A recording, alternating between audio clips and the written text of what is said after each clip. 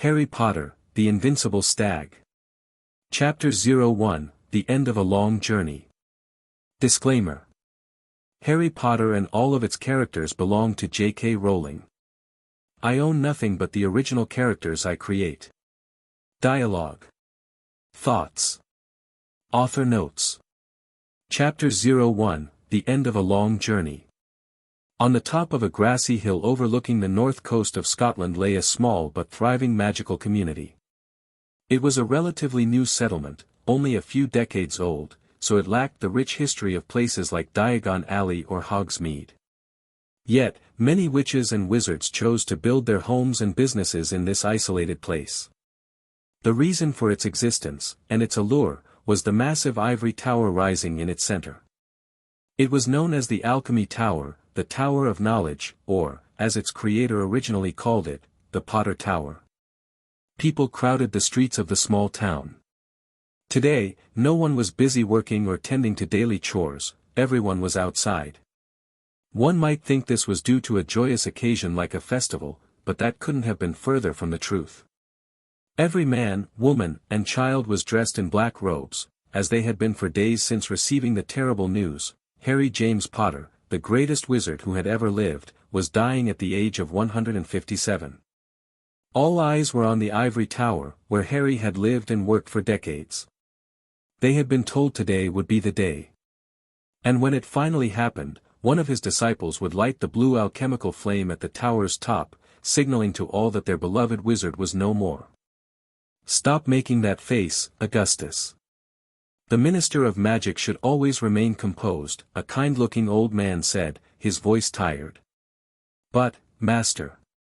Augustus Longbottom, grandson of Neville Longbottom and the first disciple Harry took under his wing, was struggling with his master's imminent passing. At 80 years old, Augustus was the Minister of Magical Britain and was well known as a powerful, wise wizard. Yet, in front of his master, he seemed to regress to a young boy seeking approval. Surrounding Harry's bed were dozens of individuals of all ages, from teenagers to the elderly. They shared the same expression of misery, knowing they were here to witness their beloved master's final moments. Harry's old green eyes scanned the room, taking in the familiar faces, and he smiled. His thoughts drifted to where it had all begun. After his victory over Voldemort and the restoration of peace in Britain, Harry and Ginny resumed their relationship. They moved in together and began planning their wedding. But everything crumbled when Harry accidentally discovered her numerous infidelities during his time at the Auror Academy. The betrayal broke him in ways he hadn't known were possible. That same day, packed his belongings in a rush and left the home they shared. With no place to go, he went to Gringotts to withdraw his last few galleons. As he stared at his empty trust vault, contemplating leaving the Auror Academy and finding a quick-paying job, a goblin asked him a life-changing question. "Would you like to have this trust vault replenished from the main Potter vault, now that it was empty?" Harry froze at the question. He had never heard of this main vault before. No one had ever told him about it. When the goblins opened the main Potter vault at his request, Harry was stunned. A mountain of gold reached the ceiling. There were more galleons than he could spend in a lifetime. This revelation changed everything. With no financial constraints, Harry filled a bag with gold and left the country without looking back. He ventured into the world, dedicating himself to the pursuit of knowledge and broadening his horizons. At first, Harry's quest for knowledge was a way to distract himself from the dark thoughts that haunted him every night, about Ginny and her betrayal. But soon, he discovered a passion for learning he never knew he possessed. For decades, Harry roamed the world, studying every type of magic he could find. He didn't shy away from even the darkest forms of magic, believing that knowledge was neither inherently good nor evil, but it was the intent behind its use that mattered. At the age of 70, Harry returned to Britain and purchased a piece of land on the north coast of Scotland. He had recently begun studying a branch of magic that required a permanent dwelling, as he needed to have a stable laboratory where he could focus his efforts. This path was not an easy one. It required an in-depth understanding of potions, a subject he had disliked since his first year at Hogwarts. But during his travels, he found a kind and skilled professor in France who was willing to give him private lessons. Under this professor's guidance, Harry discovered he truly enjoyed the process of brewing potions. At the age of 62, Harry Potter officially became a potions master. Had Severus Snape still been alive, the news might have given him a heart attack. With his newfound expertise, Harry began working on the field that fascinated him the most, alchemy. To support his experiments, he commissioned the construction of a tower, a place where he could live, study, and work in peace. The tower was built quickly, thanks to Harry's immense wealth and the goblin's efficiency. Made of pure white stone, it stood tall and majestic, a symbol of his new life's purpose. Harry rarely left the tower after that. Most of his supplies arrived by owl, and he had few visitors. Ron had passed away before Harry's return to Britain, and Hermione never replied to his letters. He assumed she had not forgiven him for leaving so abruptly all those years ago. A decade passed in a blur. By the age of 80, Harry was ready to share the results of his alchemical research with the world. His discoveries, such as new uses for basilisk blood, brought him fame across Britain. But it was his creation of a fully functional homunculus that catapulted him into the realms of legend, earning him worldwide recognition. Suddenly, Harry found himself visited by a wide variety of people, those who wanted to meet him and exchange ideas, those who sought to steal his research, and those who wished to become his disciples. Since he had no biological heirs, the idea of taking on apprentices appealed to him. It allowed him to pass on his legacy to someone who deserved it. His first disciple was Augustus Longbottom, grandson of an old friend of his. Over the years, many more followed. But Harry was highly selective in choosing his apprentices. He accepted only the best and most talented, ensuring they had good hearts and noble intentions. He had no desire to train the next Dark Lord. He also held nothing back in his teachings.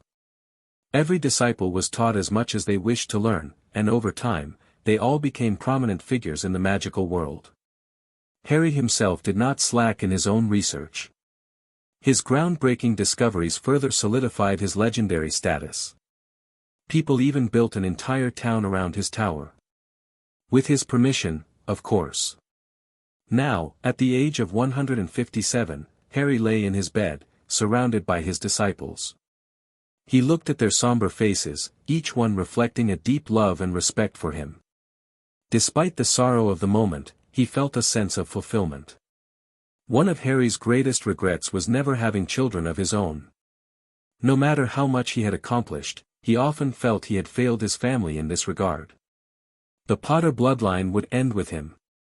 But as he gazed at his disciples, Harry realized something profound: he did have children. Dozens of witches and wizards who loved him, respected him, and would carry on his legacy for generations to come.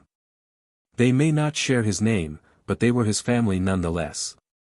"I'm satisfied," Harry whispered, a small smile gracing his face. "Master?" Augustus leaned closer, his voice filled with worry. "What do you mean?" Harry's green eyes softened as he looked at them all one last time. "With my life. I'm satisfied, my children." The light in his green eyes faded, and the last vestiges of vitality left his body. His disciples called out to him, their cries filled with anguish. But there was no response. Harry James Potter had finally gone on his next great adventure.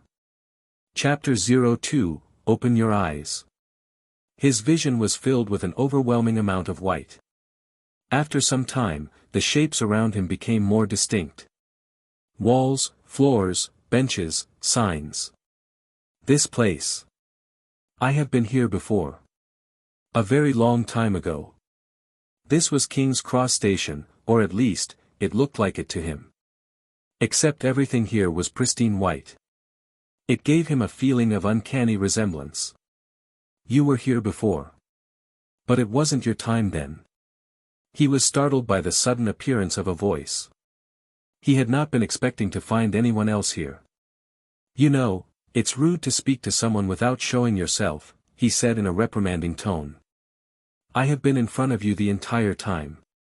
His eyes moved as he spotted some dark shadow in front of him.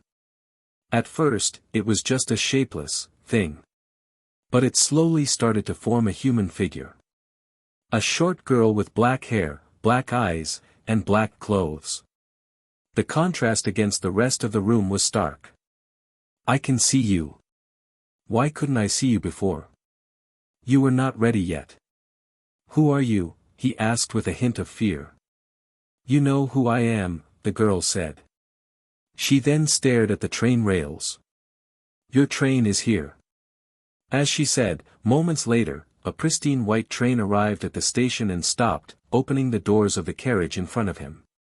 He was unable to see the interior of the train for some reason, but without thinking, his feet started to move, drawn toward the door. But then, she stood in his way, blocking the entrance. "Why? Isn't this what you are here for? To make sure I enter that train?" Harry couldn't guess the purpose behind her actions. "Normally, yes. I came into existence to be the guide, the driver, the nexus between worlds. But today, I must be the wall that bars you from entering that place. For that, I am very sorry. You, Death, don't want me to die. What am I supposed to do then?" he asked, exasperated. "This is the second time I deny someone my gift, and the first time it is not out of my own will. But my brother, Destiny, said this must be done, and he is never wrong." "Destiny? What is this about? What must be done?" Harry demanded answers, not caring that he was speaking to one of the most powerful beings in existence. "I wouldn't mind explaining it to you, but, you are not going to remember a single thing from this place or the conversation we are having." She moved forward, and black wings sprouted from her back. Fear suddenly gripped him, and he took a step back. "Wait, I don't want to go." But she wasn't listening anymore. She moved closer, and the light was completely eclipsed by darkness. The last thing he heard was the beating of mighty wings. August 10, 1974. St. Mungo's Intensive Care Unit. "I am very sorry, Lady Potter, Lord Potter, there is nothing more we can do for your son. This can't be happening. He is just a child. He was about to start his 4th year of school." Lady Potter hugged her husband and started sobbing. "Nothing you can do. Come on, I know of many cases of people surviving dragonpox. There has to be some potion or something out there. Money is not an issue," Lord Potter said miserably. "I am very sorry, Lord Potter. This is not a matter of money. The disease has already spread to his brain. Even if we could somehow eliminate it immediately, chances are, he will never wake up again," the healer explained. Fleamont and Euphemia Potter approached the bed where their son, James, was sleeping peacefully. "He is so quiet," the mother said. "Yes, he's always been a restless rascal, with his damn pranks and his obsession with Quidditch," the father said. The couple was already fairly old. Fleamont was 63, and his wife 55. It was already a miracle they were able to have one son. They both knew James was their one and only chance, and now they were about to lose him. A knock on the door. "Excuse me, but there are 3 kids here saying they want to visit the patient," someone said from the other side of the door. "I told you there would be no visits," the healer huffed. "No, wait. Let them in," Euphemia said. "But Lady Potter. Please, this may be the last chance they have to see him." The matriarch said, her voice filled with pain. "Very well, let them in," the healer said. The door opened, and 3 boys rushed inside. James. Sirius was the first to enter, hurrying to James's bed. "Lord and Lady Potter," Remus said, addressing the parents as politely as he could before moving next to Sirius. Hello." Peter stammered, keeping his head down. He always got nervous addressing Lord Potter, who could be very intimidating. "Is he going to be okay?" Sirius asked. "The other healers wouldn't tell us anything. What is his condition?" Remus asked, looking at the parents. "Not good. Fremont shook his head. The healer said. Euphemia struggled to get the words out. He said there was no hope. James will never wake up again. No. That can't be true. Sirius looked at James's sleeping face. James, come on. Wake up. This can't be. Remus said, shocked. Oh no. James. Peter had tears in his eyes. Sirius turned to the healer. Is there nothing that can be done? Nothing at all. As I said to his parents, the dragon pox has invaded his brain. At this point, there is nothing more we can do. The damage is too severe. James Potter will never wake up again. Ah! Peter let out an incredibly loud scream when he saw it. James's eyes were now open. Chapter 03, James Potter. He felt completely disoriented when he woke up. He was surrounded by people he didn't recognize. Everything was so confusing. James. James, you're alive. My son. Voices resounded in his ears, overwhelming him. His head began to ache, and he screamed. James. Oh no. Healer, do something. Images flooded his mind, places, people. Some were familiar, others were not. What is this? Where am I? He wondered. The memories of the white place were gone from his mind. The last thing he recalled was being in his bed, surrounded by his disciples, and then, he was so tired, and now, he was somewhere else. The pain finally began to subside. Whatever the healer was doing, it was working. He opened his eyes again and glanced at the people around him. This can't be possible. He didn't immediately recognize the older couple looking at him with concern, but he had seen them in those visions. He did recognize the others. No matter how much time passed, he would never forget Remus, Sirius, and Wormtail. They look so young though. Have I been sent to the past? James, how are you feeling? Please, say something, the older woman asked. He noticed they were calling him James. I'm not in my own body. But James? That's impossible. His mind was racing, struggling to make sense of the situation. A mirror, he requested. You want a mirror? Peter asked, looking confused. You look fine. What do you want a mirror for? Sirius chimed in, equally puzzled. I'm going to have to ask everyone to leave the room, please, the healer interjected. I need to examine my patient. This amount of excitement isn't good for someone who just woke up. Here, honey, the woman said, approaching him with a small mirror from her purse. Thanks. He tried to smile.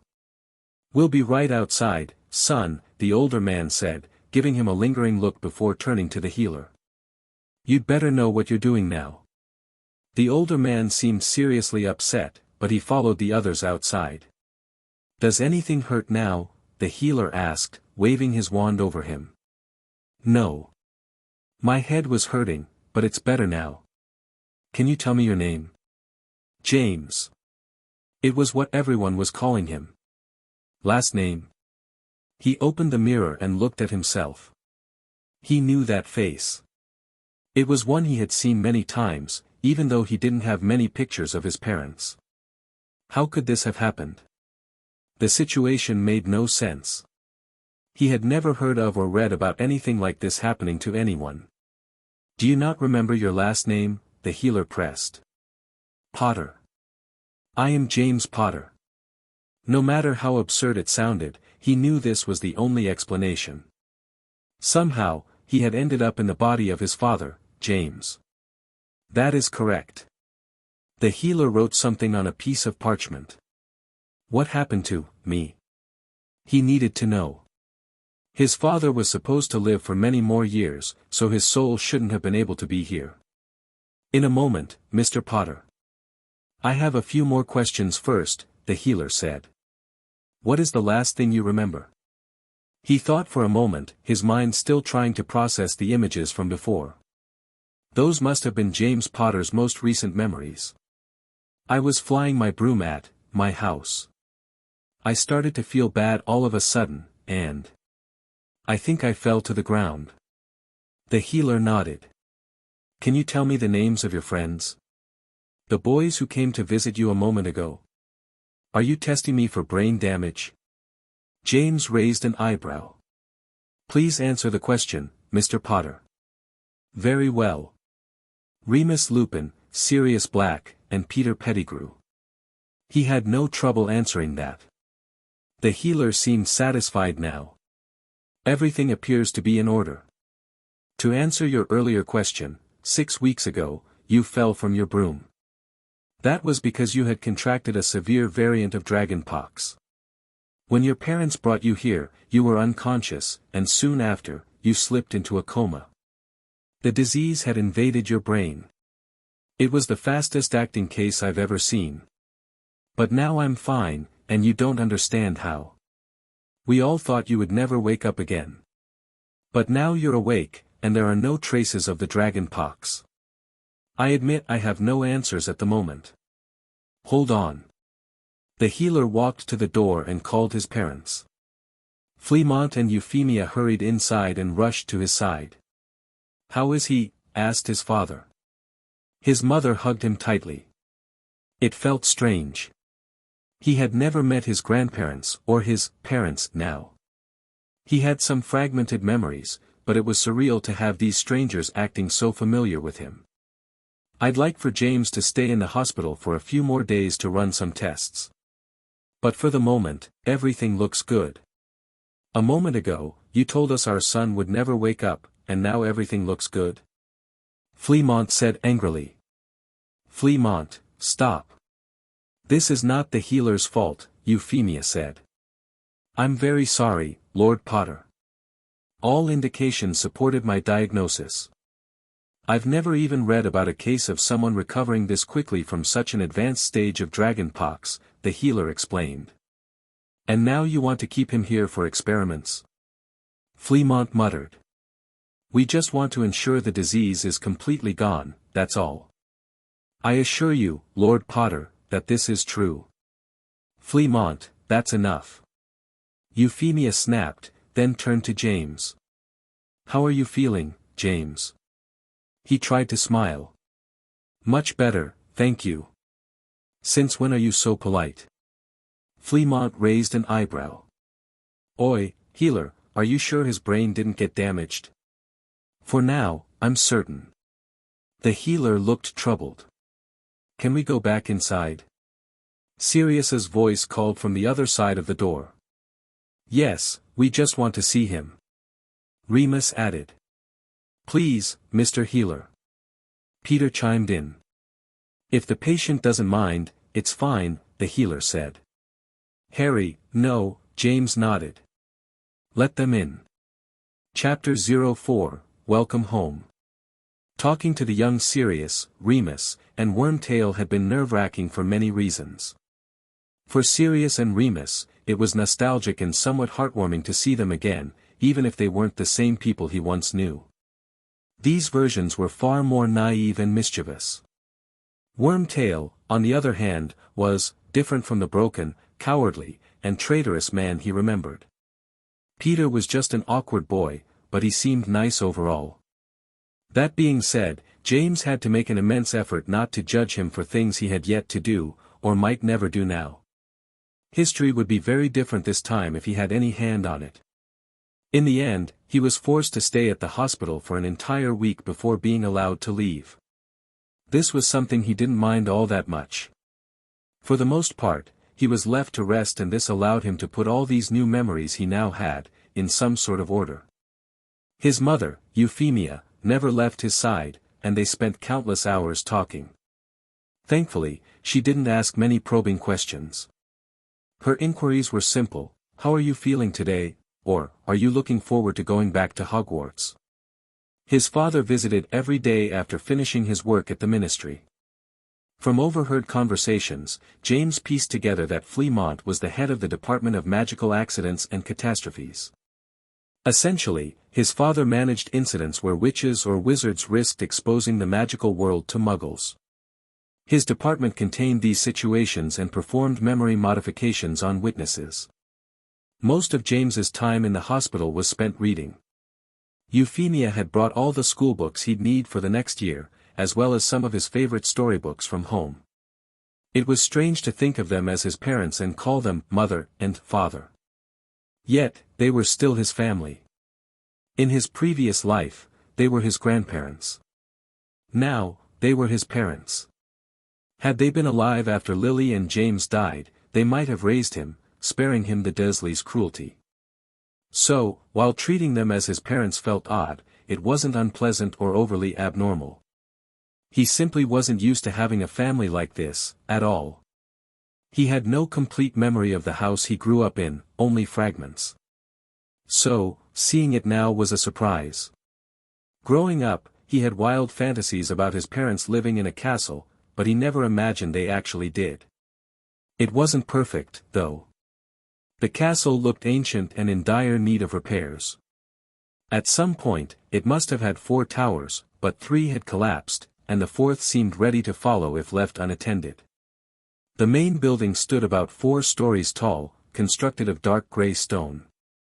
The entire property was surrounded by a high metal fence topped with spikes. It wasn't Hogwarts, but it was still impressive, especially considering that only 3 people lived there. He guessed that when it was built, his family must have had at least a dozen members and 100 servants that would occupy and maintain the property. James hid his surprise as best he could, saying nothing to avoid suspicion. "Glad to be back home, James?" Fleamont asked. "Yes, father. I am." It wasn't a lie. The idea of having an ancestral home was appealing.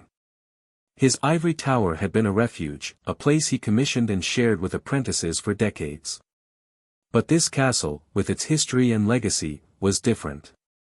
"Let's go inside, then," Euphemia said, patting his back. As Fleamont approached the castle's main gates, they opened on their own, seemingly enchanted. Or so James thought. "Welcome home, masters and mistress," a house elf said with a bow. "Thank you, Dipsy. Are the preparations complete?" Fleamont asked, walking inside with his wife and son. "Yes. Lowry is almost finished with them," the elf replied. James was surprised to hear an elf speak so normally. He had little experience with house elves, having only interacted with Dobby and Gretchen during his lifetime. I wonder if the cranky old elf from the Blacks is around yet. House elves live longer than humans, and he was ancient when I met him. There's a good chance he's already with that family." As they walked through the castle, James noticed how well maintained and clean the interior was despite the building's dilapidated exterior. Clearly the work of the house elves. They climbed to the 2nd floor, stopping in front of a door. "Why don't you rest for a bit, James? We'll see you at dinner," Euphemia suggested. James opened the door and stepped inside. A wave of familiarity washed over him. This was definitely his bedroom. It wasn't overly elaborate, just a bed, a desk, a wardrobe, a chest, and several Quidditch posters on the walls. In one corner, he spotted a broom, a Comet 600. Nimbus brooms had only been on the market for a few years, so Comet and Clean Sweep still dominated the industry. James placed his suitcase on the floor and sat on the bed. Everything still felt surreal.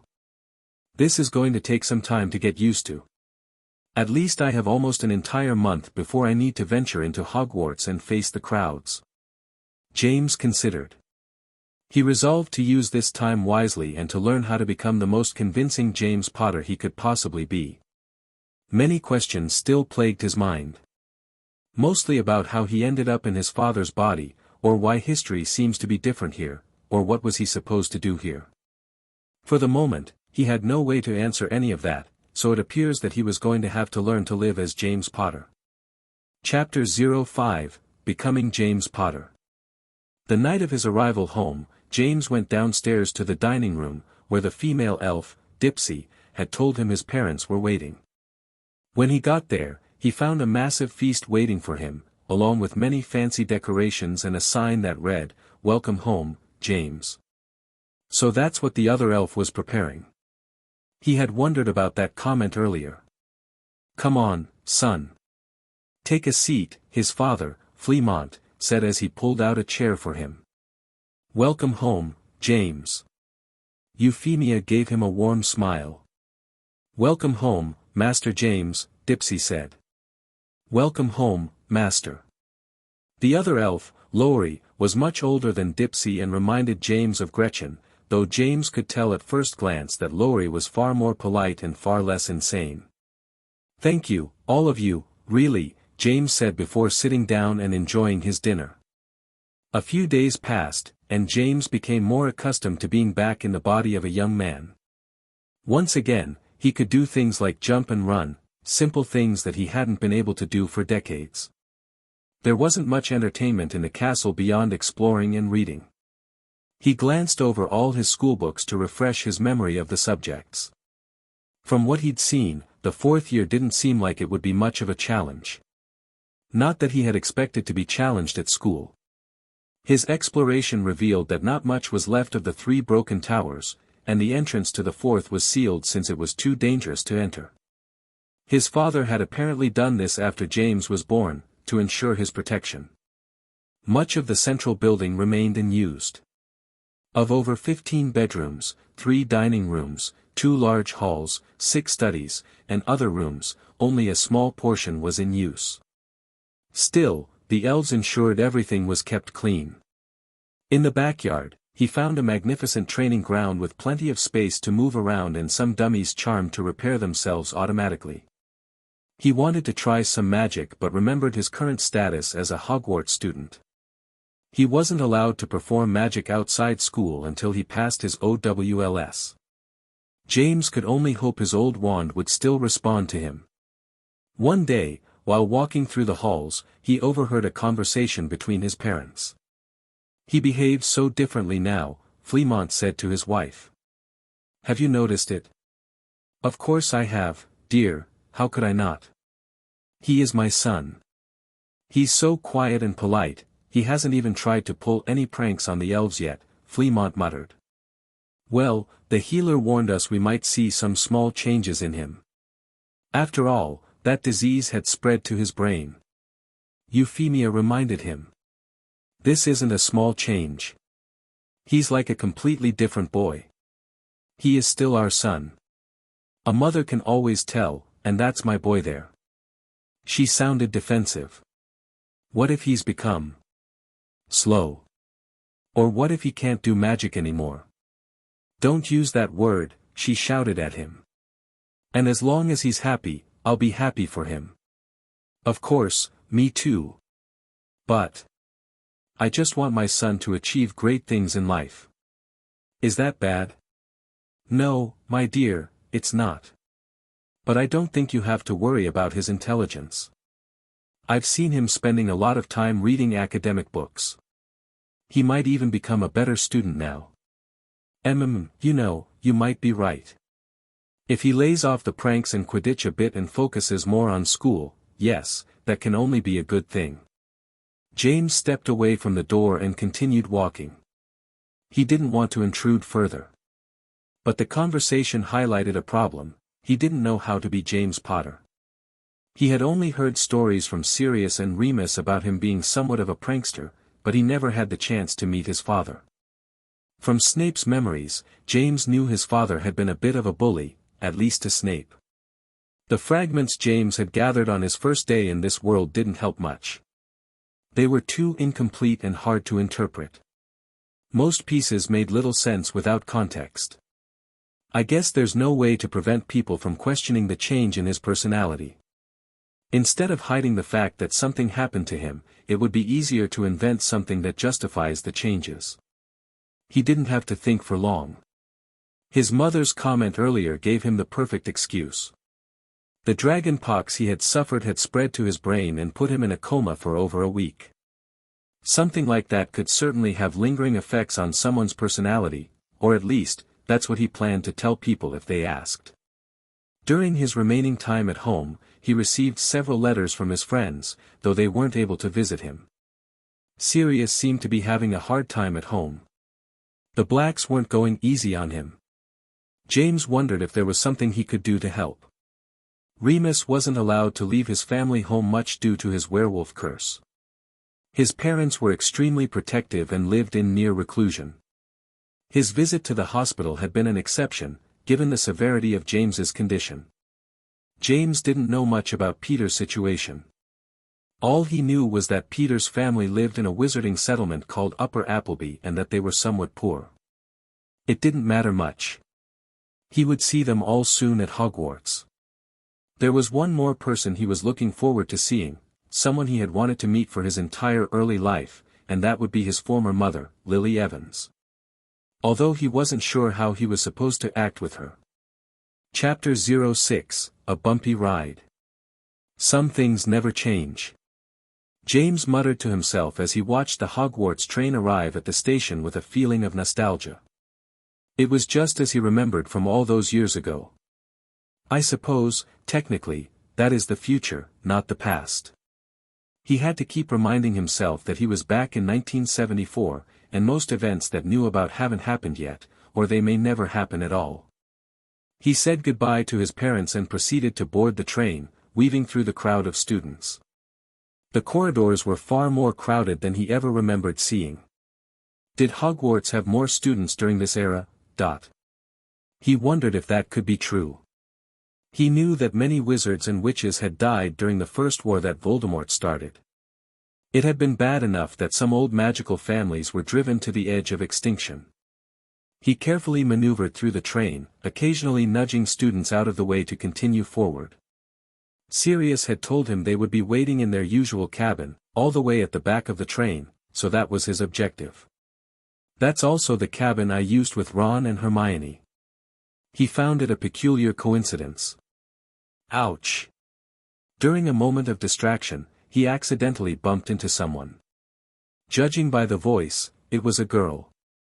When he turned around, the first thing he noticed was her long, charcoal black hair, messy to the point of completely covering her face.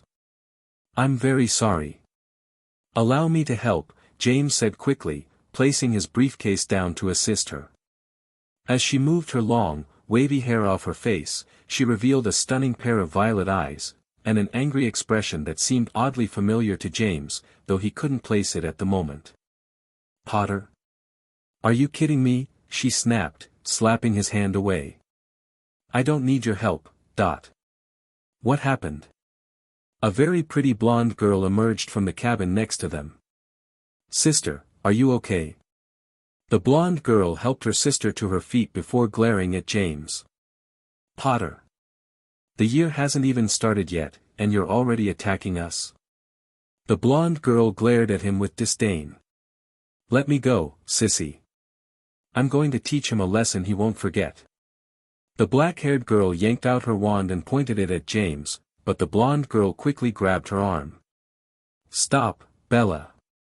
You'll get expelled if you do that here. Bloody hell. Those are Bellatrix Lestrange and Narcissa Malfoy, or Black, I suppose, at this time. I thought they were older and wouldn't still be at Hogwarts any longer. But perhaps his memories were failing him. Before he even realized it, James had drawn his own wand by pure instinct. The mere mention of Bellatrix's name had put him on high alert. It seemed he hadn't lost his battle instincts after all these years. But he quickly regained his senses and stored his wand. This wasn't the Bellatrix he knew, not yet. He could not blast her away for no good reason. Miss Black. Both girls glanced at him with furrowed brows. Sorry for bumping into you. Now, if you'll excuse me. From what little he had seen of her, he could already guess that trying to talk to her would be a waste of time. He ignored their glares and continued down the corridor toward the back of the train. It took a while, but he eventually arrived. Hello, he called, knocking on the cabin door. Come in, James. Sirius's voice answered, and James opened the door. Inside, he found Sirius, Remus, and Peter, along with an unknown boy. The boy looked somewhat familiar. He had curly black hair and a skinny frame. "James. I'm so glad to hear about your recovery," the boy said, standing to offer his hand. "Come on, Frank. Let him put his suitcase away first, it looks heavy," Sirius interjected. "Frank? That's it. That must be Frank Longbottom. He's Neville's father, or will be one day," James realized. "Thank you, Frank. I'm feeling totally recovered now." James was grateful to Sirius for calling his name, allowing him to figure out who this person was. "You're one of the lucky ones, James. Dragonpox is a nasty thing," Remus commented. "Hi, James. It's nice to have the group back together," Peter added with a smile. "It is." James agreed, taking a seat next to Sirius. "By the way, I had a brief encounter with your cousins." Sirius grimaced. "Yikes. What happened?" Remus asked. "I accidentally bumped into Bellatrix, and she fell down. I'm surprised you got away without injuries." "Bella can be truly brutal," Sirius said. "Her sister, Narcissa, stopped her." "Did you bump her on purpose?" "That's one Slytherin we shouldn't provoke," Peter said nervously. "Of course not, it wasn't on purpose. I wouldn't do that." At least, James hoped he wouldn't. "Well, it's just that we were pretty hard on the Slytherins last year. That's all," Peter said. "He's not wrong," Remus added. "That was because Snivellus was being extra insufferable last year," Sirius exclaimed. "Isn't that right, James? He was always bothering Lily and sneering at us." "I'd rather not think much about that person," James said, almost slipping. He never got along with the adult Snape, and it was difficult to imagine his younger version being much different. "Exactly. Let's just ignore the twat," Sirius agreed. A knock on the door interrupted them. "Of course, you guys are always in this cabin." "Hi, guys. Can we sit here? Everything else is full." Two girls stood in the doorway. One had long brown hair and brown eyes and seemed to be staring at Frank with a friendly smile. The other was Lily Evans, looking just as she did in the pictures James remembered, only a few years younger. "So, can we come in or not?" Lily asked with a frown. Chapter 07, A New School Year. "Yes, come in." Sirius welcomed them with a playful grin. Alice stepped in and happily sat down next to Frank, and Sirius moved aside to make room for Lily to sit between him and James. Sirius coughed a few times, catching James's attention. When James glanced at him, Sirius gave him a playful wink and flicked his eyes toward Lily. James felt the urge to smack him on the head. "Is he expecting me to, oh dear?" Noticing James's silence, Sirius decided to intervene. "So, Lily, did you have a good summer?" "James had a very interesting one." "Right. I heard about what happened from Frank," Alice said, turning to James. "How are you feeling?" "I'm totally recovered now, thank you for asking," James replied politely. "You were sick. How serious are we talking?" Lily asked, raising an eyebrow. It seemed no one had told her the full story. "It was very serious." Remus chimed in. "Yeah, James was in a coma for, 2 weeks, Peter added. The healer didn't think he was going to make it, but then, bam! A miraculous recovery," Sirius exclaimed dramatically. Lily glanced at Alice, seeking confirmation, as she had little trust in their word at this point. "Well, I wasn't sure if you'd want to know," Alice admitted, "because, you two had a big fight at the end of last year." "Still." Lily looked at James with a mix of emotions. "I'm glad you're okay, James." "Thank you." James replied awkwardly. He had no idea what they had fought about, but if he had to guess, it probably involved Snape. Lily nodded and looked down at her bag. She pulled out a small book and began reading. James wanted to talk to her more but hesitated, afraid of giving her the wrong impression. It seemed their relationship was already tense. The cabin fell into an awkward silence for a few moments before his friends resumed their usual chatter and jokes. A few hours later, they arrived at Hogwarts. As fourth years, they traveled to the castle by carriage. James realized that he was probably one of the few students who could see the Thestrals pulling them.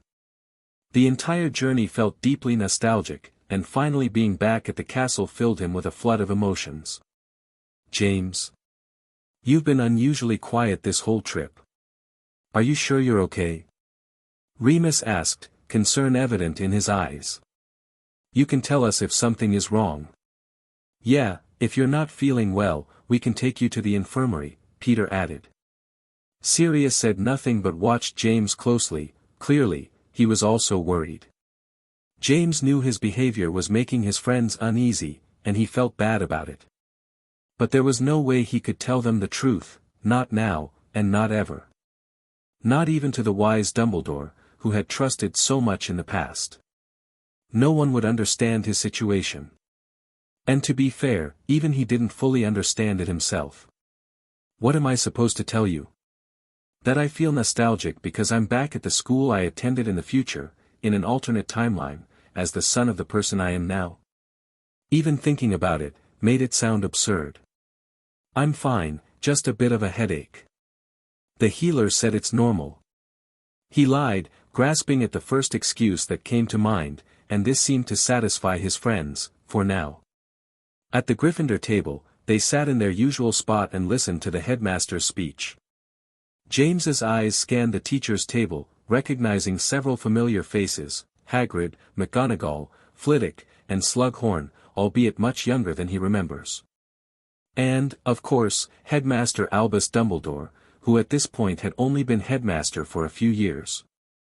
Dumbledore introduced the new defense against the dark arts teacher, a woman in her late 30s named Valeria Walker, a retired Auror. James didn't have to wonder for long why she had retired so young. By the way she walked to the podium, it was clear there was something wrong with her right leg.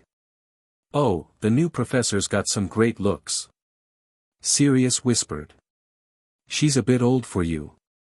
Peter pointed out. Bah. Nonsense. The older they are, the more they can teach you, Sirius grinned. Right, because you already know so much about that. Remus said with an amused smirk. More than the rest of you. Last year, I kissed a girl, Sirius boasted. Where? Peter asked, leaning in. In one of the broom closets, Sirius replied. No. I mean, where did you kiss her? Peter exclaimed, a bit louder than he intended, drawing the attention of nearby students. On the mouth, of course. Sirius slammed his hand on the table. There's no way that's true, Frank chimed in, laughing. I agree. If that were true, you'd have been bragging about it all year, and all summer, Remus added, raising an eyebrow. Right, James? James smiled. Yeah, that does sound like something he'd do. It's true. Sirius insisted.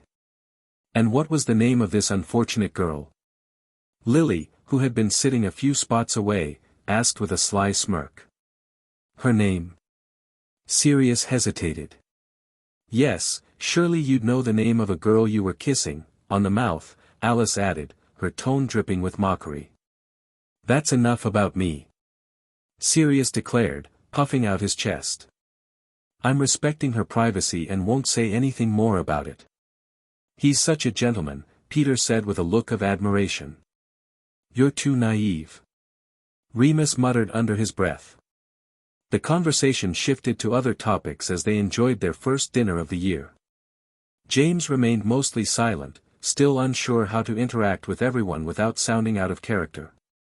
He expended the time reflecting on his new life and this fresh start at Hogwarts. What kind of year is this going to be? Chapter 08, Potion Class. Oh no. Sirius groaned as he read their class schedule. What is it? James asked. We've got double potions, at the end of Monday. Have some mercy. Sirius exclaimed dramatically. It's not that bad, Sirius. Peter said, rolling his eyes. Yes, you're being overly dramatic, as usual. Professor Slughorn is actually very nice, Remus commented. The professor's fine, but the class is boring. Right, James? Sirius turned to him for support. Professor Slughorn, that brings back memories. The 6th year was the first time I actually enjoyed making potions. It was also the year I started dating Ginny. James's mood darkened at the thought of that girl, a bitter feeling creeping in. Even after all these years, memories of her betrayal still stung hard. James, are you listening? Sirius shook his shoulder, pulling him back to the present. Sorry, what? James blinked. You're always distracted lately. Are you sure everything's okay? Remus asked, concern in his voice. Please, stop asking that. I'm fine. Everything's fine. Sorry, Sirius, what were you saying? I was just pointing out that we have double potions at the end of the day. Sirius handed him the schedule. Ah, that's wonderful. I love potions, and Professor Slughorn is a great teacher. James smiled, his enthusiasm genuine. There might not be much left for him to learn, but brewing potions was a process he still thoroughly enjoyed. A clatter of cutlery hitting the table broke the moment. You what? Remus asked, staring at him like he had grown a second head. James. What do you mean you love potions? Peter looked just as baffled. You've always hated that class, even more than me, Sirius said. Yeah, and the fact that it's Snape's specialty didn't help. Most of your fights started in that class, Remus added. James forced a laugh, trying to sound casual. Sorry. I guess my tastes have changed since the coma and all that. By their expressions, it was clear they weren't entirely convinced. He took a long sip of pumpkin juice to avoid further scrutiny. Is this some new strategy to get into Lily's panties? Because if it is, I'm fully supportive. Sirius said with a thumbs up. James choked on his juice, coughing as Sirius's grin widened. The familiar smell of raw ingredients hit James the moment he stepped into the potions classroom, and he couldn't help but smile. The aroma of crushed herbs, the cold air preserving the supplies. This feels just like home. Oi, James. Sirius's warning went unheard as James remained lost in thought. He didn't notice the girl crouched on the floor, rummaging through her bag. Thud. James stumbled straight into her, knocking her to the ground. Bellatrix Black, her expression was already sour, and she glared daggers at him as she stood. You again, she hissed, her eyes narrowing. That's it.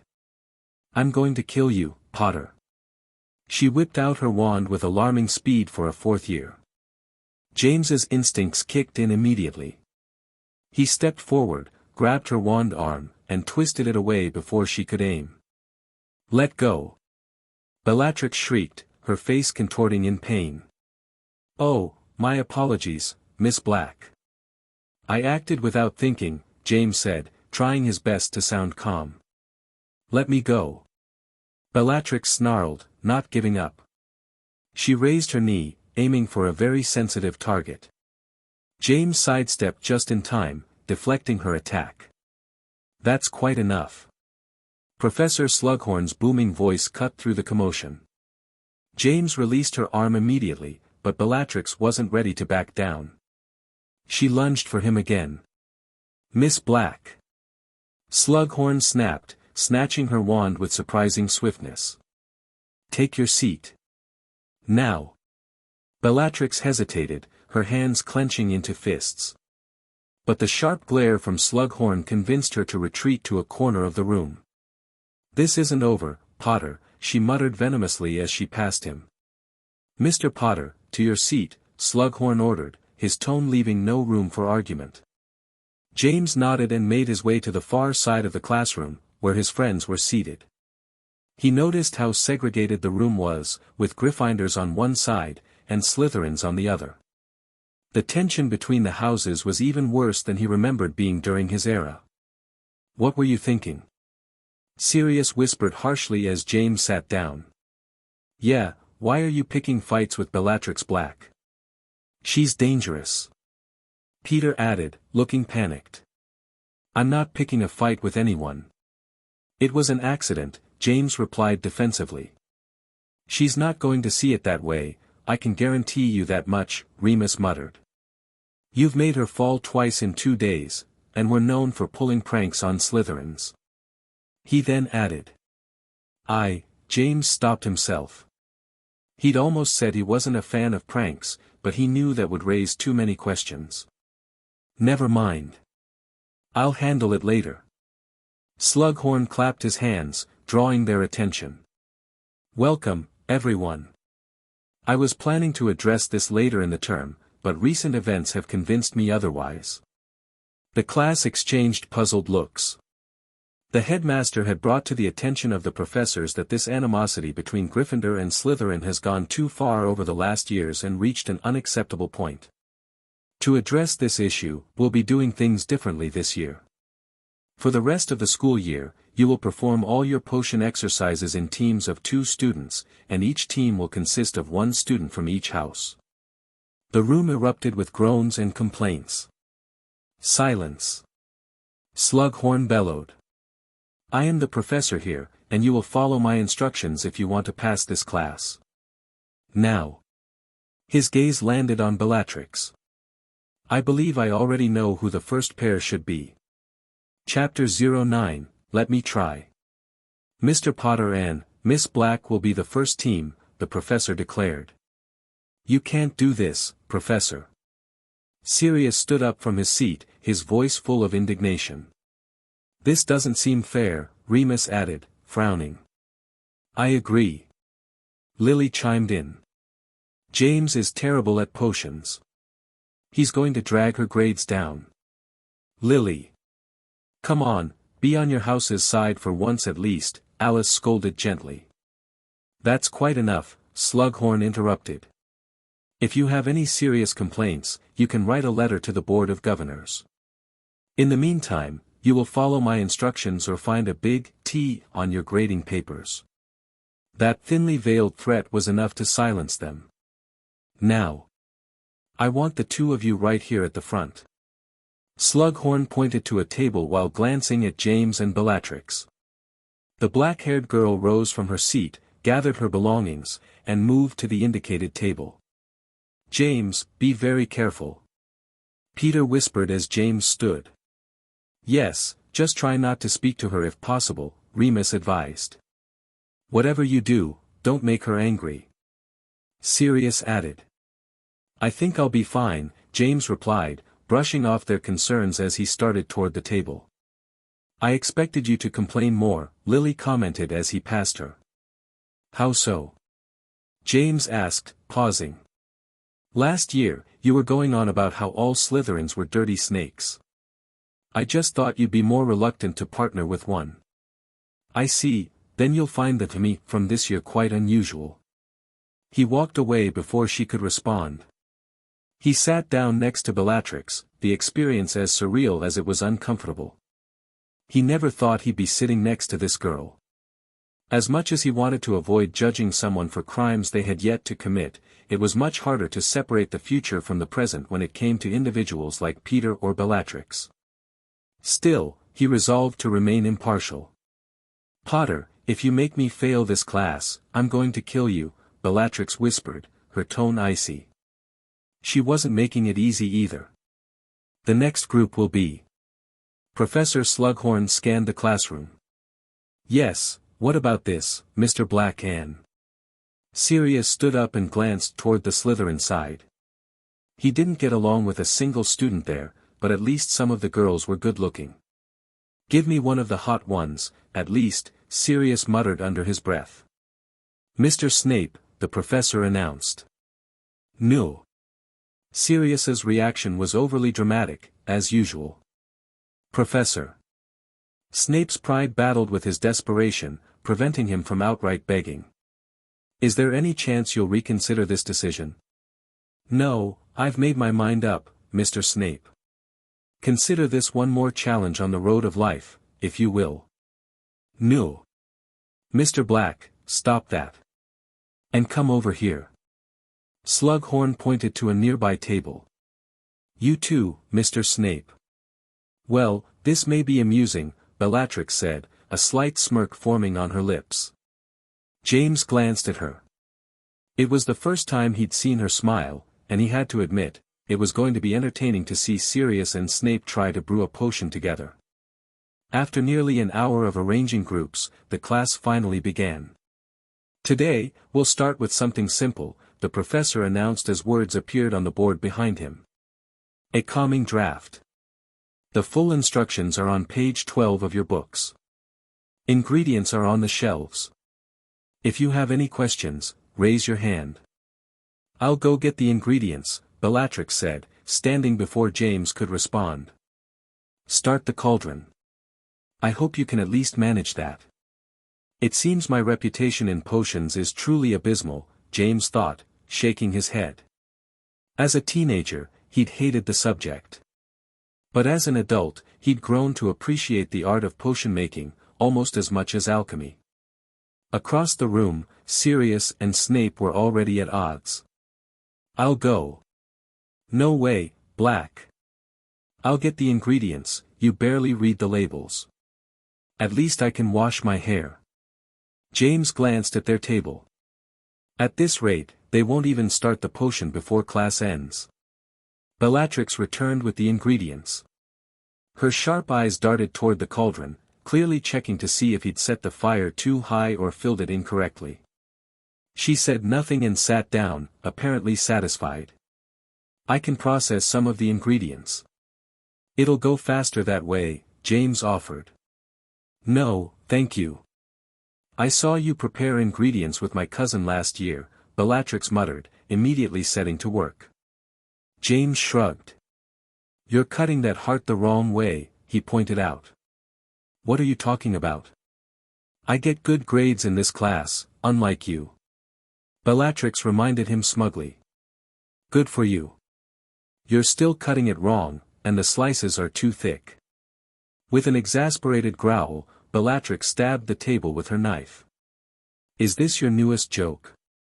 Trying to make me fail so you can laugh with your friends? That's not going to work. I'll make this exactly as the book says." James lifted the book's cover, glancing at the author's name, Tobias Smith. That guy. If you follow the book, you'll get an average potion. But if you follow my method, I guarantee an outstanding. You have no idea what you're talking about. The recipe was written by a potions master. And you think you can do better? She raised an eyebrow, skeptical. "Did you hit your head on the way here? Last I checked, you couldn't brew the simplest potion to save your life. What about this? If we do it my way and fail, I'll let you throw at me the curse of your choice. In front of the whole class or in private, if you prefer." She was about to snap at him again but stopped when she saw the absolute confidence in his eyes. For the first time, Bellatrix hesitated. She'd never seen him look like this before. "You know what? Fine. Show me," she said, intrigued despite herself. If he failed, she could use it as an excuse to change partners, and curse him for good measure. And if he succeeds, no, that's impossible. This is James Potter we're talking about. She watched as he grabbed the knife and examined the ingredients with an expression of genuine joy. Chapter 10, The Joy of Brewing Potions. James took hold of the knife and spun it between his fingers while examining the ingredients. "Let's see, cauldron temperature, the heart must be cut thin, then the petals of the lavender, and then." Bellatrix tried to follow his muttering, but his rapid pace made it impossible. Suddenly, he sprang into action with swift and decisive movements. He began by removing most of the water from the cauldron and pouring it into a secondary one. Then he raised the flame to its maximum setting and placed the cauldron back on the burner. His hands moved at a tremendous speed as he chopped the remaining half of the heart into paper-thin slices. They were so thin that Bellatrix thought they looked almost translucent. "Wait! You put the fire too high," she yelled as she saw him dump all the slices into the boiling cauldron. But James ignored her, focusing on processing the rest of the ingredients. She noticed that he didn't cut a single ingredient in the way the book suggested. Everything was then thrown into the cauldron, and Bellatrix fully expected to see smoke rising from the charred ingredients at any moment. Not only had James removed most of the water, but he had also raised the flame so high that it was changing colors. "I've never seen the flame turn blue before," she commented out loud without realizing she was doing it.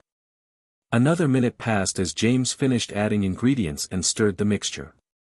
But to her surprise, no smoke came out, and there wasn't even the faintest smell of burning. Her curiosity got the better of her, and she stood up to peer into the cauldron. Inside was a dark blue paste. "What is that?" she asked. "It's almost done." James grabbed the other cauldron and added a few splashes of water to his own. A small puff of white smoke rose as he continued to stir. "Give me that vial." Mesmerized, Bellatrix handed him one of the vials they had prepared earlier. James carefully poured the contents of the cauldron into the vial, filling it to the top before sealing it with a cork. "Done," he declared. "Wait, already?" She found it hard to believe. The potion was supposed to take nearly 40 minutes to brew, yet he claimed to have finished it in less than 10. She glanced back at the book to confirm. It indeed stated that the brewing time was approximately 40 minutes. Moreover, the recipe was supposed to produce 3 vials, but James had only made 1. "We're done, Professor," James called. "Wait." Bellatrix hesitated. She still hadn't fully grasped what had just happened. "Already? How can that be? Did you run into any issues, Miss Black?" Professor Slughorn approached their table. "No problems. Here is the potion." James handed over the vial, which now had a bluish-brown hue. How curious. I've never seen it retain so much of the blue tone," the professor remarked, noting that the lavender's color usually faded, leaving the potion murky brown. He uncorked the vial and sniffed its contents. "Oh. What is this? Is there a problem?" Because it was James who, Bellatrix began, worried about their grades. "This is so potent," Slughorn exclaimed, his eyes wide with astonishment. He dipped his pinky finger into the potion. "Careful, Professor. More than 1 drop, and you'll be asleep right here," James warned. The professor took half a drop, and the effects were immediate. By Merlin! Even this tiny amount has such a powerful effect. The students couldn't help but notice Slughorn's exaggerated reaction, and soon, murmurs filled the room as they speculated about the unusual potion James and Bellatrix had brewed. Snape, distracted by his ongoing spat with Sirius, had missed the entire process and now regretted it deeply. In his mind, this had to be Bellatrix's doing. After all, James was almost as bad at potions as the idiot sitting next to him, while Bellatrix was consistently competent. Lily, however, had been watching intently. Unlike Snape, she had seen James's bizarre brewing method. Initially, she thought he was trying to sabotage the potion to get back at Bellatrix, but clearly, that wasn't the case. Where did he learn to make potions like that, she wondered. "Excellent work, Miss Black." Professor Slughorn clapped with a delighted expression. "And you too, of course, Mr. Potter," he added, though it was clear he believed Bellatrix had done most of the work. "This gets an outstanding." "No, wait. An outstanding plus," he declared loudly. "Miss Black, would you be willing to share your brewing method to achieve this result?" "What? Bellatrix stammered, unsure how to respond. "Oh, was this perhaps a family secret from your grandfather? Then I won't ask again." "I wouldn't want to anger that man," Slughorn said, wiping sweat from his brow. "Everyone, back to work." 40 minutes left, the the professor announced. Oi, Snivelis. Is this thing supposed to smoke so much? Sirius asked. Don't call me that, you damn. Snape stopped mid-sentence, noticing the thick smoke billowing from his cauldron. In his distraction, he had forgotten to lower the flame after the potion began boiling, and now half of his ingredients were burnt. Bloody hell, he shouted in frustration. Chapter 11, Trials, Part 1. Come on, wake up already, James. Sirius shook him for the third time, giving him no choice but to admit he was awake. What is it? It's Saturday, let me sleep. James grunted, burying his face into his pillow. Don't tell me you've forgotten about it. Today is Quidditch trials. We talked about it last night during dinner. Sirius sounded completely outraged at his friend's behavior, not to mention his lack of enthusiasm for Quidditch. Oh, right, I remember now, James muttered, though the truth was he had completely forgotten. This was the year they'd finally decided to try out for the team. He vaguely recalled Sirius mentioning something about it earlier in the week. In his defense, the first week back at Hogwarts had been overwhelming. He'd grown accustomed to a far more relaxed lifestyle in his later years, complete with assistants to handle any heavy lifting. But now, this week had been nothing but a whirlwind of classes, homework, social interactions, and running between classrooms. School was far more exhausting than he recalled. And now, Quidditch trials, first thing in the morning. All right, let's get this over with, he grumbled, dragging himself out of bed. Maybe I'll have time for a nap later. He could only hope. Come on, man. It's going to be great. Sirius, however, was very much hyped up by the idea of joining the team. The Quidditch pitch looked just as he remembered it. Hogwarts wasn't a place that changed much over the years, which suited him just fine. Seeing familiar places was comforting. The people, however, were entirely different, and that was something that would take time to get used to. Among the group of students gathered for the trials, James vaguely recognized one boy and one girl from his classes. The rest were complete strangers. Recruits. Line up over there, please, an older boy in the team's uniform instructed. There were only 5 new recruits, including James and Sirius. That seemed like a small number, considering Hogwarts had more students now than in the 90s. Everyone, over here, please. Let's start with introductions. I'm Charlie Bell, the new team captain. The previous captain graduated last year. Charlie paced in front of the recruits, radiating energy and enthusiasm. He stopped in front of the only female recruit, the girl James had recognized from class. You first. Name, year, and speak the position you want to play, Charlie instructed, his tone crisp and commanding. The girl straightened, looking serious, almost like a military cadet. Marlene McKinnon, 4th year, Chaser. Charlie nodded approvingly. Good. Next. He pointed to a younger boy beside Marlene. Jeffrey Foley, 2nd year, Chaser, the boy exclaimed, his voice brimming with excitement. Another Chaser, huh? You'd better be ready for some competition. Charlie then turned to Sirius. Pretty boy, you're next. Sirius chuckled. Sirius Black, 4th year, and single, he said with a wink toward Marlene. Oh, and I'll be your keeper. Such confidence. I like your attitude. But I hope you've got the skills to back it up because we need a good keeper this year. Charlie's eyes landed on James. Next. James Potter, 4th year. Seeker. What?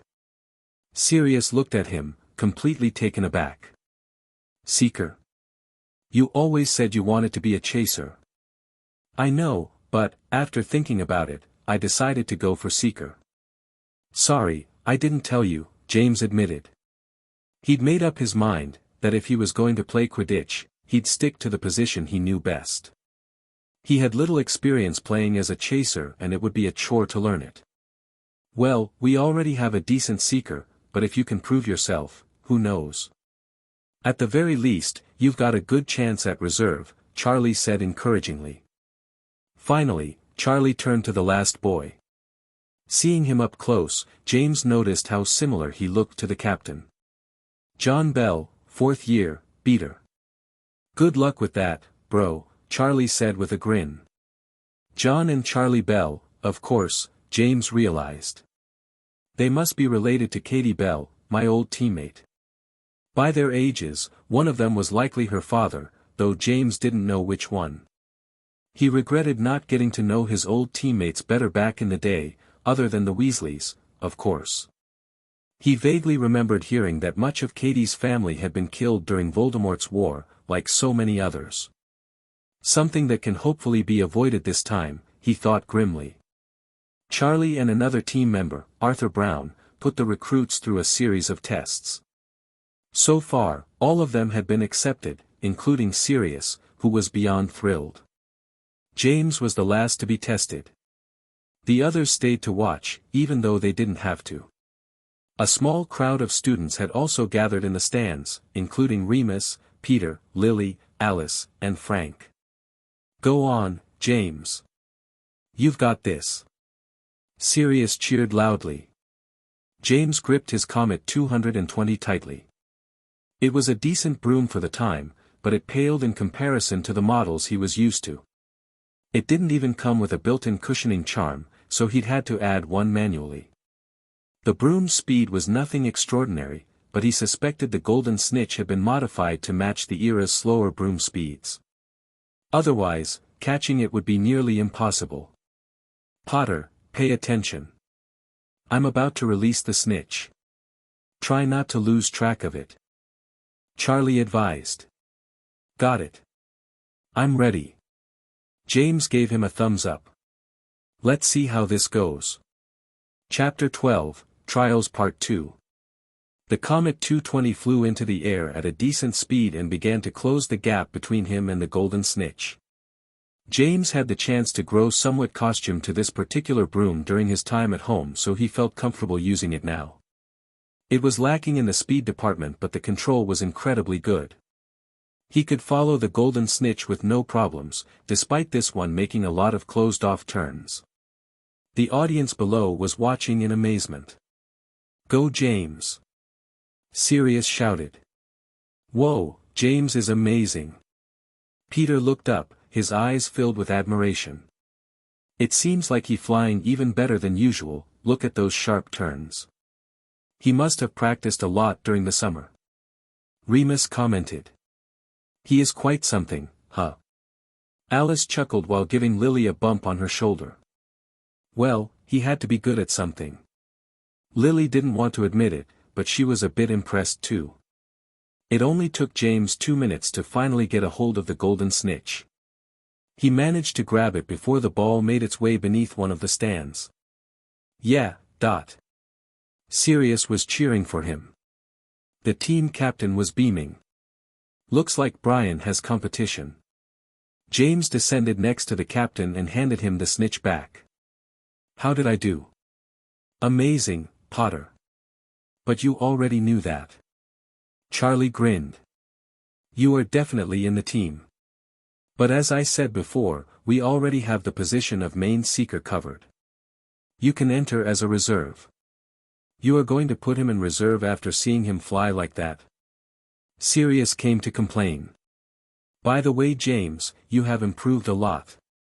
Did you get to practice during the summer, Dot? He knew that it couldn't have been easy, because he spent a large part of the summer in the hospital. Sirius, there is no need for complaints. I'm fine with being in the reserve. James didn't want Sirius to get on the captain's bad side, and he didn't really mind not getting the spotlight. James was happy just to have the chance to fly around again. The captain turned to look at Sirius. Black, this is not about Potter's skills. Our seeker is a 7th-year guy named Brian Jones. He has been on the team for several years and has done a good job in his position. So I cannot take the position from him. If Potter performs as well as today, then next year, the position of main seeker will surely go to him. Charlie tapped James on his shoulder. But don't you worry, I'm sure you will have several chances to show your worth this year too. Brian will be very busy with his newts, so he is bound to miss some games. James nodded. I understand. Okay everyone, trials are over, you can go rest. All I will say now is this, welcome to the Gryffindor team. James, we have to go celebrate after this. Sirius exclaimed. You mean? James said. To Hogsmeade. Sirius exclaimed. Cheers, the group clashed their butter-ear glasses together. Ah, careful. What if it breaks? Peter cried. Congrats to you too. You did great. Remus grinned. Yes, I knew you were going to make it. Frank said. I honestly thought you would have already tried on your second year. Yes, I was also surprised you waited this long, considering how obsessed the two of you have always been with Quidditch. Alice commented. We had to hone our skills. I don't think we would have made it on our second year, right James? Asked Sirius. Sure, although we do have a second year joining the team. I believe his name is Jeffrey. James responded. He must be truly talented. Peter said. What's wrong girl, you barely touched your butterbear. Alice told her companion. Lily made a frowny face. I would rather be in my room, studying. We have a test on Monday. There are some books I wanted to check this afternoon. Then why didn't you stay in the castle? Remus asked, not liking her attitude. And leave her alone with a group of boys, not a chance. Lily exclaimed with fiery passion. Come on Lily, I would never allow anything to happen to Alice. Frank defended. And we are all gentlemen here. Sirius grinned. Sure. Lily rolled her eyes.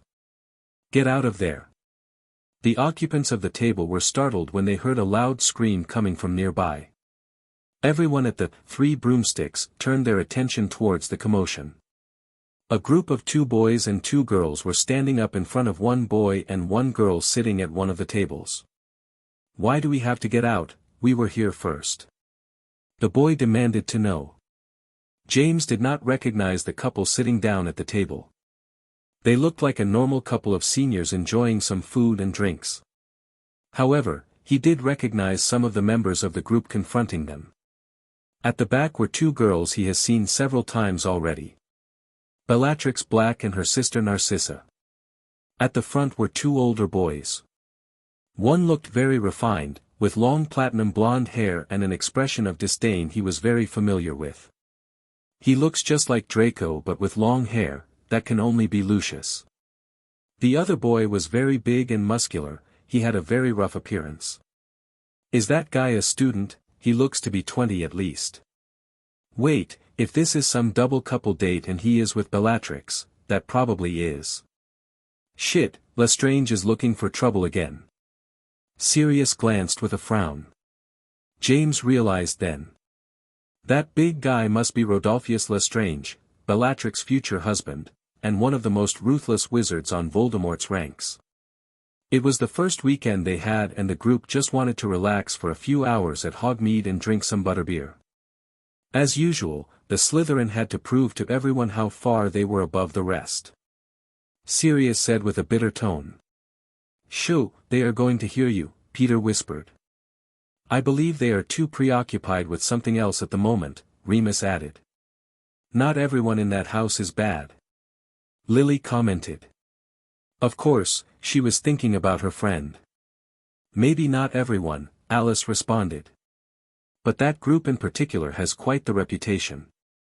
Especially the Lestrange brothers, everyone knows to stay clear of those brutes. Back at the other table nearby, things were heating up. What are you waiting for? He told you to leave.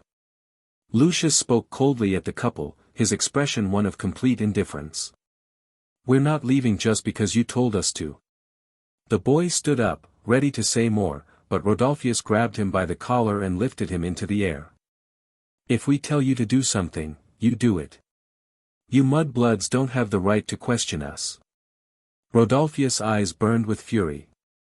Hey! A young woman carrying a tray rushed toward the group. I don't want any fights in my bar. Good, Madame Rosmerta is here. She'll put an end to this. Peter sighed in relief. We were merely making a simple request. It's best if you don't get involved. Lucius stared directly at Rosmerta. My father could have this place shut down by the end of the month if I so much as ask. Rosmerta frowned, clenching her fists, but said nothing as she knew it was not an empty threat when coming from Malfoy. Please, let him go. We'll leave, the boy's girlfriend pleaded, tears in her eyes. Humph.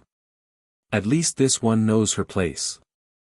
Rodolphus sneered, using a single hand to toss the boy to the floor.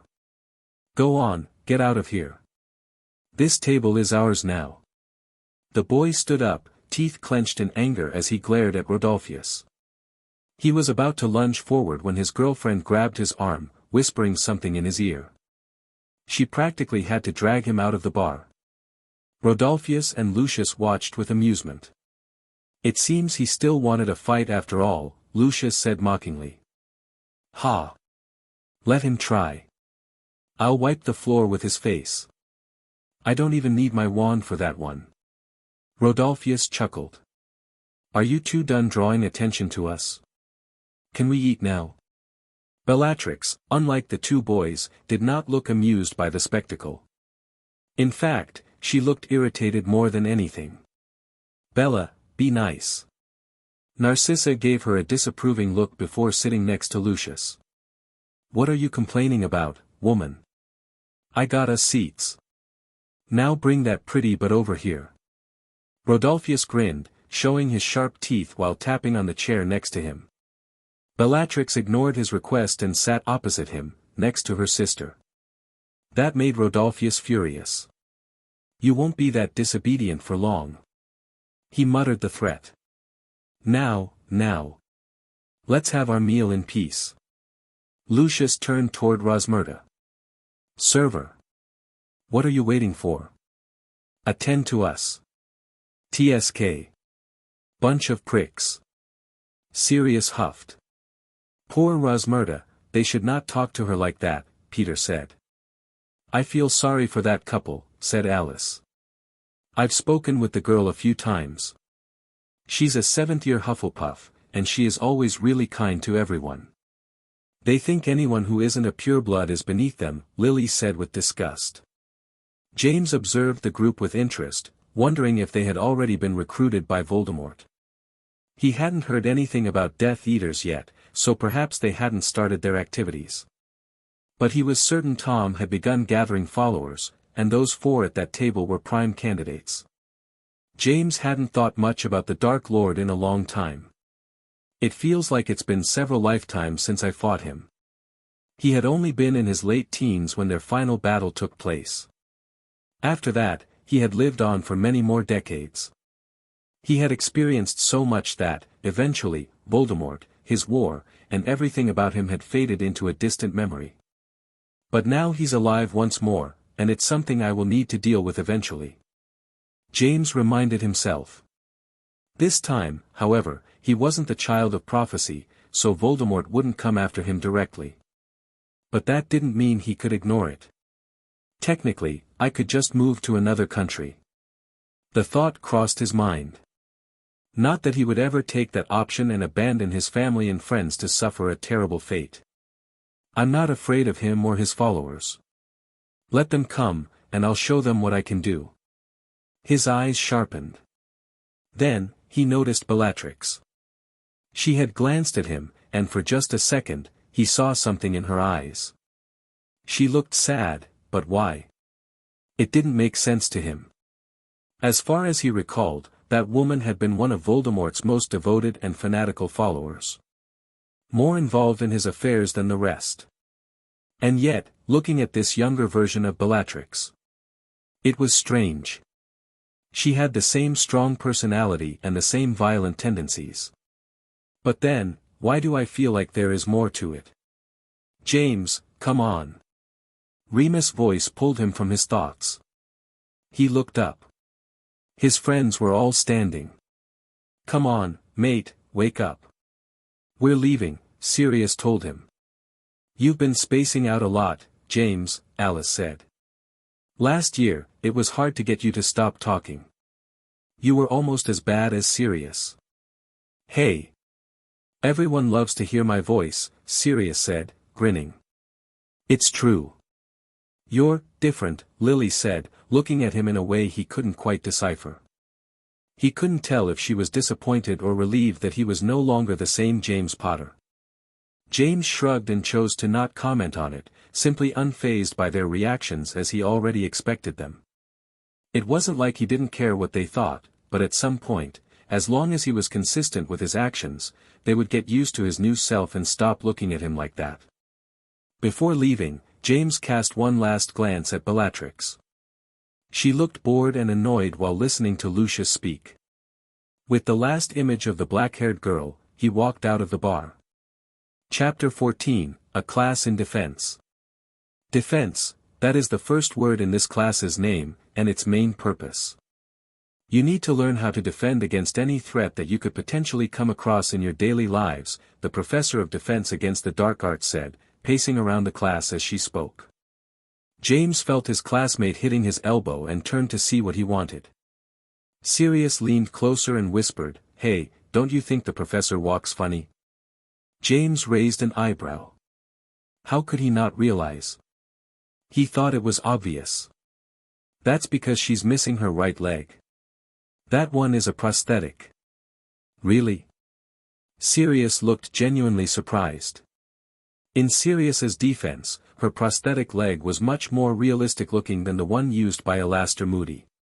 And with her long tunic covering everything except her shoes, it was impossible to see anything unusual. James only knew because he recognized her walking pattern. Really? James responded. I mean, she's a former Auror. Did you not wonder why she was no longer in service? She's obviously too young to retire. Haven't really thought about that, and I've mostly been paying attention to other parts of her body, hee, Sirius chuckled. This earned a look of disapproval from James. Oh, come on.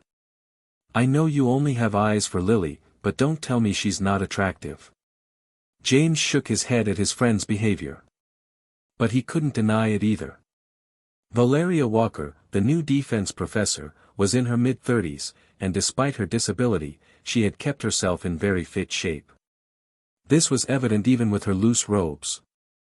She also had well-maintained, shiny black long hair and a pair of striking blue eyes. And she has a nice pair of, Sirius was not able to finish his sentence. She must have noticed something then because she stopped in her tracks and turned to look at them. Mr. Black and Mr. Potter, are you already bored of my class, or do you have something more important to whisper to each other about? And no, Professor. Of course not, Sirius hurried to say. She got closer to them. Is that so? But it must have been more interesting than what I was talking about. Please, share it with the whole class. Well, we were talking about. Of course, Sirius could not mention he was talking about her breasts, or he'd spend the rest of the year in detention. We were just commenting on your leg. My leg? What about it? The professor inquired. James says that it's a prosthetic one, is that true? Sirius said. James gave Sirius a harsh glare.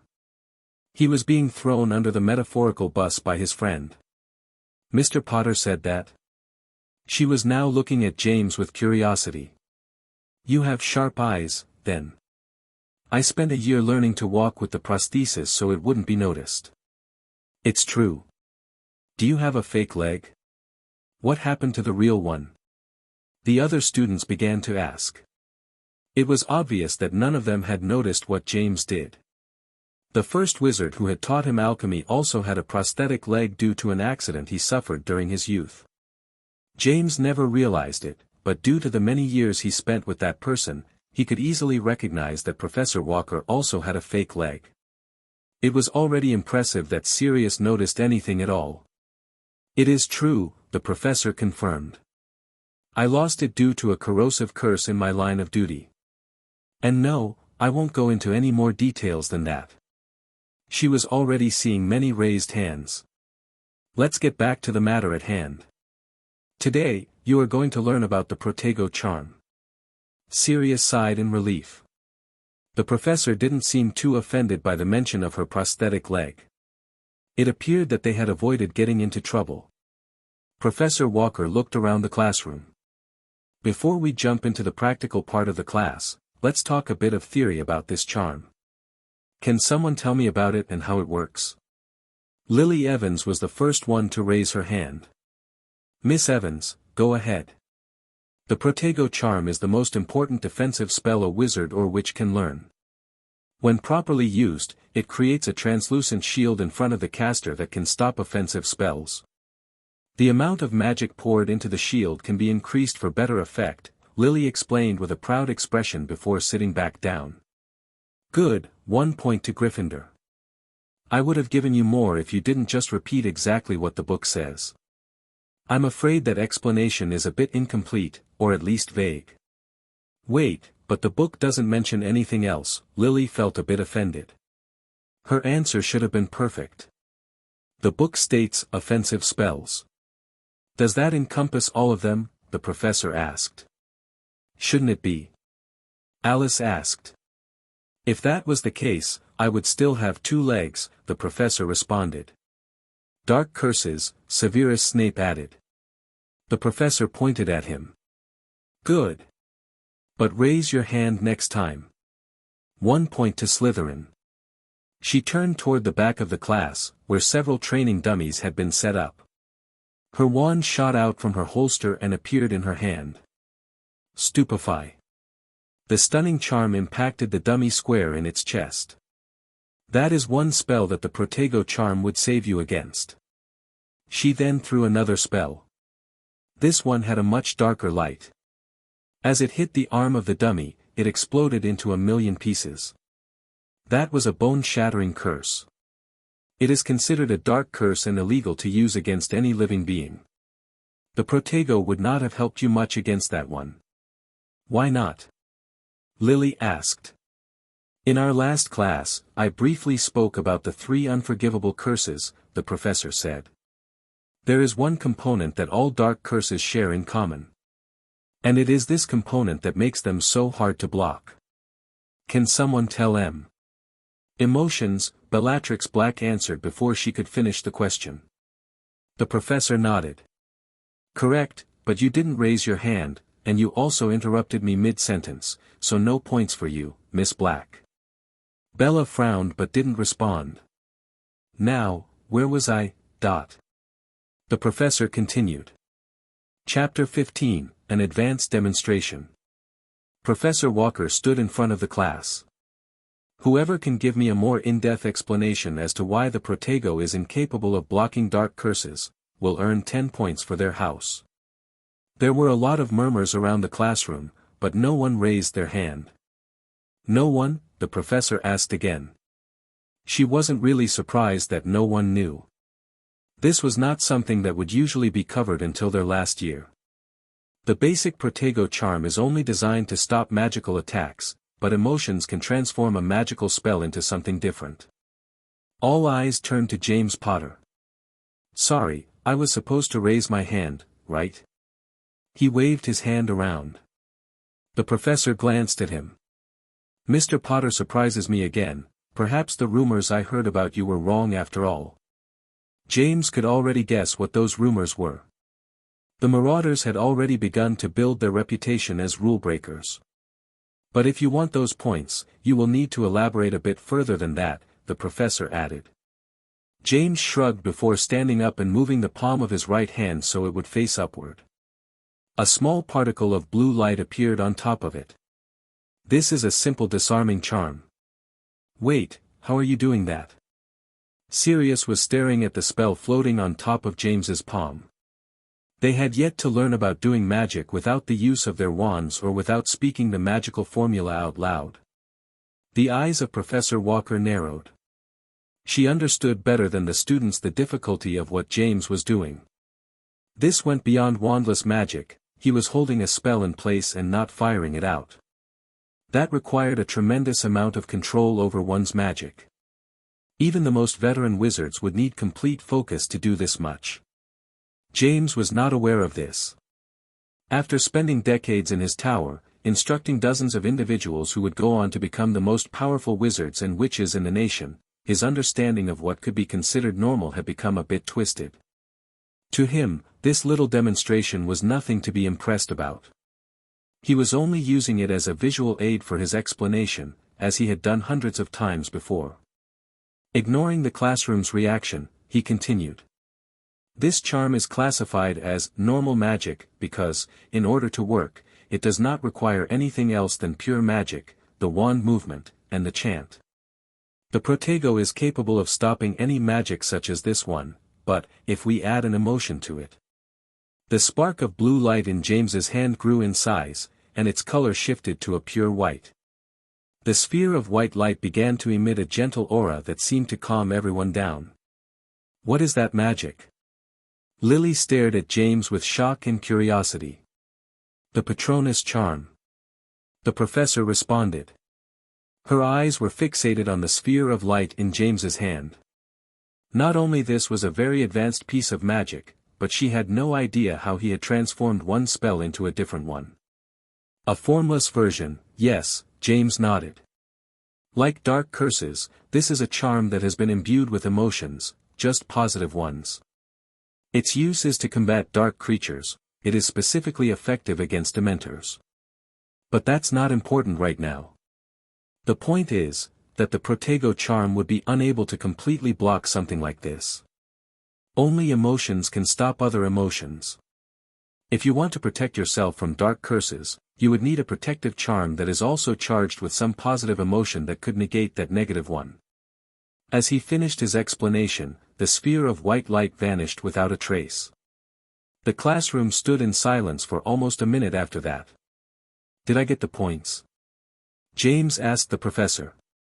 T20 points to Gryffindor. Professor Walker said while staring at James like he had grown a second head. Wait, are you saying that it's possible to block dark curses like the Unforgivables? The book stated very clearly that they are impossible to stop with magic shields. Lily recovered from her shock and was able to process the information from James's explanation. There are theories about what Mr. Potter talked about. But no one has been able to create such magic for now, the professor responded. James glanced at Lily for a moment. She was the reason he knew for sure that such a thing was possible. In a different life, that girl had manifested a protective spell capable of defending her child against the darkest of curses. What, like a shield based on love, how cheesy can you be, Potter, Bellatrix said with a mocking tone. Several of the Slytherin students began to laugh. It's just a theory for now. But the rest of Mr. Potter's explanation has been very accurate, the professor said. Bella turned to look at James. Maybe Potter can give us a demonstration. I offer myself as a volunteer to curse him. James's eyes met hers. As the professor said, it's just theoretical. And I couldn't create a shield based on an emotion I don't care for. His tone came out more bitter than he intended. He couldn't help but be reminded of Ginny and her betrayal when love was mentioned. He had loved her deeply, and he paid a heavy price for it. After all these years, he still remembered everything as if it had happened yesterday. Bellatrix was taken aback by his sharp response. She was expecting him to say something stupid to her. James. Remus was looking at him with concern. There was something off in his friend's expression. All right. The professor clapped her hands. We've had enough theory. It is time to get some practice. Get your wands ready, come to the front, and form a line. As the group stood up, James was approached by his friends. Have you been doing extra studying during the summer? Peter asked him. Yes, I was also wondering when you learned wandless magic. I heard that's only explained in the 6th year, and most students can't even cast a wandless lumos before graduation. Remus had always been the most studious of the group, so he understood better just how advanced the magic used by James had been. Hey, forget about that. Sirius wrapped his arm around James. Something more important has happened.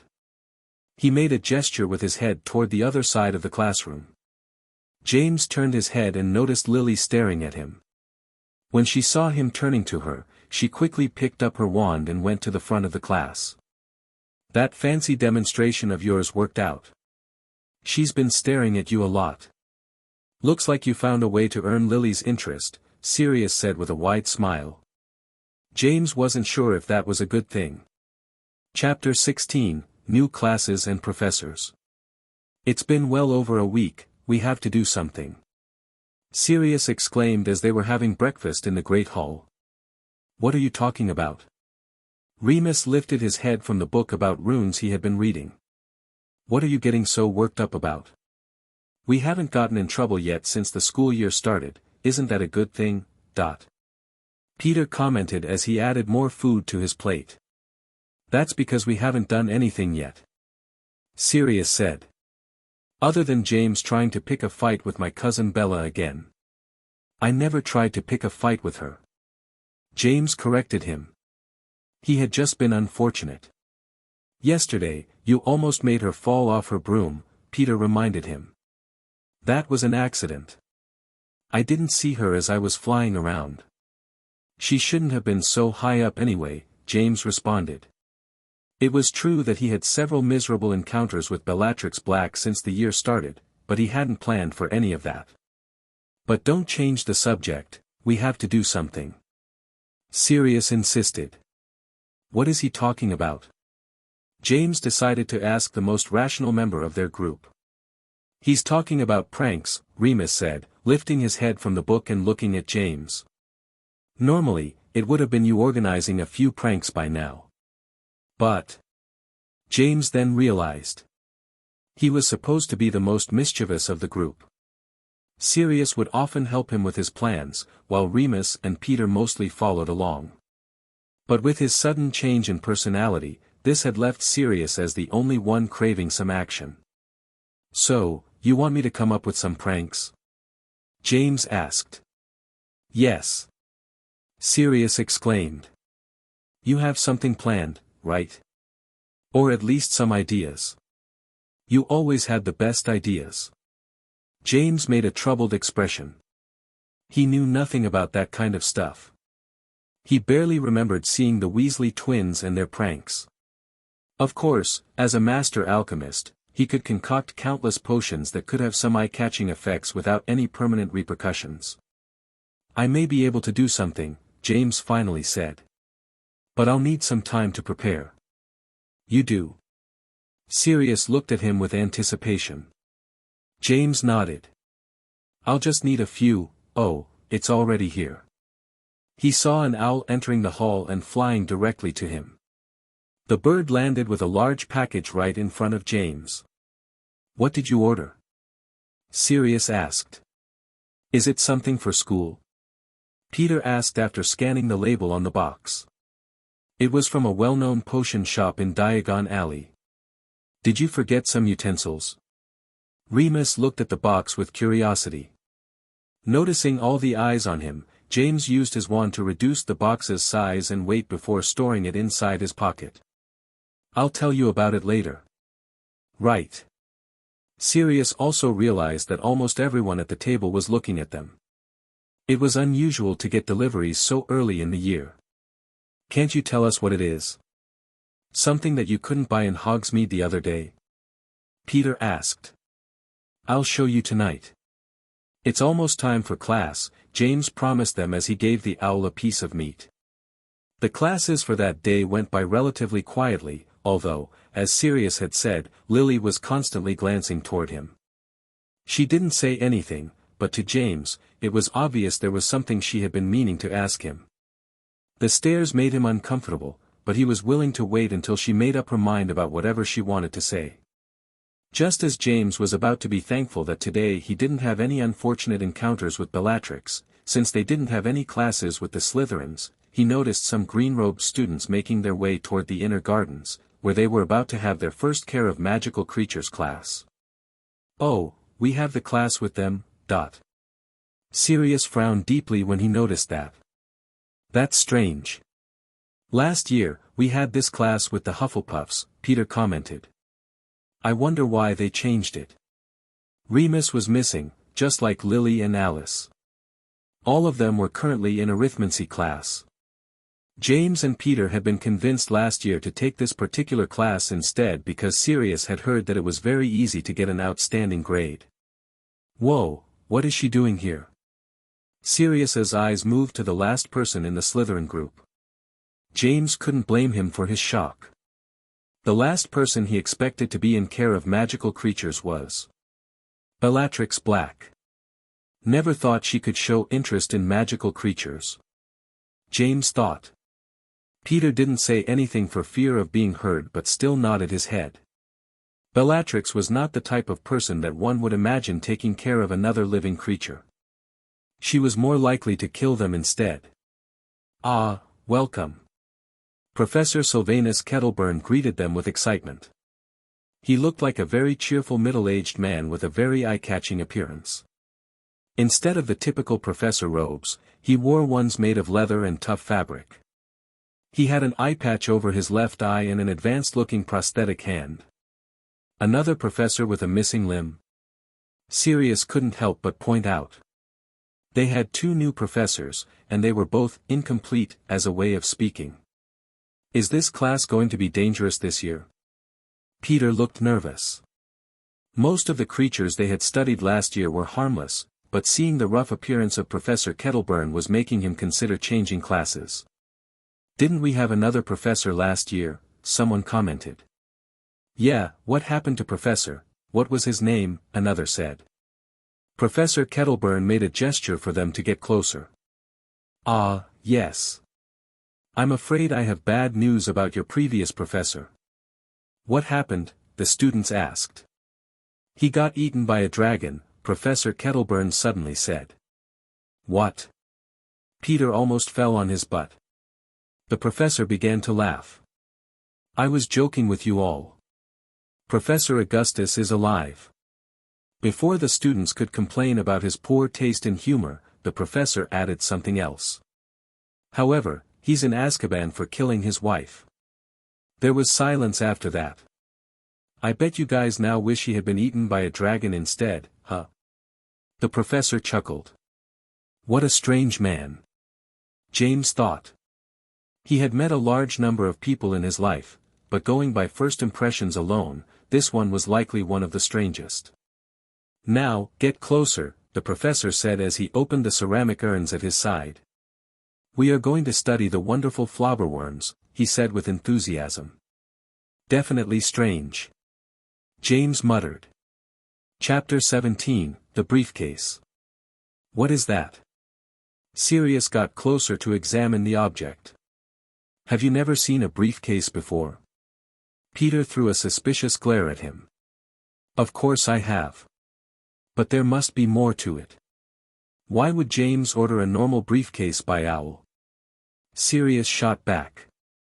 The 4 friends were back in their dormitory after having dinner, and James had promised to show them the item the Owl had delivered that same morning. Are you going to explain? Remus decided to ask. James took the briefcase back from Sirius's hands and placed it on the ground. Let's see. He then tapped the top part with his wand as directed by the instructions pamphlet in his hand. I am James Fleamont Potter, and this is my property, he announced out loud. The case made a clicking noise following that. Was that a security charm? Remus asked. James nodded. We should be able to go inside now. He opened it up, revealing a set of stairs that led further down into the interior of the briefcase. Whoa! Is that one of those magical cases? Peter exclaimed. You know, the ones that have entire rooms inside. Those are very pricey. Sirius recalled seeing one of those at his house. Did you spend all your savings on that? Remus asked. Don't worry about that. Let's go inside. James had indeed spent every single galleon in his name to buy this. He had to wait until he was at Hogwarts and get it by Owl because his parents would have complained about spending so much on one item. But it was a necessary purchase in his opinion. He descended the stairs and found himself in a small living room, roughly 10 by 10 feet in size. 2 white doors could be seen, one on each side. Whoa! This is so cool. Peter arrived first and looked around. I can't believe we're inside a briefcase. The wonders of magic. James said. There's nothing here, though, Sirius pointed out. I'm sure James has plans for it. Otherwise, he wouldn't have bought it, Remus added. I do have plans, James said. Is this going to be our secret hideout? Sirius asked. But we already have one of those, Peter said. The Shrieking Shack, although I wouldn't mind one without a murderous tree. Remus flinched at the mention. For his friends, it was a nice secret house, but for him, it had a different meaning. I'm afraid this case is for personal use, James said as he opened the door on his left and looked inside. Sirius was about to say something, but when he saw the contents of that room, he stopped. What the? Becoming curious, Remus and Peter got closer so they could also see what it was. The room was almost twice as big as the previous one and was filled with wooden shelves. Most of them were empty, but some contained glass flasks with diverse substances inside. Are those potion ingredients? Remus noticed immediately the similarities with the storage area of their potions class, although he didn't recognize most of the labels on the shelves. They are, James said as he examined the shelves, making sure all the ingredients he had ordered were there. There wasn't much he could afford after buying the case and some basic tools, but it was a start. Once he was finished, he moved to open the last door, with his friends following behind him. This room was as big as the storage room but only contained a large desk with several utensils meant for potion making. You bought yourself a portable laboratory for potions? Sirius was in disbelief. Last year, James hated potions class as much as he did, if not more, and now he had wasted all his money so he could spend more time brewing potions. Once more, James examined the utensils to make sure they were at least of acceptable quality and nothing was missing. That should do for now, he said. There were still a lot more things he was going to need, but after the purchase of the briefcase and all the utensils, he didn't have much money left. The materials needed for the experiments he truly wanted to perform were extremely expensive, so he had carefully chosen the materials he had purchased so he could use them to generate some income. I've never had the need to use my potion skills to make money, but I suppose there's a first for everything, James thought. Back then, he had access to the full Potter fortune, so he never had any need for that. But now things were different, and he had to start from scratch again. However, James wasn't deterred by this. He instead saw it as a new opportunity to make even better things. During his later years, he had been forced to leave several unfinished projects due to the decline in his health. I'll finish those, and perhaps I could make some new discoveries in the process, he thought, feeling the excitement rushing through him as he looked at his new laboratory. Man, you've really become obsessed with potions, Peter commented after realizing the purpose of this expensive portable space. I do find it admirable that you're finally taking something seriously, at least, Remus said, nodding in approval. I mean, other than Quidditch. There's nothing wrong with taking Quidditch seriously, Sirius retorted. What if we can become professional players? Remus shrugged. There's little chance of that happening. All I'm saying is that it's good James is finally taking an interest in something academic. Are you sure you're okay, James? Peter had to ask. I haven't felt better in a long time, James responded with sincerity. Okay. Sirius said. But at least promise me that you'll use this lab to make something fun once in a while. Fun like what? Peter asked. He means for pranking, Remus told him. Yeah, you know, like potions that change hair color or make your teeth grow large. We could use something like that, Sirius said with excitement, already imagining his next victims. That sounds simple. I can do that much, James told him. If it made his friend happy, he could take a bit of time for that. Yes. Sirius shouted. Chapter 18, A New Business. It had been a week since James started working on his new potions business. He was lucky that he wasn't as famous as he had been in his previous life, so even though he used his real name and the owls were addressed to Hogwarts, people assumed he was one of the teachers. However, since he wasn't a well-established potion master in the country, he had to send free samples to several potion shops across Britain to showcase the quality of his creations. But as soon as they saw what he was capable of, he began receiving a large number of requests. During breakfast, several owls were flying in and out of the Great Hall. Most of them landed in front of James, which was causing quite a commotion. "What's going on? Did Potter go on a shopping spree?" one of the students commented. "James, what is all this?" Sirius asked. "Hey, get off my bacon." Peter had to shoo away an owl that had gotten too close to his breakfast. This is going to be a problem. James realized immediately. He needed the owls to bring materials, requests, and money, as well as to deliver his finished potions to the clients. But he couldn't have dozens of owls swarming him during breakfast every day. James glanced across the table and noticed that almost everyone was looking in his direction. If this continued, it was only a matter of time before the teachers got involved and called him out for disrupting the hall. "Well, I was already planning to set up a secondary lab in an abandoned classroom. Might as well make it the delivery point too," James concluded. "James, what in Merlin's name did you buy?" Alice asked. He brushed her off. "You know, a few things that caught my eye from Diagon Alley. Some of the owls are taking packages from you before leaving," Lily noticed. "Those are lists for more things to buy," Sirius chimed in, trying to help James out. "TSK, rich boys," Lily muttered before turning her attention back to her food. After a few more minutes, all the owls except for one had left. The last one was waiting for James to hand over his next list of ingredients. He was about to hand it over when he noticed that Remus hadn't said a word during breakfast and looked extremely depressed. "What's wrong with him?" James asked Sirius. Sirius's expression grew serious. "Have you forgotten? In 5 days, there's, the full moon." Oh. James had indeed forgotten about that. It wasn't surprising that his friends were keeping track of the lunar cycles, but he hadn't bothered to do the same. So, in 5 days, Remus will turn into a werewolf and have to spend the night at the Shrieking Shack alone, James thought.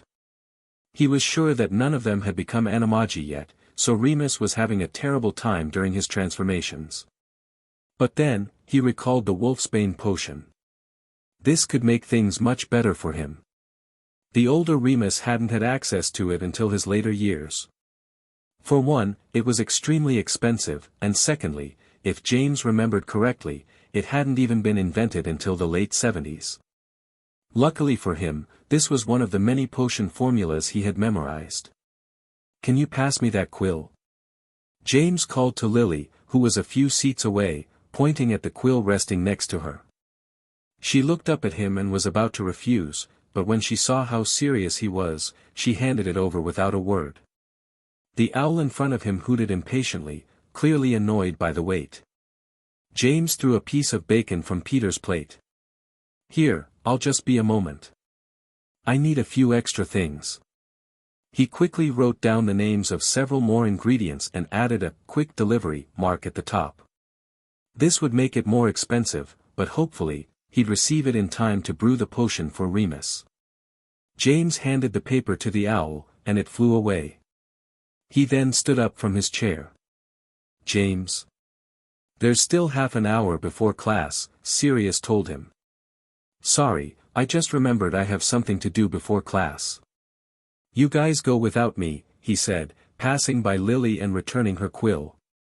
"Thank you," he added without looking at her before walking off. Sirius and Peter called after him, but he didn't hear them. You're welcome." Lily barely had time to say before he left. She frowned. For a moment, she had thought James only asked for the quill to get her attention, but obviously, that wasn't the case. "He's acting very strange, isn't he?" Alice, who was sitting beside her, commented. Yes. Lily had to agree. The whole scene with the owls was also weird. If James had been doing some frivolous shopping by owl, he would have shown off his purchases, as he had done on several occasions before. But all the packages he received from the owls were immediately stored in an enchanted bag, and he made no comment about them. He also looked very serious while writing some sort of list to give to the owl. Lily thought. This didn't look like the face of someone who was having fun while wasting money on random stuff. Her green eyes followed James as he left the great hall at a brisk pace, and she couldn't help but wonder where he was going now.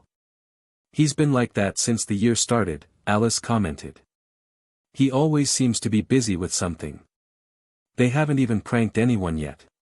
Can you believe it? It's like he became a different person, Lily said. Right. Alice agreed. Do you think it's because of what happened during the summer?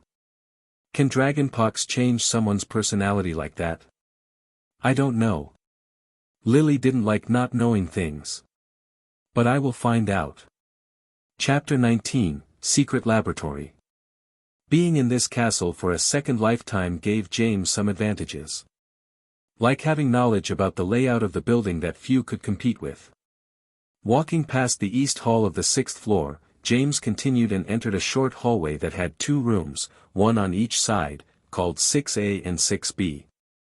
At this moment, neither of these classrooms was in use, but most senior students knew about them, so it wasn't rare for couples to sneak in here at night. Those won't do, but James knew a better one. He went past these 2 classrooms and toward an old painting at the back. The work of art depicted a grassy meadow, but unlike most paintings in the castle, this one was devoid of any picturesque characters. Seeing the poor state of the frame and the canvas, he wasn't sure if this was ever a living painting like the rest, that was no longer functioning, or if it was one of the few normal ones in the castle. None of this mattered to James though. What he was after was the secret switch on the right side of the wooden frame. He placed his fingers on the smooth stone and heard a clicking noise from his right. A wall had moved out, revealing an entrance to the elusive 6C classroom. He wouldn't be surprised if, other than the headmaster and the elves, no one knew about it. James went inside and closed the door behind him before looking around. Not much to see, though, he commented to himself. The room was rectangular in shape and decently spacious, albeit much smaller than the other 2 classrooms on the same floor and completely devoid of any piece of furniture or decoration. He wasn't even sure if this was ever a classroom, given its size and empty state. At least this serves as evidence that the janitor doesn't know this is here. Otherwise, it would have been used as storage. His eyes moved up the wall in front of him. The furniture wasn't important, he could always bring a few desks and chairs from the nearby classroom. What mattered was that this room was secretive and had an opening at the top. It was big enough to offer some ventilation and to allow some owls to go in and out of the room. James nodded. That will do, this is going to be my secondary laboratory. His briefcase was great for important experiments, but to mass-produce potions for sale, he needed a bigger location, and this was just big enough for what he had in mind. Phew, it's done. James cleaned the sweat from his forehead with his sleeve. He ended up bringing 3 large tables that he proceeded to enlarge even further, as well as a few chairs and some shelves. After setting up all the potion-making utensils he had recently bought, the place now looked like a proper laboratory. Oh, wait. James made a troubled expression. His wand appeared in his hand. Tempest. He only had half an hour before the start of classes, but he had been too distracted setting everything up, and more than an hour had already passed. McGonagall is going to be mad. James muttered. Although, today was a double transfiguration class, so. Since he was already late for class, he might as well skip it completely. That means I have another hour to spare. James decided that this was a better use of his time anyway. It wasn't like he had much to learn in class, he was only attending them to keep up the appearance of a normal student. Since I have some time now, perhaps I can begin that project. Growing up. His persona had changed a lot over the years. After spending so much time interacting with members of important families, he must have picked up some of their mannerisms. James's own memories had probably been too fragmented to affect his personality all that much, so he remained as he once was. Lily didn't seem to mind it all that much. If anything, she preferred this new James over the old one. The two of them sat down and went on to do their own studying without disturbing the other. Lily would often lift her eyes from the paper and find James completely focused while taking notes on a piece of parchment. He always seems so concentrated when he's doing something related to potions. She had noticed that he made the same expression when he was brewing. When he's like that, he looks a bit cute, she thought to herself. Lily? Is there something on my face? James asked. Lily failed to realize she had been staring at him for almost an entire minute. Ah! She almost spilled her ink from the shock. No. I mean, sorry. It's okay. James didn't understand what she was apologizing for. I've finished with my notes. Do you need help with that formation? He pointed at her notes. Wait, you know about ancient runes? You aren't even attending the class, Lily said, confused. Right.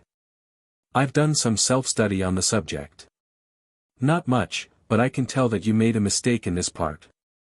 He moved his finger over the upper area of her parchment. Here, oh, you are right. Lily realized. I wrote an AE rune instead of an S1. The symbols are similar, don't beat yourself about it. James told her. Since they were in fourth year and elective subjects only start at the third, Lily had only studying ancient runes for a single year. She was still quite new to them. Is still a silly mistake to have. Lily frowned. At this rate she won't be able to get good grades in this subject. Your calligraphy is really good. James pointed out something good in an attempt to make her feel better.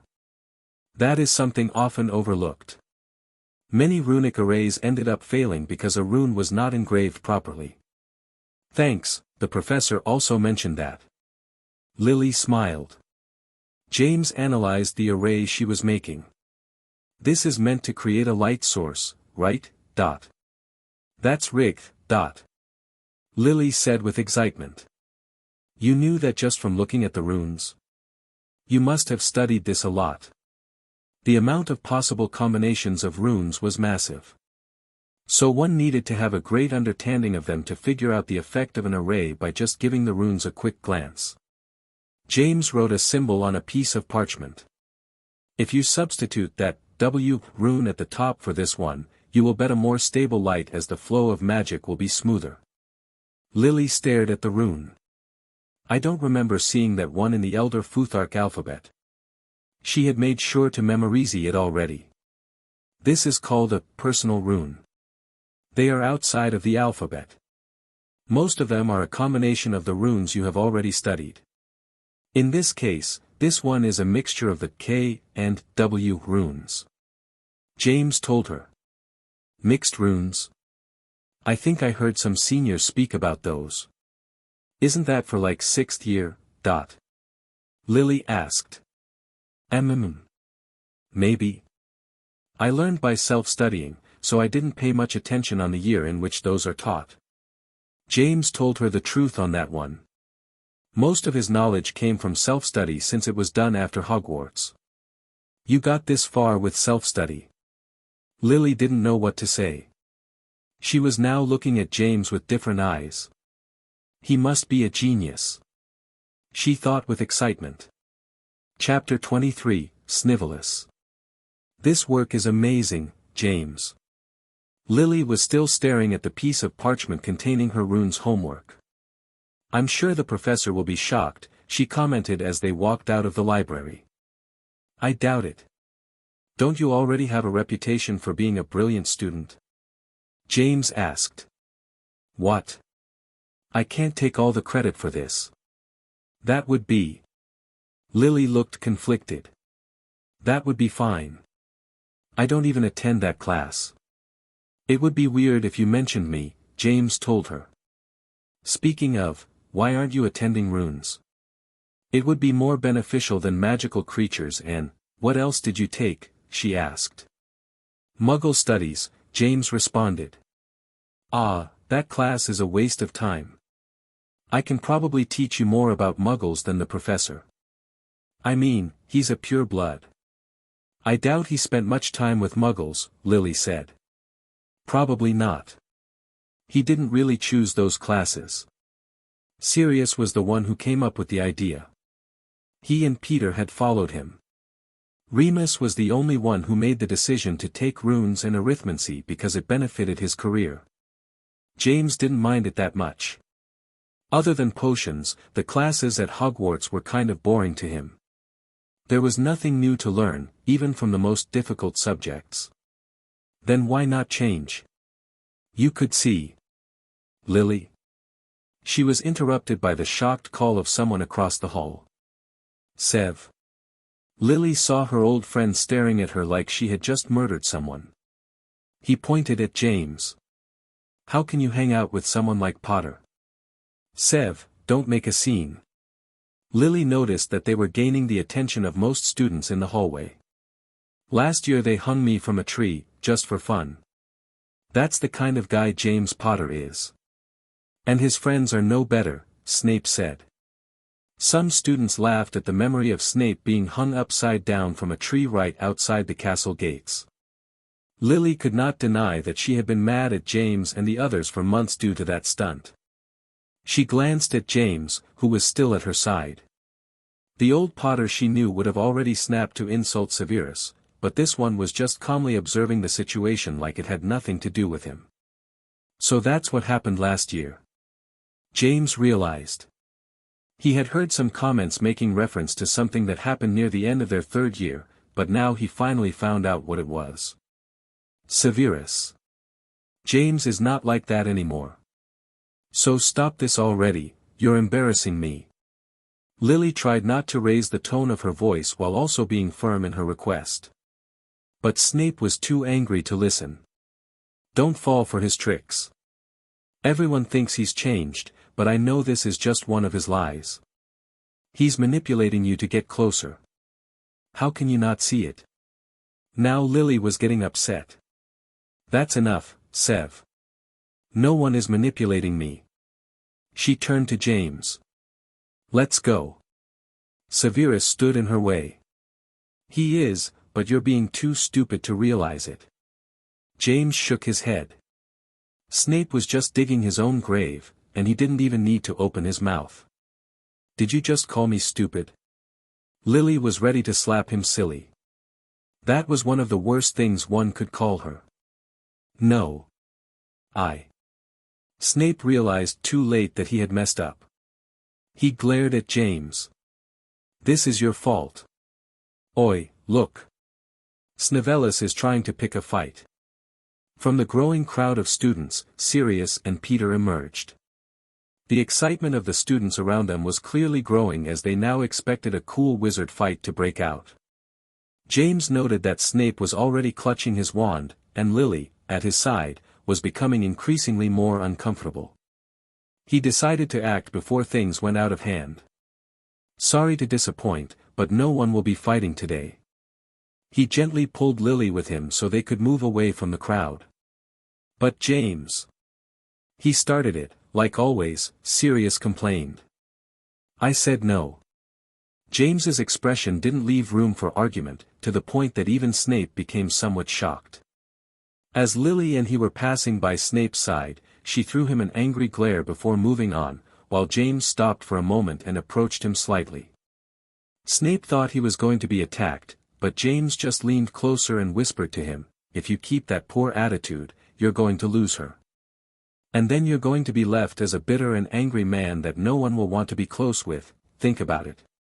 He then guided Lily away from the disappointed students while Sirius and Peter followed right behind them. Why did you stop me, James? Snivelis deserved a good trashing this time, Sirius said as they walked through the corridors at a brisk pace. Don't call him that, Lily snapped at him. And he had good reasons to be angry at you. He even insulted you. Sirius responded to her. James. Peter approached and whispered to him. What did you say to Snape? His face looked paler than usual as we were leaving. He did. What did James do? I didn't see anything. Sirius asked. I did nothing to Snape. James glanced back for a moment. I merely told him something that he needed to hear, for his own good. James liked to think that the future was not set in stone, and people could change if they took a different road in life. He has to believe in this, otherwise it would be impossible for him to remain next to certain individuals. Chapter 24, Wolfbane. It was late afternoon, and the sun was starting to set. The marauders were standing near a massive-looking tree that no student at Hogwarts would dare to approach, the Whomping Willow. I should go, don't want to take any unnecessary risks, Remus said with a depressed expression. He should have gotten used to it by now, but the nights of the full moon were still a very unpleasant experience for him. He had heard that it wasn't so bad for every werewolf. Perhaps it was because Remus had always rejected his condition, even calling it a curse, that the transformation was so painful for him. Still, he couldn't help but hate these days of the month. I wish we could stay with you, Sirius commented. You know that's not possible. I would hurt you, or worse, Remus shook his head. Don't stay here for long. You don't want anyone to see you wandering around the Whomping Willow. It's going to be okay, Remus. We'll come back to see you tomorrow morning, Peter added. Remus nodded at him. I know. His eyes moved to James, expecting him to say something. But instead of speaking, James took a glass vial from one of the many secret pockets in his robes, pockets he had to create himself. What is that? Sirius noticed the potion and its eye-catching blue color. A potion? Remus was also looking at it. Drink it after entering the shack, before nightfall, James said as he handed over the vial. What is it? Calming or sleeping potions won't stop the transformation. I've already tried those. Remus examined the vial more closely now. The color and faint smell didn't match anything he had taken before. It should make your night a bit less unpleasant by diminishing the negative effects of the transformation and allowing you to keep some level of control over the beast, James explained. As expected, he received looks of incredulity. James, there's no potion that can do that. I would know if there were. Remus wondered why his friend would say something like that. The last thing he needed was false hope or placebos. You're right. There were no potions like that, until now. I know it's hard to believe, but all you have to do is try it out. What do you have to lose? James said. What if you made things worse for him with that thing? James, you can't make new potions by mixing random ingredients and hoping for the best. Even I know that. Sirius exclaimed. Yeah, James. Potions can be very dangerous if not done correctly. Professor Slughorn has talked about that very often, Peter added. James.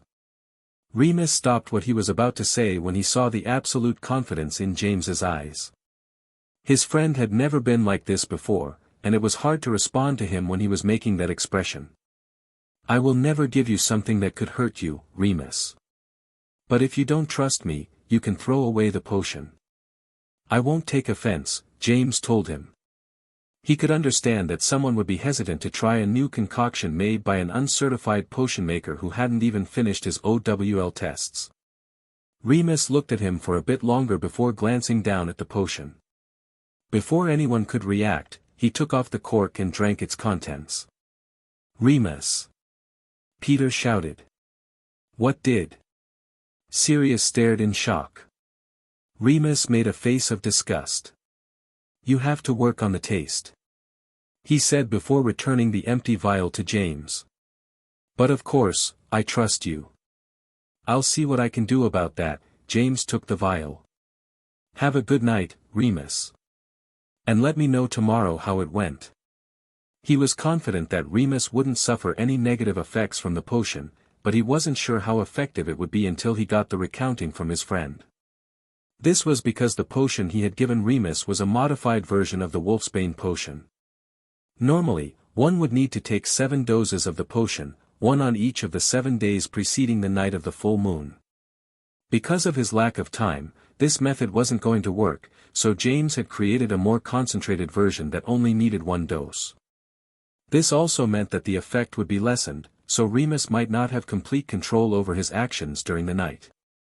Still, I'm sure it will be better than nothing. James hoped that it would at least be of some use.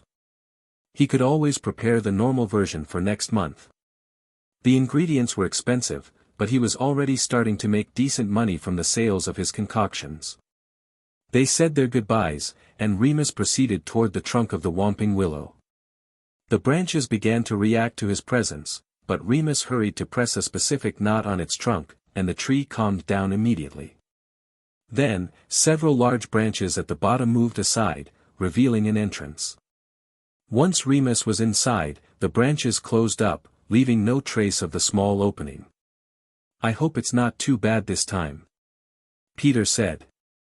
Sirius turned to James. "Are you sure that potion isn't going to screw him up even more?" "I have confidence in my skills when it comes to that particular subject," James responded. Sirius raised an eyebrow. "Last year, you couldn't go for more than a month without blowing up a cauldron or producing some black sludge that forced Professor Slughorn to evacuate the classroom, and now you're suddenly a potion master." James shrugged. "Who knows? Maybe I always had the potential and just recently discovered it." Sirius sighed. "Forget it. If we really want to help Remus, what we should be working on is something else." "You mean, that thing you mentioned last year?" Peter asked. Sirius became more excited. "That's right. We should become animagi. I read that werewolves don't become immediately aggressive when next to other non-human creatures. We could keep Remus company during these nights." "Animagus," James repeated. Of course, he recalled the marauders being animagi, but it had completely slipped his mind that, right now, he was one of those marauders. Would I turn into a stag like the original James, or perhaps it would be something else? He now wished he had delved deeper into this side branch of transfiguration during his past. All he knew was that the process to become an animagus was long and arduous, and he was always too busy with something else to give it proper consideration. After becoming a potion master and later an alchemy master, he chose to put all his focus on that. "But Sirius," Peter started, "that book you found at the library didn't mention any specifics about how to become an animagus." "That's because it's not exactly legal for a minor to become one," James thought. Sirius chuckled. "You can leave that to me. I have everything planned out." "Oh." Peter got a bad feeling while looking at Sirius's happy face. Chapter 25, A Calm Night. "Ah. I'm so tired," Sirius muttered as he dragged his feet across the floor. James glanced at his friend. There were clear dark circles under his eyes. "Well, it is a bit early, but it's not that. He went out last night." Peter got closer to James and whispered. "With a girl." "Peter, there's no point in whispering if you're going to be so loud," Sirius complained. "A girl? You got a new girlfriend?" James asked. "It's not like that," Sirius hurried to say. "You were just fooling around in some broom closet, then," James added. "Humph. I won't comment on it." Sirius looked around. "Whoa, you're always so popular with the girls," Peter said, looking up at Sirius with pure admiration. "It hasn't even been 1 month since classes began." Sirius was starting to become embarrassed by the topic. "Forget about me. What about James? He also got back late to the common room, right?" "Right." Peter realized. "What were you doing, James? Did you also find a girl?"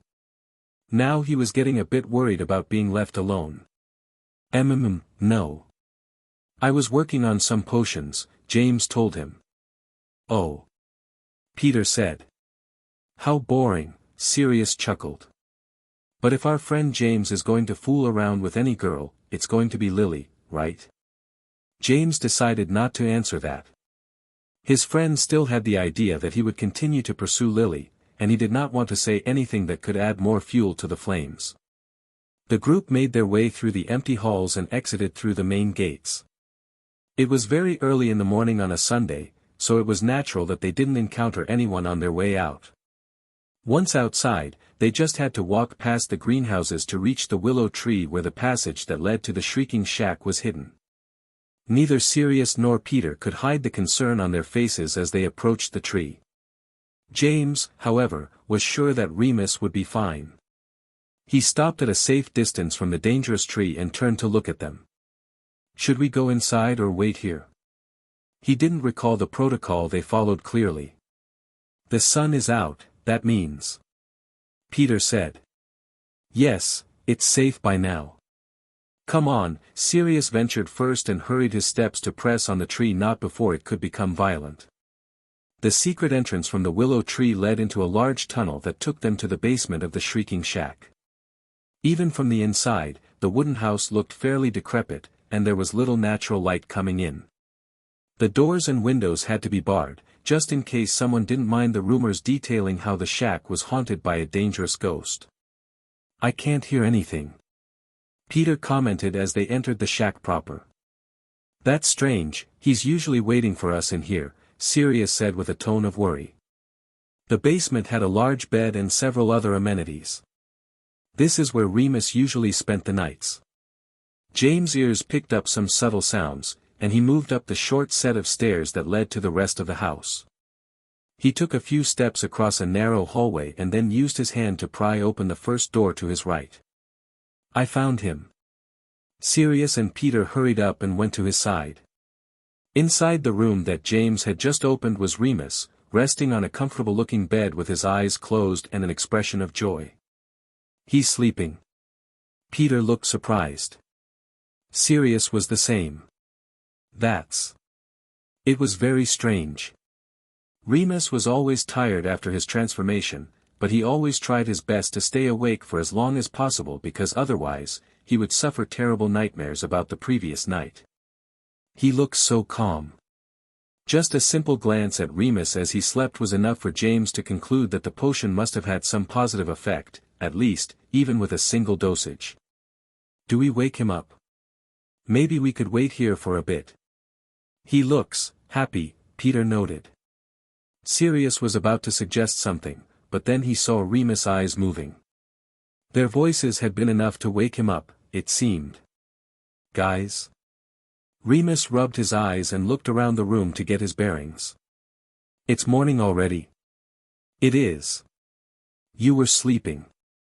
Sirius pointed out. Oh, right. I was very tired, so I. Remus' eyes moved to look at James. How effective was it?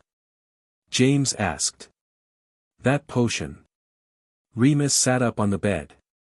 How did you do that? Wait, are you saying that it had a positive effect? Sirius still found it hard to believe. What happened? Peter asked. I had the best full moon of my life, Remus said with excitement. I wasn't in complete control of the beast, but I was able to keep it completely calm during the whole night and didn't even break anything. This was the reason he ended up sleeping here. Normally, he would stay in the basement because there was nothing of value that he could break there. Everything was old and in bad shape, but this room was very nice, so he always avoided it for fear of destroying it. I'm glad to hear that. Later on, I'd appreciate it if you could give a more detailed recount of how your night went. It would help me improve it for future batches, James said. Did you actually make it by yourself? Remus was still in disbelief. That potion had been too incredible. And you're saying that you can improve it? James smiled. I can guarantee you that I can improve it. Next time, you'll have full control over the beast side. I promise you that. You can make more, then. Will you be able to have another one for next month? Remus asked. Of course. I'll have a better one, James assured him. How did you come up with something like that? Sirius asked. Maybe I am a genius after all, James responded. That's amazing.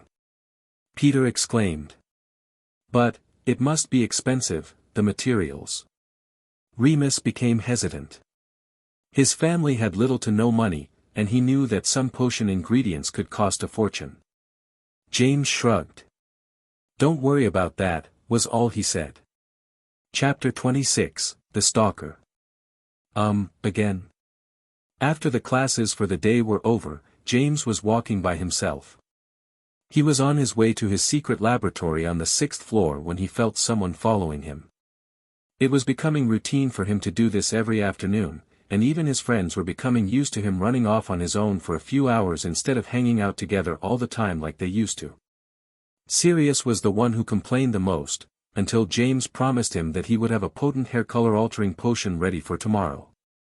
Sirius wanted to try it on some Slytherin students after the Quidditch game. But I won't be able to enter my lab if I'm being followed like this. The one on the 6th floor might be a secondary lab for him, but it was still where he concocted the bulk of his potions for his business. He did have one important experiment in there that he couldn't fail to check on at least once every day. With this in mind, he decided to stop and confront his new stalker. What do you want? I don't appreciate being followed around like this. A Slytherin student with long black hair stepped out from around the corner. James' eyes sharpened. I didn't take you for a stalker. Snape. I'm not a stalker, Potter, Snape grumbled. James looked around. Then what are you doing on the 6th floor? There isn't much reason to come here after classes. The only classroom here was the Ancient Runes one. Then what are you doing here? Snape shot back. James shrugged. That's none of your business. I don't owe you an explanation, now leave me alone, Snape.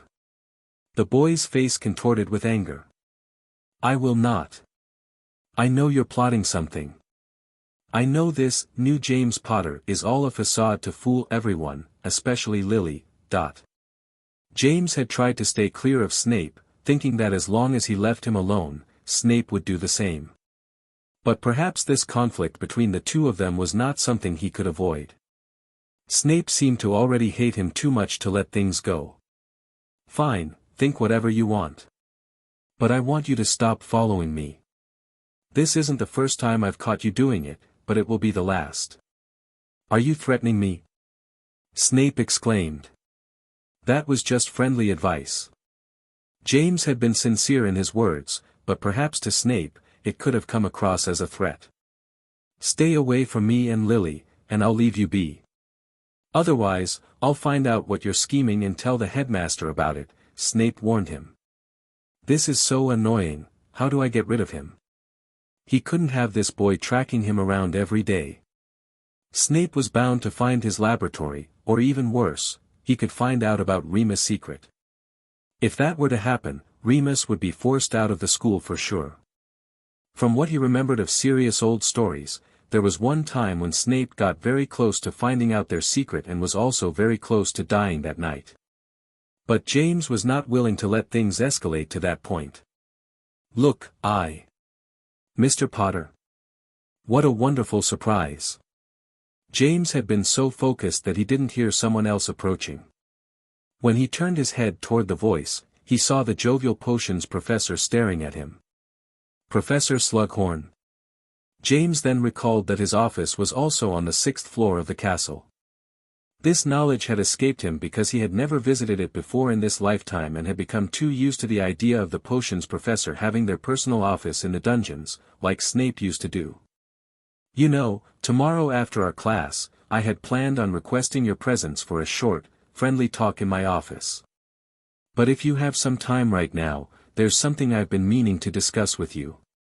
It won't take long, I promise, the professor said. Sure. I mean, of course, Professor. I have some time now, James responded. This wasn't how he had planned on getting rid of Snape, but it was something he could take advantage of. Oh, Mr. Snape is also here, Slughorn said, having been so excited to see James that he had missed the black-haired Slytherin boy. "Did I interrupt something? Surely, you two weren't arguing, right?" "Not at all, Professor. Snape just had a question about homework." "But we were done already, right?" James said, glaring at Snape. "Right." Snape muttered. "Wonderful, then. Follow me to my office, it's just over there," Slughorn said, gesturing to James as he spoke. With no other choice, Snape had to turn around and leave James be, for now at least. James followed the professor to his office, which was just 20 feet away from where he and Snape had been arguing. Slughorn opened the door and gestured for him to go inside. James stopped for a moment and looked back to the corner from which Snape had left. "Is something wrong, Mr. Potter?" the professor asked. James had a strange feeling this entire time that someone had been following him. But even after discovering Snape, that feeling hadn't gone away for some reason. Could someone else have been there? James couldn't imagine that his recent actions had gained the attention of more than just one person. "Mr. Potter?" Slughorn repeated. James shook his head. "It's nothing, Professor. I was just lost in my own thoughts for a moment." Slughorn grinned. "Ah, yes, that happens to me quite often. It's said to be the sign of those who are gifted," he said, closing the door after James went inside. "Gifted?" James asked. Slughorn nodded. "Yes, Mr. Potter. I believe you are very much gifted. That is part of what I wanted to speak with you about." Chapter 27, Invitation. Gifted? James never considered himself as such, and he did not like being called that either. He had worked extremely hard to acquire his current knowledge and skills. But he also understood why this professor would think that of him. His amber eyes moved to the large table the professor had set up in the middle of his massive office. The 2 potions he had made so far in class were carefully placed on top. "You've been analyzing my potions?" James was familiar with the measuring tools lying on the table. Slughorn also looked to the table. "Indeed." He approached and took one of the vials. It was the one James had made in their first class, the calming draught. "I have to admit that I was surprised when I found out that it was you who made them. I had believed this was the work of Bellatrix Black and that she had learned it from her grandfather." "Her grandfather?" James inquired. Slughorn nodded. "Pollux Black. He is retired now, but a while ago, he had earned the title of Potion Grandmaster and was considered the best one in the country. There is such a skilled potioneer in the Black family." James knew how much that title meant but had never heard of that name before. In fact, he knew little about that family's history. By the time he met Sirius, most of them had already died, and their house was on its last legs, being maintained by a grumpy old house elf. But it is still strange. Even if it was so long before my era, I should have at least heard of such a skilled master. James thought about it. He knew about many potion masters who died long before he was born. He even recognized the author of this year's schoolbook, though he didn't have a great opinion of his work. What books has he published? He might remember some of the titles. Slughorn chuckled. That's the thing. He never published a single book. Not a single one. How is that possible? James looked truly surprised. He had never met a master who didn't want to publish any of their work.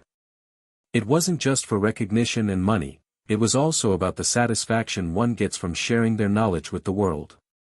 Don't get me wrong. I know for a fact that he wrote many books in his lifetime. But those are all stored somewhere in his family home.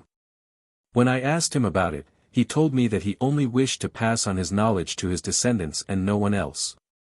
He only cares about his family. James frowned. That sounds like a very selfish way of thinking.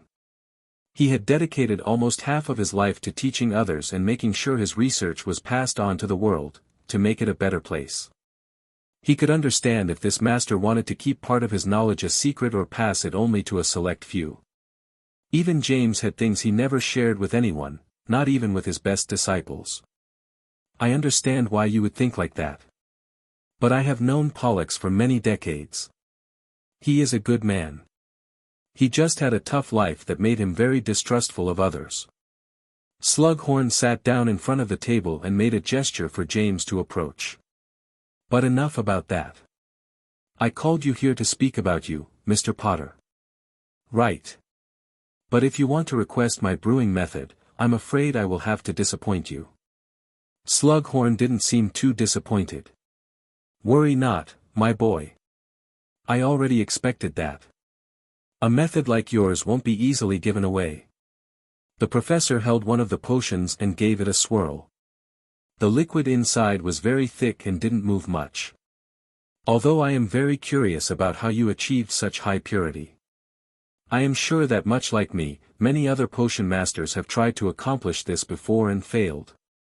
The ingredients always ended up burning and losing their properties if you try to refine them for too long. James considered it for a moment. I cannot give you the details, but I can tell you that the key to achieving this is in the flame. The flame. Right, I remember seeing it change color. It had a blue tone and felt much more potent, Slughorn commented. That's right. You need to heat up the cauldron way beyond boiling point, and the temperature has to rise extremely fast. A normal fire will never be able to accomplish this. I think I understand. They refine before they can burn. I see.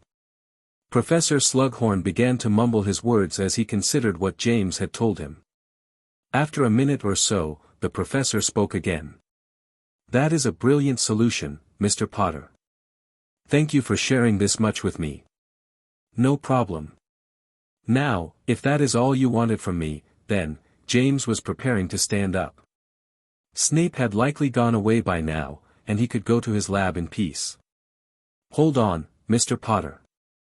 There is one more thing I wish to say. Slughorn made a gesture to wait. And what would that be? James sat back in his seat. You see.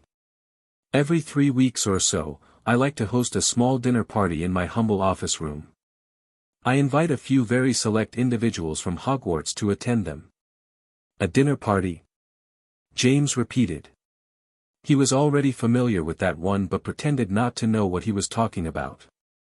You see, the objective of these parties is to allow the most notable students in the school to establish connections with other talented individuals.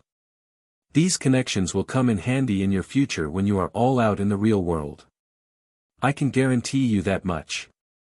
And you want me to attend these dinner parties, James said. I'll be honest. Before this year started, I would never have imagined doing such a thing. Slughorn commented. James had been one of his worst students for the first 3 years. But in view of recent events, I have changed my mind. What do you say, Mr. Potter? You would be getting to know the most influential students in the school. Chapter 28, An Unwelcomed Guest. Quidditch Field, Tuesday afternoon. It was the second match of the Hogwarts League and the first match for their house. Gryffindor vs. Ravenclaw. Go, Sirius. Frank Longbottom shouted. Yeah, go get them. Alice added. They've just started the game, and Sirius is the keeper. He doesn't have to go anywhere, Lily said. Speaking of going somewhere. Remus gave him a side glance. Should you be sitting here with us, James? Yeah, aren't you on the team too? Peter pointed below them. Don't you have to be down there with the rest of them? Don't worry about it. I'm just a reserve. It's very unlikely I'll have to play, James responded calmly. At least you're wearing the team uniform, Remus said. I thought you'd be more upset about being left on the reserve team, Lily commented. I remember last year, you and Sirius were talking non-stop about joining the Quidditch team. She still didn't understand how someone could change so much in such a short period of time. You still like Quidditch, right? Frank asked James. Of course I do. Although I mostly enjoy the sensation of flying around on my broom. I wouldn't say I'm obsessed with Quidditch, but I still like it." James tried to be as honest as he could with his friends. The old James was gone, and he wanted them to know the current him, so he wouldn't need to pretend to be someone else. At that moment, the audience went crazy and started to cheer. Sirius had stopped one of the Quaffles from entering the ring behind him. "Yeah. Good job, Sirius." His friends joined in the cheers and soon became immersed in the game. In the end, Gryffindor won the game by a large margin after their seeker grabbed the snitch. James wasn't too familiar with their current main seeker, a 7th-year boy named Brian Jones, but after seeing him play, James thought he was a solid player, or at least for school-level Quidditch. He was definitely not talented enough to become professional, and from what he had heard, that wasn't his intention either. His housemates had decided to throw a party in their common room after the game, something James had to politely decline, as he really needed to check on one of his experiments today without fail. He did, however, have to promise Sirius that he would be back by the time dinner was served, which gave him only 3 hours to work with. James moved at a brisk pace through the castle and arrived at the broken painting at the end of the dead-end hall. He pressed on the correct stone and opened the door to his secret laboratory before stepping inside. "Let's see." His eyes moved over the dozen active concoctions he had going on at the same time. Closing the door behind him, James got to work. Some potions required attention, others had to be left for longer, and some were ready to be bottled. Owls rushed in, leaving new raw ingredients or brewing requests for new potions. He secured the orders on a wooden board he had hanging from the back wall and took out the ones already completed. James then sent out the finished products, cleaned up his instruments, and began brewing his next batches. The cauldrons and other utensils were enchanted to move on their own, but they still required his input at several steps of the way. Otherwise, the resulting potions would not meet his high standards. An hour flew by like that. This was a routine he repeated every day. It could seem tedious or stressful for others, but James didn't mind it. He always enjoyed the process of creating, even if it was something simple. Besides, he needed the money. Several of the projects he had in mind would require extremely rare ingredients, as well as some tools that would need to be tailor-crafted to meet his needs. Those things always translated to, "This will cost a fortune." Money wasn't something he had to worry about in his previous life after inheriting his family fortune. And although his family was still the same and still very rich, he couldn't use that money freely while his parents were alive. If he suddenly requested millions of galleons, he would need to explain to them in great detail what he needed the money for. There was zero chance they would even understand what he wanted to do, not to mention where the knowledge to do those things came from in the first place. No, that was not an option. He would need to earn the money himself. It might take a few years, but as his reputation grew, he would certainly receive requests for more expensive projects, and his fortune would then grow quickly. James glanced around his lab one more time to make sure everything was in order. Okay, no more materials to store, no more potions ready for completion today. Tomorrow's batch is already going, all that's left is my personal project. He glanced into the corner of the room, where his personal alchemy experiment was still ongoing. James would have preferred to do all of his alchemy inside the dimensional briefcase that contained his main lab, but this one needed too much space for that. But more importantly, because of the volatile nature of some of the ingredients, there was a decent chance that an explosion could occur, and he'd rather that happen here than inside his magical case while he was carrying it in his pocket. Just as he was about to approach the large crystal container in the corner, he heard a loud click, and the door to his lab unlocked. A secret door. Someone pushed the door open all the way and walked inside. You even have a secret lab. Bellatrix Black was looking at everything inside the room with interest.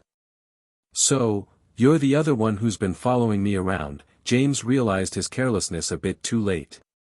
Bellatrix gave him a smile of satisfaction that reminded him of the Dangerous which he once knew. Chapter 29, A Forceful Request. I'm very good at moving around without being noticed, Bella told him. A skill I learned very early in my life. James frowned. After attending classes together for a few weeks, He had almost forgotten how dangerous this woman was. He should never have lowered his guard around her. What do you want? The tone of James's voice had become cold and sharp. He was not a person fond of violence, but he would not hesitate to do what was necessary. During his childhood, Dumbledore had taught him about offering mercy and second chances. During his adulthood, he learned that not everyone deserves second chances. Bellatrix did not show it, but she was shaken by James's reaction. She had been expecting him to be upset, of course, but not this level of hostility. She stared at his cold amber eyes with mild shock. That look was not new to her, she had seen it many times in different members of her family, but mostly on her parents. Bella had not expected to see it tonight, on the one who had become known as Hogwarts jokester. Potter. You've been following me, and now you've found this place, what do you want? Bella stopped. She had the feeling that if she said the wrong thing, she would be the one getting cursed. Am I afraid of Potter? Just that thought alone was making her angry.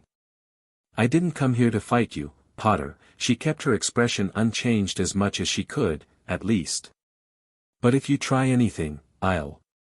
Do I have to repeat my question a third time? James asked her. TSK. You know what I want, Bellatrix responded.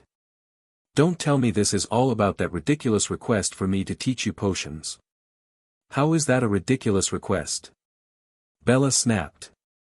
I'm an excellent student in every subject, and that includes potions. James observed her outburst. She had always been a prideful one. If you're such an excellent student, then you don't need me to teach you. This isn't about getting an outstanding in potions. I can do that without anyone's help. Bella exclaimed. Then what is it that you want, to impress your grandfather or something? James said out loud the first conclusion he arrived at after learning about Pollux Black from the professor. Bellatrix had managed to keep her expression from changing, until now. Did I actually hit the nail on the head? He had just made a random guess. Bellatrix looked away from him. Did I just make Bellatrix embarrassed? James thought. Not to mention the fact that she would go this far just to gain the approval of a family member. It doesn't matter why, Bellatrix brushed his comment away. Now she finally had some leverage over him. I want you to teach me that brewing method you used in class. In exchange, I will never speak of this place to anyone, and I will leave you alone. She was a Slytherin at heart, and she always got what she wanted in the end. No, James responded. What?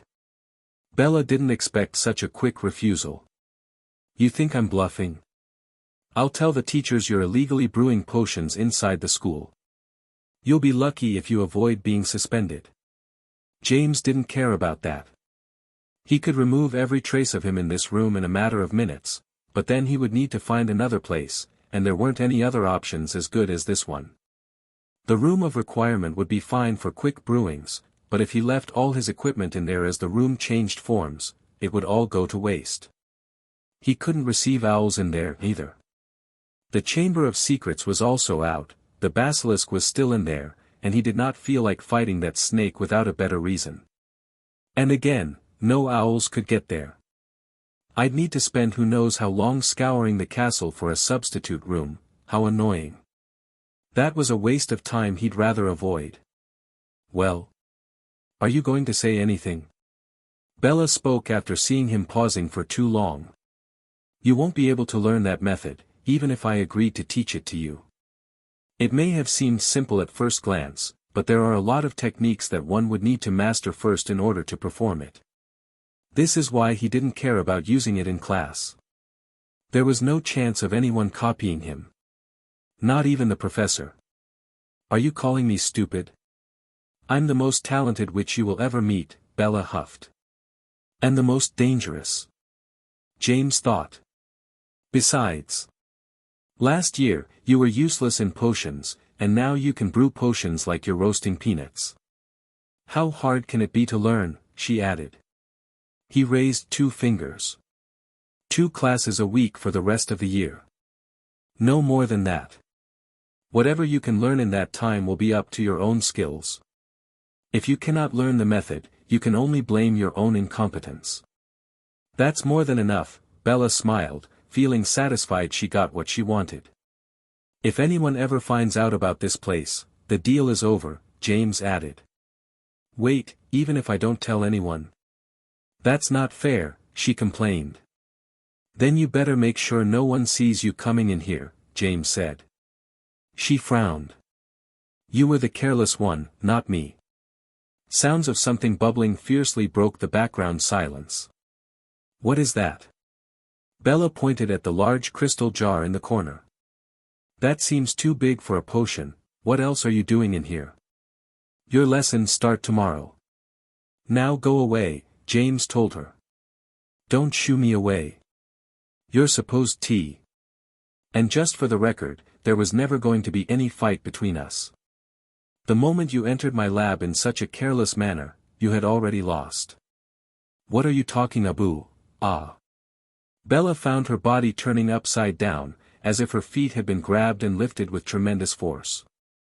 You see, there was a powder on the ground as you entered. That powder is in your shoes right now, and, well, I think you can figure out the rest. Let me down. Potter. Bellatrix shouted furiously.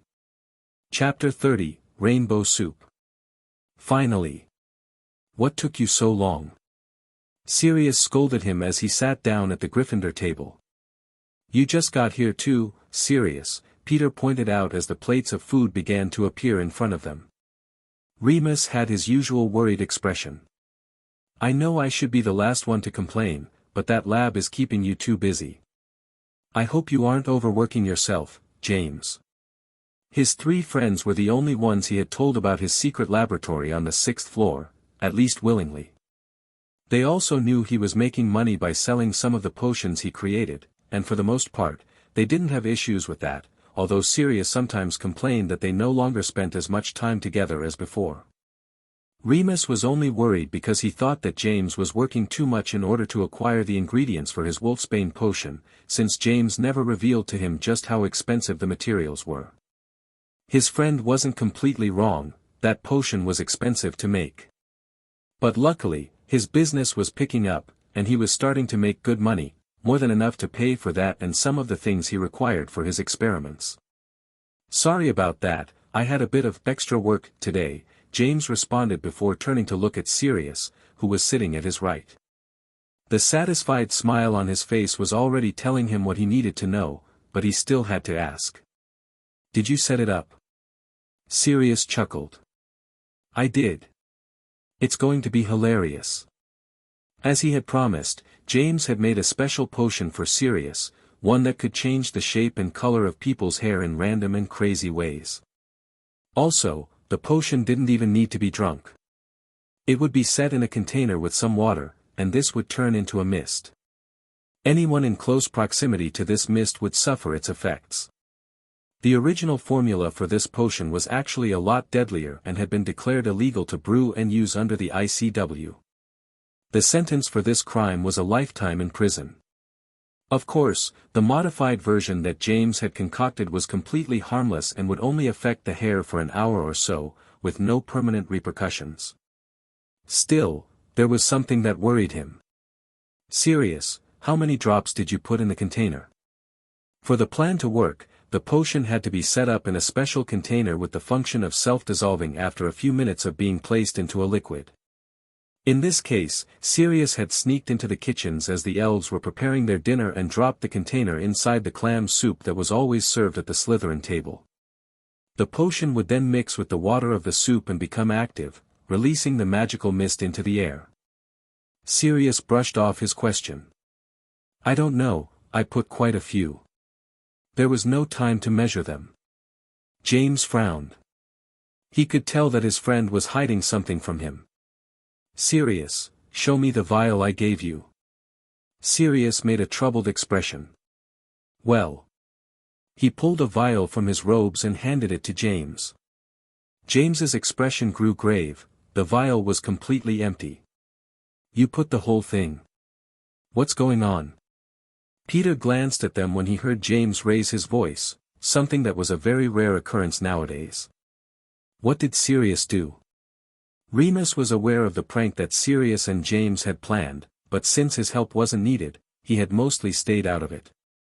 I gave him a very concentrated concoction and instructed him to only use a few drops of it, 4 or 5 at most, and he used it all, James whispered to Remus before hiding away the empty vial.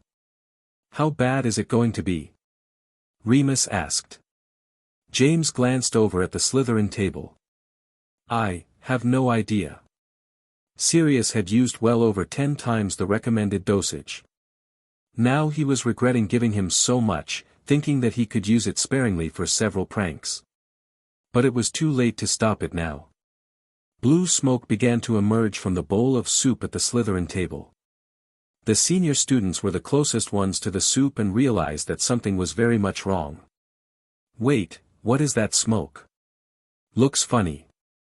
Get away from it. More colors appeared in the smoke. Greens, reds, pinks, purples. In a moment, it looked like a rainbow was coming out of the bowl. The professors stood up from the table and glanced over at the event. The column of smoke had now risen high enough to reach the chandeliers. It's so pretty. Some of the students began to point at it. This was as far as things should have gone, but it was far from over. The amount of smoke coming out of the bowl grew in size and intensity, and it began to cover the entire table. Students! Stay away from the Slytherin table. Dumbledore's voice rose over the commotion in the hall. People began to jump from their seats and scramble to get away. The smoke had made it almost impossible to see anything, so they all began to trip over each other and fall to the ground. It was chaos. Oh! Sirius was now looking concerned. This is bad. Remus said. So bad. Peter exclaimed. And there's more. James said. Unable to contain it any longer, the bowl of soup exploded loudly. The multicolored smoke spread over the entire great hall, covering everything and everyone within its walls. The professors tried their best to help as children screamed in panic and everyone tried to get to the exits. This event was going to be remembered for decades to come, as the Rainbow Soup Disaster. Chapter 31, Crazy Hair Day. The next morning, the school was having a very animated breakfast, and not in a good way. Most of the school had been affected by James's potion, making their hair take on random, crazy shapes and colors that could not be removed or changed by normal means. James was sitting at the table. His hair had been lifted and taken the form of something resembling a pair of horns, while its color had changed from a dark brown to a vibrant apple green. Normally, one would gather a lot of attention if they attended breakfast with such a hairstyle, except that this time, everyone was in the same boat. Sirius's hair had become twisted into spirals and taken on a bright orange tone. Peter's hair was long and pale blonde, to the point that he could almost pass as a sibling of Lucius Malfoy.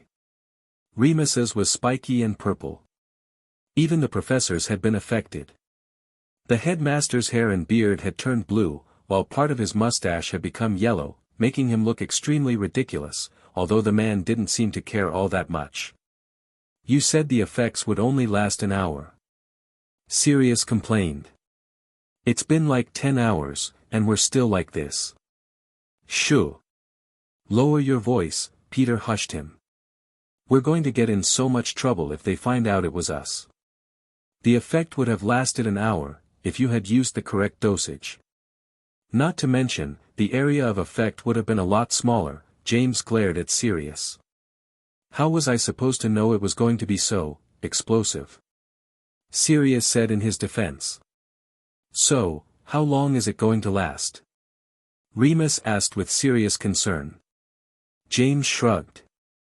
Who knows? But probably not more than a day. Probably. Remus repeated. Guys, Peter called.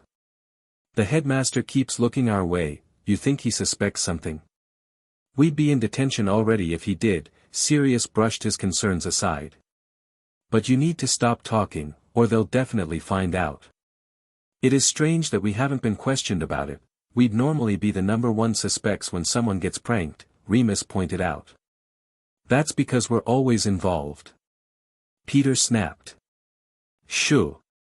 Keep quiet already, Sirius exclaimed. They then heard someone sitting close by. When they turned their heads, they saw Frank Longbottom and his girlfriend, Alice. Frank had very short hair, so the only change was that it had turned baby blue. Alice sat down and sighed. I look like an old hag. Her long hair was now pale white. Nonsense, Frank hurried to say. No matter what, you still look beautiful to me. Oh, Frank, you're so sweet, Alice said as they stared into each other's eyes. Ugh, get a broom closet, Sirius grumbled. Shut up, Sirius. I saw you with McKinnon the other day. It was a lot more graphic, Frank said. You're dating McKinnon?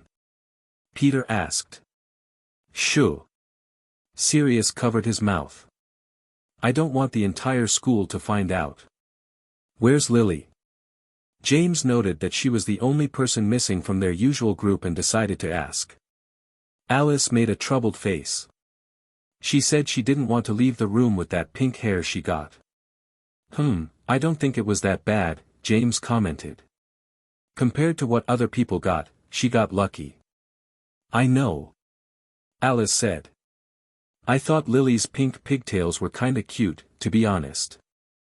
I doubt that will stop her from attending classes, Remus said. They all nodded in agreement. There was no chance of that happening. Lily ended up attending classes with a towel over her head.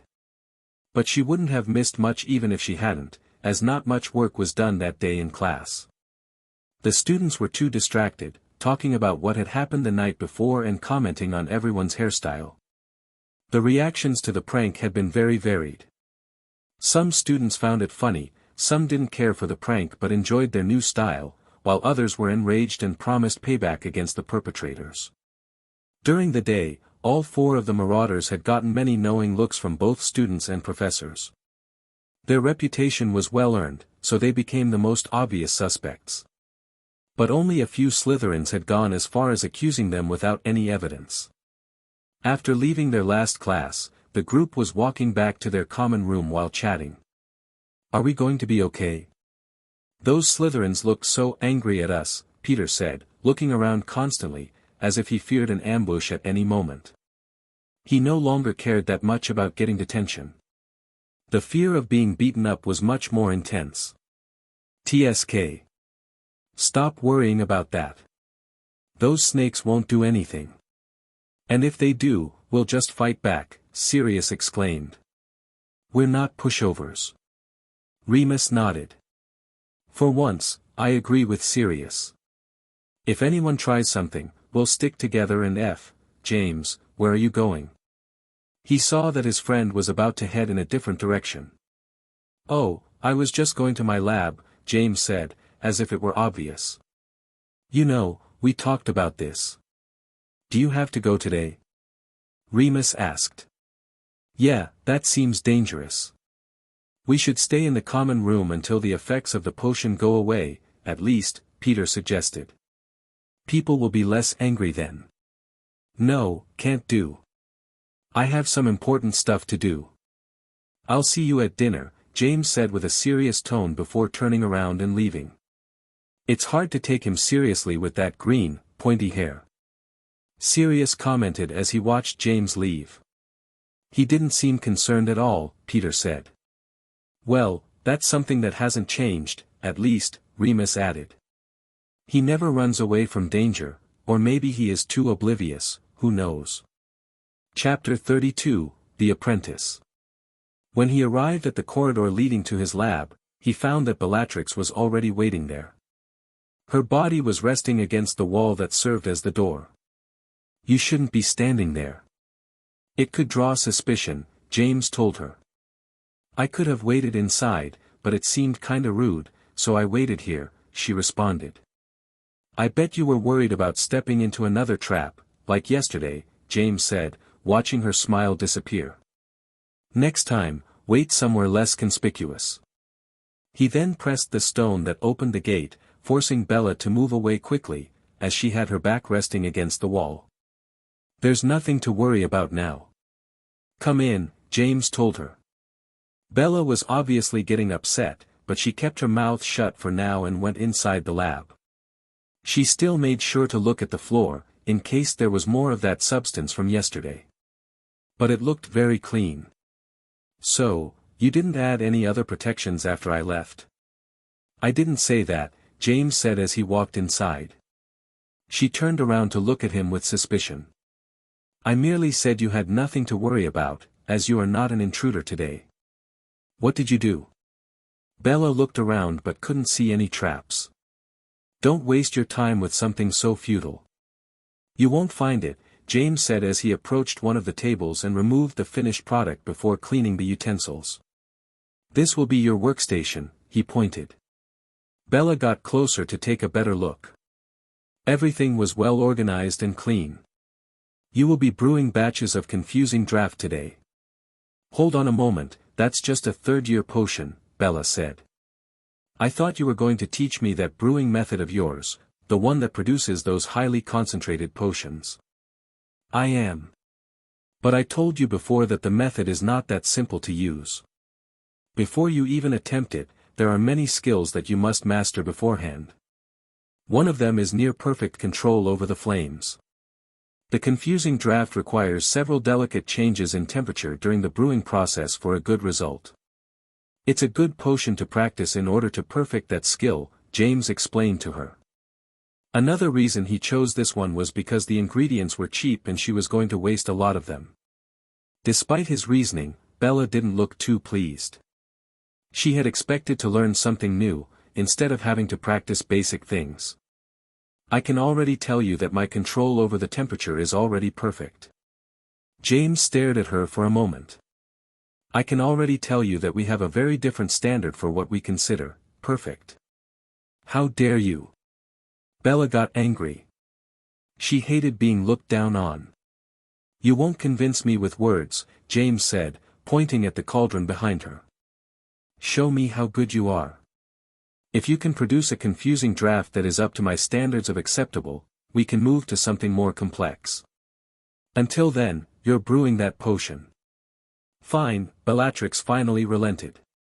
I suppose I don't need to remind you of the recipe, since it's from third year. Bella shook her head. Good.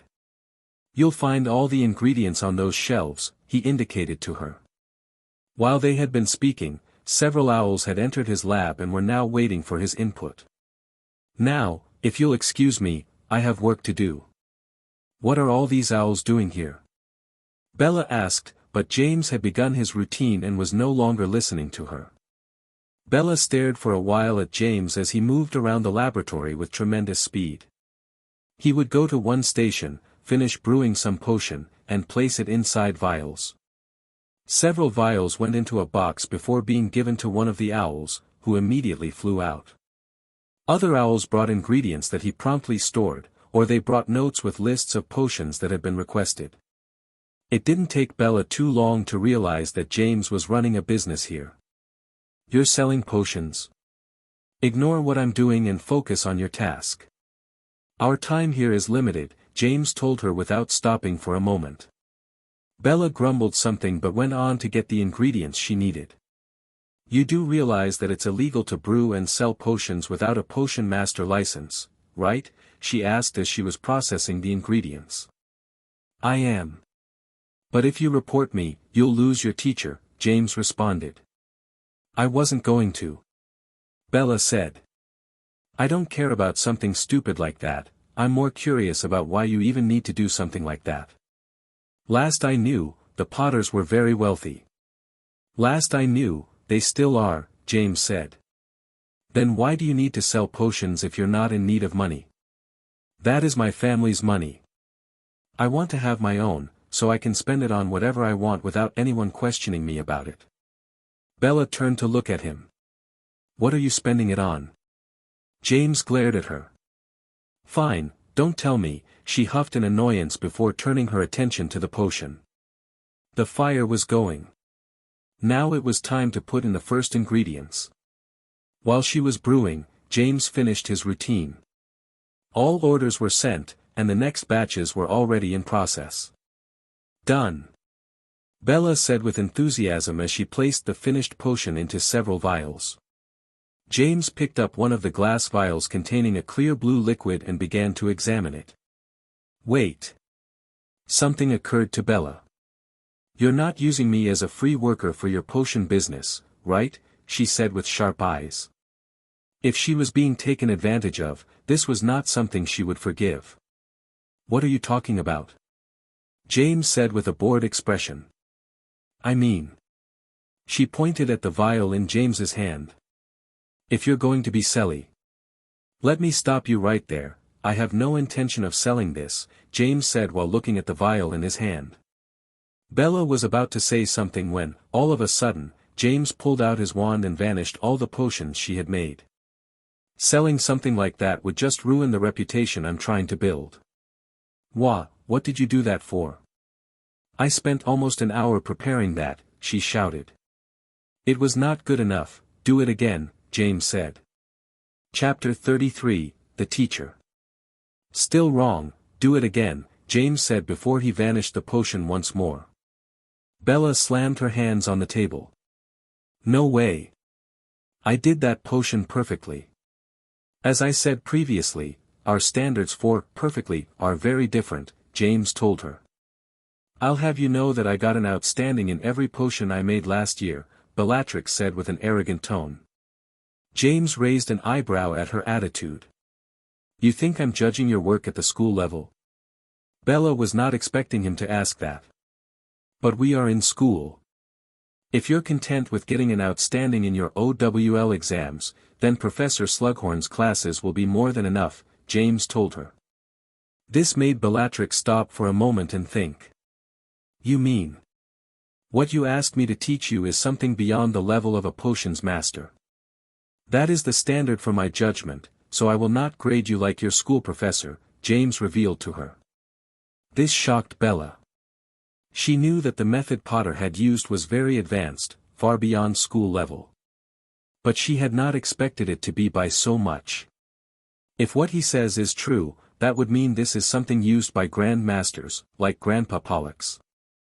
She glanced at Potter with inquisitive eyes. She did not feel like she was being deceived, but this would mean that the boy in front of her was on par with the man she admired the most. Now that you understand how difficult this task truly is, it's okay if you want to give up. I won't look down on you for that, James said. Who said I'm giving up? She glared at him. Bellatrix Black doesn't give up. If I said that I was going to learn it, then I will do that. James was half hoping that she would forget about this and leave. Although that would put his secret in danger. Fine then. He pointed at the cauldron. Try again. Wait, can't you show me how it's done correctly? I won't learn if I don't know what I'm doing wrong, Bella said. James nodded. Not bad. It only took you 2 failures before thinking about asking for guidance. He approached the workstation and began to prepare a batch of ingredients. Bella glared at him with shock. If I hadn't asked you, were you ever going to help me? No, James said as he continued to cut the ingredients. But then I would never have had the chance to improve. Bella exclaimed. That's correct, James agreed. You are the worst teacher I've ever seen. Bella said with frustration. James stopped cutting and turned to look at her. I am the best teacher you will ever have. Bellatrix was taken aback by James' level of confidence. Especially because he didn't sound arrogant or entitled when he said it. She felt that he had the skills and knowledge to back it up. Honestly, what happened to you, Potter? If it weren't for that stupid prank you and your friends pulled yesterday and that ridiculous green hair you have now, I would never believe that you're not an imposter who took over Potter's body. Don't waste your time thinking about me and focus on the process. I'm about to begin, and I don't like repeating myself, James said. Who's thinking about you? Bella huffed. Still, she approached the cauldron and paid attention to what James was doing. She expected him to just go through the motions and not say anything, but he began to explain the process as he brewed the potion, going into great detail about temperature control and the mystery of the flame. Bellatrix became surprised at how well articulated his explanations were, as if he had done it 1,000,000 times before. She barely noticed how much time had passed when James finished the concoction and placed the liquid into several glass vials. "Notice the difference?" James asked. She did not want to admit it, but she did. The difference became much clearer now that James was using the same brewing method as everyone else, one where she had a way to compare. James took one of the vials and handed it to her to examine. "This is the result I want." "It's a lot darker," she said. That was the first thing she noticed. The color mentioned in the book was a light blue, like she had produced before, but the one made by James was a much darker blue. "That's because I didn't lose any of the ingredients' properties during the process. That's why controlling the temperature is so important.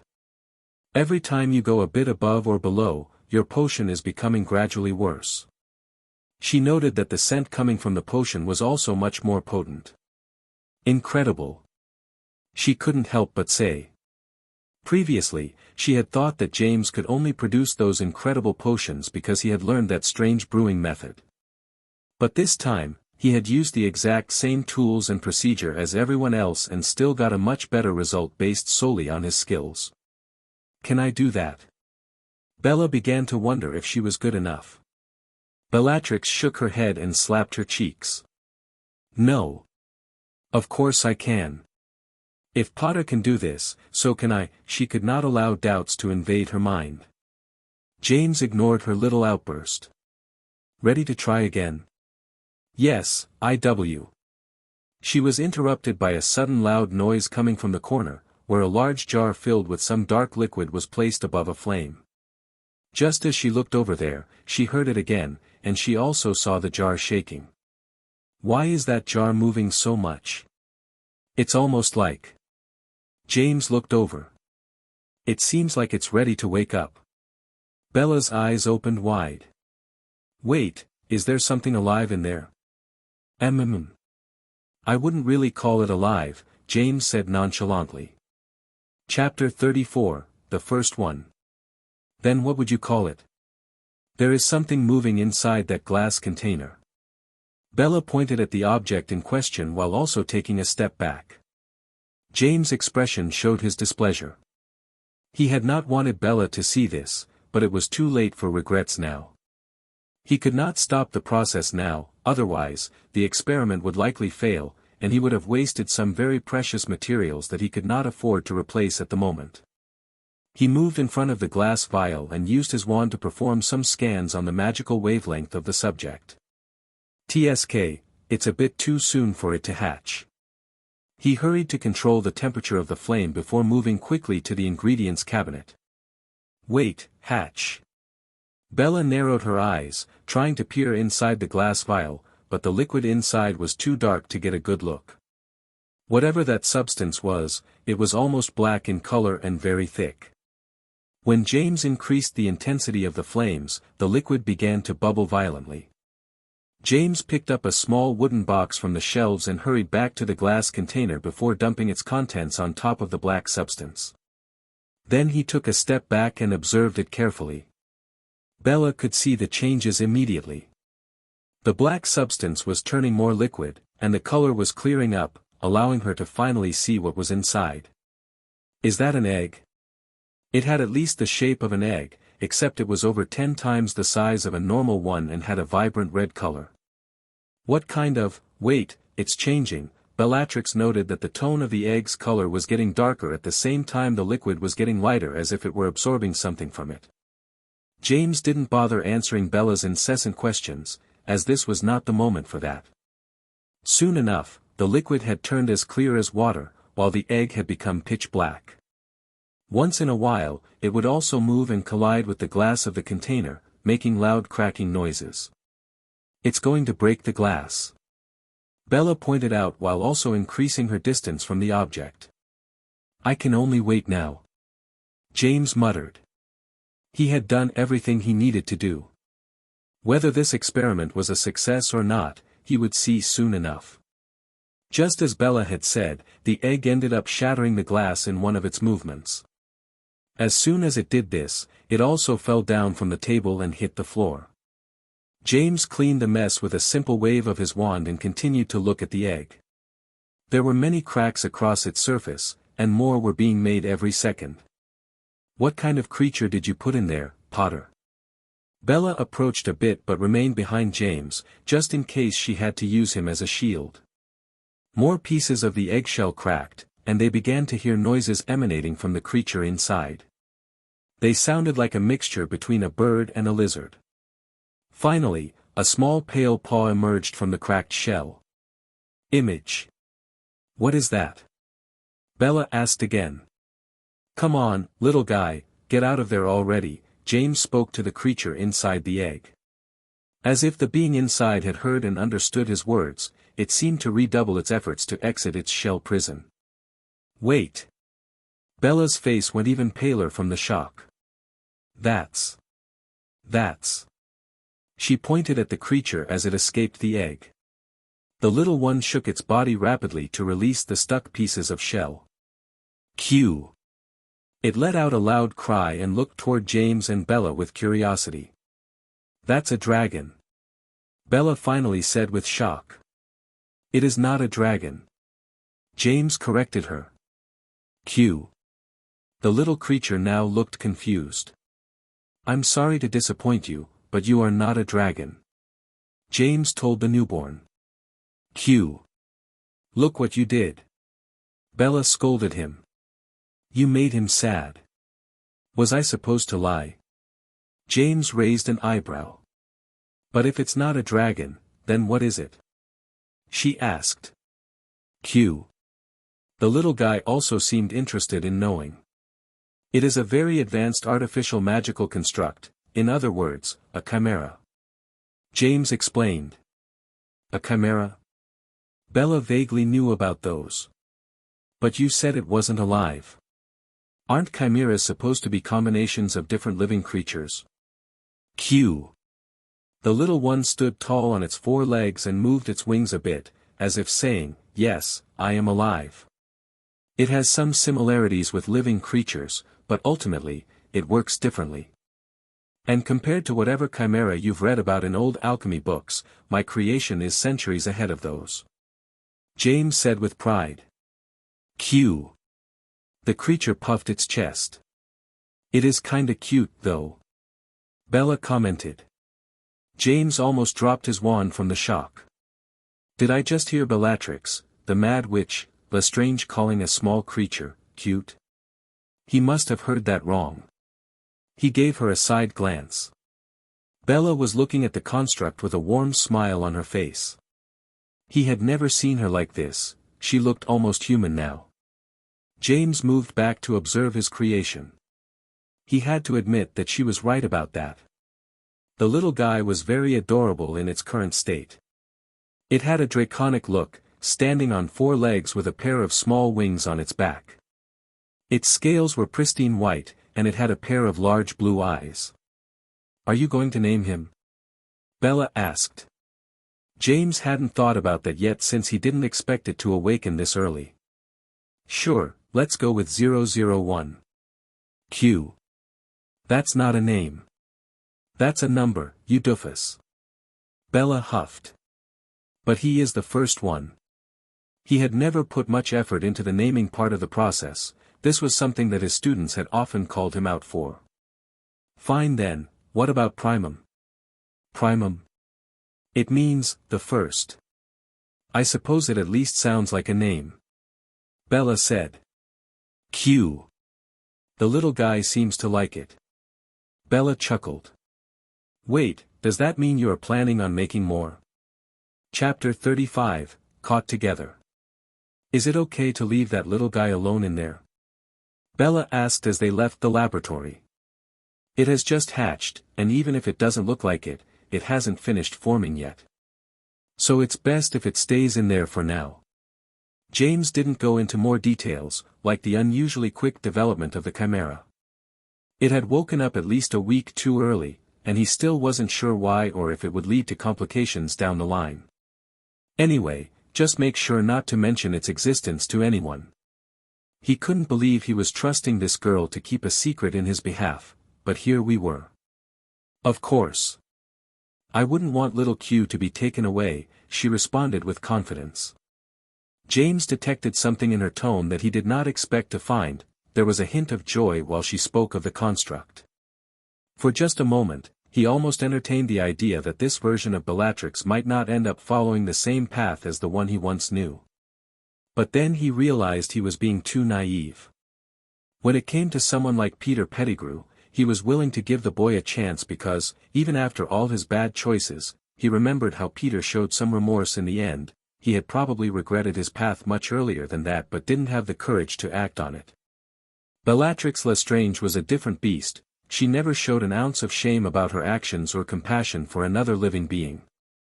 She was the closest thing to pure evil that someone could be, only losing slightly to the likes of Voldemort. Was the Bellatrix I knew the result of her upbringing, or was she always meant to become an evil witch? James wondered. What is it? Bella noticed him staring at her too much. Did you call it Q? That's not its name. It's Primum, James said. Bella shrugged. I think it fits him. He's always saying that, she smiled. Odd. James had no other word to describe her reactions. They were now approaching the stairs leading to the 5th floor, and he was about to suggest taking different paths since it would be bad if someone saw them walking around together. Bloody hell. Bella's expression changed to one of anger and concern. James followed her sight and understood why. There was a group of Slytherin seniors standing at the bottom of the stairs, looking directly at them. I guess it's too late to take different paths. James could only come up with one excuse for the two of them to be together on the 6th floor. We just came out of Professor Slughorn's office, okay? Bella said to him in a soft tone before getting ahead of him and approaching the boys. That's what I was going to suggest. James thought. He recognized two individuals from the group, Lucius Malfoy and Rabaston Lestrange, the younger and less talented brother of Rodolphus. The others, he had no idea. Perhaps he could recall hearing some of their names if he heard them, but their faces told him nothing. Since Lucius and Rabaston were in 6th year, it was safe to assume that the rest were too. Look who it is, little Bella and a Gryffindor. One of the boys chuckled. Yeah, how suspicious, another one added. They seemed to find the situation amusing. However, neither Rabaston nor Lucius seemed to agree with that sentiment. Get out of my way, Bella huffed. What were you doing with that Gryffindor up there? Rabaston narrowed his eyes while looking at James. That's the Potter heir, I believe, Lucius commented. That's none of your business, now let us pass, Bella said. None of my business? Rabaston's frown deepened. You are engaged to my elder brother. You will soon be part of my house, the things that you do will reflect on us, and if you're fooling around with some Gryffindor boy, the consequences.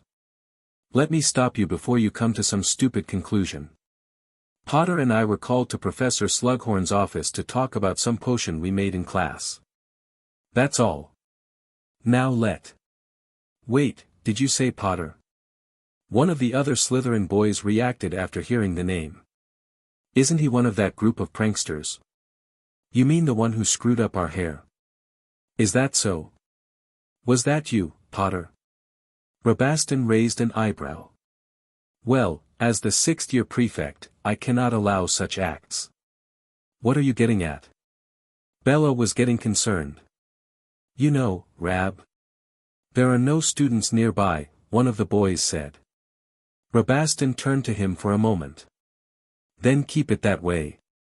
The other 3 Slytherin boys took off to make sure no one came this way, while Rabaston and Lucius stood there, blocking the staircase. I'm surprised you're not trying to run away, Potter. Lucius said. Is this the Gryffindor bravery or perhaps the Gryffindor stupidity? Rabaston, you can't attack other students for no reason. Come on, let's just go and leave the stupid Gryffindor be, Bella tried to defuse the situation. But Rabaston was not in the mood to hear her right now. He pointed his wand at her. You can stay out of this, Bella. I'm sure my brother will want to have a word with you later on. His eyes then moved to look at James. And you, Potter, you're going to learn that actions have consequences, and to keep your stupid pranks off my house." James observed the two boys. Rabaston was now pointing his wand at him, while Lucius merely held his in hand, just in case he had to help. "Do you have nothing to say?" Lucius asked. "Is the fear keeping you in check?" "I am not a person who is fond of violence," James told them. "But if you think for a second that I will be afraid of two boys with no combat experience whatsoever, then, I will have to disappoint you." Rabaston was the first one to shoot at him. Despite the silent casting, James could tell it was a stinging hex, a very common one used among students. It is very painful but leaves no marks as evidence. Rabaston's choice to aim it at his face had been particularly nasty. But this also made it easy for James to avoid it by just moving his head. At the same time, his wand went through the motions. Impedimenta. His jinx was much faster and aimed at Rabaston's chest, so it managed to hit. This slowed Rabaston down tremendously, so James changed targets to Lucius before he could act. Ducklifores. A flash of light hit Malfoy on the face, and the next instant, he was transformed into a duck. PFF. Bella had to muffle a chuckle. James could understand why. Even in his duck form, Lucius Malfoy remained very elegant, with lustrous long blonde hair and some black and green robes that had been adjusted to the size of the duck. Rabaston was preparing to dispel his jinx and remove the slowness of his movements. Inflatus. James aimed his wand at Rabaston, and this one began to inflate like a balloon before floating into the air and hitting the ceiling of the chamber. The entire encounter was over in less than 5 seconds. With his business concluded, James strolled past Bella. She glanced at him and seemed like she wanted to say something but remained quiet, so James continued walking. The three boys who were chuckling before and guarding the hallway moved aside the moment James approached them. After realizing that their target knew how to fight back, all their bravery vanished in an instant, and they turned into scared children. It was almost curfew time, so James decided to go directly to his bedroom and put an end to this eventful day. Next day, West Inner Garden. "This guy is crazy." Sirius leaned closer to him and whispered.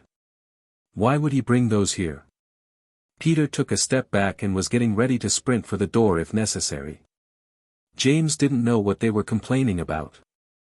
These Care of Magical Creatures classes were the most entertaining ones of them all. Today, Professor Sylvanus Kettleburn had brought some large spiders to show them. He had decided against sharing what happened the previous night. Knowing Sirius, he would have tried to do something reckless and create more trouble for everyone. His attention went back to Professor Sylvanus. "Speaking of reckless. This is an acromantula, an 8-eyed, hairy spider with a taste for human flesh. They are native to the rainforests of Southeast Asia, but I picked this one up from the Black Forest, right next to Hogwarts. They are extremely dangerous," the professor said. "Then why are you handling it?" a student exclaimed. "More than that, why is he using his non-prosthetic hand?" James wondered. The mystery of how this man lost a hand and an eye was becoming less of a mystery. "Wait, those things live next to the school," Peter exclaimed. The professor found their reaction very funny, apparently. "Worry not. They never leave the forest. And this one in my hands is very docile. I heard a story about a student who died in Hogwarts, bitten by one of those, like, 30 years ago, someone mentioned. So they do get into the castle." Peter snapped. "Ha! You guys worry too much about these things. That probably won't happen again," the professor chuckled. "Probably." Sirius raised an eyebrow. "Maybe we should switch to ancient runes after all." "Right." Peter loved the idea. James ignored his friend's antics for a moment and glanced towards Bellatrix. She had stood there during the whole class and said nothing. She wouldn't even look his way. James also found it strange that he was not called to the headmaster's office after yesterday's stunt. He supposed that the Slytherin boys hadn't wanted to call attention to the fact that they attacked a younger student and got defeated instead. Not to mention that Rabaston had been made a prefect for some reason. He decided to forget about the incident and focus on more productive endeavors. His time was too valuable to waste on childish conflicts, so as long as those Slytherin boys were willing to let things go, he would do the same. Although part of him told him that this was unlikely to happen. If Lucius was anything like his future son, he would not let go of this grudge that easily. The class concluded without the professor getting bitten by the acromantula he had been holding the entire time, but James was still not sure if this was evidence of the man's skills or luck. The Slytherin students began to leave the garden first, and it was then that James saw something that caught his interest. As Bella passed by his side, he saw there was a red mark on her right cheek that she hurried to cover with her hair. What happens in the Slytherin house, stays in the Slytherin house. James recalled an old expression he had heard several times during his previous stay at this castle. Pure-blood wizards and witches from important families cared too much about appearances. As such, they reached a mutual agreement that any scandals and dramas that occurred inside their house would never leave those walls. Like an argument between a young girl and her fiancé with a fiery temperament. If Rabaston was angry enough to attack him just because he saw him with her, Rodolphius' reaction must have been much more explosive. Without realizing it, he was clenching his fists. "James?" Peter called for him. "You okay, buddy?" Sirius asked. "I'm fine, why?" James turned to them. "You were making a scary face." Peter told him. "I had a scary face." Sirius nodded. "You did look upset. Did something happen?" "No, nothing important." "Don't worry about it." James brushed their concerns off. His amber eyes moved back to look at the Slytherins as they left. "I cannot be concerning myself with what happens to her. Surely, there were better uses for his time. Or people more deserving of his attention, like his closest friends, Lily, Alice, or Frank. Even Snape would be more deserving of redemption than her. TSK, how annoying." His mind kept wandering off. The next 2 weeks passed quietly. October arrived, and the students fell into their routines of classes, homework, and socialization. James continued working at his 2 labs as planned. One of the 2 alchemy projects he had running inside his briefcase lab was nearing completion, while the other still lacked some crucial components. His potion business in his secondary laboratory was doing great, and he was starting to make some serious money. This was a double-edged sword, however, because as his name gained fame, it was only a matter of time before someone realized he was just a Hogwarts student. Some sellers wouldn't care, as long as he could produce high-quality potions, while others would certainly cut contact with him if they discovered the truth. After all, buying potions from an unlicensed potioneer would come with serious risks if the Ministry were to find out. The artificial draconic chimera he called Primum had finished its development and could be considered a success. And Bella had not visited the lab again. 3 broomsticks, Hogsmeade. "What can you tell me about Bellatrix's parents?" James asked. Sirius turned to look at him as if he had grown a second head. "What's with that question all of a sudden?" "I was merely curious." James noted the stares of all his friends on him. "You're curious about Bellatrix Black?" Remus looked around to make sure no one had heard them. Luckily, their table was in a corner, and there weren't many people at the pub today. "That girl is so scary," Peter said. "But the people she's always with are even worse." "Are you getting tired of chasing after Lily?" "I thought she was finally starting to like you back," Sirius said. "This has nothing to do with Lily. We get along just fine," James responded. It was true that he was getting along with her. They both shared a fervent passion for academic matters and had even gone to the library together a few times. "Did you lose interest in her?" Sirius leaned closer. "Because I can introduce you to a few nice girls if you want." James frowned. "You seem to be misinterpreting my intentions quite badly," forget my question, then. Don't get mad, I was just joking, Sirius said, finishing his butterbeer and placing the jar down. But fine, if you want to know so badly about my cousin, I'll tell you about her. Let's see. Cygnus Black and Druella Black, née Rosier, are my beloved uncle and aunt. If I had to describe them with one word, that word would be nasty. Double that for Aunt Druella. I thought your parents were already bad enough, Remus commented. They didn't know much about Sirius's family because he never wanted to talk about them, except for the occasional comment about his little brother, Regulus. But they had heard a few tales about his mother, Walburga Black, and some of the punishments she had inflicted on him. My parents are extremely strict and always want me and my brother to be the perfect examples of what they deem a proper wizard from an ancient family. Before I got sorted into Gryffindor and decided I wanted nothing to do with their stupid pure-blood legacy, they weren't that bad as parents.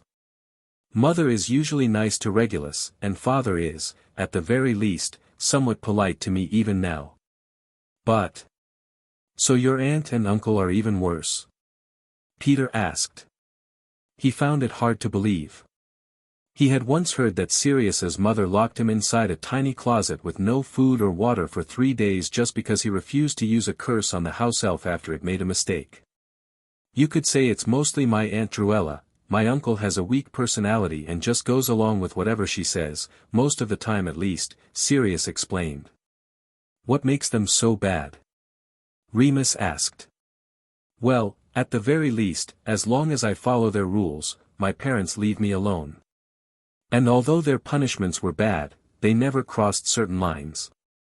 I can't say the same about my aunt, Sirius's voice grew grave. What do you mean exactly? James wanted to know more. He wished to understand what kind of household Bellatrix had grown up in. Let me just say that the Cruciatus curse was used many times inside the walls of the Black Mansion, and most of those times, it was done by my Aunt Druella's wand. She used one of the unforgivables at home. And on her own daughters. Remus looked shocked. A single use of one of those curses was enough to land someone a lifetime in Azkaban. To think that someone would use it to punish their own children was hard to imagine. Yeah. I still remember hearing the screams of my cousins from my room. But of the 3 sisters, my aunt seemed to have a special grudge against the middle one. I don't know why, but she was always the harshest with Bella. That would explain a lot, like her terrible personality, Remus said. Yes. I'd also be angry all the time if I had parents like that. Peter added. Sirius turned to look at James. Well, you wanted to know what type of people my aunt and uncle were. Now you know. They're the worst you can imagine. James nodded. Thank you for sharing this. I know you don't like to talk about your family. Sirius shrugged. It's fine. I only have to see them during the summers now. But if you want to repay me, you can take care of the next round of butterbeers. I can do that much at least, James said, raising his hand to make the order while his mind processed the information Sirius had given him. He had always considered his original childhood with the Dursleys to have been terrible, and it was. But he had never stopped to think that it could have been even worse. And it appeared that Bella had experienced one of those. That might not excuse her actions, but at the very least, it offered some explanation for why she was so eager to join someone like Voldemort. Chapter 38, Rough Play. Quidditch Field, Friday afternoon. Gryffindor vs. Slytherin, 60 minutes in, score, 50-120. This is not good. Peter muttered. If we can't score a lot of points soon. There's no way for that to happen, Frank Longbottom said. Remember, unlike the official adult tournaments, these games end after 90 minutes. So they need to score 8 times in 30 minutes. Alice added. And Sirius can't let a single point in. Frank said. That does seem unlikely, James commented. Shouldn't you be down there? Peter glanced at him. Why? Our seeker is already playing, James pointed out. And he's our only chance of winning at this point, Remus said. That's right. If Brian Jones can get the snitch, we'll get 150 points and end the game immediately, Peter said excitedly. You think the Slytherins don't realize that? Look. Frank pointed to where the two seekers were flying. One of the Slytherin beaters had left his normal position and moved closer to the seekers. Even the three chasers kept glaring in that direction. Their intentions were obvious. If the snitch were to appear, they were going to charge straight for the enemy seeker to prevent any catch. There it is. As soon as James said it, they spotted a golden glimmer appearing from within the clouds. Finally! Peter said excitedly. The golden ball had flown upward at the beginning of the game and waited until now to make an appearance. As expected, both seekers went directly for it without wasting a second. Brian Jones, the seventh-year seeker from Gryffindor, seemed to have a slight advantage but was closely followed by the Slytherin seeker. Once he was close to the snitch, he reached out to grab it. Ah! A bludger hit his back and made him lose his balance. Those cheaters! Peter shouted in frustration. That's not cheating, James pointed out. At most, it could be considered rough play since that guy was originally aiming for his head, but didn't account for the wind. Brian recovered and resumed the pursuit of the snitch. This time, he was the one right behind his opponent. They both kept on chasing it as it began to make sharp turns and descended toward the audience stands. He's getting closer. Peter stood up from his seat. Our seeker seems to be a much better flyer after all, Frank commented. More experienced as well, James added. But still very naive. Remus glanced at James after his last comment. What do you, oh? Then he saw it. On the other side of the stands, one of the Slytherin chasers and a beater were floating, waiting for the right moment. The Slytherin seeker came out right after the snitch, but when Brian was about to emerge, he found himself on a collision course with the chaser. He quickly corrected his broom to avoid the chaser, but just then, the beater used his bat to hit Brian's broom, sending him flying downward. Now that is cheating, James pointed. The grounds of the Quidditch field were enchanted with a softening charm, but falling from that height and at that speed was still extremely dangerous. Poor Brian Jones broke both legs as soon as he landed, and the subsequent tumbling dislocated his shoulder, as well as causing dozens of bruises all over his body. The poor boy was laying on the ground and screaming in agony. Stop the game. The voice of the headmaster resounded across the stadium. All the players stood in place while the school nurse rushed across the field to reach the fallen player. That's awful. Lily covered her mouth in shock. None of them had ever seen a player get hurt this badly. Is he going to be okay? Peter asked. I'm sure the healer can fix him. Right? Alice wasn't sure. If not, they'll send him to St. Mungo's. Let's just hope he doesn't end up with any permanent injuries, Frank said. As soon as the headmaster called for the game to stop, the referee took control of the balls and reset their positions while waiting for further instructions.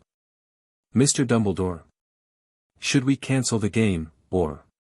Dumbledore glanced at the referee. Get those two players involved off the field. And I want to see them in my office before curfew. You two, out. He pointed at the Slytherin chaser and beater before approaching the Gryffindor team captain.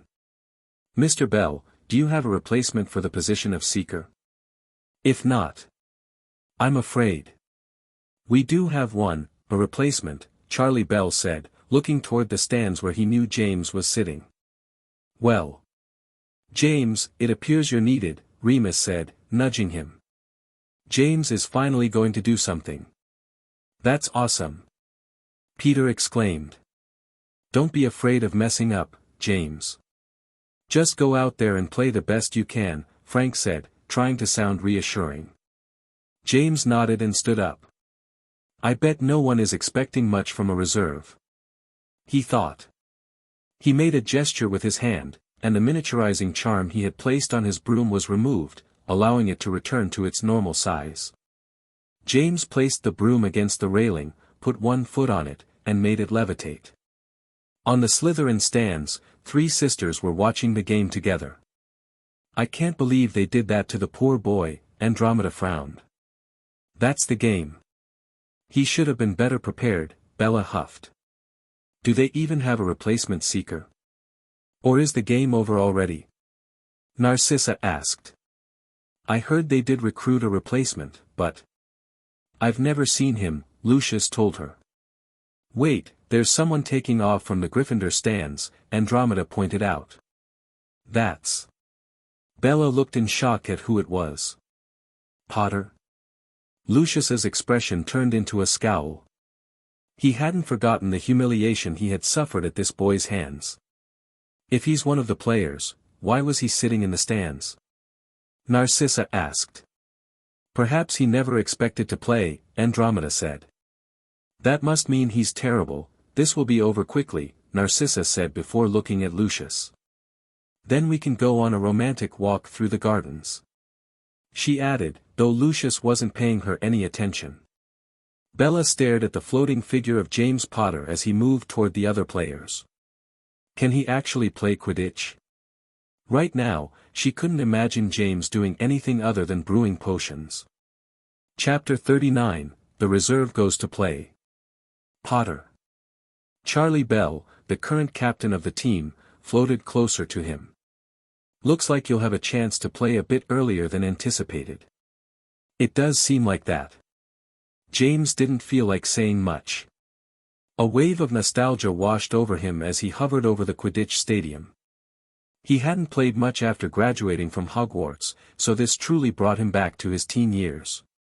Captain Bell and the rest of the players took this as a sign of nerves. "Look, Potter, I won't mince my words," Captain Bell said. "Things are looking rough, and our chances of winning are practically zero, unless you can catch that golden snitch." "Be careful, James," Sirius warned him. "Those Slytherins are playing dirty." "Yes. The moment you get close to the snitch, you can be sure the other team will do anything to stop you," Marlene McKinnon told him. "Our beaters will also be trying to knock their seeker out," the captain said. "But McKinnon is right, be very careful, Potter. If you find yourself cornered, I won't blame you if you decide to give up the snitch." Bell didn't like the idea of losing the game, but having their new seeker end up in the hospital would be even worse. The referee called for them. "Gryffindors. I'm sorry, but there's no more free time. We have to restart the game. Unless you wish to concede." "We are not conceding," Sirius exclaimed. Captain Bell looked around at his teammates' faces. "My team will continue. We have a reserve seeker." The referee glanced at James for a second since he had never seen him before. "Right, well then, good luck. Everyone, get to your positions. We're about to start. There are only 25 minutes left, we're losing by 70 points. We cannot let them score any more," the captain said. The group then went to their positions, and the referee gave the signal to restart the game while releasing the balls into the air. James saw the glimmer of the golden snitch ascending at a tremendous pace. He had gotten very familiar with his current broom. The Comet 220 had no chance of catching up to it until it slowed down a bit. All he could do was move a bit closer and wait for the opportunity. The enemy seeker, as well as the two Slytherin beaters, were mostly keeping an eye on James since he was Gryffindor's only chance to win the game. James saw the snitch stop before reaching the clouds and move back down in the direction of the Ravenclaw stands, right on the other side of the field. Without hesitation, he directed his broom toward it, but his opponents had done the same. James saw that the beaters on his team were also approaching, but they were still too far away to be of much help, while the Slytherin players were much closer to the stands. He heard the captain and other players yell at him as he flew away from them. James could not hear their words through the loud wind currents, but he could still guess what they were thinking. They must be afraid that he would suffer the same fate as the previous seeker. The golden snitch continued to fly and passed beneath the wooden structure of the Ravenclaw stands before making a pass behind it. This was the moment the two beaters were waiting for. They were now completely out of view from the audience, as well as the teachers. The snitch was close by, but the Slytherin seeker didn't even attempt to go for it. His attention, and that of the two beaters, was now on James, who had yet to slow down and flew directly for his target. James noted that the two beaters were very close to each other, so he flew directly between them. "Take this. You're going down, Potter." As soon as he was in their range, the beaters swung their bats with all the force they had. All James had to do was release the grip on his legs and allow his body to drop beneath his broom as he passed. Shite. Ouch. As James expected, the beaters ended up hitting each other instead of him. One received an impact on the shoulder, while the other got it right on the side of his head, almost knocking him out. There was still the Slytherin seeker in his way now. The sixth year, black-haired boy was looking at James with an expression of surprise and concern. His previous cocky smile had vanished. The boy glanced at the snitch and decided it was better to forget their previous idea of beating James out and just go for the ball to end the game. After all, he was still much closer to it. All of a sudden, the Slytherin seeker found himself surrounded by a black smoke that covered his vision. Ah! What is this? I can't see. The poor boy had missed the moment when James threw an obfuscating potion in his direction. With his eyesight compromised, he ended up hitting a wooden pillar and lost control of his broom.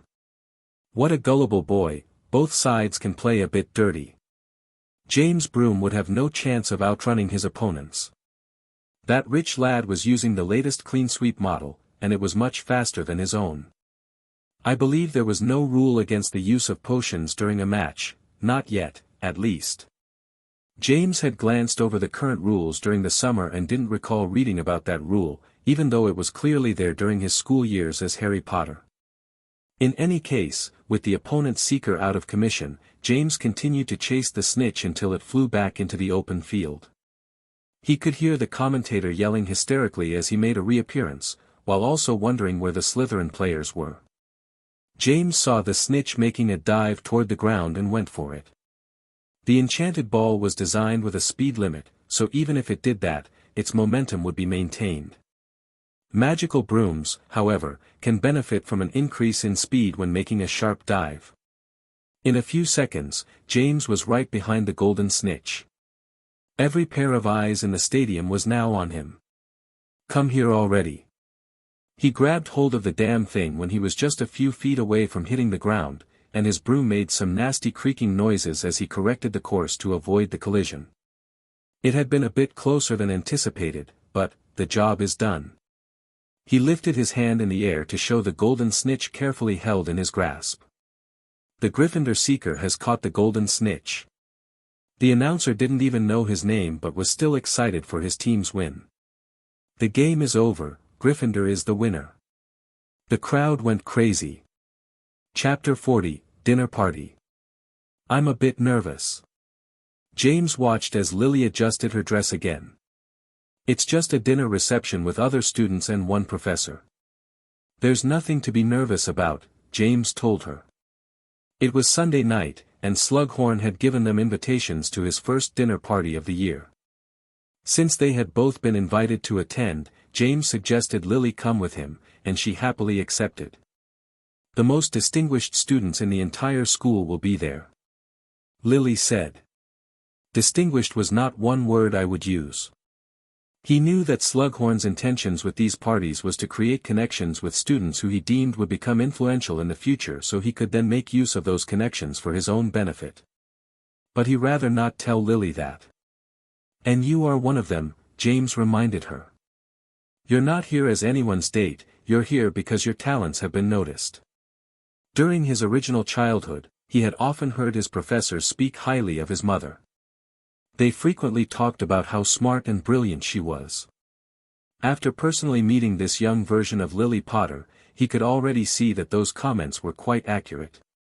Despite only being in her 4th year, she had shown tremendous potential for magic. This was very easy to see for someone such as him. Lily felt her cheeks heat up at the simple compliment. Thanks. The two of them walked up to the 6th floor and opened the door to Slughorn's office. James heard Lily mutter a comment about being late when she saw that all the other students were already there. It wasn't too crowded, but James counted 8 more people, plus the professor himself. "Ah, Mr. Potter and Miss Evans are here. Please, take your seats, and then we can commence," the professor invited them in with a warm smile. This came in contrast to the expressions on the other students' faces. Bellatrix had arrived accompanied by her fiancé, Rodolphus Lestrange, who was staring at James as if he were ready to jump out of his seat and rip his head off. Now, James wasn't sure if this was because Rodolphus had seen him walking closely with Bella or because of the way he had defeated their Quidditch team the other day. There had been a lot of talk after that match. His use of potions to blind the enemy seeker had been called out, but ultimately, it wasn't specifically against the rules, so it was allowed. However, James was strongly advised against using such methods again. Bellatrix seemed to be avoiding glancing at him altogether, and he couldn't blame her for that. Her fiancé seems like the jealous plus violent type. A terrible combination. Perhaps there was another reason for her avoidance. James considered for a moment if she was trying to protect him from her jealous fiancé's wrath by pretending he didn't exist, but then again, maybe he was giving her too much credit. Next to them were Lucius Malfoy and Narcissa Black as his date. Lucius was much better than his friend at pretending to be courteous, but the coldness in his eyes couldn't be hidden. There were 2 more couples that James didn't recognize, but they wore the colors of the Ravenclaw house. They do look somewhat familiar, though, James thought as he observed their facial features. "So now we're inviting students based on their sports accomplishments," Lucius commented. "If you can even call that an accomplishment." "Oh, not at all," Slughorn responded. "When I invited Mr. Potter, I wasn't even aware he played Quidditch. Seeing him in the other day's game was quite the surprise." "Humph. Who says he can play? He just won with a dirty trick," Rodolphus scoffed. "According to the rules, it was not an illegal move," one of the Ravenclaw boys said. "And if I recall correctly, Slytherin did its own share of dirty tricks that day." He was a young black man with a kufi hat and blue robes. He was definitely a senior student, perhaps in his 6th or 7th year. "They did. Poor Brian Jones spent the entire day in St. Mungo's getting his bones fixed," Lily added. Rabaston reacted to this.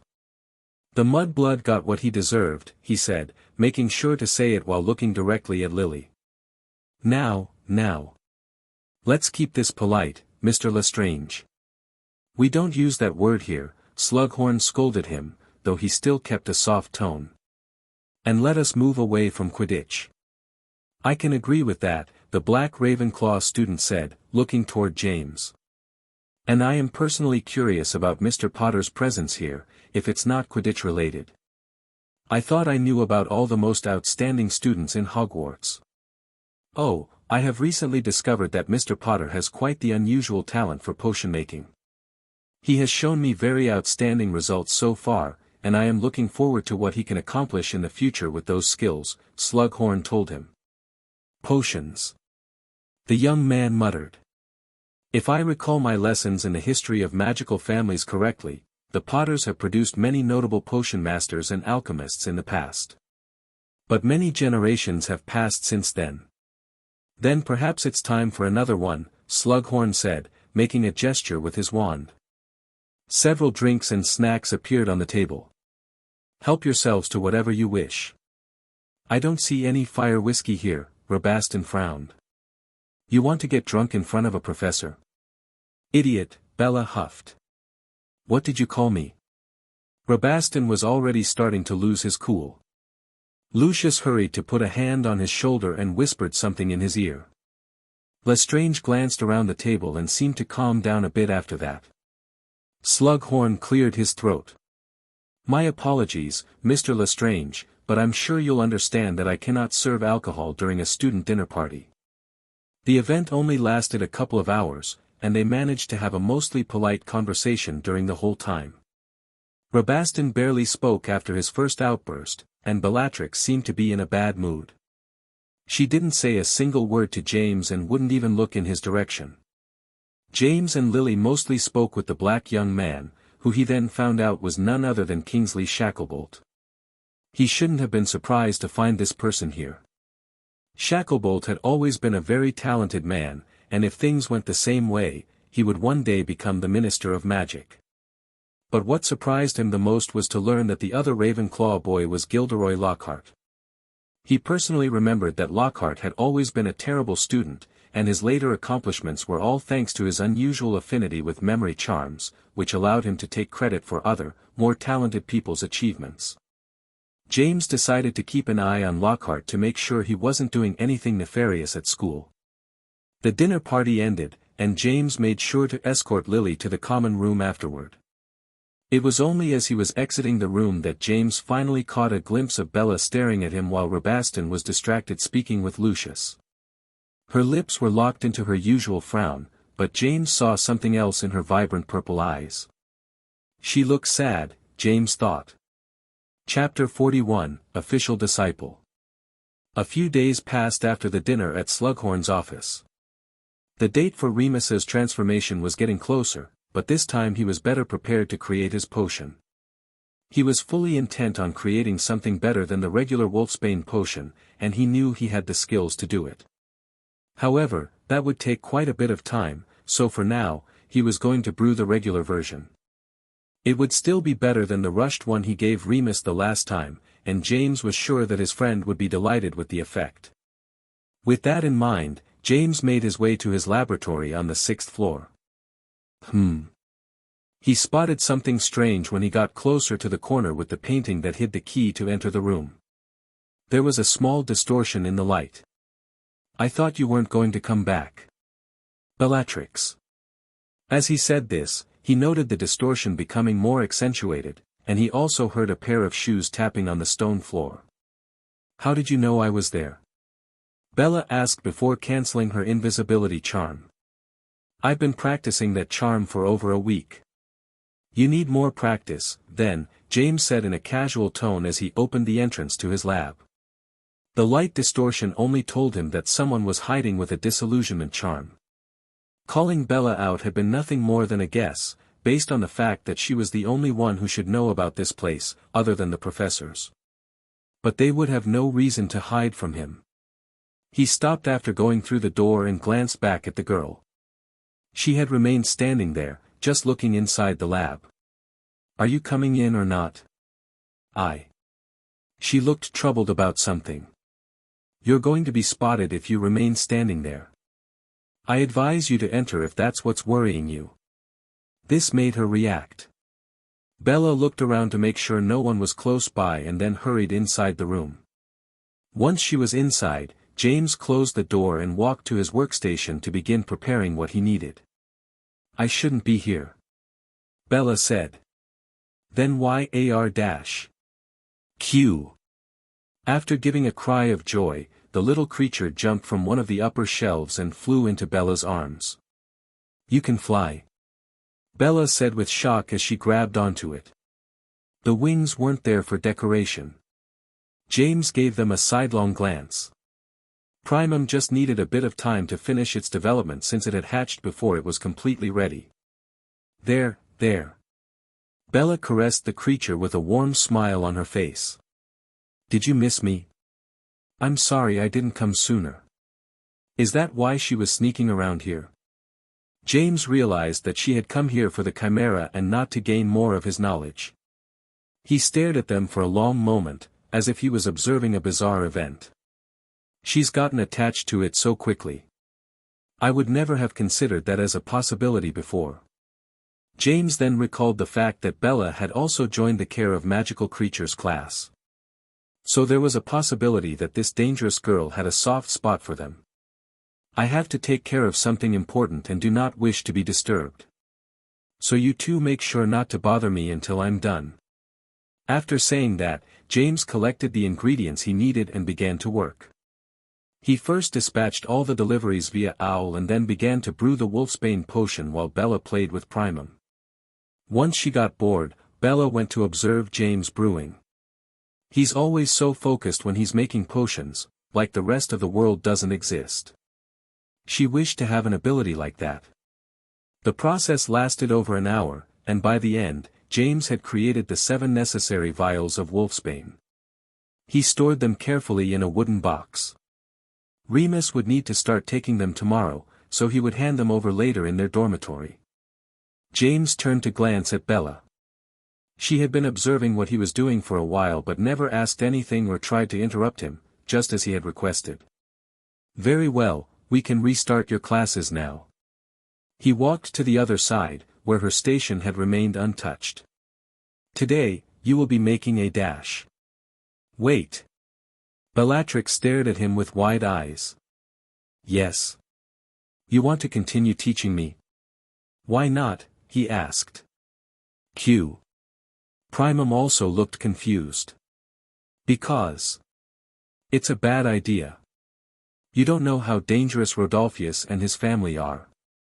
He was already angry when his brother found us walking together. If he discovers that you're giving me private lessons, he'll kill you." "I see, so anyway, today you're going to be making a dash." "This is serious." Bella snapped. "I am being serious, and I do not appreciate being interrupted so much. Now sit down." James pointed to the chair next to the potion station. Bella sat down. "But, you. I would never abandon one of my disciples for something silly like my personal safety. Once I have accepted a student, then I dash." "Hold on." She interrupted him again. "Since when am I your student? You only agreed to teach me how to use that brewing method, and I had to threaten you to even do that." James knew that she was right. That was because he didn't want to teach a future Dark Witch who would go on to kill countless innocents. But the more he got to know this girl, the more he realized that perhaps not all was lost. And maybe, there was a different road for her. One that didn't end up surrounded by darkness. James extended his hand to her. Bellatrix looked at it with confusion. "Take it." Not really understanding what he was getting at, she hesitantly took his hand. James gave it a shake. "Done." "What is done?" Bella asked. Q. Primum flew closer and landed on the table. "You wanted me to teach you the art of potion making, and I have agreed. From this day on, I, James Potter, accept you as my official disciple." At this point, Bella didn't know the importance of that promise. But for James, taking in an official disciple was not something he would do on a whim, it was a promise for a lifetime. Chapter 42, The Animagus Road. "You can't be serious." Peter muttered. "Well, of course I am." Sirius exclaimed. "You have to keep the mandrake leaf inside your mouth for an entire month. That seems a bit too much." Remus was reading the notes that Sirius had given them. "Then put it in a crystal vial that has been exposed to moonlight." James examined the vials before looking around the room they were in.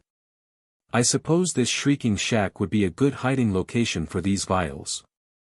Then we have to add a silver teaspoon of dew from a place that neither sunlight nor human feet have touched, for 7 days in a row. Oh, and we need to add the chrysalis of a death's head hawk moth to the crystal vial as well," Sirius said. "You seem to have collected everything we require for this ritual." "I'm very impressed," James told his friend. "That must have been very expensive," Peter commented. Sirius chuckled. "Hey, my parents may not like me very much, but I still have an allowance.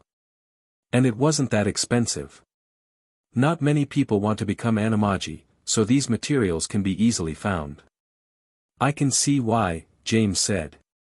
"Even if the materials aren't too expensive, the process is very arduous. Every step must be carried out with utmost precision and will take quite a bit of time to complete. We even need to wait for a thunderstorm for the last part." Peter glanced at the notes. "You're not really considering doing all of this, right? It's crazy. And there are way too many steps." Remus said. "But then we'll be able to hang out together during the days of your transformation," Peter told him. "You know, like tonight." "Yeah. Once we can transform into animals, there'll be no danger if we stay with you," Sirius assured him. Remus felt a lightness in his chest, and a smile appeared on his face. He felt happy to know that his friends would go to such lengths for him. "But, with the potions that James has made for me, there should be no need for this. He said that with this version that I've drunk over the past week, I should be able to keep full control of the beast, right?" He glanced at James. James nodded. "Yes, you will. But you also need to remain locked in this house by yourself and transform." He looked at the notes that Sirius had carefully written and could tell how much effort his friend had gone through to put all of this together. The process for the animagus transformation is not publicly available. Normally, one would need to first request a license from the Ministry of Magic, and if approved, they will provide the necessary reading materials. Afterward, the transformation will need to be recorded in the Ministry archives so they are aware of what kind of creature the wizard or witch can transform into. Of course, there are many unofficial books about this ritual. But those are illegal, so you wouldn't find them in any shop at Diagon Alley. However, most ancient wizard families should have at least one book in their library describing the process. This led James to believe that Sirius must have sneaked into the Black Library to acquire this method, a place that he surely didn't have access to, since his standing in the family is not good at all. Because of his potion, Remus's situation had improved a lot. But James didn't want Sirius's work to go to waste. Besides, he was personally curious about this piece of magic. During his previous life, he had studied all sorts of things but never went through the animagus transformation, even after discovering the process inside an abandoned magical library in Cancun. "I still think this is a good idea," James added. "There are other benefits that would come from performing this ritual." "Huh, that's right," Sirius added with excitement. Peter joined in. "Yes, then we could hang out together all night. Maybe go for a run across the Black Forest." "That's right." Sirius interrupted his friend. "That was a great idea, Peter." The boy's face went pale. No. I wasn't going to suggest going there. I meant the school's grassy fields. That would be too risky. Someone could see us." "The Black Forest is much safer," James said.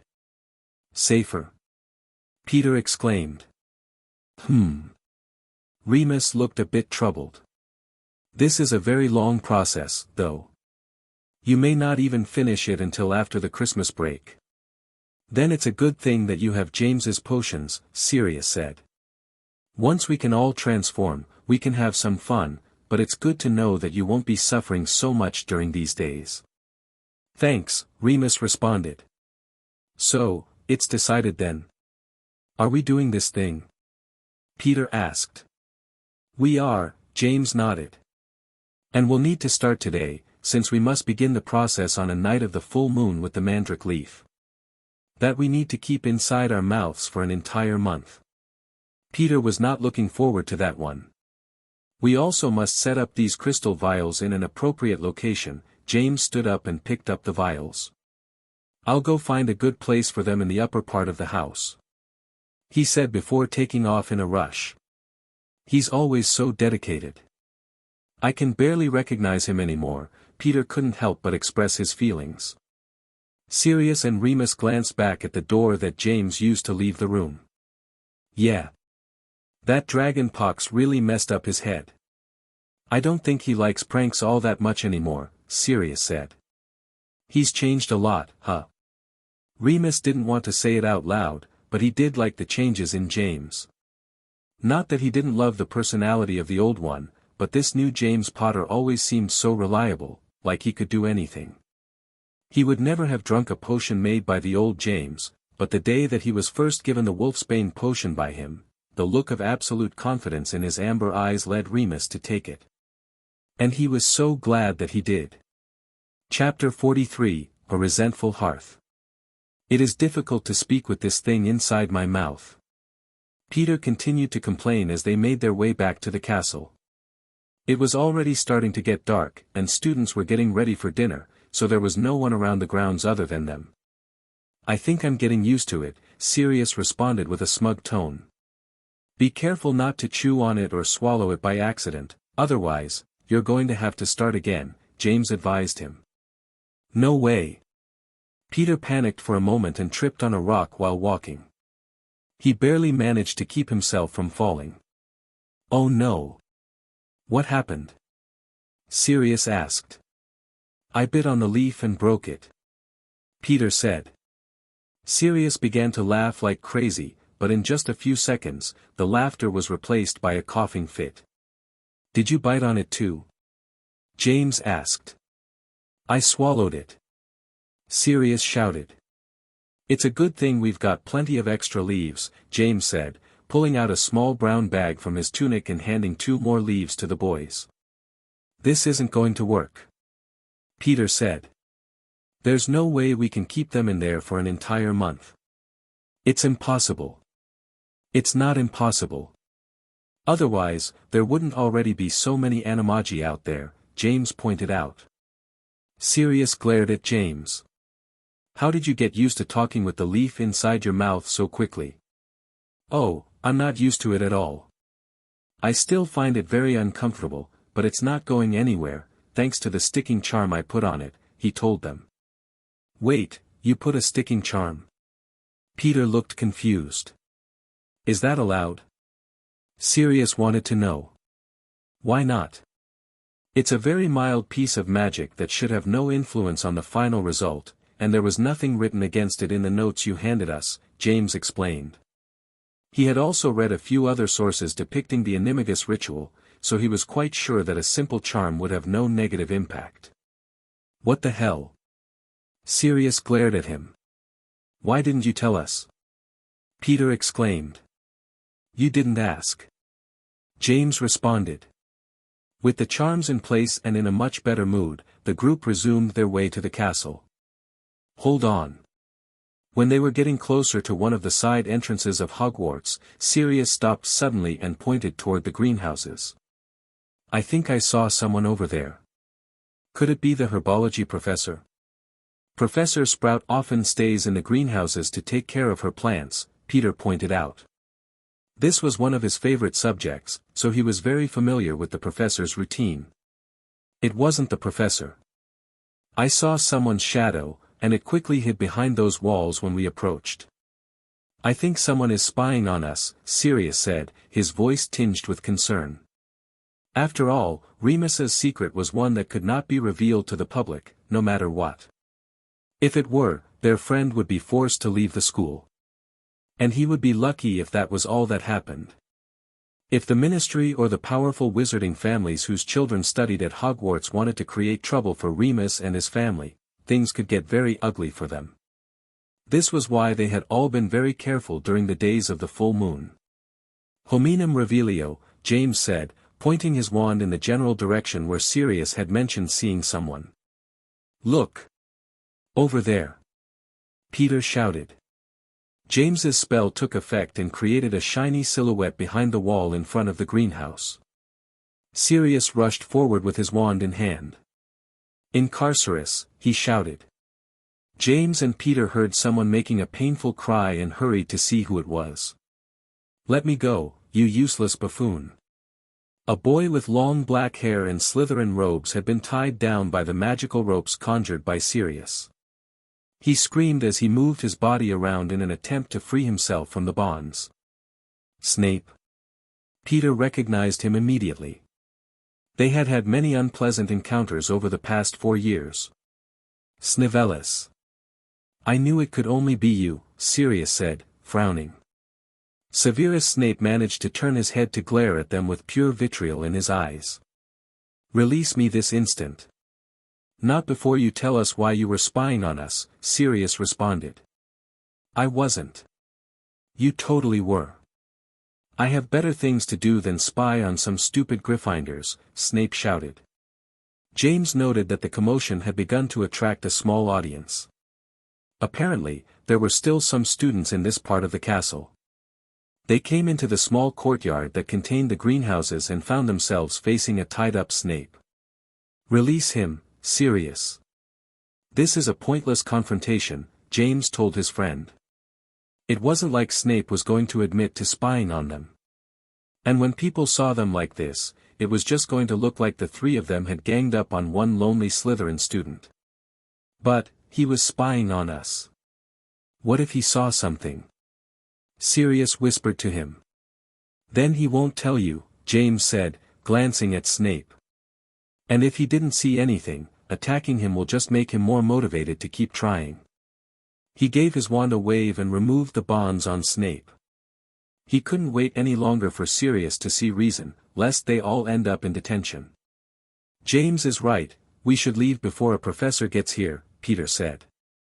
Or we'll be the ones who get into a lot of trouble. TSK, fine, Sirius said, giving Snape one last glance as the boy struggled to get back up. You'd better leave us alone, Snivellus. Next time, I'm going to kick your ass. W8. Snape stood up with difficulty and went to retrieve his wand. But when he managed to point it in their direction, a lot more students were now around and looking at him. With nothing but bitterness in his heart, Snape stored his wand and brushed off his robes. This isn't over. I'll get you for this. He muttered under his breath. Chapter 44, What is your goal? I'm not sure if I'm improving at all. Bella pouted while staring at her latest potion batch. Well. James was still getting used to Bella's strange displays of emotion.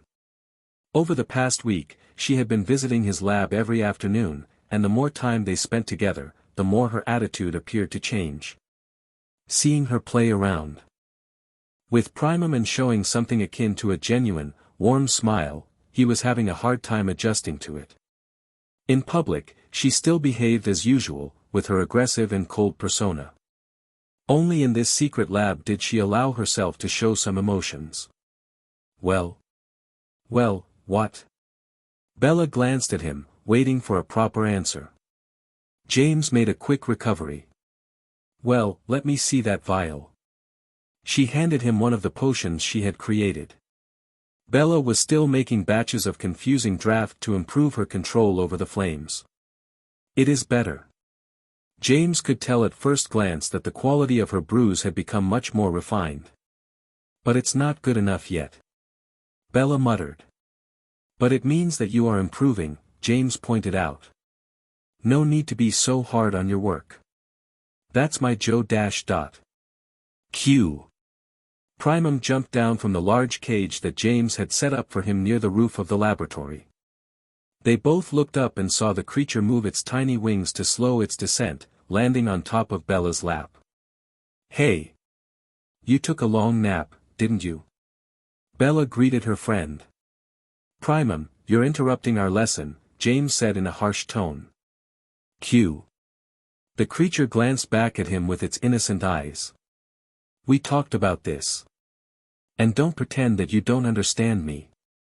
I know how smart you are, don't forget I created you, James said, pointing at Primum. Q.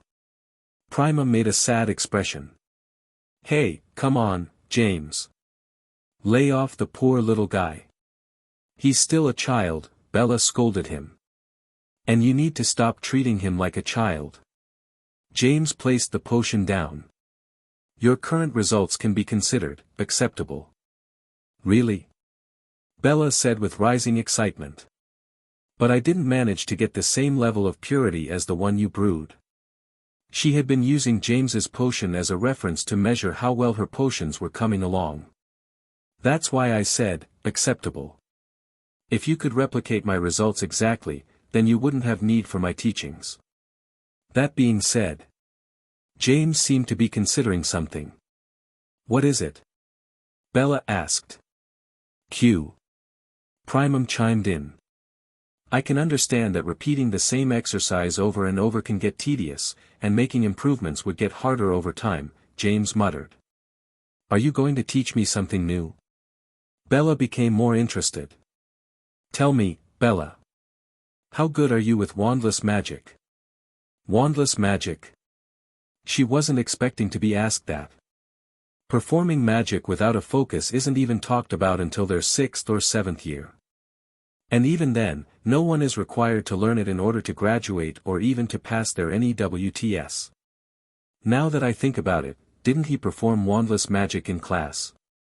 Bella recalled. I've never even tried to do wandless magic, wouldn't know where to begin, Bella responded to his question. I see. He had forgotten how little they taught at Hogwarts already. For him, this was just a basic skill that all his students learned early on, but he remembered the faces of shock when he did that little demonstration in class. Then I'll teach you that first. Then we can move on to something more complicated. You want to teach me wandless magic? What do you mean by something more complicated? Wandless magic is extremely complicated already. Tempus. A clock appeared in front of James. We still have 2 hours left. Since I've dealt with all my obligations for today, I can focus on teaching you the basics. Will I need to learn wandless magic for that brewing method? Bella was getting concerned after learning this. Of course. So far, you've only worked with normal fire, but that method requires the use of a special type of alchemic flame. These flames, even the most basic ones, are created and controlled by your own magic. Being able to use magic without your wand is just the first step, James said, lifting one finger in the air. An alchemic flame? Why wouldn't normal fire work? She had never studied alchemy, so she had no idea what those flames were. They're necessary because normal fire isn't hot enough. Not hot enough? Bella exclaimed. Q. Primum seemed interested in the fire conversation. These flames used for brewing can only reach about 3000 degrees Fahrenheit, while alchemic flames can reach much higher temperatures. And that is required to achieve the perfect extraction of the ingredient's essence without losing any quality in the process. That's... Bella muttered. Now, let me make something clear. You don't need to learn this just to brew potions. You can achieve a very high degree of purity with just the normal tools, as long as you have the necessary skills. That method of brewing that you saw me using is actually meant for alchemy experiments. I just adapted it for potion making. Are you trying to convince me to give up? Bella frowned. I'm just telling you that if your goal is to become a potion master, then this step may not be necessary. I'll still teach you no matter what, but it could be something else. My goal. Those words made Bella stop for a moment and think. Why was she so obsessed with learning that specific thing? It's because when I saw it, I thought, wow. Grandpa would be so proud of me if I could do that. But was that the only reason? Or did I really hope that? Her eyes became fixed on James. My goal. I'll tell you about it, James. But I want you to promise me something in return. James saw the determination growing in those purple eyes and knew that whatever Bella wanted to request from him would not be a small thing. Chapter 45, The Invisible Beasts. Leaving the castle through its west wing and going beyond the clock tower courtyard and the wooden bridge that followed, they walked toward one of the most mysterious locations in Hogwarts, the Sundial Garden. That rock formation always freaks me out. What are we even doing here? Peter looked around. The other students were also there, and much like Peter, they were confused as to why their Care of Magical Creatures professor had moved the class here for today. Today the class is in a much more open place than usual. What do you think? A big beast? Sirius suggested. That's one of the possibilities. James commented. And what's the other one? Peter asked. James pointed toward the gamekeeper's hut. Just behind it was the immense forbidden Black Forest. That forest could easily be called the most dangerous location in Hogwarts, or at least, for those who were not aware of the Chamber of Secrets and the colossal basilisk sleeping inside. The Forbidden Forest, you think the professor is bringing some creature from there to show us? Sirius concluded. Acromantulas? Peter exclaimed. He already showed us those things, Sirius responded. No, it's not acromantulas. But it's still something dangerous nonetheless, James said, glancing in the direction where the professor was coming from. Professor Sylvanus was walking with his arms extended, as if he was dragging something along. "What is he doing?" Peter asked. He couldn't see whatever the professor was holding on to. "You think he's fooling around?" Sirius wondered. "He's not going to tell us that he brought some invisible creature to show us, is he?" Before James could answer, the professor began calling for them to approach. "Gather around, children. Today, I have something very special to show you." Once they were close enough, the professor told them to stop. "Okay, stay there and don't get any closer unless I tell you to. These creatures can be nasty if you anger them." "What creatures? What is he talking about?" James observed his classmates with curiosity and wondered if any of them had the misfortune of seeing the two Thestrals standing at the professor's sides. "James, do you know something that we don't?" Sirius noticed that he was the only one who didn't seem lost. "You mean, as usual?" Peter quipped. "I do, actually," James answered. "So, is there really something there?" Sirius demanded to know. "An invisible beast?" Peter exclaimed. James looked at their professor attentively. "You're already familiar with these. Now, before we begin, I have to ask," the professor said. "Does anyone see the creatures at my side?" He waited for a good minute, but no one said anything. Instead, they just glanced at each other with confusion. "James?" Sirius was sure that his friend could see them but decided to keep quiet. He would understand why very soon. "I see, no one." "That's good, I suppose," the professor said with a grin. "The name of these creatures is Thestrals. Anyone familiar with that name?" One Gryffindor girl raised her hand. "They're those creepy death horses, right? They can only be seen by those who have experienced death, or something like that. Those who have seen someone die, actually. And Thestrals are very intelligent creatures, so calling them creepy is not a good idea when they're so close to you," the professor explained. The student who had just spoken made a worried expression and took a few steps back. "Can they attack us?" Peter asked. "They won't, as long as you don't provoke them. I mean, you've already been closer than this to Thestrals every year since your second one, and you're completely fine," he added. "Every year since the second one? What does he mean?"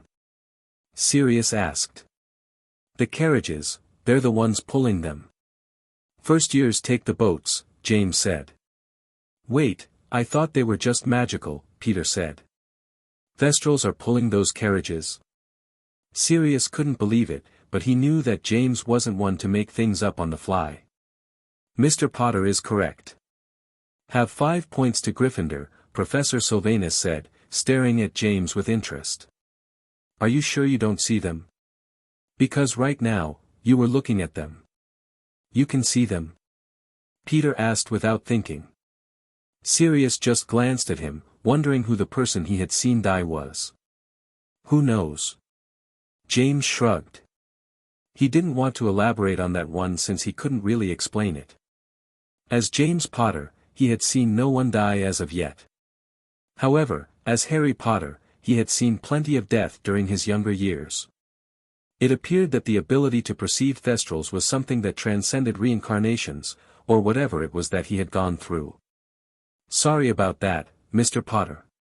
"You don't need to answer that," the professor said, mistaking James' reaction for someone trying to hide some past trauma. "Now, why don't I tell you a bit about these fantastic beasts? They're actually surrounded by misconceptions because of their association with death. But in reality, whoa, hold on. Something seemed to happen then."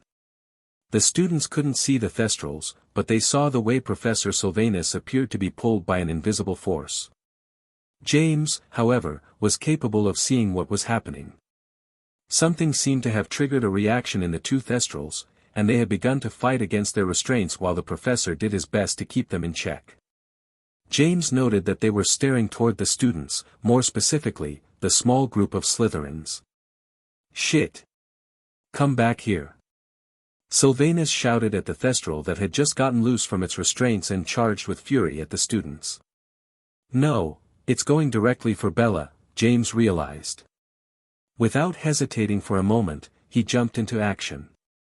Chapter 46, A Dangerous Scent. The Slytherin students were the ones closest to the two beasts. The moment Bella got within 10 feet of the Thestrals, something seemed to trigger them into aggression. James had already guessed what it was, but this was no longer important. One of the reasons Thestrals are classified as XXXX, dangerous level, is because one of their kicks can easily turn an adult man into shreds. And these creatures will not hesitate to attack if angered or provoked. Venti. He conjured a powerful gust of wind at his back to push himself forward as fast as possible. Unfortunately, this also affected Peter and Sirius, who were close to him, causing them to take a nasty fall. Bella couldn't see what the two Thestrals were doing, but her instincts were warning her of danger, even before the professor began to panic. The sensation only grew stronger after that, but she didn't know what to do without being able to see the danger with her own eyes, so her legs remained frozen in place. Just then, she saw someone appear in front of her. James. There was no time to process what happened next. James placed a protective charm ahead of him and immediately after, he received the attack from the Thestral. Ugh! He grunted in pain. His shield had cushioned the blow but did not stop it. The hoof of the Thestral impacted his left arm, breaking it in several places. Professor Sylvanus wasted no time reeling the creature back by the leash. That's enough. Come back here. His words seemed to snap the Thestral out of its fit of rage, and it returned to a more obedient state. These were not wild creatures, after all, they had been carefully nurtured since birth to act as docile carriage drivers for the students of Hogwarts. There was something about Bella that had made the Thestral forget its training and act on pure instinct. James. Peter and Sirius came rushing to him as the professor took the Thestral as far away as possible from the other students. Once the initial shock of the incident had passed, the Slytherin students began to chuckle. Did you see that? That Gryffindor got demolished by the Thestral. He got what he deserved for playing hero, what a fool. Bella snapped her head toward them. Shut your bloody mouths before I curse you all. The small group of Slytherins was taken aback by her violent reaction. They didn't say another word after that, knowing that the Black Daughter was not one for empty threats. James. Bella knelt next to him to check on his wounds. I'm fine, he said. It's just a...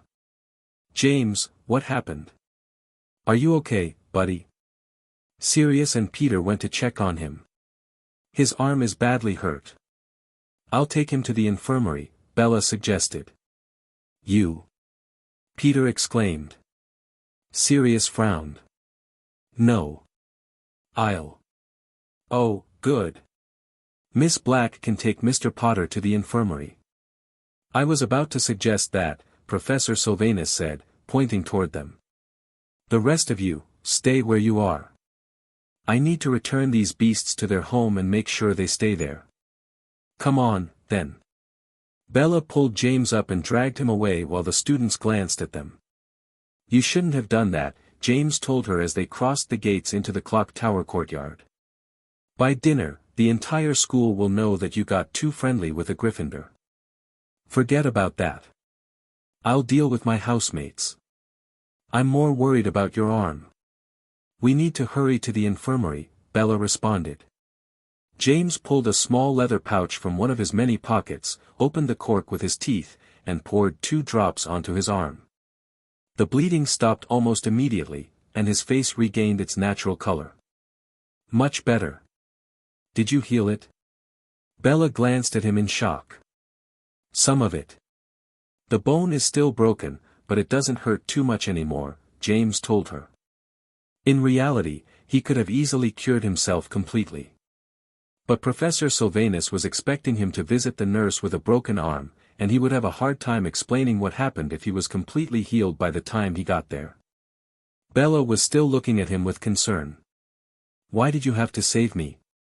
James observed the changes in her expression. Unlike her usual cold persona, he could tell how much emotion was coursing through her at this moment. He decided not to answer that question because no answer would be satisfactory to someone who didn't believe themselves worthy of being saved. They had to go through many steps to climb the clock tower, but once they were up, it was just a short walk to the infirmary from there. "I thought you'd be more curious about why the Thestral attacked you," James commented. "It wasn't a random attack because we got too close. Those are domesticated creatures meant to pull the carriages of the students. They won't attack you just because you got too close," James told her. "Then why?" "You have primum scent on you," James answered. His scent.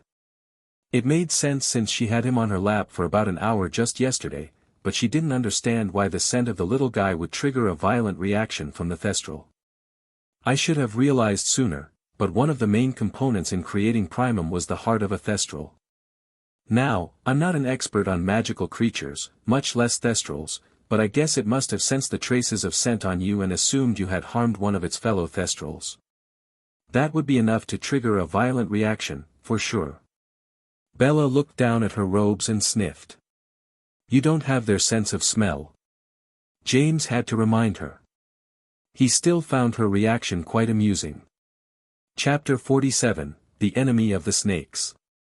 "Look, it's James. Over here." "Shoo. Lower your voice, Alice. We're in a library," Lily scolded her friend. Alice frowned. "Yes, I know where we are." James saw his two classmates calling for him from a nearby table and decided to approach. "Hey." "Hi." Alice greeted him with enthusiasm. "Hello, James." Lily's greeting was more contained, as she was mindful of library rules, but her expression made it evident that she was happy to see him. "Are you here for another book about potion ingredients?" "Actually, yes, I'm looking for something like that," he replied. He had already visited the library a few more times since his first encounter with Lily there. "Do you need help finding a book?" she offered. "I appreciate it, but there's no need. I already know where the books on the subject are located," James responded. Mostly, he didn't want to tell her that he was researching troll bogies. It was unfortunate, but he needed to use those for his latest request, and it wasn't something he was too familiar with. "Oh, okay," Lily looked a bit defeated. "Why don't you come sit with us after you find your book?" Alice decided to give her friend a bit of help. All right," James agreed. It would be too rude to refuse again. He made sure to read the information he needed while standing near the shelves before picking a different book to bring to the table. As expected, the moment he placed the book down, Lily became interested in what he was researching. "So, what are you? Most venomous plants from around the world?" "It's just for educational purposes. I don't plan on using any of these anytime soon," James assured Lily. However, he did need to use one ingredient featured in this book. The essence of venomous tentacula he had recently received was the last ingredient for one of his major experiments. "I should be able to conclude that one during the Christmas break," James guessed. "I know what you mean. I sometimes also read about stuff that won't be covered in class. You know, some light reading for fun," Lily chuckled. Alice rolled her eyes. "I've seen your light reading, those books are heavy enough to crush a first-year student." She turned her eyes to James. "And now we have James doing the same. I don't know what to say. By the way, James, how's your arm? We heard some rumors about how you got hurt in class yesterday." Lily asked. I doubt that's all the rumors said, James thought. He hoped that at least Bella hadn't been given too much of a hard time after publicly helping a Gryffindor. But he somehow doubted that. "Right. You were hit by some invisible horse or something. How's that going?" Alice added. James lifted his left arm in the air. "As you can see, I'm perfectly fine. The bone was just fractured, so the nurse had no trouble repairing it. That was, of course, after he took 2 drops of his concentrated healing elixir. Had he taken one more drop, there would have been nothing for the nurse to fix." "It was a thestral," Lily corrected her friend. "I've read a bit about them, and they're considered very dangerous creatures." Why would the teacher use them for class, then? Alice wondered. It does seem a bit reckless. Lily didn't like to say bad things about the teachers, but she had to admit that this one in particular seemed questionable. I'm so glad I didn't pick care of magical creatures, Alice huffed. They were both polite enough not to question him about his relationship with Bellatrix Black or about what the rumors were saying about them. A bit over 2 hours later, the three of them were leaving the library together. We should hurry. Dinner time has already started, and I need to stop by the common room to drop these books off first, Lily said while rushing her steps. And whose fault is that? Miss, I can't decide which book to take with me. Alice mimicked her. It's not my fault they only let you take one book at a time. Lily clutched the book she had chosen. It was a large, dusty tome about the history of the school. James was very familiar with that one. Aren't the halls too quiet? Alice stopped to look around for a moment. That's because everyone must be at the Great Hall already. So, all the more reason to hurry, Lily responded. No. Alice is right, James said. He could feel something eerie in the air. He may not be a soldier, but after traveling the world for decades, he had faced enough dangers to develop a sort of sixth sense for trouble. James' wand appeared in his hand, and just a moment later, he saw a spark of red light traveling directly at them. Protego. He blocked the stunning charm with his shield. This alerted Alice and Lily, who turned around to see who would be crazy enough to fire a spell at them. Our business is only with Potter. You two can leave. They heard a male voice speak in a threatening tone. From the dark corridor, several shadowy figures emerged. They had their faces covered with hoods, but their robes were from the school, revealing they were students. And their green ties also told them which house they were from. Looks like the Slytherin house has a grudge against me, James thought. It was hard to tell their motives since he had already several confrontations with students of that house. Then there was the prank and his questionable victory during the Quidditch game. He never intended to become an enemy of that house.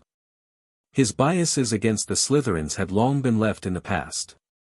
But it appears that even without trying, he was bound to face confrontations with the House of the Snakes for as long as he stayed in Hogwarts. Cowards, at least show your faces. Alice frowned. We know you're Slytherins, why are you attacking us? Lily looked worried, but she held her wand with a firm grip. As I said. The one at the front spoke first. Our business is only with Potter, but if you want to stay, you'll suffer too. Wait, this wasn't. One of the other boys began to whisper to the one who looked like the leader. James noted the long black hair on the second boy, and that, combined with the few words he heard him say, was enough for him to guess the identity of one of their attackers. Severus Snape, are these your new friends? Chapter 48, Bad Company. Sev. Is that really you? Lily stared at the boy with long black hair. Damn it, Snape. They found out immediately who you were. It's because of that greasy long hair of yours. Now what? Now nothing. We finish what we started. The one who seemed to be in charge turned back to look at them. We hex all of them. Alice glanced back. We could run back to the library, she suggested. It's already closed by now. It would be a dead end, Lily said. James stared at the boys for a moment. Other than Snape, there were 4 others, and all of them appeared to be seniors, judging by their voices and height. I have to say, Hogwarts wasn't this wild during the 90s. He had his fair share of violent encounters during his school years, but being ambushed twice by a group of Slytherins in his first trimester was not something that would have ever happened during his previous life. Graham, at least leave Lily out. Oh. Don't say my name, you idiot, the group leader shouted at Snape. I said that we hexed them all, and we. They all heard something break beneath their feet, and then they saw broken glass and a dark liquid spilled on the floor. What is th? From the liquid, thick purple smoke began to form at an astounding speed. In just a couple of seconds, their bodies were half covered by it, and it continued to expand. Cover your mouths. This is sleeping draft. Snape managed to warn them, but it was too late. The moment the gas reached their faces, they all began to collapse on the ground immediately. The effects of the potion were extremely concentrated, and even Snape, who had covered his mouth and nose, was having trouble fighting the drowsiness. The last thing Snape saw were the faces of Alice, Lily, and James. His old friend Lily was looking extremely angry at him. Alice had a smug smile. And James was pointing his wand at him. Go to sleep already. A red spark came out of his wand and hit Snape in the chest, sending him tumbling down into the smoke. They then watched in silence for a moment as the air cleared up a bit, revealing the sleeping figures of the 5 Slytherin boys. Wow, and I was getting worried for a moment there, Alice said. Lily glanced at James with shock in her eyes. You knocked them all out with a potion. Well, except for Snape, but yes. I suppose I did, James responded. He sure did. James is going to be the next potions prodigy. I can't wait to tell Frank about this, that was incredible, ... Alice said, seeming to be in a great mood now. What are we going to do about them? Lily pointed at the unconscious boys. We can leave them there. They should wake up in a few hours, James said. But, what about Severus? Lily glanced at Snape. Their friendship had taken a toll this year, but she still felt bad about ignoring his distress and just leaving him there. What do you mean by that? That jerk came here with the rest to attack us, Alice said, glancing at Snape with disgust. He doesn't deserve your kindness at all. Lily knew her friend was right, even if she still felt bad about it. But don't we need to report this to a professor at least? That won't do much, James said. Leaving aside the fact that those boys are all likely seniors from influential families, they didn't even throw a single spell at us. If anything, I'll be the one getting in trouble. No way. They came tea. Lily, drop it, Alice interrupted her. James is right. The Slytherins harass students all the time, and they never get in much trouble. At most, a few light detentions here and there. It's not fair. Lily muttered. Lily, dear, the magical world isn't a fair place. The sooner you learn that, the better, Alice told her friend with a serious tone. We should go before someone sees us here, James suggested. There was another reason he didn't want to report this to anyone. He was sure that these guys had just been sent by someone else. Now that they were on the ground, he could get a good look at their faces and didn't recognize a single one of them. The only one in that group with a grudge against him would be Snape, and there was no way he had rallied 4 seniors to come attack him. Severus Snape was a very reclusive boy with no friends, after all. However, James could think of someone who would gladly make use of others for his own benefit. He had plenty of experience dealing with that man's son. This has Lucius Malfoy written all over it. It looks like he's angry for turning him into a duck. James. Lily had turned around when she didn't see him at their side. Do you know them? You were staring at their faces, Alice asked. Not really, James shrugged. Let's go. We can still make it to dinner if we hurry. That potion you used, was it really just a sleeping draft? Lily asked as they walked away. It was. Why? It's not supposed to behave like that, you know. It's meant to be drunk, not to turn into smoke and make people fall asleep, Lily pointed out. I suppose it's a modified version, James admitted. Ah. Alice seemed to realize something then. Is that what you used during the Quidditch match? Right. I remember now. The Slytherin Seeker was knocked out with a potion. You must have used the same one, Lily said. Yes. It was something like that, James replied. That one was an obscuring potion, but there was no need to correct them on that. Do you always carry potions with you around? Alice asked. Sure, why not? My robes have many pockets, James answered.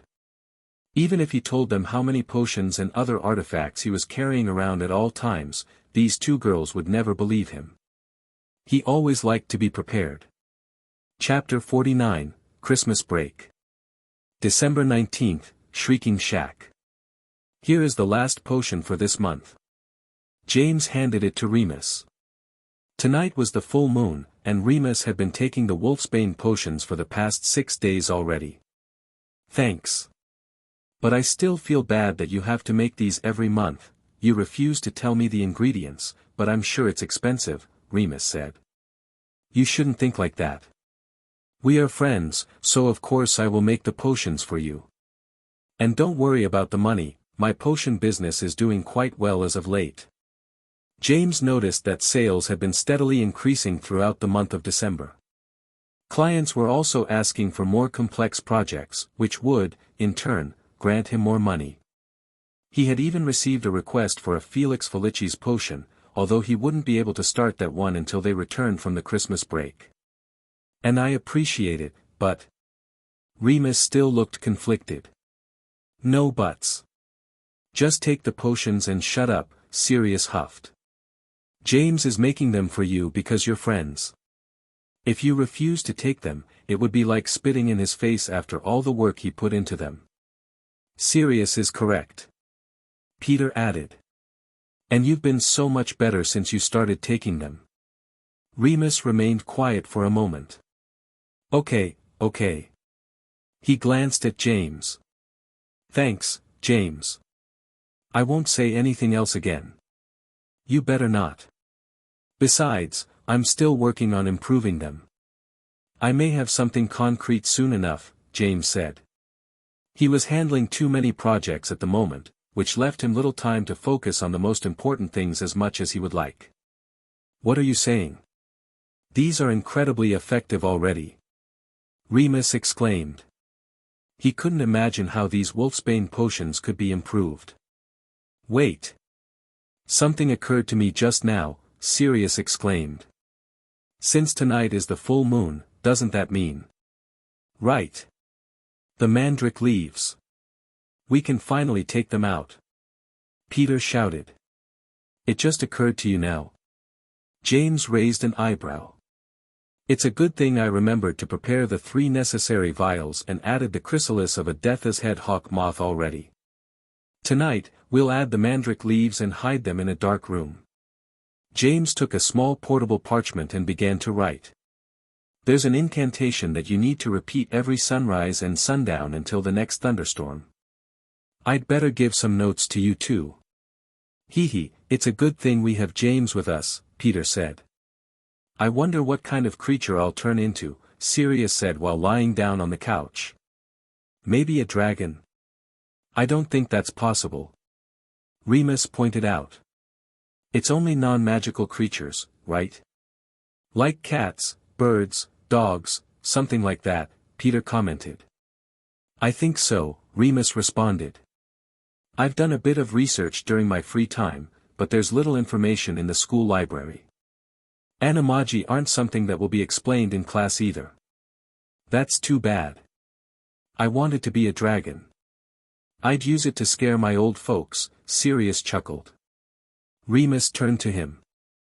I know you're joking, Sirius, but, keep in mind that even if you guys can become Animagi, you'll all need to keep it a secret. You could end up in Azkaban otherwise. Is it that serious of a crime? Peter looked worried. I don't know the exact sentence for illegal Animagi, but it does involve spending time in Azkaban. Not a place you want to be, even for a short period of time. Dementors are no joke, James explained. Yikes. Peter looked very pale now. It's going to be fine. No one will find out, Sirius assured his friends. Perhaps we should talk about something else, James suggested. In 2 days, we'll begin the Christmas break. Is any of you staying at the castle? Since my transformation will happen tonight, I can go home for the break. I wish I could tell my parents about the potion so they won't worry so much about the full moon, but... Remus knew he couldn't say anything. James was an unlicensed potioneer, and he could get into a lot of trouble if people knew about his labs. I'll be going home too. I already miss my mom's meat pie. Peter rubbed his belly with a smile. I wish I didn't have to go back. Sirius frowned. Normally, my folks would just leave me alone. But Mom sent me a letter 2 weeks ago, demanding that I and my brother Regulus be at the house for the break. Did something happen? You didn't get any detentions this year, so far at least, Peter pointed out, since this was a rare occurrence. Maybe that's why. They must be thinking that something is wrong with Sirius if he doesn't get a dozen detentions in the first trimester, Remus suggested. No, it's not that, Sirius huffed. I don't know the details, but she said there was some important meeting for the Black family, and I had to be there. If I refuse to go, they'll probably cut my allowance to 0. Sirius turned to James. What about you? I've also been requested to return home for the break. My parents want me there for some reason. James still found it strange to speak about his parents. They probably just want to make sure you're doing all right, Remus said. I mean, you almost died last summer, mate. He didn't want to downplay it. James's dragonpox had been very close to claiming his life. So, we'll all be home then, Peter said. James noted the expression on Sirius. He really dreaded being stuck in the Black Manor for over 2 weeks. Hey, Sirius. When is this important meeting your parents mentioned? On the 25th, why? Perhaps I can pay your family a visit and suggest that you spend the remainder of the break with me. James's words shocked his friends. You want to visit? Peter started. The Black Manor? Remus added. Sure, James said nonchalantly. He had already made plans to visit that house during the break even before learning about Sirius's situation. He had some business there. Chapter 50, I'm home. There you are, James. His mother, Euphemia Potter, called for him as soon as he got off the train. She welcomed him with a smile that reminded him of the old Mrs. Weasley. Come here and give your mother a hug. Hey, Mom. How are you doing? James tried his best to look affectionate. For all his many skills, this was not one of them. Shouldn't I be the one asking that? She gave him an amused look. Have you said goodbye to your friends? James nodded. We talked enough on the train here. He looked around the station. He spotted Remus in the distance, next to an older man who could only be his father. From what little he knew of his family, only his father was a wizard, while his mother was a muggle, so it made sense that he came to take him home. He caught a glimpse of Sirius and his little brother as they were being taken away by a grumpy-looking woman in a black dress. Close to them, he also saw Bellatrix and her 2 sisters, Narcissa and Andromeda. He had never interacted with those 2, so he had no way of knowing if they were anything like the versions he knew. At the very least, he could tell that Narcissa was obsessed with Lucius from what he observed from a distance. Andromeda was a 6th year, so he didn't have many chances to come across her. She looked very serious and proper, as one would expect from the eldest daughter of such a pure-blood family.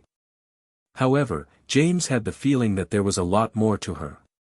After all, she was the only daughter who betrayed the Black family by marrying a Muggleborn. Maybe she's gotten really good at pretending at this point, James thought. His amber eyes moved back to Bella.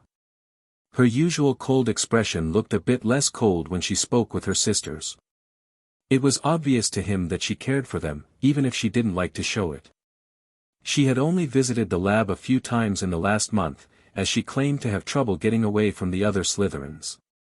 It appeared that her fiancé, Rodolphus, was getting suspicious of her sudden escapade since no one knew where she went, and was trying to keep a closer eye on her. Next to the 3 black daughters was a middle-aged man wearing elegant robes. His long black hair resembled Andromeda's, while his purple eyes had a darker shade than Bella's. Must be their father. Cygnus Black. James frowned when he saw him. He had never had a great impression of the Black family to begin with, but after hearing those things from Sirius, he felt like he liked them even less. "James? Are you listening?" He heard his mother calling his name and turned his head to look at her. "Sorry, I was distracted. Did you say something?" "I was just asking if you were ready to leave. Do you have all your bags?" She looked down at his small case. "I have everything I need here. I use shrinking charms to fit everything," he told her. His eyes moved to the white ring on his right hand. He couldn't leave Primum at Hogwarts for 3 whole weeks unsupervised, so he made some modifications to the Chimera so it could be morphed into this portable form. While in this ring form, the creature was in a deep slumber and would not even notice that any time had passed at all when he returned to his normal shape. Euphemia looked in the direction he had been staring. "And what is it that got you so distracted?" "Nothing of importance." He brushed her question off. "We can leave now." James realized he had been staring at Bella and her sisters for too long. "Is that Cygnus Black? And his daughters?" Euphemia glanced back at her son with a hint of concern. "I believe it is time to leave, yes." She pulled her wand out and held on to his arm. Once she was sure that no one was too close to them, she spoke again. "Ready?" James nodded, and the next second, they were gone from the station. When they arrived at the ancient Potter home, only the 2 house elves were there to receive them. His father, Fleamont Potter, was the head of the Department of Magical Accidents and Catastrophes, and as someone with such an important position, he often had to stay at work until late. "Welcome home, Master James." Dipsy greeted him in a jovial manner. "Welcome."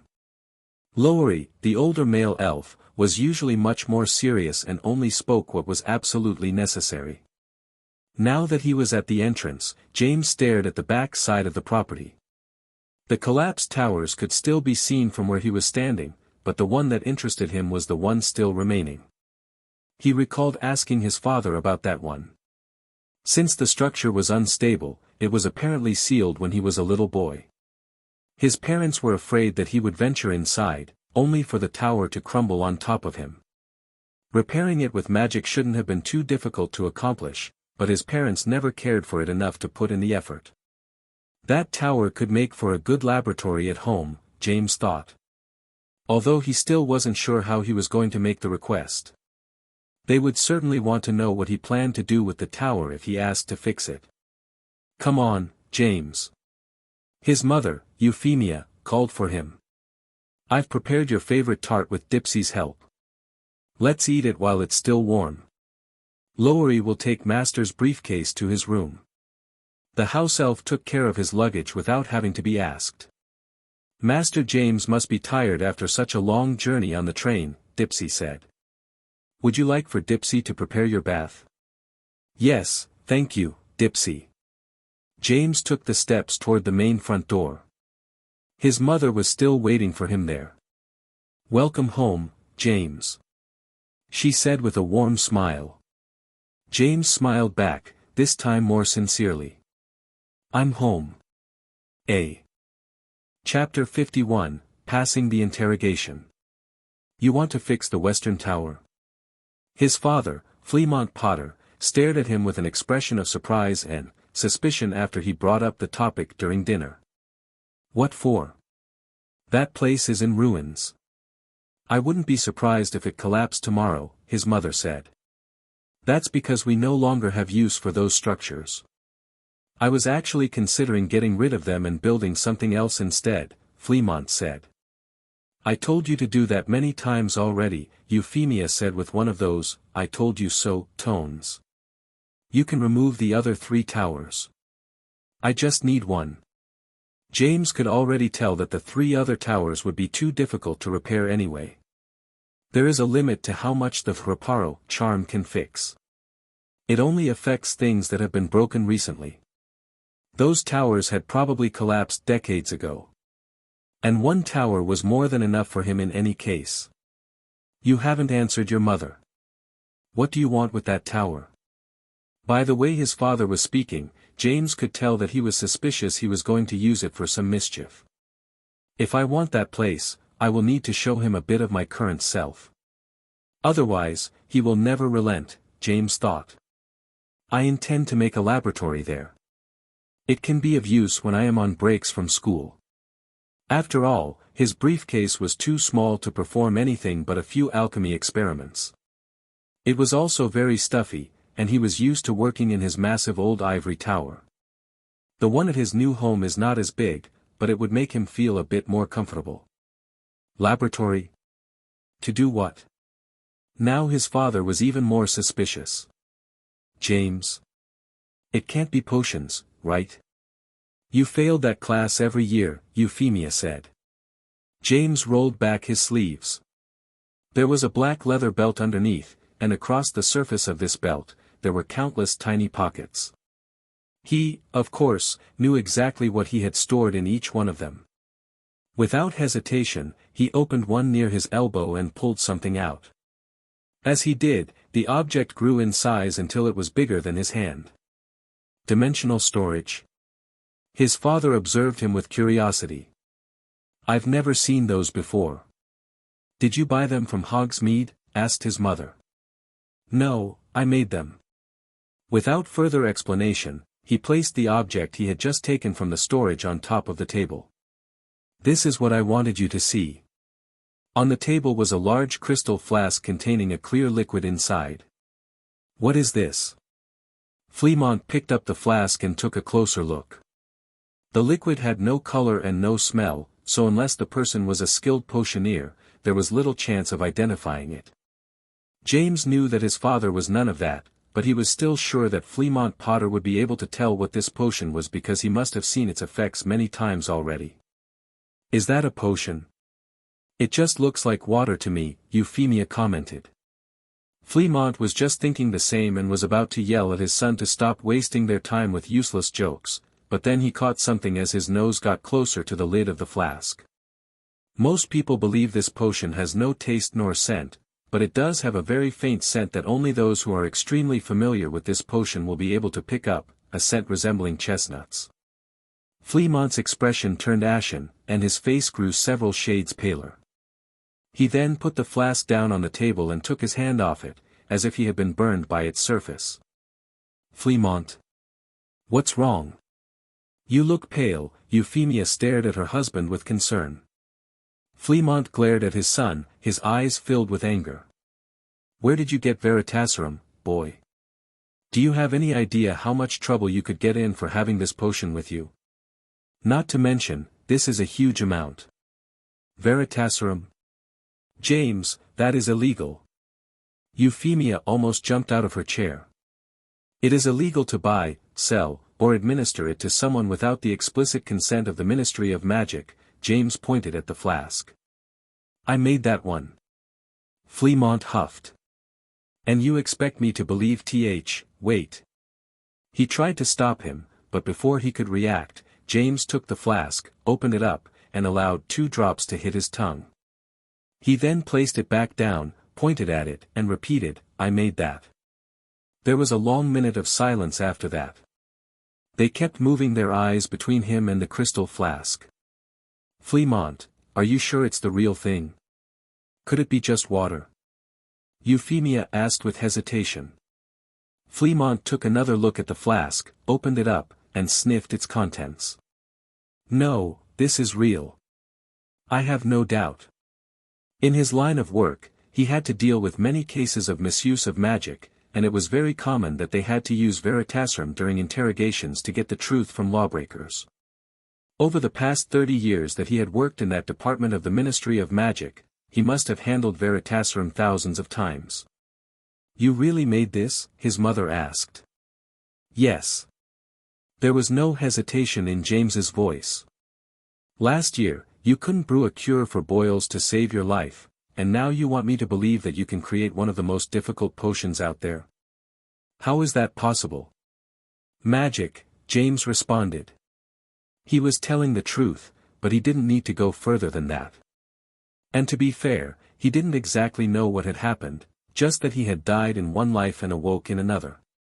The memories of his meeting with the goddess of death had not remained with him, just like she had said. So this was all that he knew for now. Magic. Fleamont repeated. You trust that this potion is real Veritaserum. You saw me take 2 drops. You know I can only tell the truth. Unless you believe I'm a master of the mental arts and my occlumency is so advanced that I can block the effects of such a potent potion. James, since when can you do these things? Is this because of what happened during the summer? Yes. Again, he answered the truth without going into details. Are you really our son? Didn't you get replaced by a ghost or a demon or something? Fleamont. How can you ask something like that? Of course, he is our son. I am James Potter. I have always been a Potter, and you are the only real family I have ever known. James gave him a carefully worded answer so he didn't have to fight the effects of the potion. Fleamont grumbled something. See? He is our son. The healer had said that his personality could change due to what happened to him. Euphemia glared at her husband, hoping that he would drop this topic already. James waited as his parents exchanged a few looks and whispers. Once they were done, he continued. Now, let's talk about fixing that tower. I could use a laboratory here. Chapter 52, A Huge Step Forward. 2 days later, Western Tower inside the Potter Manor. Now that I've been able to remove all the debris and junk from the room, I have to admit that it's a lot more spacious than I initially predicted. James said with satisfaction while staring at the fruits of his labor. The tower he had fixed had a total of 3 usable floors, with a spiral staircase that went around the insides of the structure. All rooms were circular in shape, with the one at the top being slightly bigger than the rest as the tower widens there. This was a lot more space than what he had at Hogwarts and way more than his magical briefcase. Unfortunately, I will only be able to use this for serious projects during the summers. Since he wouldn't spend that much time at home, his usage of this tower was going to be limited, but he was still happy to have it. It reminded him a bit of his old home and brought a sense of nostalgia. I can't believe you actually restored the tower in such a short amount of time. His mother, Euphemia, was at his side, staring at the completely fixed and clean tower. I have never seen you work so hard in your entire life. She could not recall the last time her son was so enthusiastic about something that wasn't Quidditch related. Your father needs to see this, or he won't believe it when I tell him. That's fine. I won't be able to make use of it yet. He had set up all of his brewing utensils inside his briefcase as well as the lab at school. James was going to need to make a large order of new tools to fill this place properly. Are you really going to use this tower to make potions? Euphemia felt a bit conflicted with her son's idea. For one, she was very happy that he finally showed passion for something that could offer him a bright future, but on the other hand, brewing potions could be dangerous, and he would be doing them here, alone. She had spoken about this with her husband, but he responded that if James is actually capable of brewing Veritaserum, then they had little to worry about in that regard, as it is one of the most complex potions out there. Yes, I am going to turn this into a nice laboratory. James never tried to hide his intentions from the very beginning. He hated lies and having to hide who he truly was from others, so he had decided that he was going to be himself and could only hope that his family and friends would continue to accept him for who he was. Very well, just promise me that you will be careful with this, Euphemia told him. On the afternoon of that same day, James was in his bedroom. He had no more obligations for the day, so he thought this would be a good time to check on his other experiments. He carefully set up his magical briefcase on the floor of his room and opened it up before venturing inside. The smell of ingredients being processed immediately hit him as he entered. James then opened the room to his right, where his 2 current alchemy experiments were being carried out. The table on the right contained a large crystal container filled with a deep green liquid. On occasion, something seemed to be moving inside. A tiny turquoise flame was burning beneath it, but the liquid didn't seem to be boiling or even emitting any sort of smoke. James got closer and observed everything carefully, even performing some tests with his wand. He had previously removed the trace on it, so he wouldn't get in trouble with the Ministry of Magic even if he made use of it. After a few minutes of this, he took a step back away from the vial. It's still going to need a few more months. Hopefully, I can provide it with enough pixie dust and unicorn horn. I'm running low on those ingredients. His potion business was going very well, but some of the materials he required for his alchemy projects were quite expensive, so the money was going out almost as fast as it came in. With one thing done, he turned his focus to the other project. There were over a dozen glass flasks filled with liquids of different colors on the table, all connected by glass tubes, and at the center of them all was a pitch-black cauldron made of a special type of stone. The surface of the cauldron was covered in runes, and a magical circle had been drawn around it. James noted how faint the color of the liquids inside the flasks had become and that the flame underneath the cauldron had gone out. He walked to one of the drawers nearby and pulled out a pair of thick dragon-hide gloves before returning in front of the black cauldron. James then reached for the lid and very carefully pulled it off. His amber eyes stared at the contents with great interest. Inside the cauldron was a luminous, ethereal substance, like liquid light or pure energy. It swirled around, moving like a vortex of energy.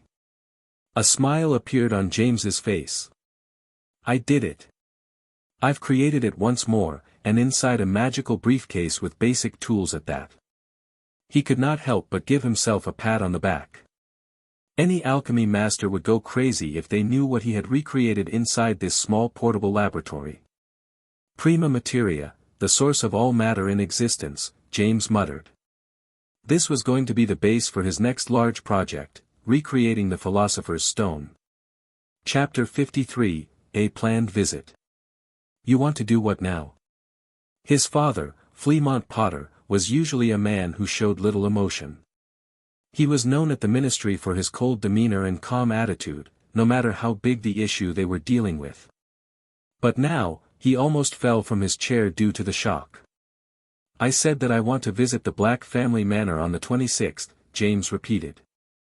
Why would you want to go there? That whole family is insane. Fremont shouted. Wasn't Grandma Black? The manor had a large tapestry in the main hall, depicting the entire family tree since the Middle Ages. James was a bit surprised to find out that his paternal grandmother came from that house. Her name was Doria Black, and she died some time before he was born. That's one of the reasons I'm telling you they're insane. Your grandmother was expelled from the family just because she chose to marry my father, Charles Potter. In the Black family, the parents have the right to choose the future partners for their children. Or the family patriarch, if the parents are unable to secure a viable partner. My mother, Doria, went against their wishes because she fell in love with my father during her Hogwarts years. That was enough for them to turn their backs on her. They didn't approve of a marriage with our family. You'd think that the heir of a pure-blood ancient magical family would be good enough for the Blacks. James thought he had a good idea of how that family operated. Fremont shook his head. My father's blood purity was not the issue. The problem was simply that our two families never got along in the Wisengamot. Always pushing for different laws and policies. Also, the fact that my mother made the decision without consulting her family first was more than enough for them to cut their ties with her. She never set foot in that house again, and I did my best to interact as little as possible with that family. I see. I understand that you don't like the family. But I still need to pay them a visit. I'm just not sure what the protocol is. I don't think I can just show up at their doorstep. James knew where the house was, but it would seem rude to go there without at least a warning. Fremont frowned. Of course, you can't just go there. I thought I taught you basic manners among pure-blood families, at least. The man sighed and sat back down in his chair. You still haven't told me why you insist so much on going there. And don't tell me it's to visit Sirius, because you never did that before. You seem to have reached a conclusion about the motive behind my visit, James noted. I wonder what it is. Humph. Your mother mentioned that she caught you staring at Cygnus's daughters. I don't care which one caught your fancy. It's best to forget about them. That's what I thought. James realized that there would be no way to convince his father on this one. He had already decided on his intention and disapproved of them. He turned around and began to leave.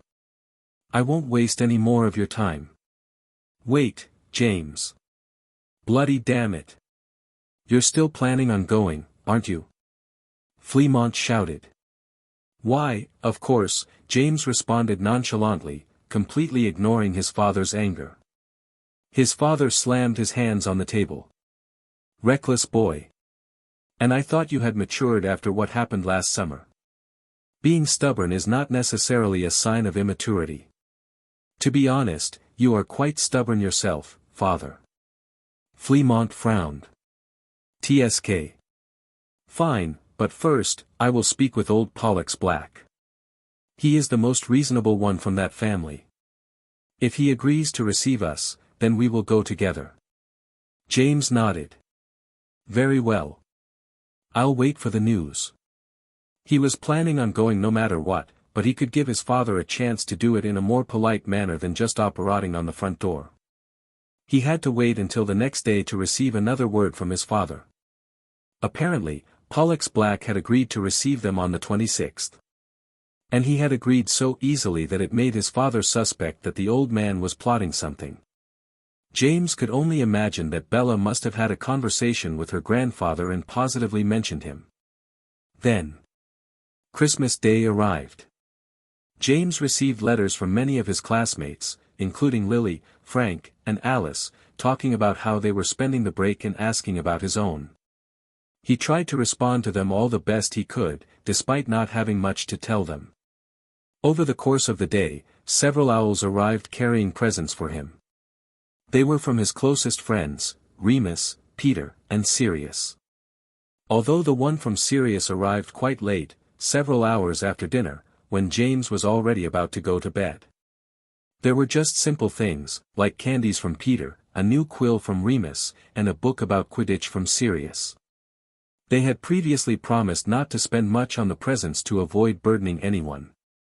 Something James was grateful for, as he was spending all his money on the materials he needed for his experiments and had little more to spare on something trivial like Christmas presents. What is this? James opened up the Quidditch book that Sirius sent him to browse its contents and found a piece of paper stuck inside. When he pulled it out, he realized it was a handwritten note from Sirius. For some reason, he had decided to hide it inside the book. Was he worried that his family would control his mail, he wondered. But if that was the case, then this note must be about his family. He began reading its contents. As he had already guessed, this was about the family meeting that forced Sirius, his brother, and his cousins to return home for the break. Chapter 54, Black Family Reunion. Why do you think the meeting is about? Regulus asked. How should I know? Sirius scoffed. If our parents were going to inform one of us, it wouldn't have been me. Regulus laid back on his bed. Maybe it's about our marriages. Last year, our uncles decided on Narcissus, but our parents still haven't said anything about us. That better not be it. I already have someone I like, Sirius exclaimed. And I would never marry one of those pompous pure-blood Slytherin girls. Hey, don't say that. There are plenty of cute girls in Slytherin. But I bet you didn't notice because you never pay attention to our house, Regulus said, looking offended. His older brother was always looking down on his house. Don't give me that, Reg. I have good reasons to dislike that house. The worst people in Hogwarts are always sorted there, like Snivellus, Sirius said. You mean Snape? Sirius saw a change in his brother's face. What is it? Did he say anything to you? Regulus shook his head. It's not that.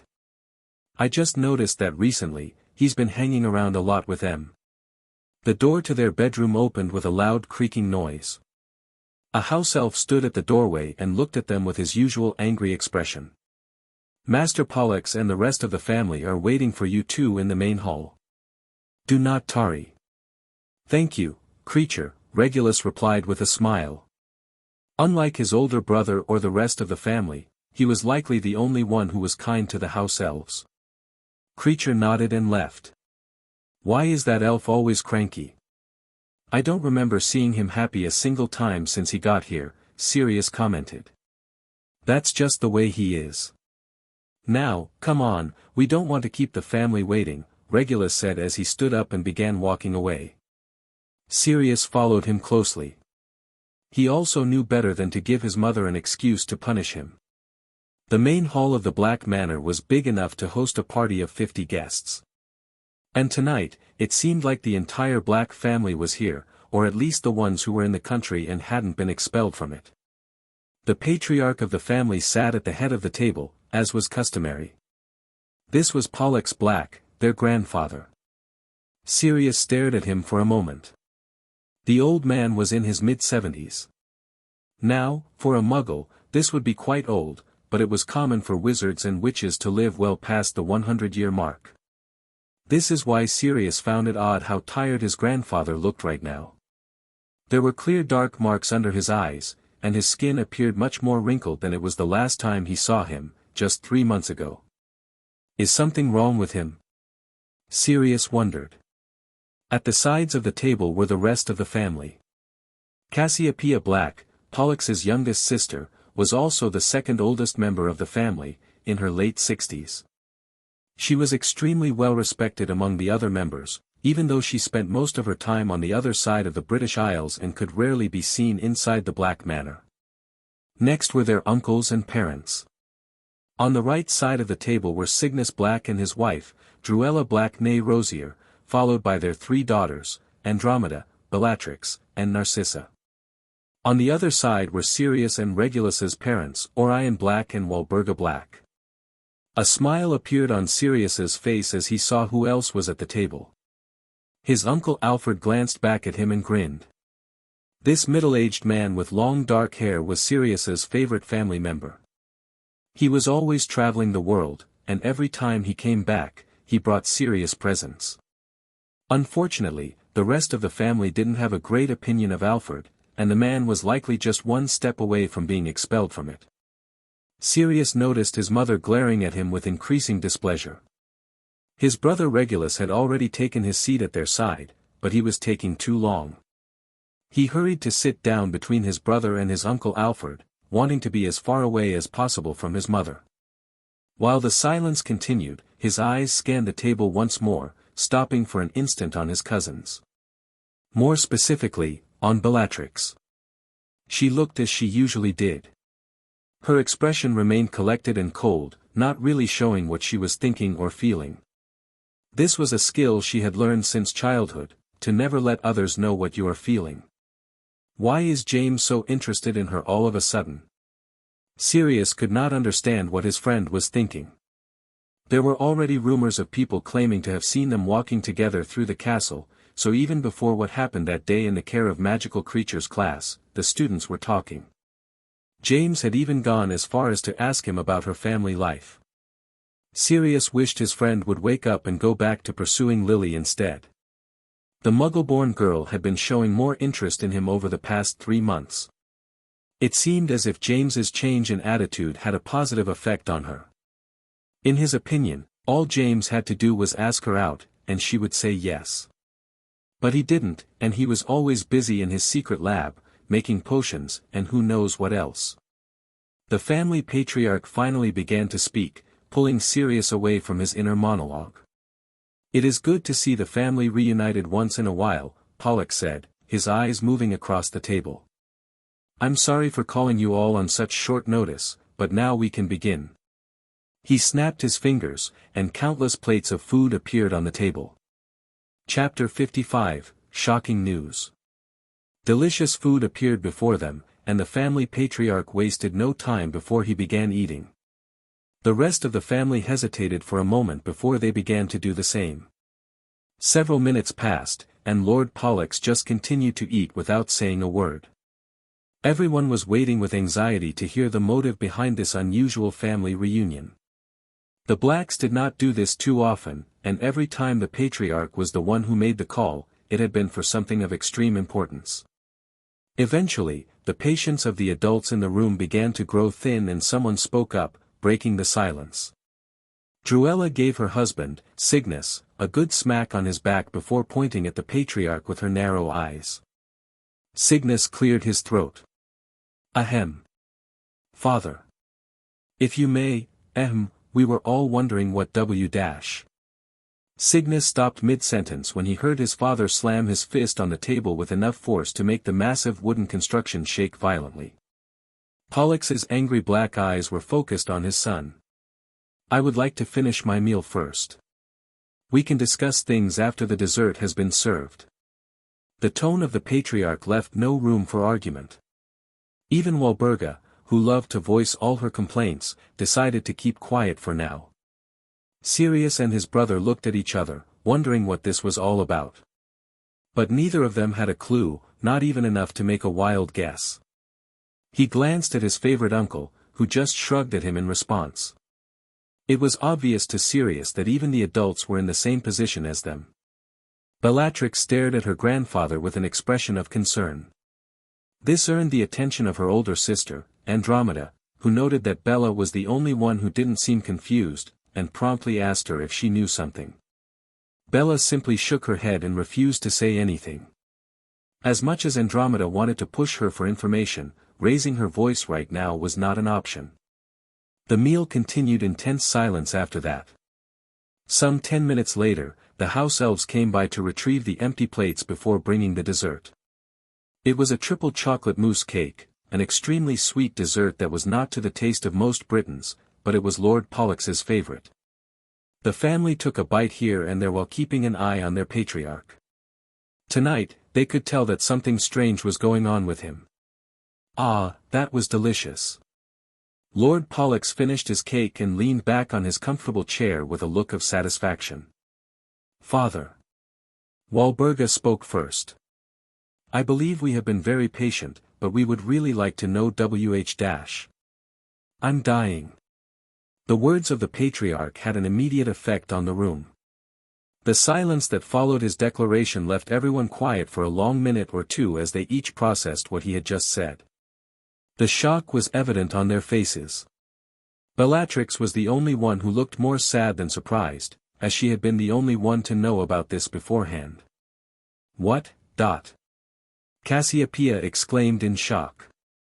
Father, what are you saying? Are you sick? Alfred stood up.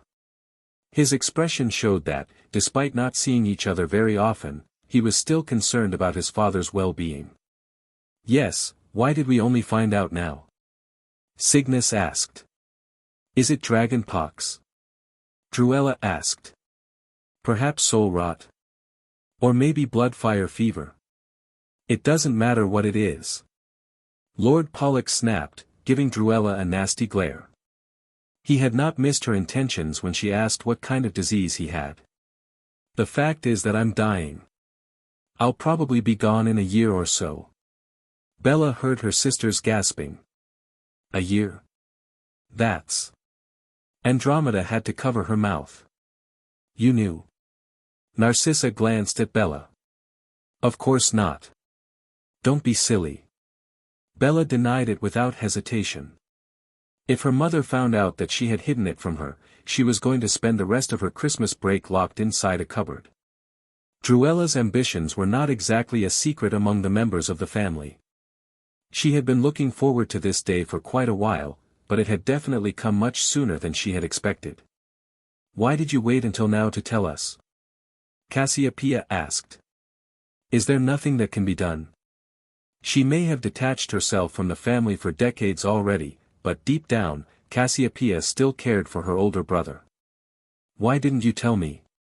She muttered softly at the end. I'm sorry, Cass. Pollux shook his head. Nothing can be done. I have already spoken with the greatest experts on the whole continent. There is no cure for what I have, there is nothing to be done. Father. Walburga glared at her brother Cygnus and his wife with narrowed eyes. Have you spared a thought for what will happen after? Humph. Pollux scoffed. I knew you lot would want to talk about your inheritance. Walburga. How dare you bring that up now? Cassiopeia wished for nothing but to slap her niece as hard as she could muster. Now, there is no need to speak about those things right at this moment. Orion stepped up for his wife. The patriarch said he still has at least a year left.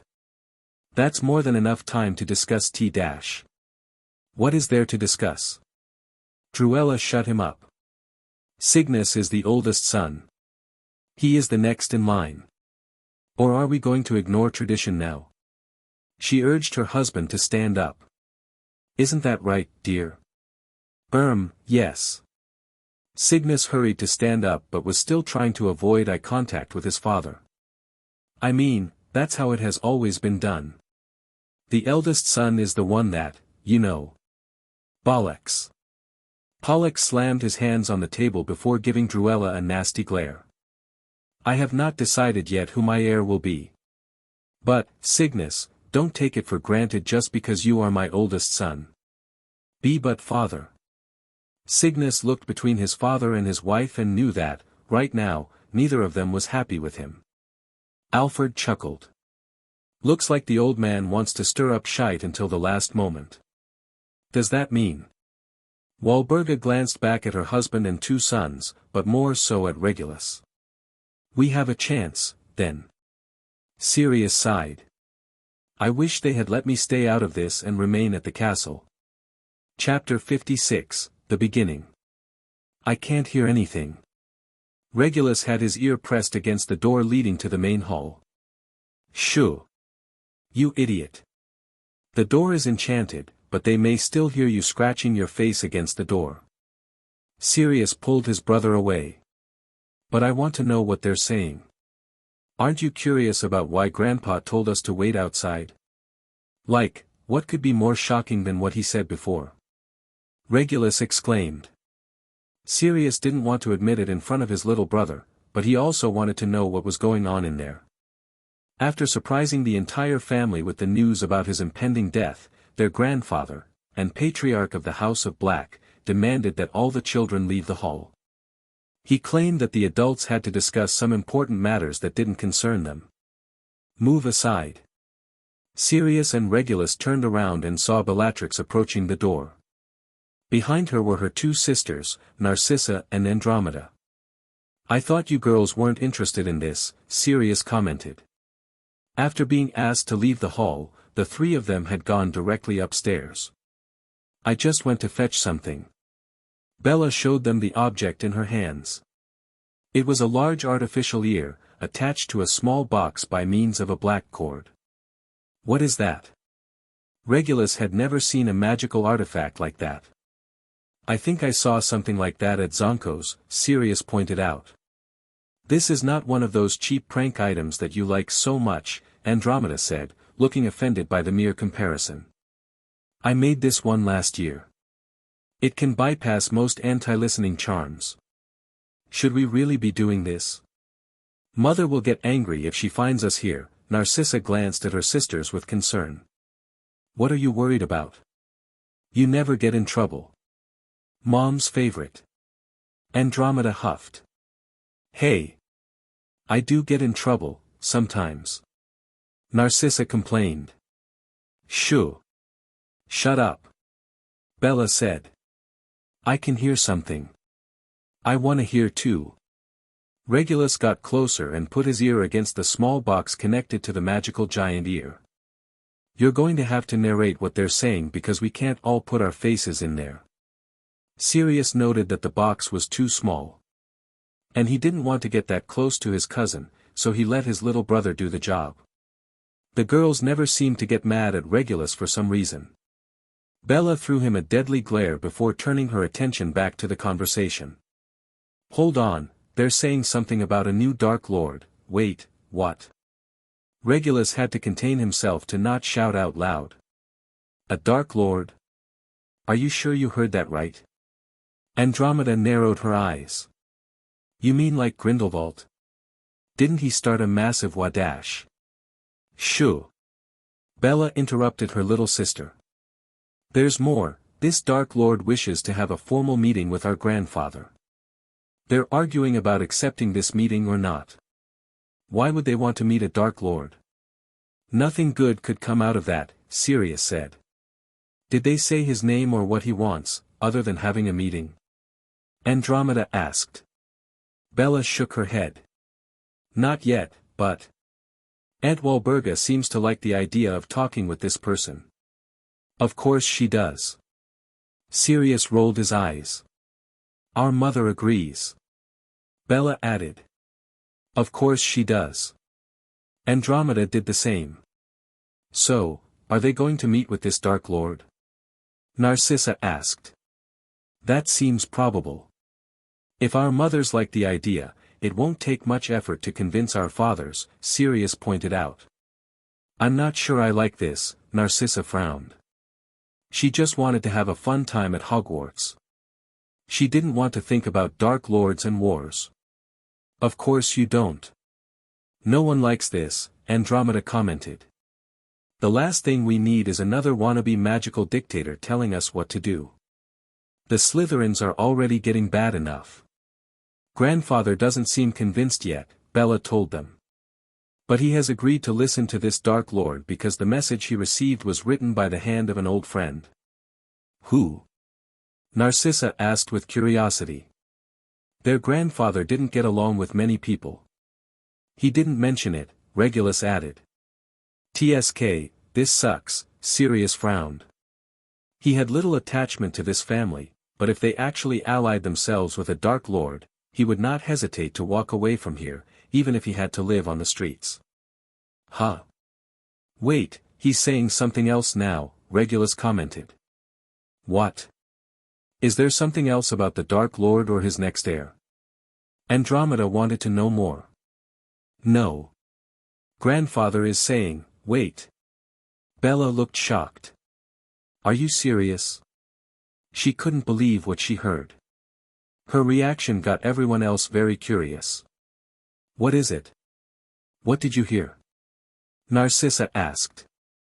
Yes, don't leave us hanging here, Andromeda added. Grandfather is giving the family a heads up. Tomorrow, we're going to have a guest at the Black Manor, Regulus looked at Sirius. A guest? Who? The ones that came to Sirius's mind were the families already engaged to his cousins, the Malfoys and the Lestranges. The Potters, Regulus said. What? Sirius thought he must have misheard that. Now that I think about it. James did mention paying a visit during the break, but I was sure he was joking, he thought. The Potters. Bella repeated.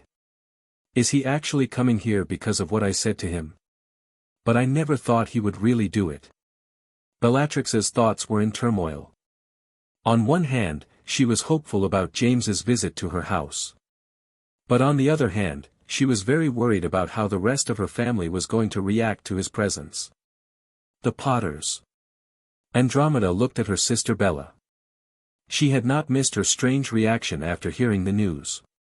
Of course, she was also aware of the rumors that had been circulating Hogwarts for the past few weeks.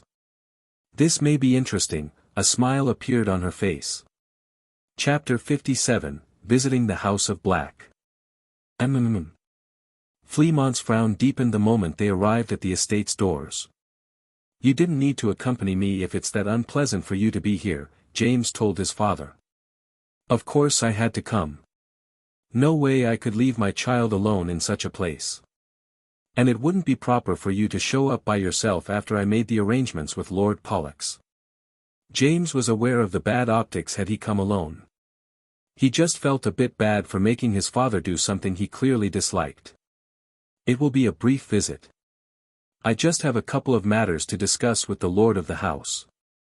A couple? You only mentioned oh. The door of the manor opened with a loud creak, revealing the face of a disgruntled house elf. The master is waiting for you. Creature. James wondered. This one looked younger than the cranky old elf he knew, but not as young as he was expecting, and it seemed like he always had the same upset expression. He had always presumed that this was only because the entire family died and he was left alone to care for an empty house, but it might not be the case. James felt his father tugging at his robes to hurry up inside. Let's not make Lord Pollux wait. The man has a strong temper and no patience for tardiness, Fleamont told him. James was hit by a wave of nostalgia as he entered the house. He had first gotten to know it during his childhood when his godfather allowed the Order of the Phoenix to come here. After Sirius's death, he had inherited the place, and when he and Ginny were done with Hogwarts, they came here to live. She had used most of his inheritance to fix the manor, and he had to admit that she did a good job at renovating it. The current Black Manor was clean and well organized. It was obvious that it was still being properly maintained. But it still had this dark and creepy atmosphere that Ginny had made sure to remove with the renovations. But James had to be honest about one thing: he preferred the current look. Perhaps it was because, as an alchemy master, he spent most of his time locked in some dimly lit laboratory, or perhaps it was because he hated Ginny so much that the mere thought of seeing again those yellow walls she painted, made him sick to his stomach. In the end, she had kept the house, and he never complained, just so he didn't have to see her again. James. His father had stopped walking and turned to look at him. Are you okay? You were making some strange faces. James got his thoughts back in order, and his expression returned to his usual calm self. I am fine, father. Just a slight headache, nothing serious. The master's studio is on the last floor. I will escort you there. Creature looked disgusted by the task but still performed it. They passed many closed doors and long dark halls but did not encounter any other member of the family on their way there. James stopped for a moment on the floor where the dormitories were. Since he knew which was Sirius's door, he had hoped to catch a glimpse, but everything was closed. It was morning time, but not early enough for everyone to be asleep. Meaning that they were likely told not to interact with them before they could talk with the patriarch. On the last floor of the house was Lord Pollux's studio, and it might also be the only place that James had fond memories of. This used to be his personal office during the time he lived here. And the only room where he would be left in peace. The door opened by itself before any of them had a chance to make their presence known. Come in. An old but powerful voice invited them inside. James turned around to get one last look at Creature, but the elf must have left the moment they arrived in front of the door. His father, Fleamont Potter, went first, and James followed, closing the door behind him. And then he got a good look at the current patriarch of the Black House, Pollux Corvus Black. The man had an imposing figure, with his tall stature and wide shoulders. He had well-kept short white hair and a clean-shaven face. Pollux glanced at Fleamont before turning his black eyes to him. And your son? His name is James, Fleamont added. Yes, I have heard a few things about him, Pollux commented. Fleamont flinched. You have heard of my son? If someone like Pollux had heard of James, it couldn't have been for anything good. Or at least that's what he first assumed. Pollux could tell what his father was thinking and seemed to find it amusing. So, nephew, to what do I owe the honor of this sudden visit? Nephew? James couldn't help but say it out loud. Pollux raised an eyebrow. You didn't tell your son that his grandmother came from this house? My little sister, Doria Black. Fleamont glanced at him with an incredulous expression. He is aware of his family tree, unless he has forgotten about it. No, my apologies. I was just surprised that you would refer to my father in such a familiar way. From what I understand, my grandmother was forced to cut ties with this house, James clarified. Ah, yes. Pollux sighed. My father was a strict man who respected the rules above everything else, including his family. When Doria told him that she had decided on her own who she wanted to marry, he became enraged, and, well, there is more to it, but you know how it ended. My mother was expelled from the house, Fleamont said with bitterness in his tone. He would never forget all the times his mother talked about it and the great sadness it brought upon her to be removed from her own house, just because she wanted to choose who to marry. It was truly unfortunate. But her name is still in our family tapestry. I never allowed my father to burn her name from it, Pollux explained. But I'm sure you didn't come all the way here to complain to this old man about that. No, I did not, Fleamont responded before looking down at James. It is actually my son who wishes to speak with you. Oh. Is it? Pollux stared at James with interest. What is it that you need from me? Chapter 58, A Conversation with the Patriarch. Would you mind letting Sirius stay with our family for the remainder of the break? James asked. Lord Pollux raised an eyebrow at the question. Sirius? That little rascal. James observed the expression of the old man. It was evident that he was expecting a different request. Sirius and James have been friends since their first year at Hogwarts, Fleamont explained. Right. I almost forgot that the boy was sorted into Gryffindor. His mother threw a massive tantrum on the day she found out. If my son hadn't stopped her, I'd bet she would have requested for me to storm the castle gates and demand a resorting. Pollux shook his head. His eyes focused again on James. Is that really what you came here to ask? Fleamont looked at his son. Much like Pollux had realized, James hadn't told him everything. After all, if that was all he wanted, they could have sent an invitation by owl. Do you mind if I speak with Lord Pollux alone for a minute or two? James asked. If his father wasn't suspicious before, he was now. But he couldn't exactly scold his son in front of the Black House Patriarch. Very well, but don't waste too much of Lord Pollux's time. He is a busy man. He stood up and prepared to leave the room. Creature, Pollux called. The house elf appeared immediately. Master? Show Lord Potter to the guest hall on the lower floor and prepare some tea for him to enjoy. You can use some of my private reserve, Lord Pollux instructed the elf. If Creature had any reservations about attending to the Potter family, he was clever enough not to show it in front of the Patriarch. Yes, Master. Once his father and the grumpy elf were out of the room, Pollux spoke again. When I heard your father requesting a meeting, I thought the topic of conversation was going to be my granddaughter. You thought I came here to talk about Bella? James didn't look surprised by that. This is something that no one else in the family knows, but she often sends me letters. In previous years, she had only spoken about what she was doing in school, sometimes mentioning something about her sisters or cousins. Pollux looked at James with a mix of curiosity and something else.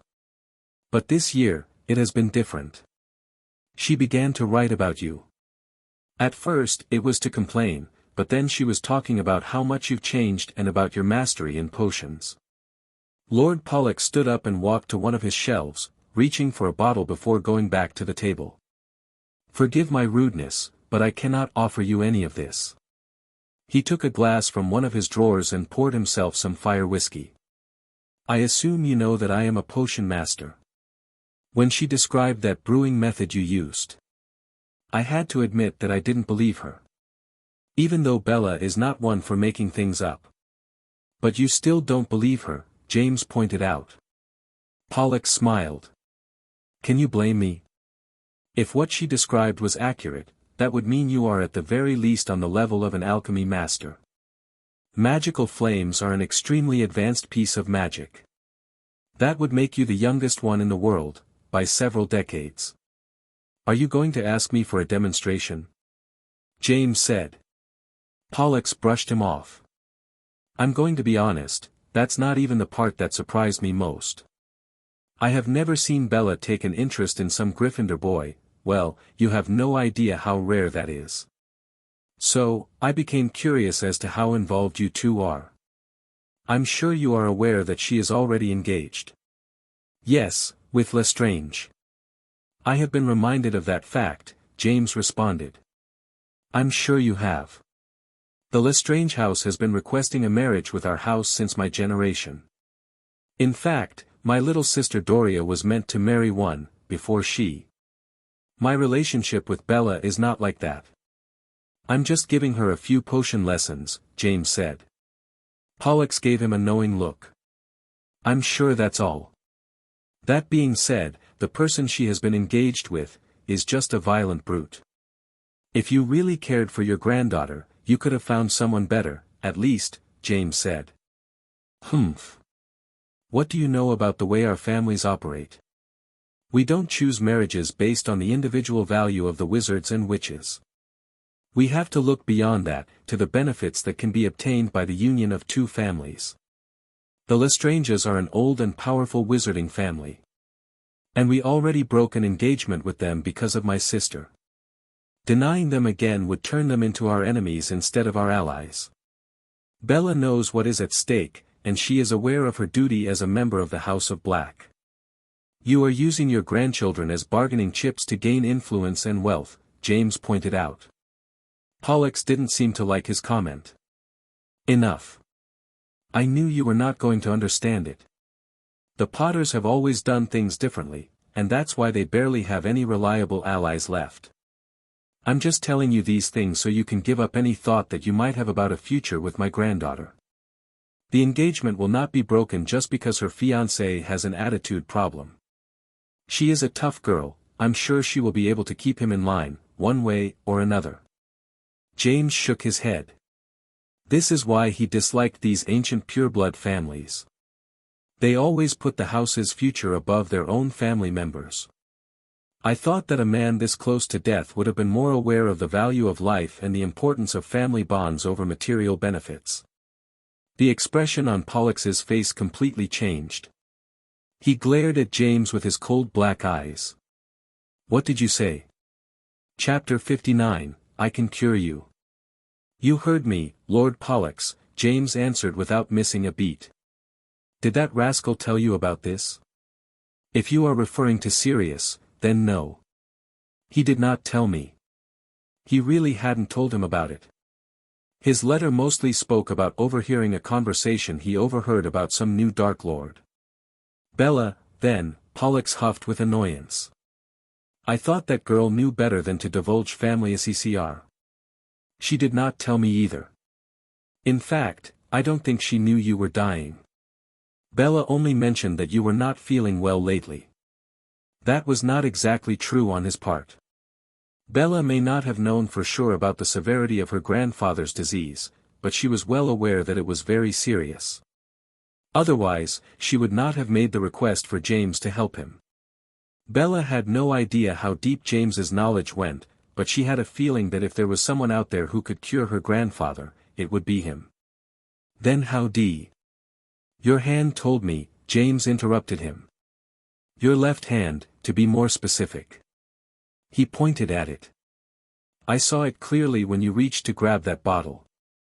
Pollux instinctively took hold of his left hand. Of course, he was aware of the black marks on it. They looked like veins, and they went all the way to his chest, growing larger every day. The healers had told him that once they reached his head, he would die. And there was nothing they could do to stop the process or even slow it down. You have sharp eyes, Potter. But what do you know about this disease? Pollux asked, not really expecting an answer. The withering corrupts your blood and nerves. Once it reaches your lungs and heart, you will have trouble breathing and get tired very quickly. When it reaches your brain, you die, James explained. A very rare disease. And it wasn't exactly a disease either, this was a curse. Pollux looked truly shocked for the first time in this conversation. He had not told anyone the name of his disease. He didn't want his family to waste their time looking for cures or bringing charlatans with far-fetched promises of recovery who were truly just after his money. Although, I'm sure that some of them would just want me to die quicker, Pollux thought. His black eyes returned to James.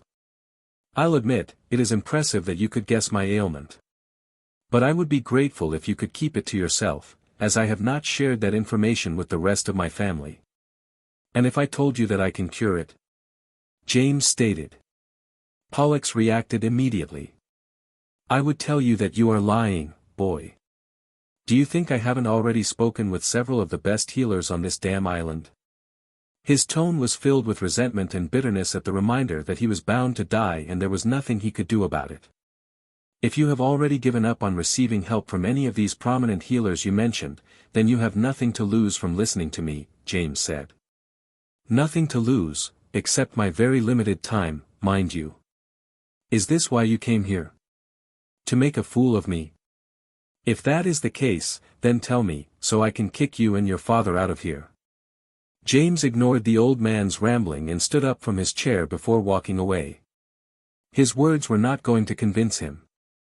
At first, Pollux thought that he had scared the boy and that he was leaving the house in a hurry.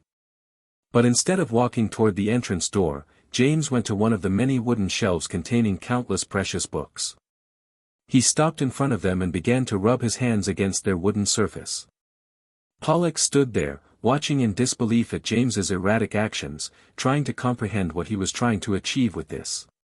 But then James stopped in front of one particular bookcase that made him react. It's here, right? James glanced at Pollux with a knowing look. What are you? Pollux stopped when he heard a click noise. The bookcase moved aside, revealing his personal laboratory. His family knew he was a potion master, but they were only aware of the lab in the basement. This one here was much smaller and contained his most valuable experiments and materials. This was one of his best guarded secrets and he intended to take it to his grave. Don't go in there. Calm down. I'm not going to rob your place. James looked around the lab and was impressed with how well put together it was. Not bad. Some of these ingredients are worth a small fortune. You even have an adult basilisk heart and the skin of an albino nundu. He noted that Pollux was currently working on some potion, as several beakers were filled and a cauldron was boiling.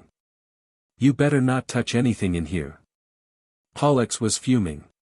Not even Sirius would disobey him to this degree. They were all too scared of him in this house. But James was showing no concern at all.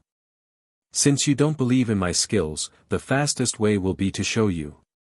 I hope you don't mind if I borrow a few things from here. James grabbed several ingredients and brought them in front of an empty cauldron. I will also need to use this. Pollux was about to yell at him again, but then he noticed the specific ingredients that James had picked up.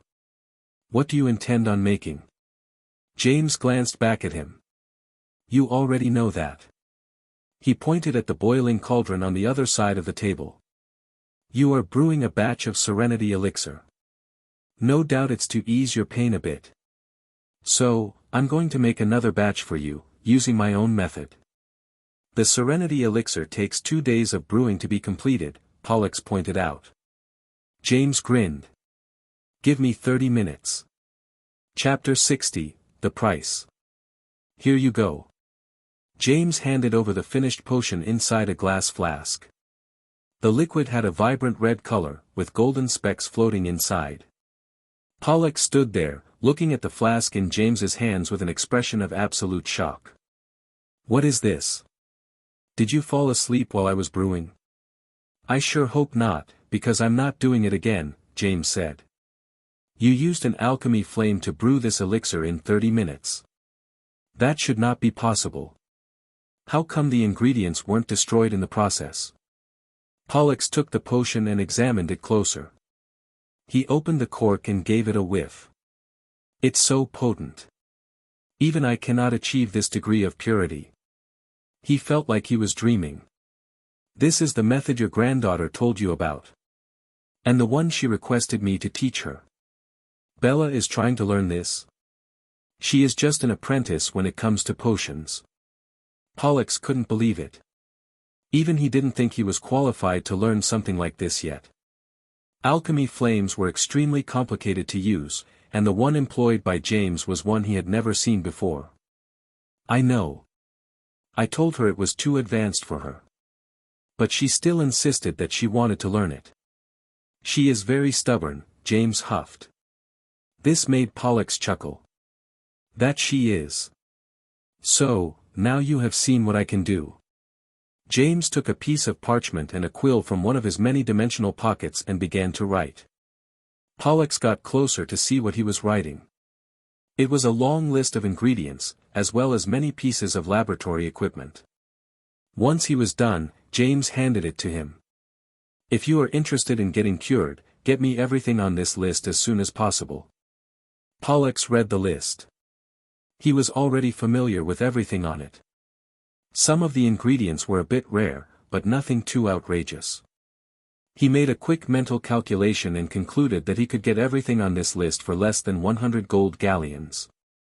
It would have been cheaper if James hadn't also added all the pieces of equipment he wanted for his new tower. But he figured that for a rich folk like this one, it would not be a big deal to foot the bill. "Can you really make a cure for me?" This time, he was taking James seriously. How could he not, after what he had seen him do? An alchemy grandmaster at the age of 15 was not something he ever expected to see. "What would I gain by deceiving you? But it's not like you have much to lose. Buying all those materials wouldn't put a dent in your finances. And if I'm right, then you will get to live for many more decades. You are still in your early 70s. That's still fairly young for a wizard." James had lived past his 150th birthday, and he could have gone much further than that, had he used the elixir of life on himself. Most wizards didn't live that long, but reaching 120 was not that unusual. A powerful man like Pollux could get there with a good chance. "I can gather these things in a few days, but..." Pollux glanced at James. "You haven't told me your price." "A price, yes." James understood what he was referring to. He was going to be saving his life, after all. Traditional magical families had something called a death debt. If a wizard saves the life of another, the latter owes a debt to their savior, and they could demand pretty much anything they wanted in exchange. Pollux was being wary here and not willing to fall into a death debt without knowing what the price would be. This was, of course, considering that the cure offered by James would actually work. James knew that he had to ask for something. Otherwise, the old man would get the wrong idea and believe he was up to no good. "Very well, I will tell you my price." Pollux nodded. "I want you to reconsider Bellatrix's engagement with the Lestrange family." "What?" Pollux raised an eyebrow at this odd request. "Why not just ask me to change the engagement to your family instead? Your price makes no sense. I already told you that my relationship with her is not like that." James hated having to repeat himself, but this old man didn't seem to understand.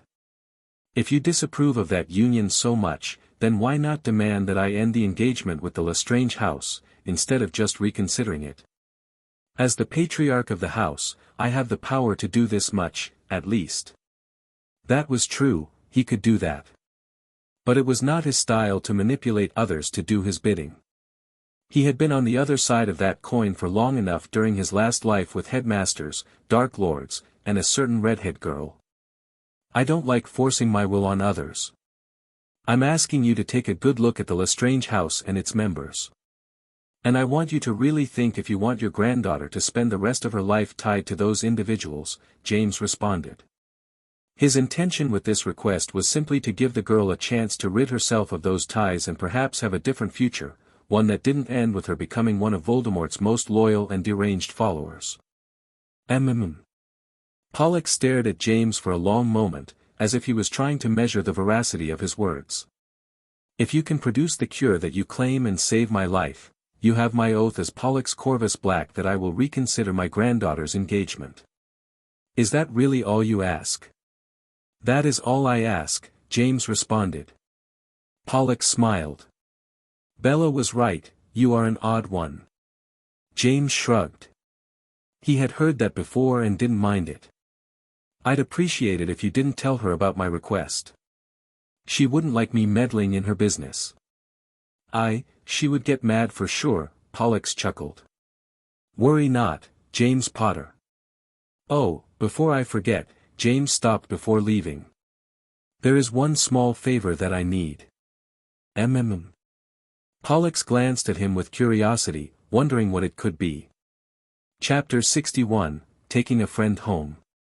James opened the doors of the hall where he had been told his father was waiting.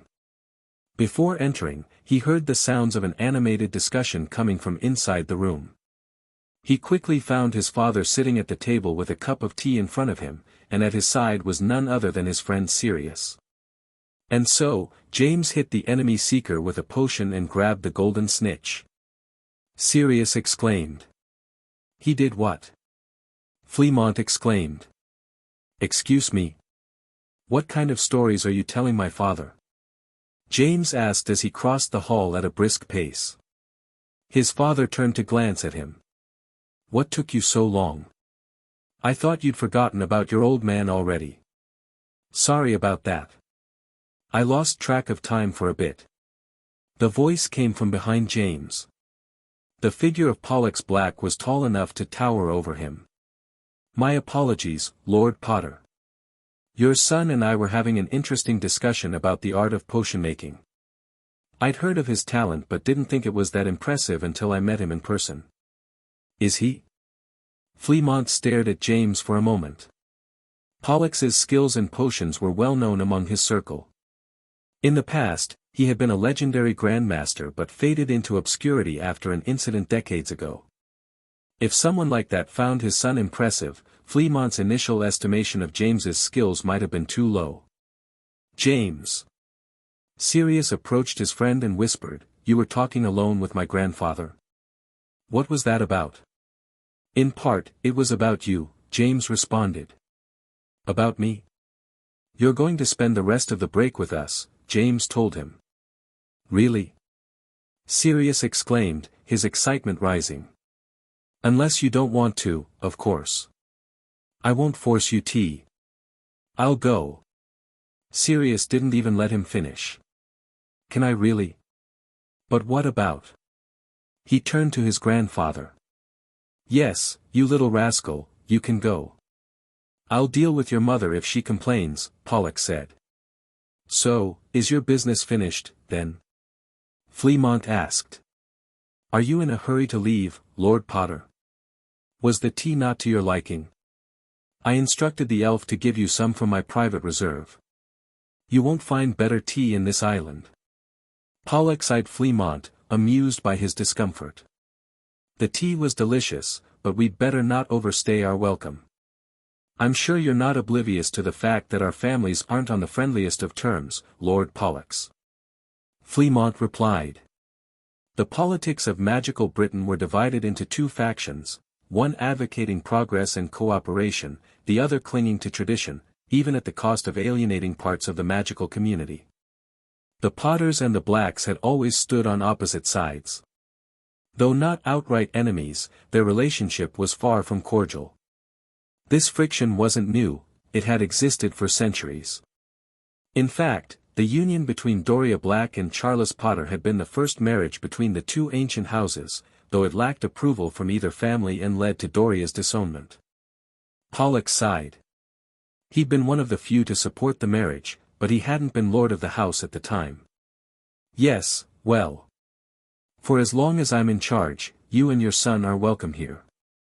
Fleamont nodded. I appreciate it. His tone was polite, but he had no intention of returning if he could help it. He respected Lord Pollux, but that was all. He glanced at James. Unfortunately, his son seemed to have forged ties to this house, and future interactions might be unavoidable. You should go get your things, Sirius, James advised. Given what he knew of Sirius's mother, the sooner they left, the better. While Sirius rushed upstairs, James and his father were escorted to the entry hall to wait. Normally, a house elf alone would accompany them, but Pollux joined them personally. This could be taken as a gesture of respect. Fleamont noted it, though he suspected it was directed more at James than himself. As they descended the stairs, James felt a presence and glanced back. Bella was staring at him from a doorframe across the hall. If he remembered correctly, that door led to one of the house's 3 libraries, the smallest of them all, but also the coziest. So that's where they were. He guessed Lord Pollux had ordered the family to stay out of sight to avoid conflict. Bella's expression suggested she wanted to approach him. Bet she's curious about my talk with her grandfather. At first, he assumed Pollux's presence deterred her, but then Andromeda peeked out from behind her. Knowing Bella wouldn't speak freely in front of her sisters, James turned and followed his father. Once they were out of sight, Andromeda whispered, not even going to say hello. Why would I? This isn't my business, Bella replied coldly. Andromeda smirked. Come on, you can't hide it from me. I saw your face when you heard Potter was visiting. He came for Sirius. Hasn't Potter been friends with Sirius since the first year? Why visit now? Bella frowned. I don't like what you're insinuating. I have nothing to do with Potter, no matter what gossip you've heard. Bella, you can trust me, Andromeda said, her tone softening. I'm not like you. I respect this house's rules and traditions. Bella responded harshly. Even the ones that make you miserable? Andromeda asked. Bella snapped. I am not Ms. What are you two arguing about? Narcissa interrupted. If you keep raising your voices, Mother will hear and punish us. It was nothing, Bella said, turning to leave. Andromeda whispered again, we'll talk when you've calmed down. We won't speak of this again. Bella stormed off. Chapter 62, Potions and Letters. Hey! Sirius called for him as soon as he stepped out of the tower. James looked up in time to see him descending on the broom he had borrowed from his house. Ugh! He had to squint his eyes when the sun hit them.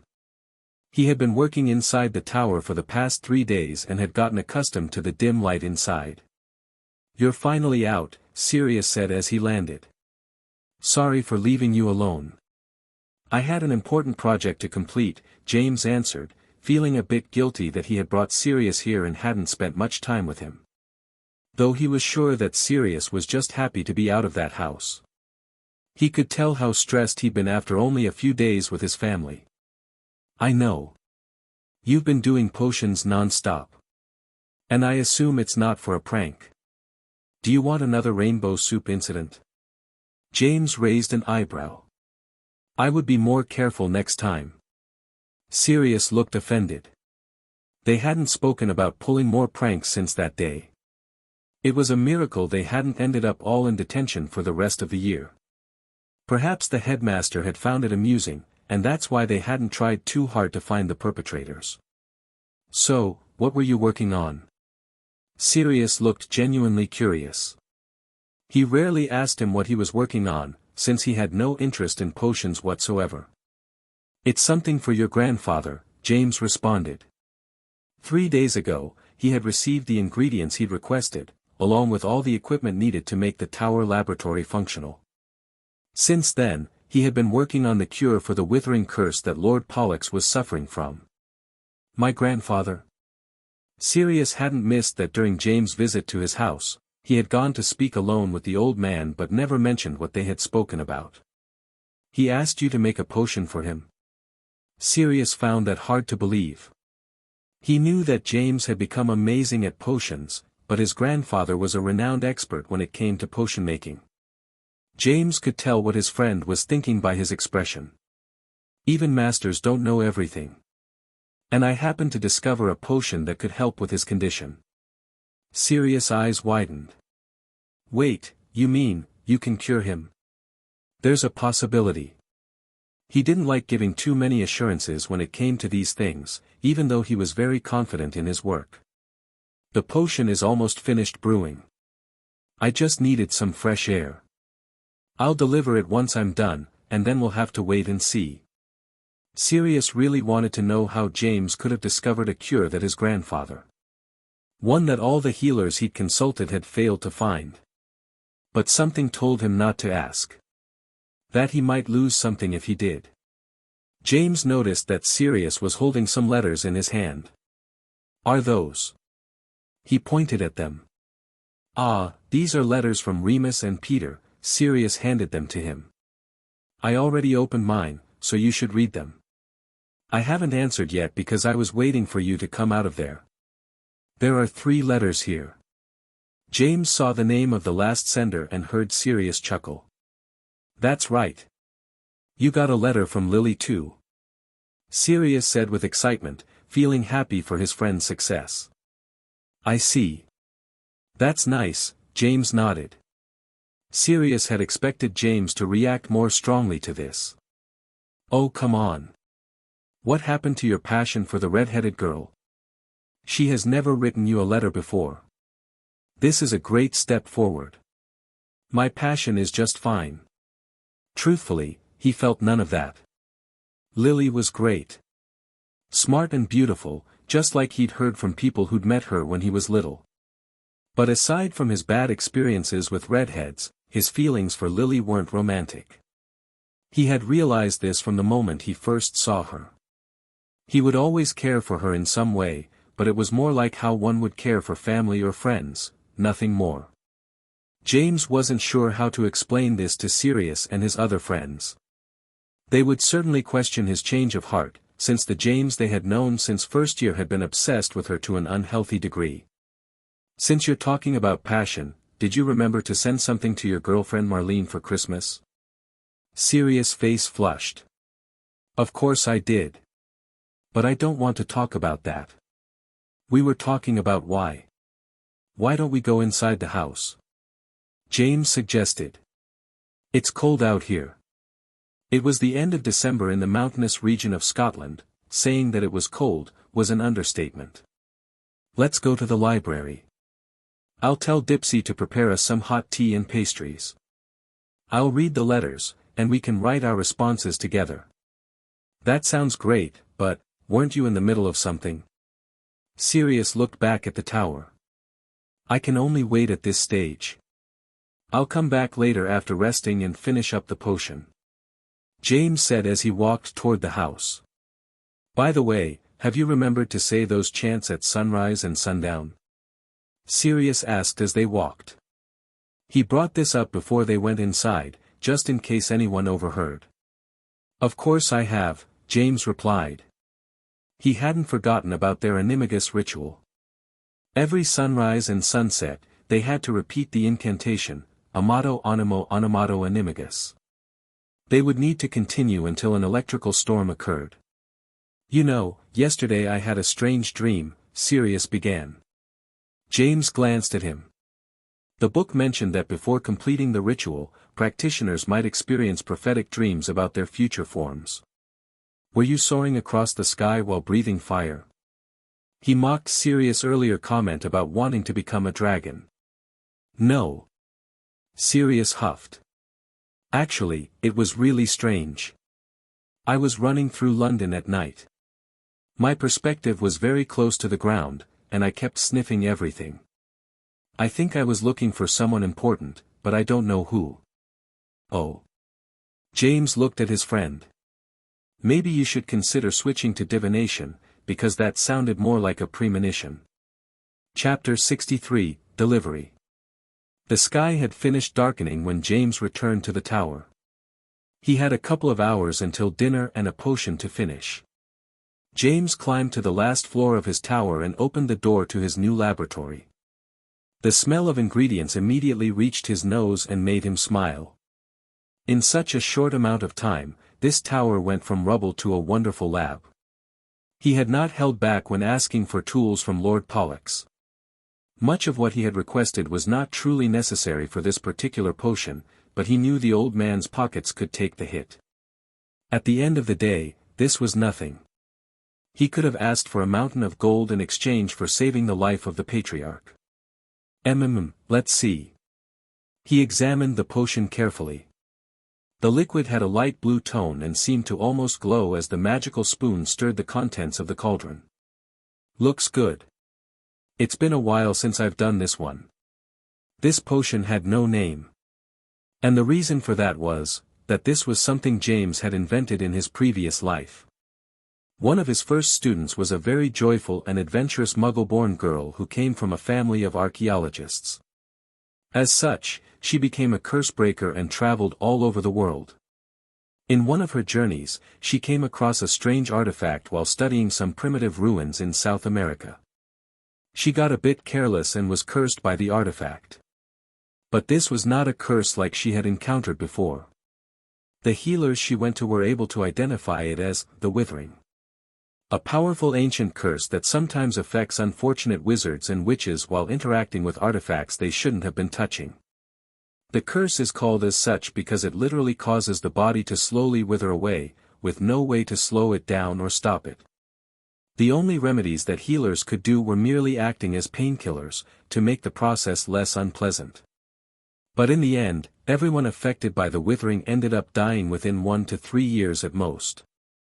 When his student returned to him with such a deadly curse, James spared no effort during the next months to study a cure for it. No one had found it yet, but there had been some healers from the past who had made some advancements toward it. Even with all his resources and talent, it took James almost 2 years to finally perfect a cure. Unfortunately, his student was not able to last long enough to receive it. But he did manage to save many other lives after that. Almost there. James poured the liquid from the cauldron into a ceramic flask, as glass would affect its properties. He then moved his wand over the flask and performed a long chant. As he did, the liquid went from a light blue to a pure white substance that glowed with pure light. James wasted no time closing the lid and sealing it. It is done, now it's time to deliver it. The potion had to be taken in the next 12 hours, or it would be worthless. James lifted his wand and, without hesitation, operated away from the tower. The cold air of London hit his skin with no mercy, and he hurried to cast a warming charm over himself. He then looked ahead at the unassuming old house with peeled paint and rusted metal balconies. This is what Muggles saw when they glanced toward the Black Estate. As soon as James crossed the boundaries of the wards, the building changed and was now looking brand new and pristine. The slick black stone that formed the walls of the entrance was covered in runic symbols that offered immense protection to its inhabitants and horrors to anyone who tried to break inside.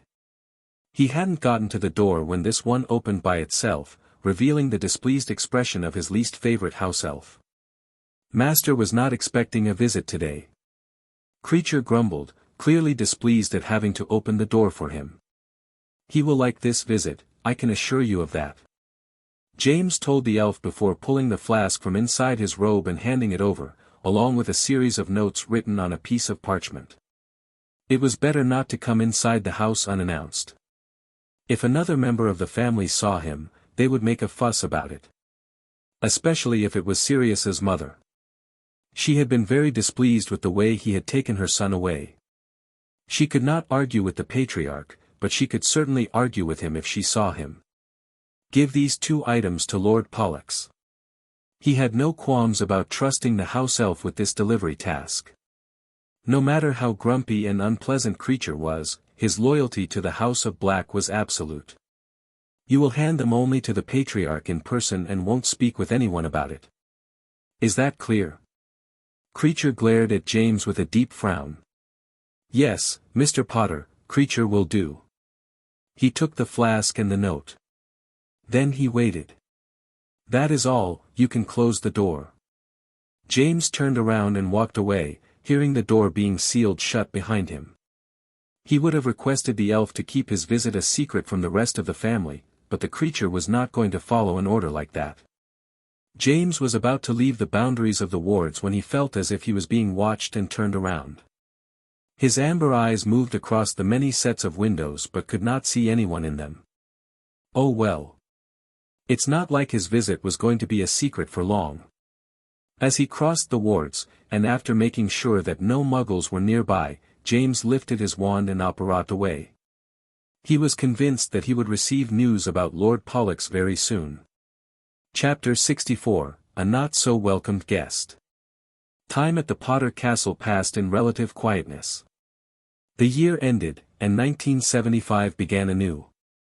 It was January 2nd, and there were only 2 more days before they returned to Hogwarts.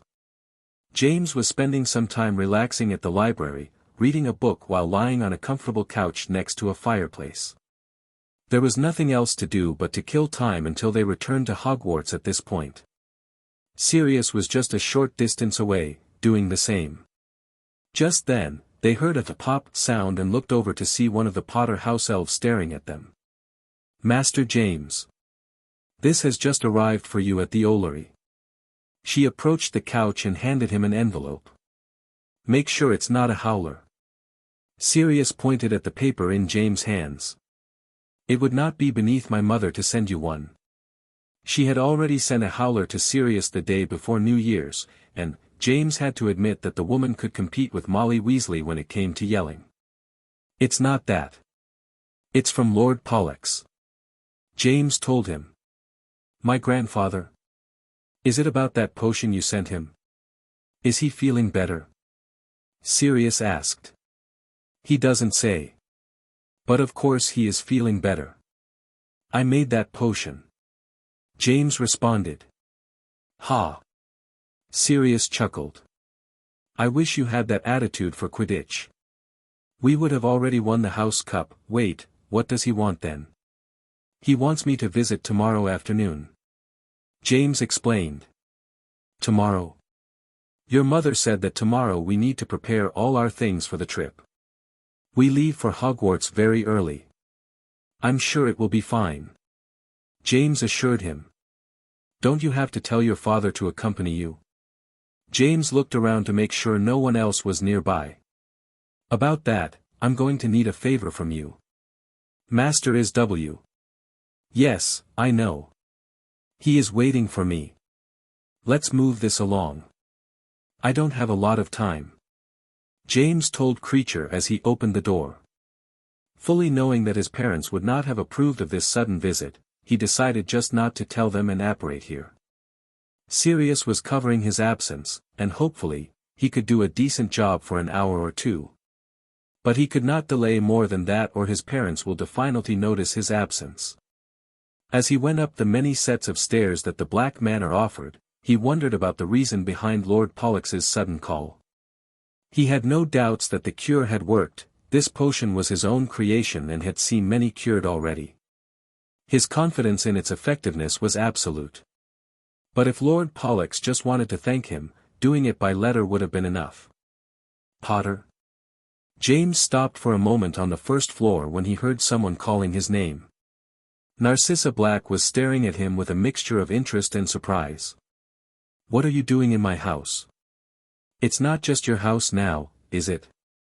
James responded. "Who called why? What is this boy doing here?" A tall man with dark purple eyes and dark hair appeared from behind Narcissa. "It looks like this time, the Patriarch hasn't warned anyone about my arrival and told them to stay out of the way." James realized it too late. "Are they already here?" An older woman with dark blonde hair and blue eyes came closer after hearing the voices of her family. As soon as she saw James, her mood seemed to worsen. It was obvious that whoever she had been expecting, was not him. "Potter? Druella Black, great." James wanted to groan. "Creature, why did you give him access to the house? You know we have some important guests today." Cygnus Black addressed the house elf. "I told you we replaced the other one too soon. We should put this one's head on the wall already." Druella smirked. "If you want to put my house elf's head on the wall, we are going to have a problem, Druella." They all turned when they heard someone speak from the stairs that went to the second level. "Father? I thought you weren't feeling well today." Cygnus looked surprised to see his father up and walking already. He had spent the last few days in bed. "Lord Pollux, there is no need to tire yourself. We can handle the family business while you rest." Druella's tone sounded sweet and caring, but there was something else underneath. Pollux gave her a look of disgust. The woman was incapable of hiding her intentions even if she thought she did. "Mr. Potter over there is my guest. I called him here." "You called him?" Narcissa asked. It was very unusual for her grandfather to invite outsiders to the house, and this was already the second time he invited the Potters. "What for?" Cygnus asked. "Did it have to be today? We have the Druella glared at James for a moment. "The important guests." "Yes, the ones you invited behind my back," Pollux told her. Cygnus was getting worried. "But father, you did approve of this previously and, you had been very ill recently. We didn't want to bother you with minor things like these. We can take care of tea." "I will take care of you later, Cygnus." Pollux snapped at his son. "But now, I need to speak with Potter in my studio." "Creature, make sure no one bothers us. What do you need to speak with the Potter boy about? It cannot be more important. Are you questioning me now, Druella? Pollux raised the tone of his voice, just loud enough to shut everyone up. He looked down at her from the stairs with his cold eyes. You have gotten bolder since the news of my sickness. But I am not yet dead. And until that day arrives, I am still the patriarch of this house. The house reacted to his burst of emotion, and the entire structure trembled. As the patriarch, his connection to the manor ran much deeper than anyone else's. He had complete control of the structure and everything inside it, as he was bound to it by ancient magic. Father, please. Druella didn't mean to question you. Cygnus tried to de-escalate the situation. Pollux ignored his son and looked at James instead. This way. He gestured to him. Well then, it was lovely to meet you all. James nodded to the rest of the family and took off before they could say a word of complaint.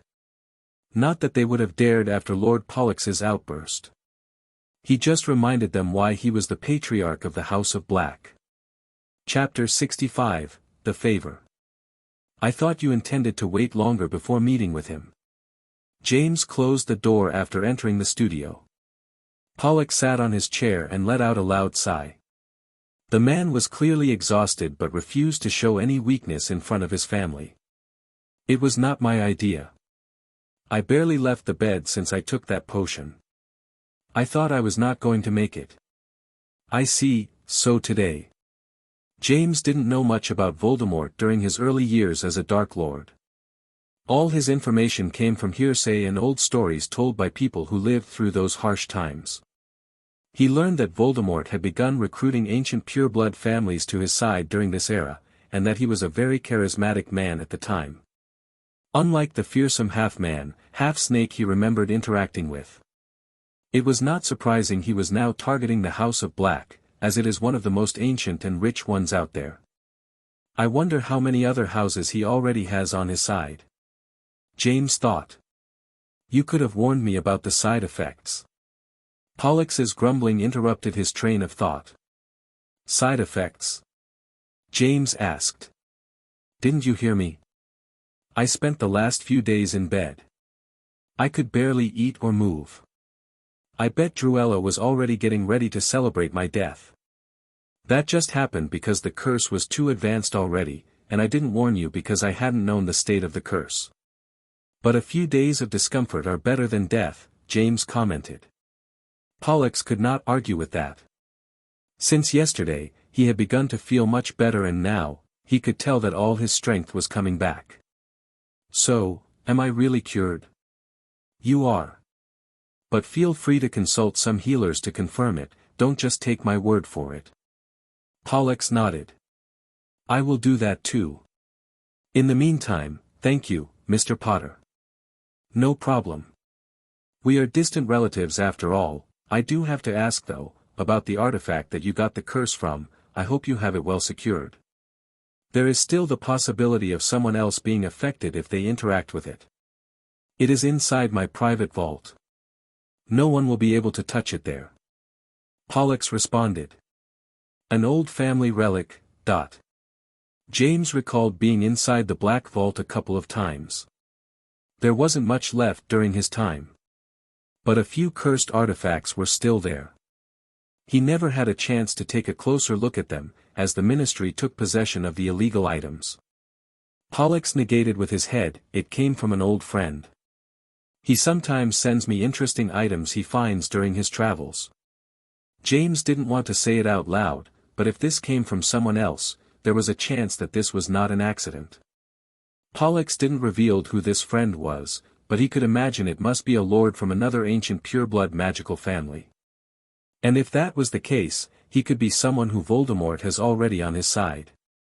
His godfather, Sirius, would rarely speak about his family, but there was one occasion when he mentioned that his grandfather had passed away while he was still studying at Hogwarts, and that it made the living situation at home much more tense than before. This was one of the reasons he hurried to get away from that house, even before finishing his education. Luckily, the Potters were there to take him in. Without his intervention, this would have happened again, in just a bit under a year from now. Was Pollux's original death a murder or an accident? James wondered. The old man smiled, unaware of James' thoughts.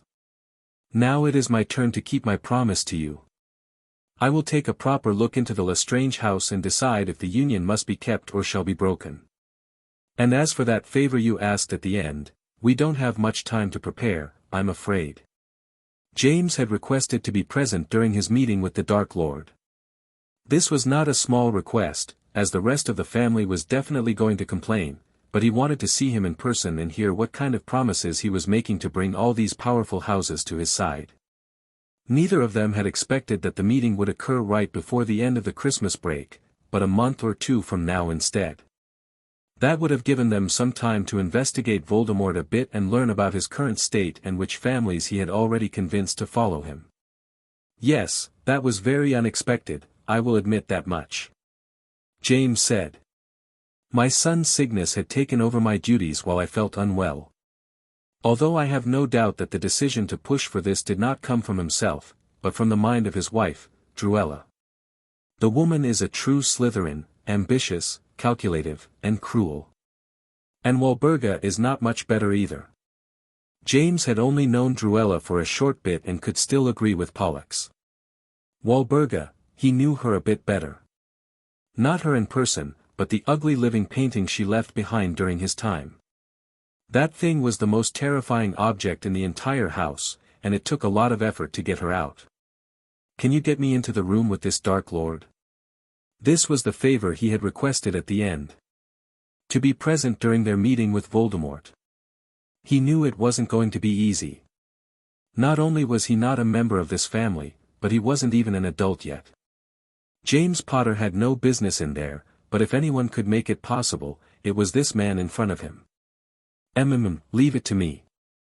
I can still keep my family in line when I need to. Pollux gave him a look filled with confidence. I'll figure something out. House of Black, Main Hall. Late afternoon. Father? What is the Potter boy doing here? Walburga glared at James with disgust, who was sitting on the left side of the Patriarch. Why is he still here? Druella had to control her tone to avoid shouting. And why is he sitting there? Our guests are about to arrive. Surely, this is not appropriate. Cygnus moved his dark purple eyes between James and his father, Pollux. I have to admit. I am curious too. Cassiopeia sat on the other side of the Patriarch. As his sister, she had stakes in the whole successor debacle and always remained very neutral. But she couldn't help but wonder why her older brother would bring this young boy here. Orion Black was also eyeing James with curiosity but did not utter a word of complaint. Sirius's father had always been a solemn man, who only spoke when he felt it was necessary. A very big difference when compared to his wife. So, this is my new apprentice. Pollux pointed at James. And he will be staying for this meeting. You took an apprentice? Cygnus exclaimed. You want this brat to stay in the presence of our esteemed guest? That's outrageous. Walburga could not contain herself any longer. Not even our own children are allowed into this meeting. Why would he get to stay here? Druella wondered what Lord Pollux was plotting with this move. But she felt like a lot of information was missing. Brother, what is going on? Cassiopeia glanced at him with mixed feelings. First you announced to us that you are dying, and now you want to take the Potter heir as an apprentice? Druella gasped at the realization. You are not really intent on making this boy your heir, right? You can't do that. That would be more than just a breach of protocol, it would be a betrayal to your family. Walburga spoke next. Father. If you are still feeling unwell, perhaps it would be better if you went back to rest. Obviously, your mind is not. Enough. Pollux's fist hit the thick wooden table with such force that it created a crack across it. There was a long silence after that, which ended up being broken by Creature's sudden arrival. Master, the guests are here. Chapter 66, Lord Voldemort. Invite them in and escort them here, creature. Pollux turned to his family then. We will no longer argue about this. You will all let me lead the talking, or I will remind you why I am the patriarch of this house. Why yes, father. Walburga lowered her head with reluctance. The others looked at the patriarch in silence. They had all already begun to see him as an old man at the end of his life, who was weak and decrepit. But the image that Lord Pollux was displaying now was of the powerful wizard who had commanded the House of Black for decades. He did not look like someone who was sick and only had a few months left. This had made some of them believe that perhaps their patriarch had played some trick on them, maybe a test of sorts to see how they would react if he were on his deathbed. But their attention was soon diverted as the doors to the main hall opened and 3 individuals walked inside. On one side was a tall man with long blonde hair and piercing blue eyes. He wore expensive robes and walked in an elegant and delicate manner. They were all very familiar with Abraxas Malfoy at this point. He was the richest wizard in all of magical Britain. His fortune even surpassed that of the House of Black. This was one of the reasons Druella had been so excited when he offered to marry his son Lucius to her youngest daughter. She could not have hoped for a better union, or one that would benefit her more. On the other side was another familiar person. He was a robust man with short black hair and a pair of cold black eyes. Edwin Lestrange wore his usual angry scowl. This was a man who appeared to be in a constant state of anger, and there were rumors that he had never smiled in his entire life, not even on the day of his wedding or when his children were born. Between them stood the guest of honor, the so-called Dark Lord. He wore a simple black robe that covered most of his body, except for his impossibly pale hands. His face was mostly hidden by the hood of his cloak, revealing only his jaw, which was as pale as his hands. The group stopped a few steps away from the table. Abraxas handled the introductions and greetings, starting with himself and Edwin. Of course, they were all familiar with each other, so this was merely a formality. The current Lord Malfoy was a man fond of traditions and formalities. He then turned to the Dark Lord. I present to you, Lord Voldemort, the most powerful Dark Lord this land has ever seen. And tonight, he has come here to honor you with his presence, Lord Black. Abraxas's eyes flickered for a moment to James before returning to Pollux, clearly wondering about the presence of the Potter heir, but chose not to comment on it. Lord Pollux stood from his chair, and the rest of the family followed suit. Lord Voldemort, are you from outside the island? Abraxas's eyes widened for a second. He had not expected the Patriarch to begin the conversation by questioning the Dark Lord's origins. No. I was born and raised in Britain, Lord Black.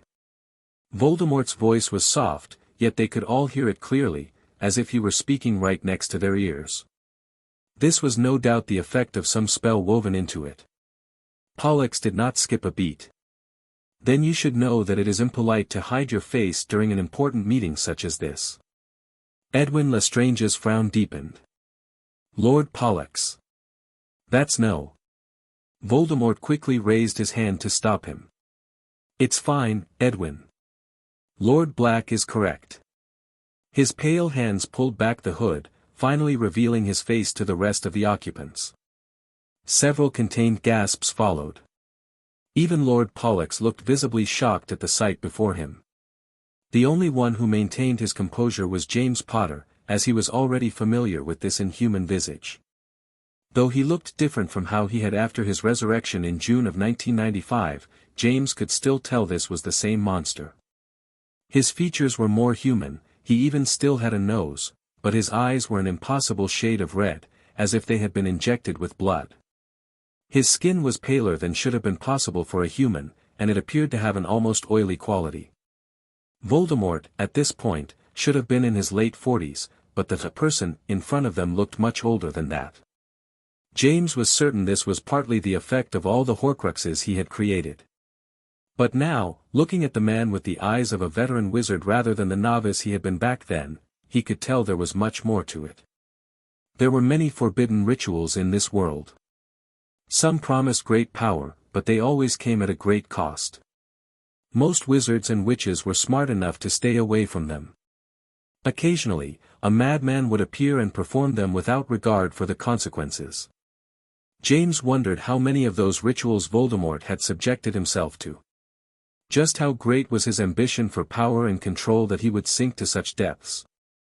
Voldemort seemed to find their reactions amusing. His smile only made him look more terrifying. "I'm afraid this is why I usually keep my face hidden. I hope you forgive my unusual appearance, Lord Black.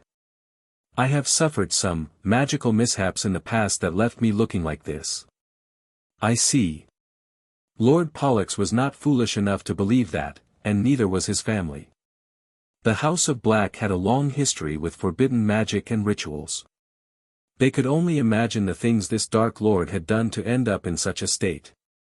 However, this also demonstrated just how determined he was in his quest for power and conquest. Voldemort had known this from the beginning. His red eyes grew more vibrant, almost seeming to glow. "Now, would you hear my offer?" Chapter 67, The Dark Lord sighed. Lord Pollux gestured for his guest to take a seat before he spoke again. "I have promised that I would listen to what you have to say, Lord Voldemort, and I will do that much at least." Voldemort smiled, which made him seem even creepier. "Thank you for your time, and your family. Lord Knot told me that you were a reasonable man." Pollux had to make an effort to avoid showing any facial change at the mention of Lord Knot. He had been the one who initially sent a letter to him, recommending he speak with this Dark Lord. They had known each other for many decades, and he was a man that Pollux had trusted deeply, otherwise, he would have been more hesitant to meet someone who called themselves a Dark Lord. This trust began to change when he came to realize that the sickness that almost killed him was actually a curse, one that he had contracted shortly after interacting with some ancient artifacts that his old friend had gifted him for his birthday. He could not prove that this had been intentional, and surely, if he confronted Edward Knott about it, he would certainly say that it had been an unfortunate accident. After all, there is always a risk of curses when interacting with ancient magical artifacts. He glanced at Abraxas Malfoy and Edwin Lestrange. It was obvious that the two families were already deep within this Dark Lord's circle. And considering that his old friend, Lord Knott, was the one who recommended this meeting, that family was also included. These were 3 of the 5 most powerful families in the British Isles. The Blacks and the Rosiers are the other 2. Considering how eager Druella was for this alliance, the Rosiers have presumably been seduced to his side already. This leaves my house as the last of the great dark houses of Britain. Pollux had the nagging feeling that he had been left for last on purpose. And he didn't like to think that they may have been waiting for him to die or be too sick to participate in this meeting. After all, if it hadn't been for James Potion, his children would have been in charge of this meeting, and he could already imagine how quickly they would have agreed to join the side of this Dark Lord. "I am sure you are aware of the current political situation in magical Britain," Voldemort began. "Every day that passes, our conservative faction of the Wizengamot, the ones who are trying to preserve our tradition and heritage, are becoming weaker and less influential. You must have realized this too. Every year, we have over 100 new mudblood wizards and witches joining our society, bringing with them their Muggle values and taking important positions at the Ministry. How long before they become the ones in complete control of the magical nation? What would then happen to all these ancient families like yours?" Pollux couldn't exactly disagree with that. Even his father had been commenting on these matters decades ago. Tradition was dying and was being replaced by what they referred to as progress. Was progress worth it if it meant losing what made them special in the first place? This was a question that had been brought forth many times in the Wizengamot, and once in a while, someone would propose limiting the influence of Muggleborns and half-bloods in their government. Those proposals rarely go through. "That's right. The Lord knows the issues we have been dealing with," Walburga spoke up. "Of course I have.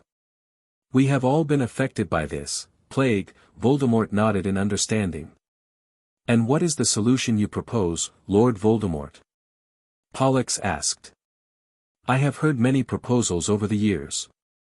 Some of the least extreme ones would sometimes pass the vote in the Wizengamot, like laws that would place limitations on which positions those who don't come from pure-blood families could hold. The more extreme ones are always stopped, sometimes before they even reach the voting stage. And isn't it a shame that everything has to be voted for? Voldemort asked. Pollux raised an eyebrow at the question. The British Isles has been ruled by a council of wizards since long before the Ministry of Magic even existed. What are you suggesting, having a single ruler, like those Muggles used to do? Because that didn't seem to go well for them. Voldemort made a dismissive gesture. Oh no, nothing so extreme. The Council of Wizards should remain, but perhaps it would be good to return to our roots. Perhaps something similar to the original one, where only the most powerful and ancient families had a seat. Of course, every house present here in this room would have one. And we could carefully select the others.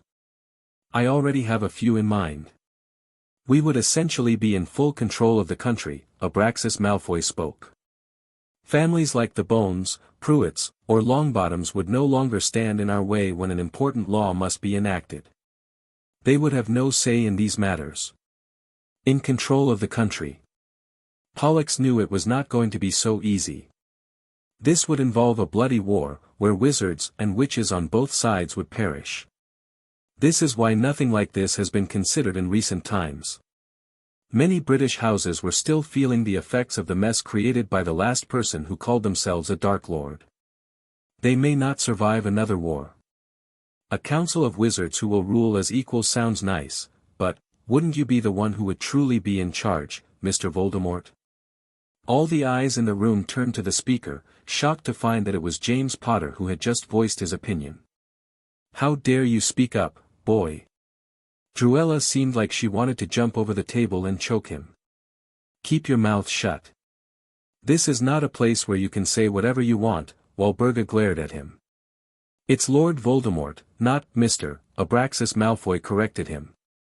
You shouldn't pronounce his name in such a disrespectful manner, Edwin Lestrange warned him. James noted the red eyes of Voldemort on him and returned the stare. Who are you? Voldemort had initially glossed over his presence, but now that he had spoken up, it had attracted his attention. Chapter 68, Veiled Threats. James. Pollux muttered his name while giving him a look that seemed to advise silence.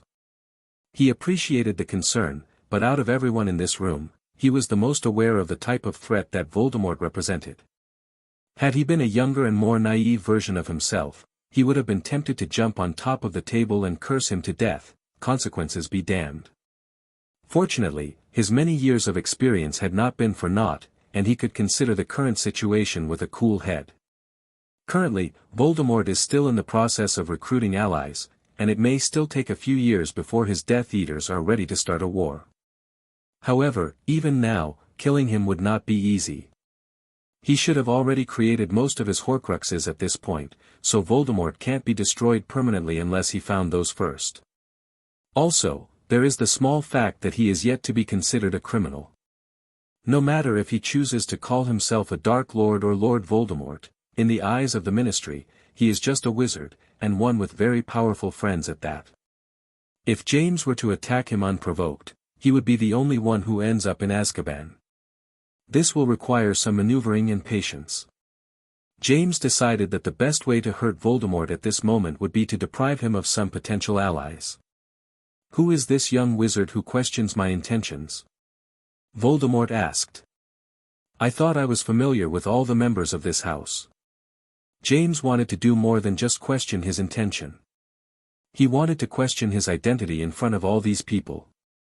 But he stopped himself from opening his mouth after considering the consequences of doing something like that. Attempting to reveal Voldemort's origins right now, would inevitably show the Dark Lord that he somehow had knowledge about who he was before changing his name. That would put Voldemort on high alert, as well as make him, and anyone close to him, into the Dark Lord's main targets to eliminate as soon as possible. Also, his words were not going to change the minds of wizards like Malfoy or Lestrange. It would also have little effect on members of the House of Black like Druella or Walburga. Since James remained quiet, someone else decided to speak for him. He is not part of this family, my lord, Orion Black answered first. He is one of my sons F-. His wife stopped him from speaking by subtly twisting his arm.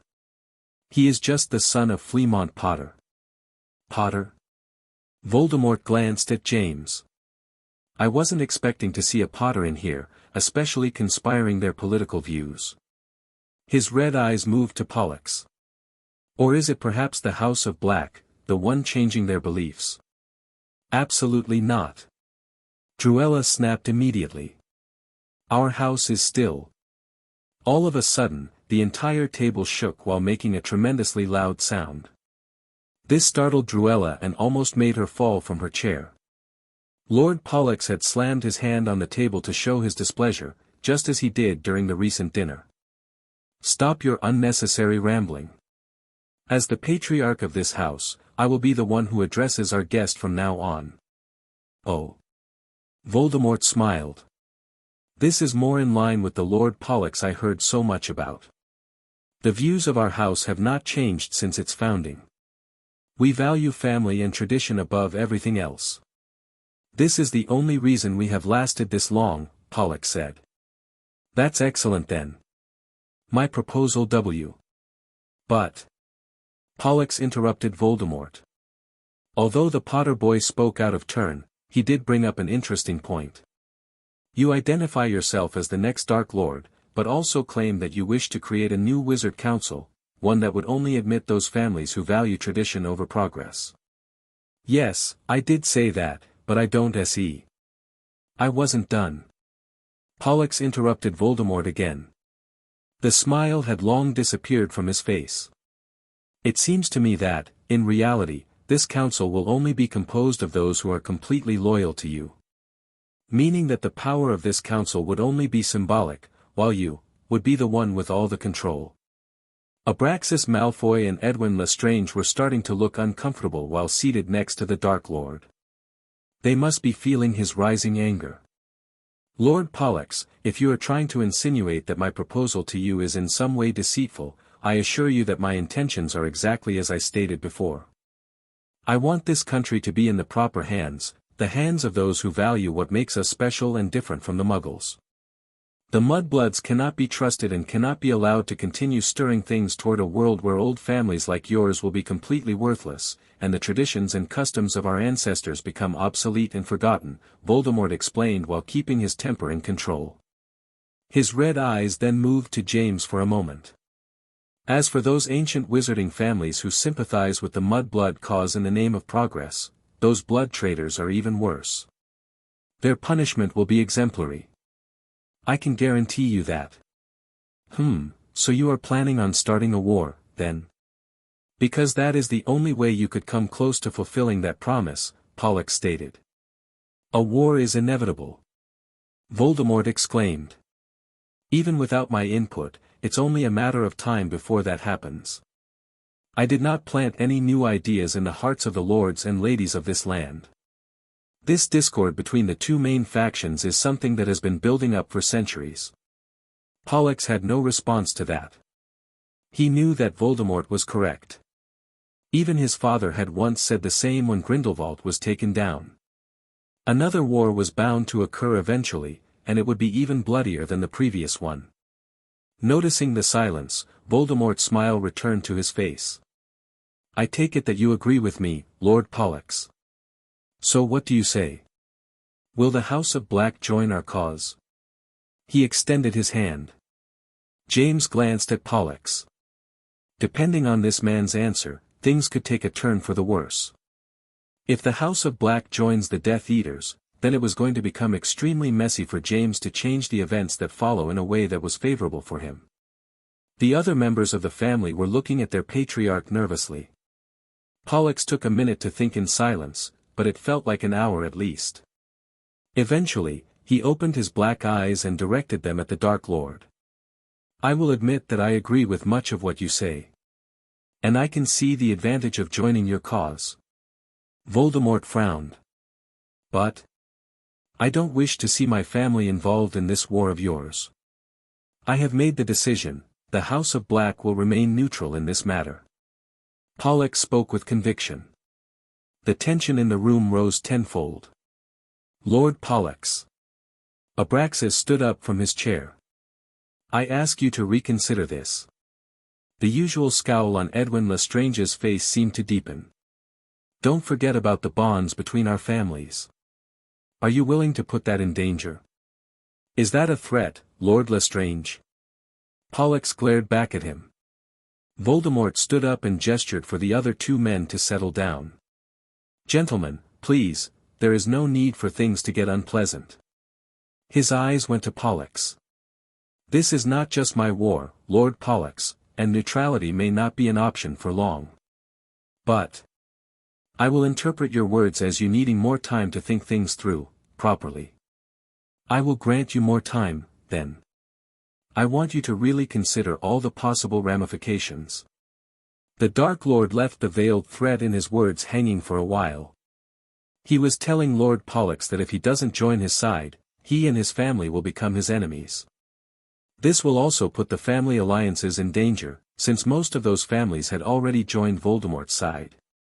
Chapter 69, The Ride Back. The return to Hogwarts was quite tranquil. Luckily, his parents had not noticed his absence, and Sirius didn't even need to lie to them in order to cover his absence, something that he was very grateful for. On the ride back to the castle, everyone was talking excitedly about what they'd done during the short break. However, James's mind was miles away from that train cabin. He kept going over the conversation with Voldemort, wondering if he should have pushed things further. The House of Black's alliance with the Dark Lord was still up in the air, and that was a good thing, but he had to make sure that alliance never happened. Without their support, Voldemort's army would be left incomplete and weakened. He also considered whether there was any possibility of creating doubt among the other ancient houses already tied to Voldemort, families like Malfoy, Lestrange, Rosier, Crabbe, Goyle, and several others. Unfortunately, he didn't have a friendly relationship with anyone from those houses. In fact, it was probably the opposite. Severus Snape came to mind. He wasn't a member of an important wizarding family, but he was still a valuable asset for Voldemort. James wished he could do something to keep Snape from taking that path, but it would be difficult. Snape was already associated with Lucius Malfoy, and it wasn't like he'd trust anything James told him. His eyes moved to Peter Pettigrew, who was sitting across from him. This was someone he could influence. Peter's betrayal of the Marauders had been a result of feeling cornered and afraid. The war wasn't going well, and everyone knew it was only a matter of time before Voldemort achieved victory. Peter had been captured and must have been offered a way out, which he took. James wasn't sure about the exact moment of the betrayal, but it had to have happened near the end of the First War. He still had plenty of time to ensure things went differently this time. I have much to prepare, and many projects that need to be completed. If I can do that. Voldemort is in for a few nasty surprises. James. Is there something on my face? Peter asked hesitantly. James realized he'd been staring at Peter for too long. No, sorry. I was just, actually, yes. There's some red sauce on your left cheek. Oh. Peter hurried to wipe his face with his handkerchief. It must be from the sandwich I ate earlier. You ate 3 of them, and we're still an hour away, Sirius pointed out. I can't help it. I always get nervous on the train, and when I get nervous, I also get hungry. Peter said. Leaving that aside, you've been quieter than usual, James, Remus said. Did something happen during the break? Sirius tensed suddenly. After his return, James had told him about the conversation between the Dark Lord and his family, something that Sirius didn't even want to think about right now. Nothing to worry about, for now, James said. He knew he couldn't hide these things from his other 2 friends forever. News about the Dark Lord's plans to take over Britain would eventually become public knowledge. But it felt unnecessary to tell them this early, when there was nothing they could do. Remus already had enough to worry about with his werewolf curse, and Peter, well, he wasn't likely to handle the news in a healthy way. That sounded eerie, Peter pointed out. For now. Remus raised an eyebrow. Hey, have any of you seen Frank? It's strange he didn't come to our usual seats, Peter asked, changing the subject. Sirius snorted. PFF, he's probably off with Alice. Those two have been more inseparable than usual this year. It's normal. They just became an official couple over the summer, Remus said. What about you, Sirius? Don't you need to go see Marlene? Peter asked. We're not clingy like that. Sirius exclaimed, though it was obvious he was looking forward to seeing her at dinner. I wish I had a girlfriend too. Peter muttered. Hey, this might be your year, mate, Sirius said, patting him on the back. They left the train at the station and made their way to the carriages along with the other students. As they climbed in, Peter and Sirius kept glancing toward the front of the carriage. Are they really there? Peter asked. Sirius turned to James. Can you see them? As long as you don't ask me anything after this, yes, they're there, and I can see them, James said, stepping into the carriage. You mean the Thestrals? Remus asked. Of course they're there. You can see them too? Peter asked. Remus shrugged. No, but I can smell them. His senses had been greatly enhanced since he got his curse, and this was probably the only good thing to come from that day. Wait for us. The four boys turned toward the familiar voice and spotted Frank, Alice, and Lily approaching their carriage. The moment they saw them, they knew something was wrong. Merlin! Peter exclaimed. What the? Sirius stared in shock. What happened to you three? Remus asked.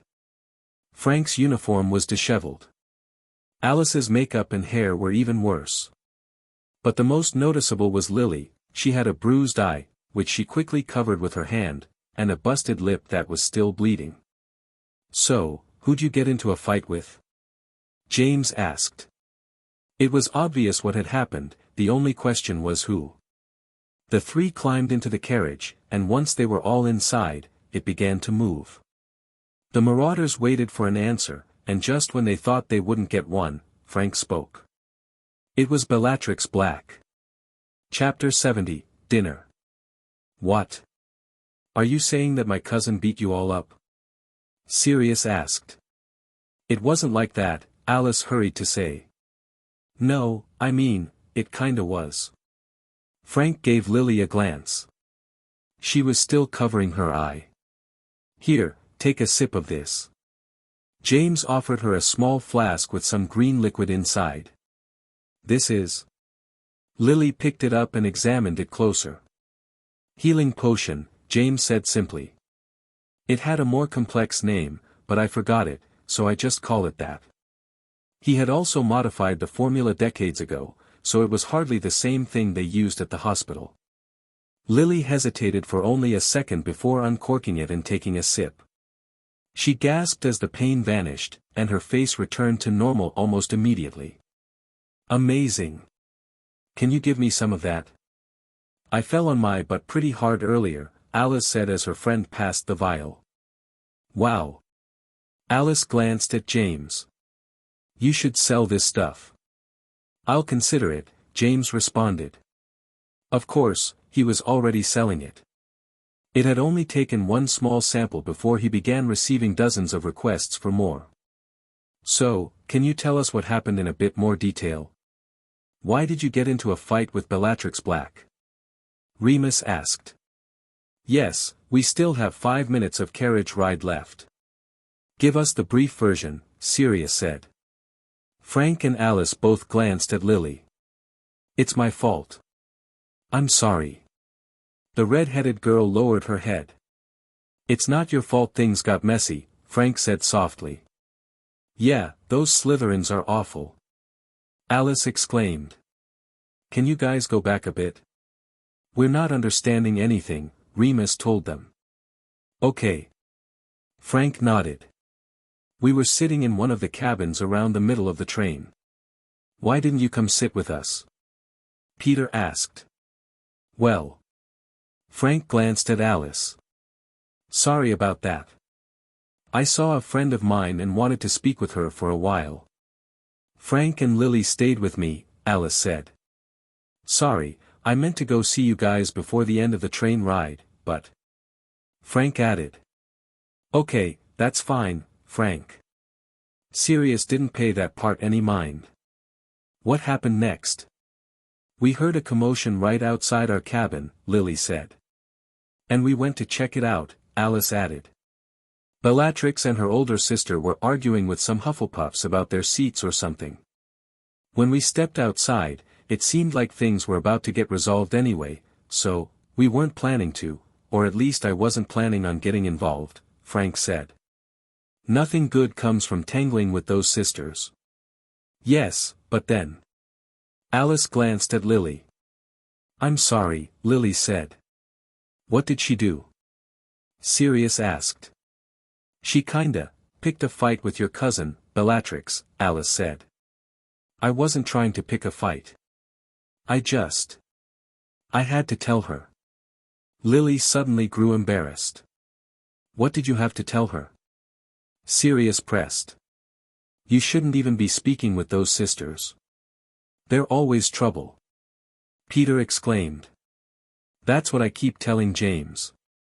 You know, you don't have to say anything, Lily, James said, noticing how uncomfortable she was becoming. Whatever had happened, it seemed to be something she felt embarrassed about. And we're about to arrive at the gates anyway. Get your things ready. Oh, come on. You can't leave us hanging like this, Sirius huffed. Sirius. Remus smacked him on the shoulder. James is right. Lily doesn't owe us an explanation, so drop it. He, too, had noticed the girl's discomfort. That's probably for the best, Alice said. Yeah, and it doesn't matter anymore. Let's go enjoy a peaceful dinner, Frank said, adjusting his robes. You should get changed, Frank, Alice pointed out. His robe had a large tear around his right arm. Oh, yeah. Good thing I have a spare. Frank chuckled. The group walked past the metal gates and made their way to their common room, where they had a couple of hours to organize their belongings before dinner. Sirius and Peter pressed Frank for details about the fight, but the boy was too upright and honorable to say anything. He only mentioned that this was mostly Lily's business, and if she didn't feel comfortable speaking about it, then he couldn't say anything. In the end, they were left speculating about what could have triggered Lily to pick a fight with someone like Bellatrix, since it was very out of character for her to do something like that. However, as soon as they sat down at their usual spots in the great hall and the delicious food appeared before them, they forgot about everything else and decided to enjoy their dinner in peace. James scanned the hall as he ate.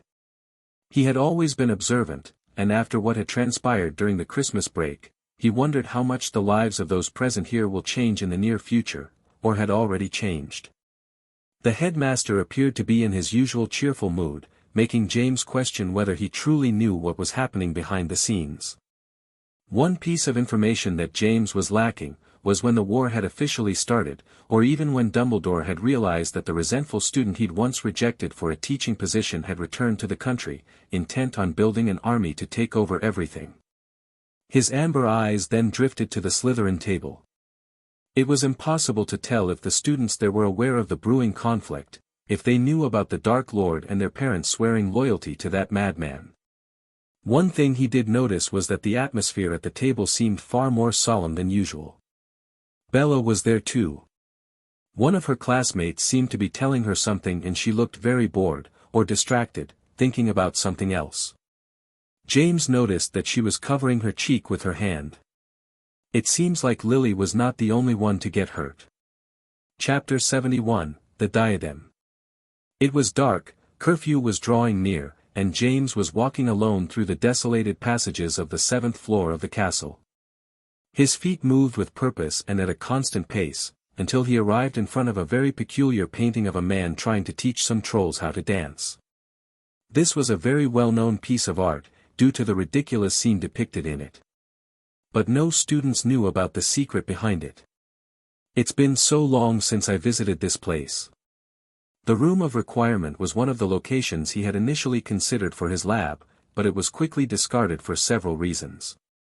Like the fact that the room itself was heavily enchanted and constantly changing shape. Something like that could be detrimental to any long-term project that James tried to work on. Now, the reason he had come tonight had nothing to do with potions. James paced in front of the strange painting 3 times while muttering his need for a place to hide something very important. All of a sudden, a door formed in the wall, and James wasted no time walking inside and closing the door behind himself. It feels even bigger than I remember. Perhaps it's because the last time he was in here, he was on his flying broom and the room was on fire. In front of him was a labyrinth, except that instead of stone or any other construction material, the walls were made of random objects that had been piled up on top of each other. James sighed and began to walk around, looking for anything that felt familiar. He had seen the Ravenclaw diadem before and hoped to recognize it if he were to see it once more. I can't believe I'm doing all of this again. James groaned. Seeing Voldemort again and now finding himself hunting down his Horcruxes was bringing a lot of unpleasant memories from his past. He had lived a very long life as Harry Potter. The war against the Dark Lord had been one of the most unpleasant parts of that life, but it was something that he was able to leave behind eventually. He then got to experience an entire lifetime, over a century long. As Harry, he traveled the world, met many interesting people, and later became a master himself, taking countless students who became his new family. When he awoke in this world, he quickly came to understand that he was going to face Voldemort once more. But even understanding this, he still felt very detached from it, like it was happening to someone else. As James, he decided to try and make good use of this new chance he had been given and try to surpass his previous accomplishments in potion making and alchemy. At that point, the matter of Voldemort had moved to the back of his mind. Not really forgotten, but not a priority either. Seeing him in person had changed James' mentality on the subject. The man was a threat to everything he currently cared for, and he would have to do something about it if he didn't want to lose it all. Okay, this is ridiculous. He had been walking for over 30 minutes, and it didn't feel like he had covered even 10% of the room. Wait, could that spell work on the thing? James took his wand out. Let's see, Accio Ravenclaw diadem. Then he waited, several seconds passed, and nothing happened. I knew it couldn't be that easy, he must have put a lot of protections. He heard something in the distance as he was speaking. James waited for a moment in silence and then heard it again. It was a low banging noise. That way. He could at least identify the direction and began to move toward it. The sound was getting louder, and it was definitely a banging noise. There. He spotted a large pile of old furniture and was sure that the sound was coming from one of them. James climbed the unstable mountain with as much care in his steps as he could. A wooden cabinet was hanging precariously on top of a wardrobe. It had to be there. James saw the little door moving as something inside tried to escape. He then climbed to the top, and while hanging with one hand from the wardrobe, he used his other one to pry the door open. He only had time to catch a glimpse of something silver before it hit him in the head and made him fall all the way down to the floor. Damn it! James had to push himself to one side. He was not the only thing to collapse from the pile, but the large wardrobe and several other pieces of furniture had followed him and almost crushed his body. Urgh! He struggled to stand back up and felt a sharp pain in his leg. It wouldn't be funny if this is how I die on my second chance. The former legendary alchemist passes away after being buried under a pile of furniture because an enchanted diadem made him. He interrupted his mumbling to look around. Wait, where is it? Ouch! Now he was sure that his leg was broken. Good thing he always carries an entire apothecary on his robes. He pulled back his sleeve, revealing dozens of tiny pockets. Each one of these had potions, elixirs, or ointments for a large variety of situations. James took a flask containing a liquid of a vibrant green color that almost seemed to glow. This was a much more potent version of the healing potion he gave to Lily. It was able to cure almost any physical injury in mere seconds. Okay, better. He felt the pain disappear almost immediately and recovered his ability to walk. So he resumed his search for the diadem. Luckily, this time, he didn't need to use any more spells to find it and was able to spot it nearby. Got you. James lifted the diadem using his wand. He was not going to touch it until he ran a few tests. I have successfully secured one of the Horcruxes. Now the question is, what do I do with you? Chapter 72, Getting Your Priorities in Order. The next day, Quidditch Field. James hovered in his flying boom. He was supposed to be looking for the gold snitch, but he was not in the mood for that. His mind was preoccupied with something else. He had placed the Ravenclaw diadem in a sealed container and hid it inside his portable laboratory. As this one was always in his possession, it could be considered a safe location for now. Destroying it was not an option at the moment. Even if he could get his hands on some basilisk venom or cast a fiendfire spell, destroying a piece of his soul would likely alert Voldemort of what he was doing. He cast several detection spells on the diadem and could not find a single protection of any kind on it, other than the natural resistance that comes from being a Horcrux, of course. This told James about Voldemort's arrogance. He didn't bother protecting the diadem because he never considered that anyone else would be able to find the room of requirement. That arrogance was something that James should use to his advantage. But if he starts destroying his Horcruxes, Voldemort would realize the vulnerability of his situation and become a lot more cautious. That would make him much more dangerous than he already is. A desperate Voldemort will go to any lengths to survive. How am I going to find the others though? James thought about it as his broom floated over the Quidditch field. James, someone shouted. The team was in the middle of practice while he was thinking about something he considered much more important. But when a bludger hit his back and forced him off his broom, he had to admit that perhaps he should have been paying some attention after all. Oh no! The captain's face went pale when he saw James fall. As he was reaching terminal velocity and the green grass of the field was getting closer, James felt his mind clearing up. He waved his hand. Arresto momentum. His body became lighter, and his fall slowed to a crawl. James could hear the screams and yells from his teammates. His body floated gently until he reached the ground. James, are you okay? The captain was the first one to land at his side. Wait, where is my broom? Just then, James heard a crunching sound right behind him. When he turned around, he found the shattered remains of his broom. Oh, great. Now he had to waste money on another broom. He was already using all his funds for materials. James, are you hurt? Sirius and the rest of the team arrived. I'm so sorry, I wasn't trying to hit it that way. John Bell, the fourth-year beater who hit the ball, was looking very concerned. You guys are being too dramatic, it was just a short fall, James said. And I am more than fine. This had at least served to help him put his thoughts in order. He couldn't get completely obsessed with Voldemort right now, not when there was little he could do. But he couldn't immerse himself in his experiments as he had done until now. He had been ignoring too many things around him. I need to find some balance in this life. Achieve my goals, but not lose sight of what's important in the process. James thought. James. Marlene called for him. She was holding the remains of his Comet 220. I don't think there is any fixing that, Sirius said. James, you need to be more careful while on the field, the captain said in a stern tone. This happened because you weren't paying attention. I know you could have easily dodged that bludger otherwise. Yeah, Sirius said. You're our only seeker now, so try not to get hurt. I'll try to pay more attention. Don't worry, James responded. After returning from the break, he had been informed that Brian Jones, the previous main seeker, had decided to retire. The incident during the last game had not left any permanent injuries, but it made him think. He was already in his 7th year and hoping to join the Auror Academy after graduation. Any serious injury would ruin his chances, so the decision was not a difficult one for him.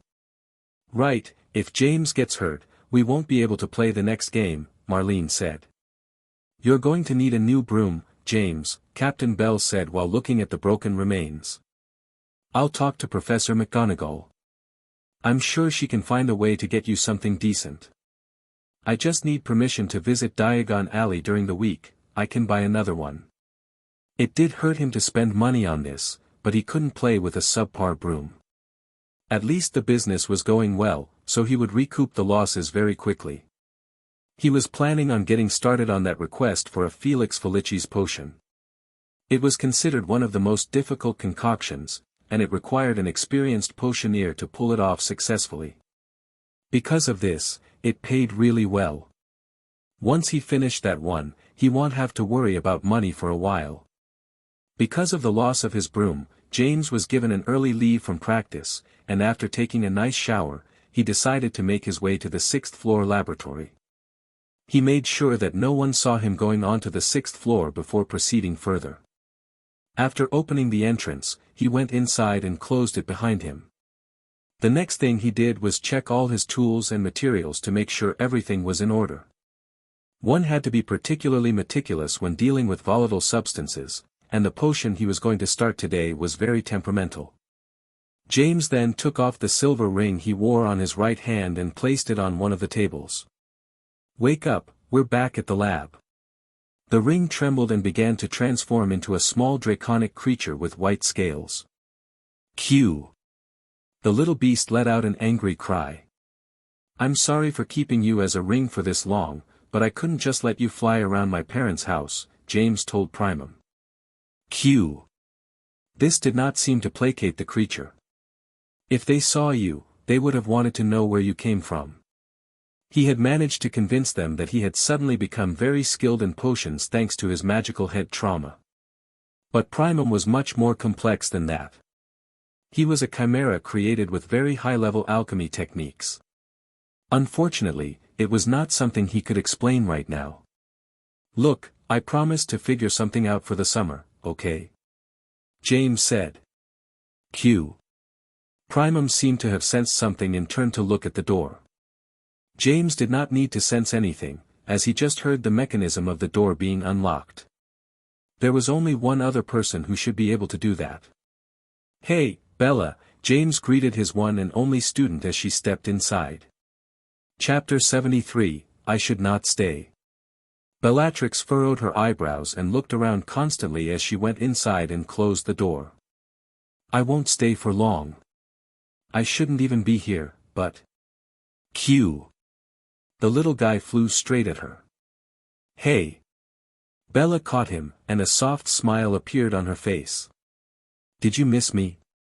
It's a bit overly excited because I didn't let it do much during the break, James commented while he was getting the materials ready for his next project. Why do you always call him Hit? That's so disrespectful. Bella was carefully petting the head of the creature, and he seemed to be enjoying the attention like a little puppy. James turned to glance at her. Because it is an Hit, not a him, he simply answered. Q. Primum didn't understand why they were arguing now. Bella shook her head. Never mind, just, take proper care of him. Why? Where are you going? James asked. Her violet eyes were locked on him. I just told you. I shouldn't be here. Why not? I already gave you permission. James continued processing the materials as he talked. It's not all about you. She caressed Primum's head. Things are getting tense in the Slytherin house. And Rodolphus is more annoying than ever. He doesn't leave me in peace, and when he can't be around, he has other students following me. I had a hard time losing them so I could come here, but I cannot stay long.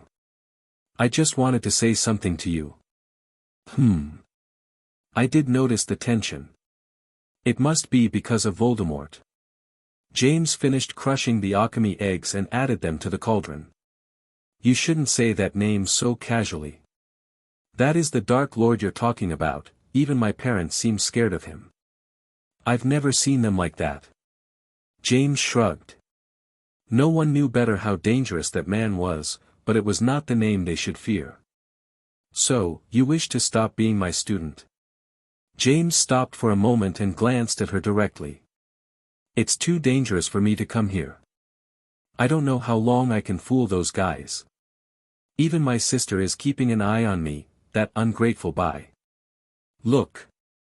James interrupted her rambling. If you want to quit out of your own free will, that's fine by me. But if you're doing it because you think you're protecting me or something silly like that, then forget about it.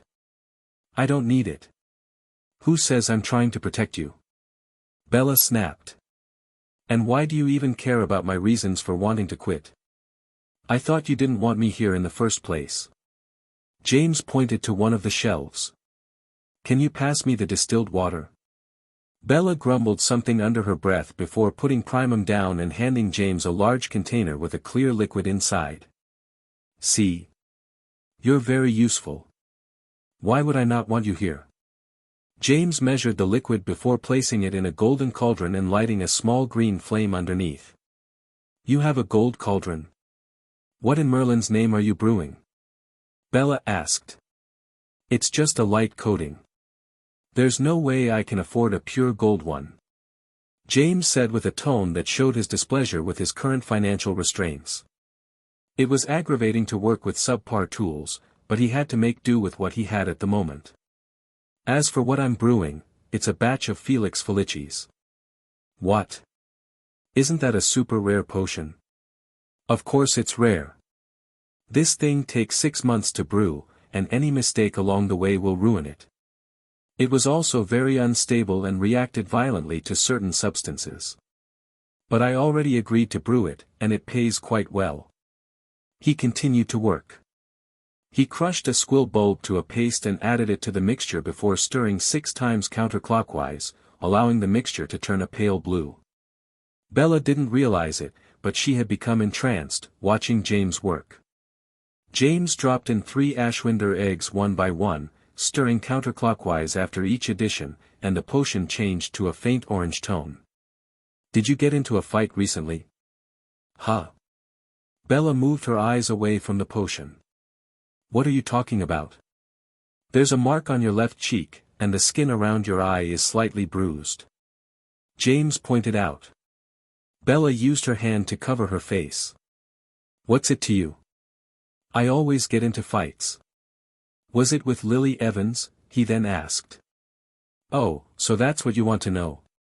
Didn't she already tell you what happened on the train? Bella was clearly getting upset at the mention. She did not. It didn't seem like she wanted to speak about it, and I respected her privacy. What about my privacy? Now she was getting annoyed. Q. The little guy floated to Bella's shoulder and let out a cry that seemed to show his agreement. I hate being in school again. James groaned. You think I attacked her for no reason? Bella asked him.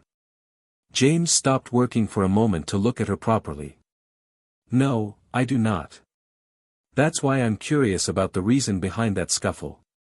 You want to know, huh? What if I told you that she attacked me first? Would you believe that? Bella huffed. Normally, he would not believe that Lily would go out of her way to attack someone, but he could not detect any deceit in Bella. She was being sincere. Did she say why? He didn't recall those two having many interactions. Bella grinned. Because of you. She pointed at him. James was not expecting her to say that. Me? Oh. That would explain why she looked so embarrassed to speak during the ride in the carriage.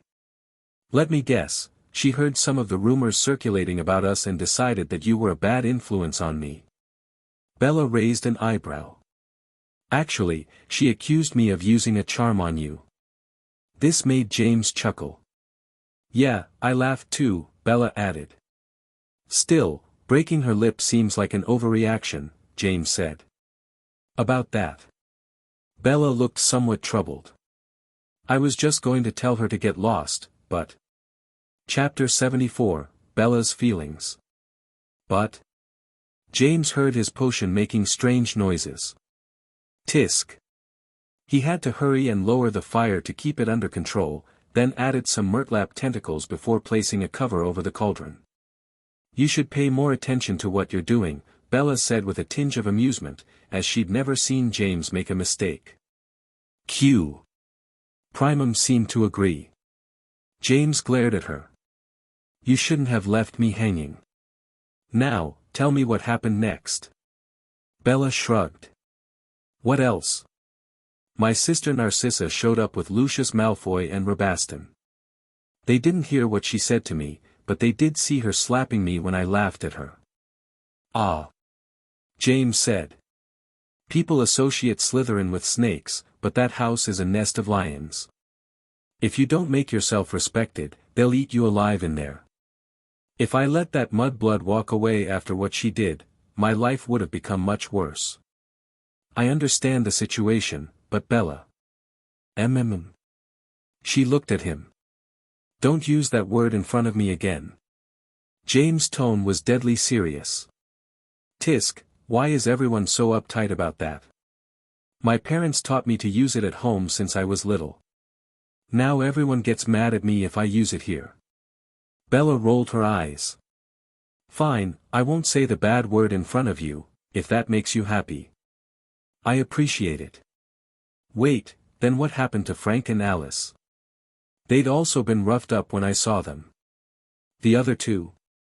I think my sister Andy may have pushed them away when they got too close," Bella said. "Andromeda did that?" James was surprised. The Andromeda he knew was the motherly kind. It was hard to imagine her blasting spells at students. "Anyway, if I hadn't smacked the redhead, things would have gotten worse for her. Rabastin tells everything to his brother, and you already know how temperamental Rodolphius can be. He would have gone after her." Bella didn't want to say it outright, but she had protected Lily, in her own style. Not that she expected the girl to see it that way. I think Lily may have realized that. James recalled that she'd looked both regretful and embarrassed about what had transpired. Maybe she understood more than she was given credit for. Lily's mind was useful for more than just books. "So, are you and Evans, like, close?"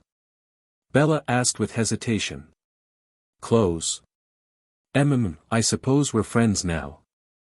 But until this year, she couldn't even stand me being near her, so I wouldn't say we're that close." "Oh."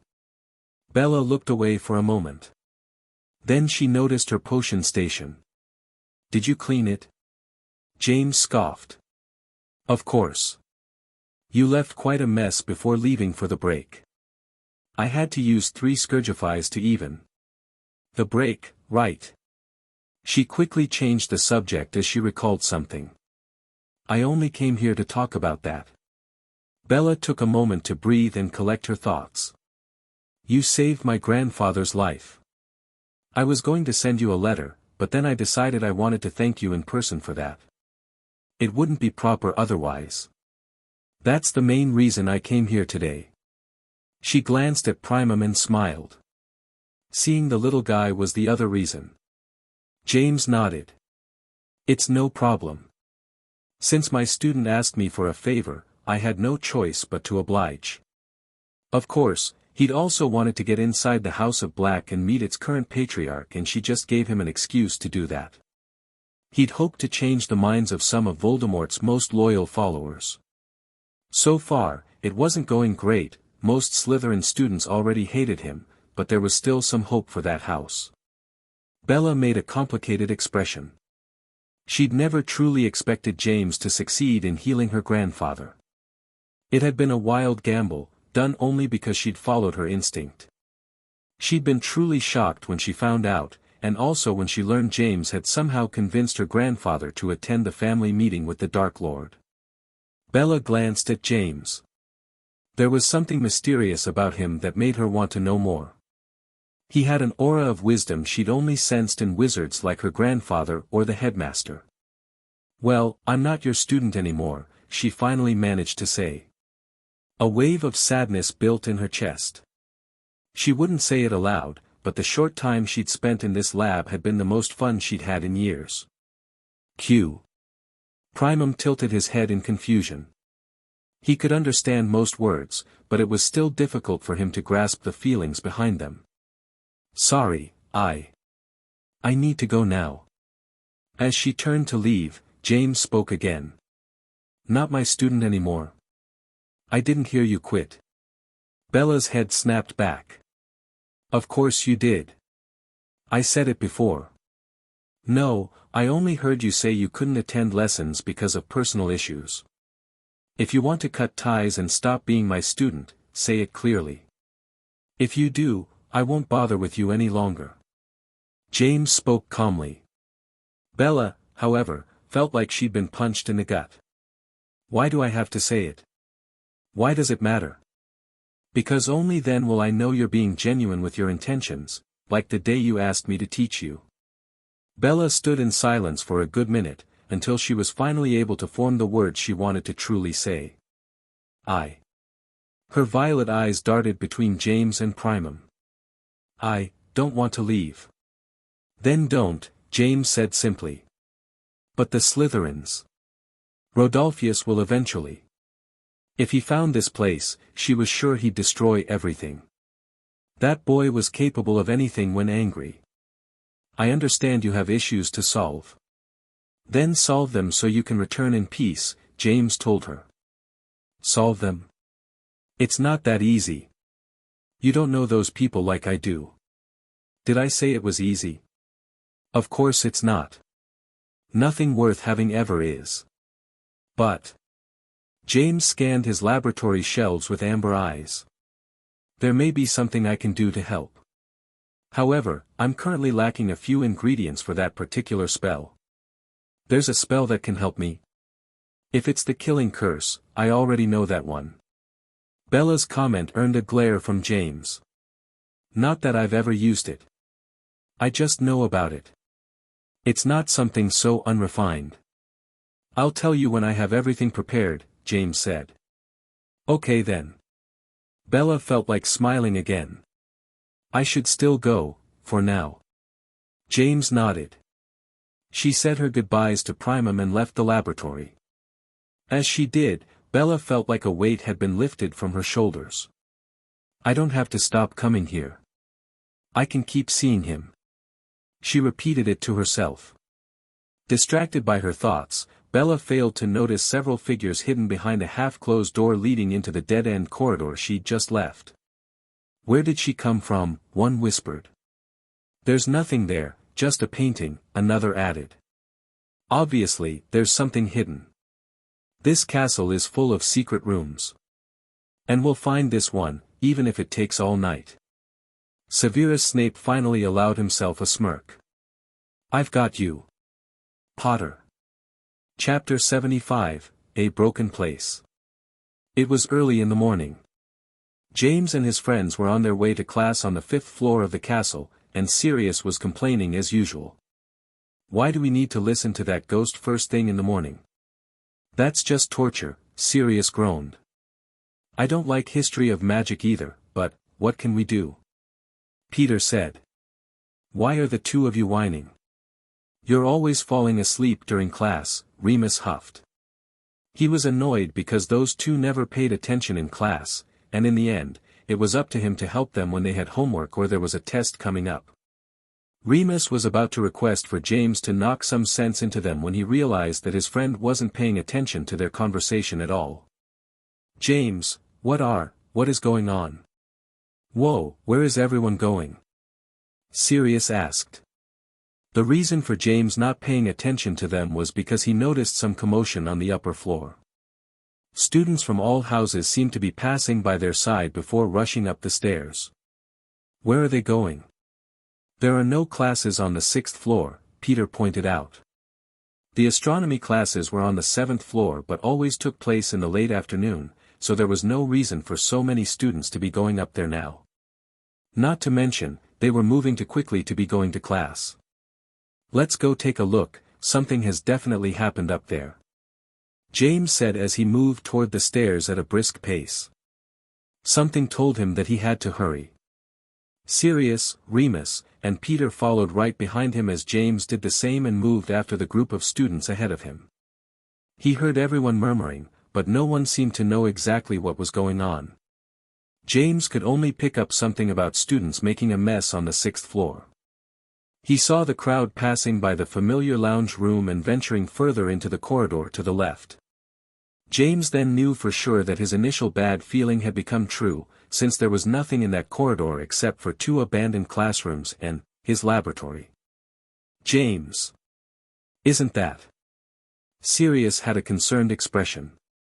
None of his friends had entered his laboratory, but they knew more or less where it was. This is bad, isn't it? Peter asked. What do we do? Remus asked as they moved through the increasing crowd. I need to get there before something terrible happens, James said, pushing a few students out of his way to pass. He could hear the noises of things breaking and people yelling. When he got to the front, he only needed a second to know it was too late to save anything in there. The secret entrance had been opened by some type of demolition spell that broke the wall. The pieces of broken glass and destroyed materials had even reached the hallway right outside the lab. Bloody hell! Peter shouted. Who did this? Sirius was ready to rush in there and start beating people but was quickly stopped by James. All of you, stay here. I don't want anyone entering that room. There are volatile materials in there, James warned them. Then what are why? Before Remus could finish, there was a sudden loud noise coming from inside the lab, and yellow smoke started to burst out of the broken entrance, beginning to fill the hallway. TSK. Too late, James muttered under his breath. Fire. There's fire. Run. There was no visible fire, only smoke. But this was more than enough to make the students panic and scatter away. James saw 3 individuals with Slytherin robes rushing out of the lab as fast as they could while covering their mouths to protect themselves from the toxic fumes. He first moved to intercept the 3 vandals when, all of a sudden, he heard the desperate cry of a familiar voice. Let me go. Bella, stop. Come back here. James was just able to catch a passing glimpse of Bella as she broke away from her older sister, who was trying to prevent her from running directly toward the smoking room. What is that foolish girl doing? James knew better than anyone else what these fumes were and what was about to happen next. Not going to make it in time.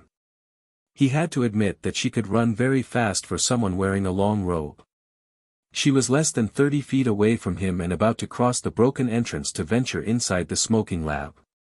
If she did that, she was as good as dead. Normal spells were not going to cut it this time. He needed something that could bypass Hogwarts protections, something older. Strange guttural noises came out of James's mouth. His body seemed to glow for an instant before he disappeared from the spot. Only to reappear right next to Bella. James wrapped his left arm around her waist and pulled her back, placing her behind him. Let me James. She stopped struggling from his grasp when she realized who it was.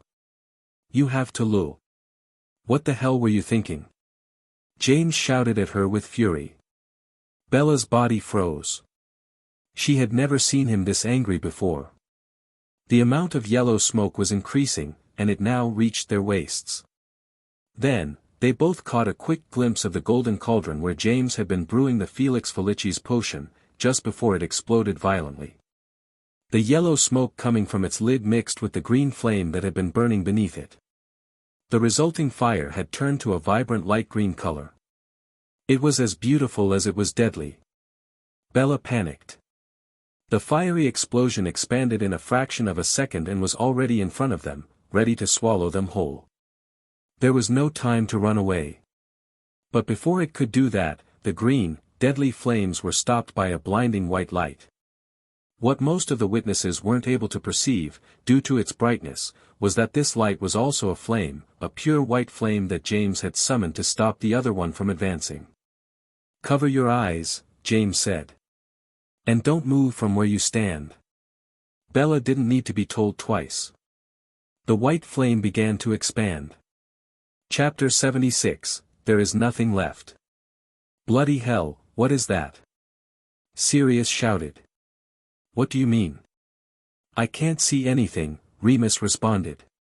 Guys! Don't look at the light! Peter shouted. Bella should have been in an even worse situation since she was closer to the fire, but she had closed her eyes like James had told her, and then waited. She felt calm, despite the situation. Something deep inside her was telling her that there was nothing to fear.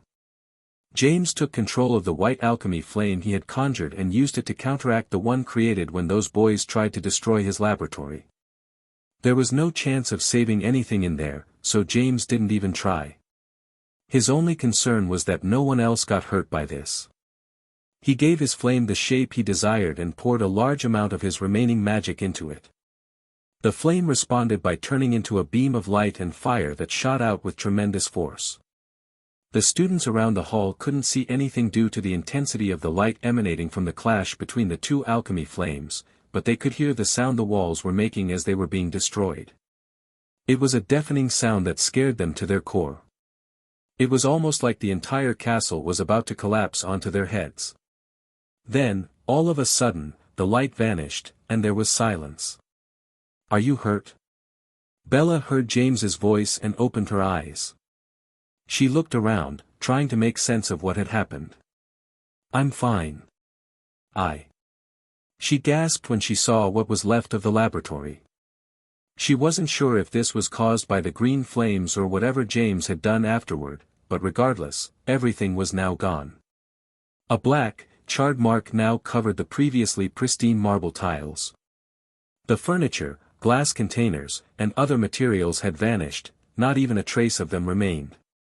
And on the outer wall of the room was a giant hole that seemed to have been burned out, melting the castle's walls. The edges of the hole still had something that looked like molten lava on them. Oh no! Bella left James behind and ran inside the room, looking everywhere. James saw her desperation and finally understood why she had been trying to enter the laboratory earlier. Primum is fine. This grabbed her attention immediately. How can that be? Where is he?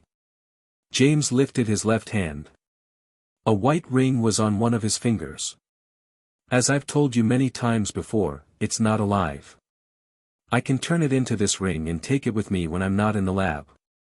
There was no way he could leave that creature in here unattended. Had he done that, this would have happened much earlier. Bella's expression completely changed, and he could see the relief washing away her previous despair. He's fine, then. Of course. James glanced around the place. Can't say the same about my equipment and materials. Bella's mood worsened quickly. This is my fault, isn't it? They must have seen me leaving. Maybe they saw me, who knows? It doesn't matter right now. I have bigger issues. Like what he was going to tell the headmaster and the other professors, who were surely rushing to the scene and would be here at any moment. Bella furrowed her eyebrows. She could not be satisfied with that. Of course it matters. I show. Ah. Let me go. Stop. Another commotion could be heard coming from outside the former laboratory. Your friends? Bella asked. For sure. James walked out and saw that Sirius and Remus had restrained the three vandals who had just destroyed his workplace. Peter was also there. He glanced at the two Slytherin seniors. Their faces were somewhat familiar, and it was possible that these were some of the perpetrators who had ambushed him while he was walking out of the library with Alice and Lily a short time ago. The third one, he certainly recognized. Sirius, you bastard. Release me this instant. You're all in so much trouble. Snape fought against the ropes binding his body as hard as he could. I say we toss him out the window, Sirius suggested. No one will miss him. Sirius. You can't do that, Peter exclaimed. He's just joking, Peter. Not that this is the time for that, Remus said. I was only half joking. Sirius glanced back at James as he came out. Is there anything left? Not really, James responded. Ha. You deserve that, Pot, cough cough. Snape began to cough violently. And you deserve that, and more, Sirius huffed. He doesn't look too good, Peter pointed out. Bella. While they were distracted with Snape, Bella's older sister came running and grabbed her. Are you okay? Did you get hurt? What were you thinking? I'm fine. Let me go, Andy. Bella pushed her sister away. What were you trying to accomplish by running into that mess? Andromeda Black took a good look at the remaining people in the hall. All the other students had run away the moment smoke started coming out, leaving only the Marauders, Bella, and the 3 Slytherins. Are those the ones who tried to burn down the castle? Andromeda glanced at Snape and the other 2. She was very familiar with those seniors. Oh, those are Malfoy's boys. Yeah. Of course, Bella knew about this too. Both Malfoy and Rodolphus had many students following their orders. These 3 were just a few of them. James, what happened here? Did Snape really cause all of this? Remus asked. Yeah. What was that explosion? I thought we were going to die. And, did you guys see the giant hole in the outer wall? I can see the sky from here, Peter pointed at it. The genius over there, James glanced at Snape, used fire in an active laboratory and ended up causing a violent reaction. It was a bit more complicated than that, but there was no need to get into details now. That would probably come later. A laboratory, you say? They heard several sets of footsteps right around the corner, followed by the last voice they wanted to hear. They saw Albus Dumbledore, along with 2 more professors, walking at a brisk pace toward them.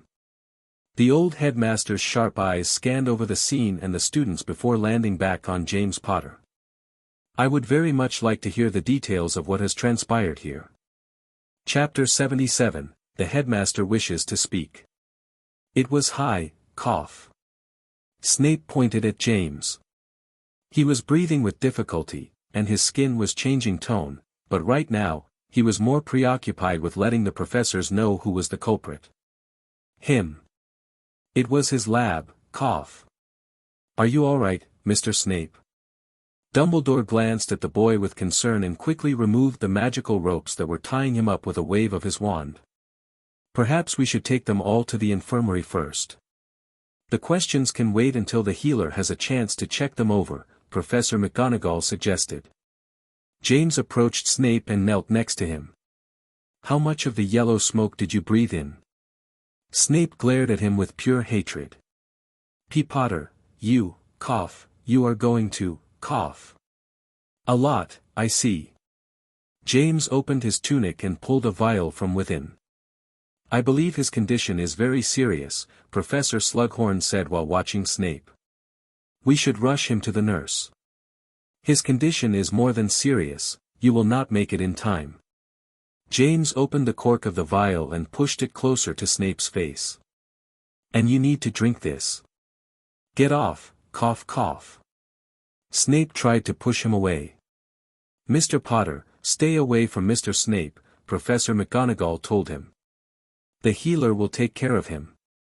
Ashwinder egg, Occamy shell, and Murtlap tentacles, all together form a volatile substance that, when mixed with fire and a few other things, can create a toxic fume with a yellowish tone. If inhaled, this fume morphs into a potent acid that destroys any organic material that comes in contact with. That's what is currently inside Snape. He may not have 2 minutes before his insides are turned into a, well, I'll save you the mental image. But he will die, James explained. Those ingredients, were you making a batch of Felix Felicis? Slughorn looked shocked. 2 minutes, the headmaster asked. Now it's probably slightly over 1 minute since you made me waste time explaining it all, James added. Albus, Professor Slughorn called the other wizard. I believe we should listen to Mr. Potter on this one. The boy certainly knows what he is talking about, that yellow smoke he mentioned is truly deadly, and if Mr. Snape had truly breathed too much of it. I'm afraid. Dumbledore only needed a moment to consider it. He had complete trust in Slughorn's knowledge and skills. His eyes moved to Snape. Mr. Snape, I will need you to drink the contents of that vial. I will take responsibility for whatever happens. And no. Cough. Snape tried to push James away once more, but he could barely breathe anymore, and his face was turning blue. Do we need to restrain you? James asked. I can put the ropes back on, if you want, Sirius suggested. Here, let me help. Remus stood behind Snape and grabbed him, preventing him from moving away. Someone open his mouth, James said as he approached again. Allow me.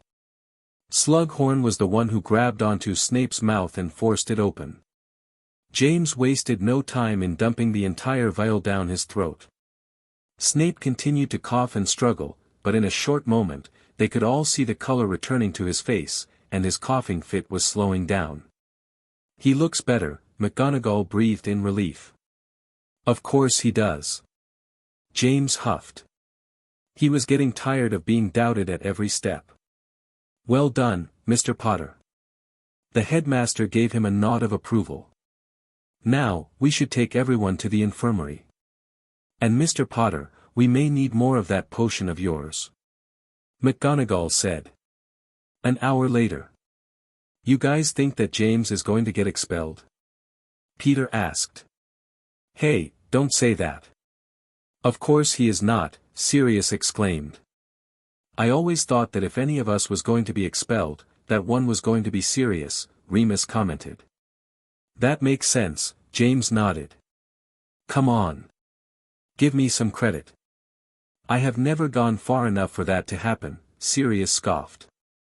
The four of them were sitting on the hospital ward beds, waiting for the healer to give them permission to leave.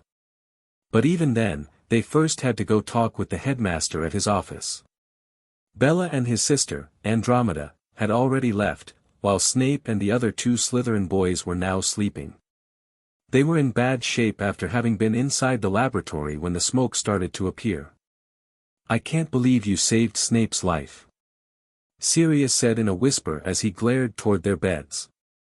Yeah, after what he did to your lab, he destroyed everything and got you into so much trouble, Peter added.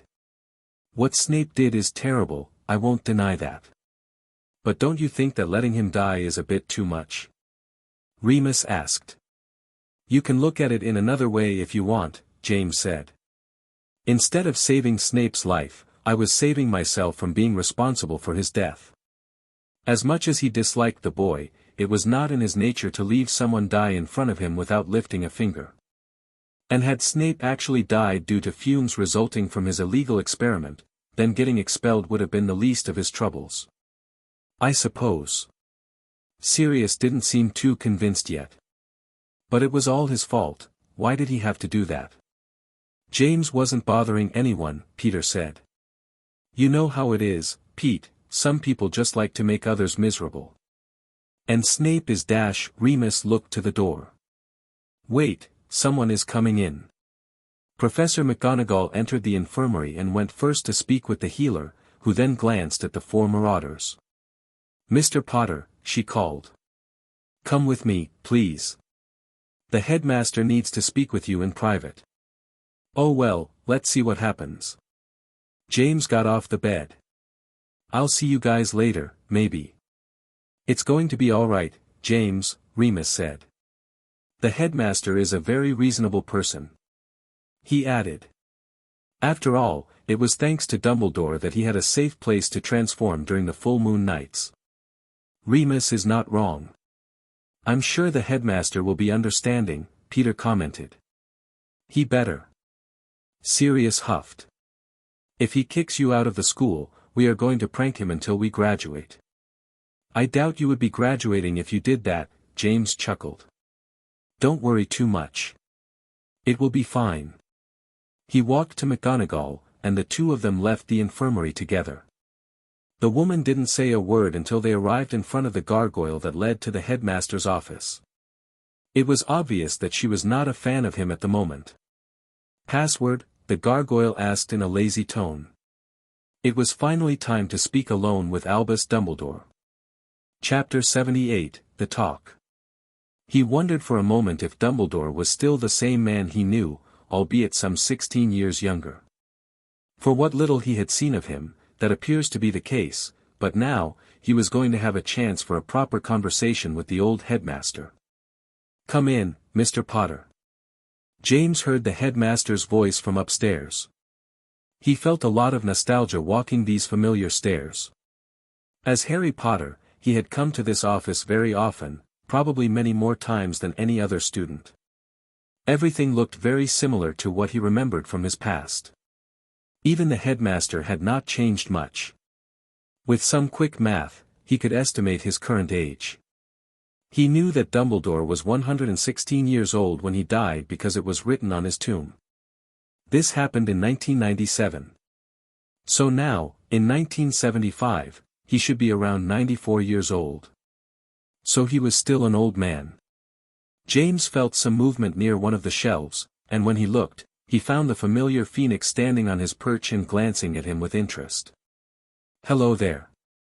James greeted Fawkes. He wasn't expecting the creature to recognize him, but by the way that he was being stared at, someone could think otherwise. The phoenix was one of the most mysterious magical creatures in existence, so who knows? Maybe they can perceive something that no one else can. "It seems like he has taken an interest in you." "That's very rare," Dumbledore muttered. "His name is Fawkes, by the way." "Hello, Fawkes. Nice to meet you. I am James." The phoenix let out a happy cry. Dumbledore observed the interaction with much interest, and James could tell what he was thinking.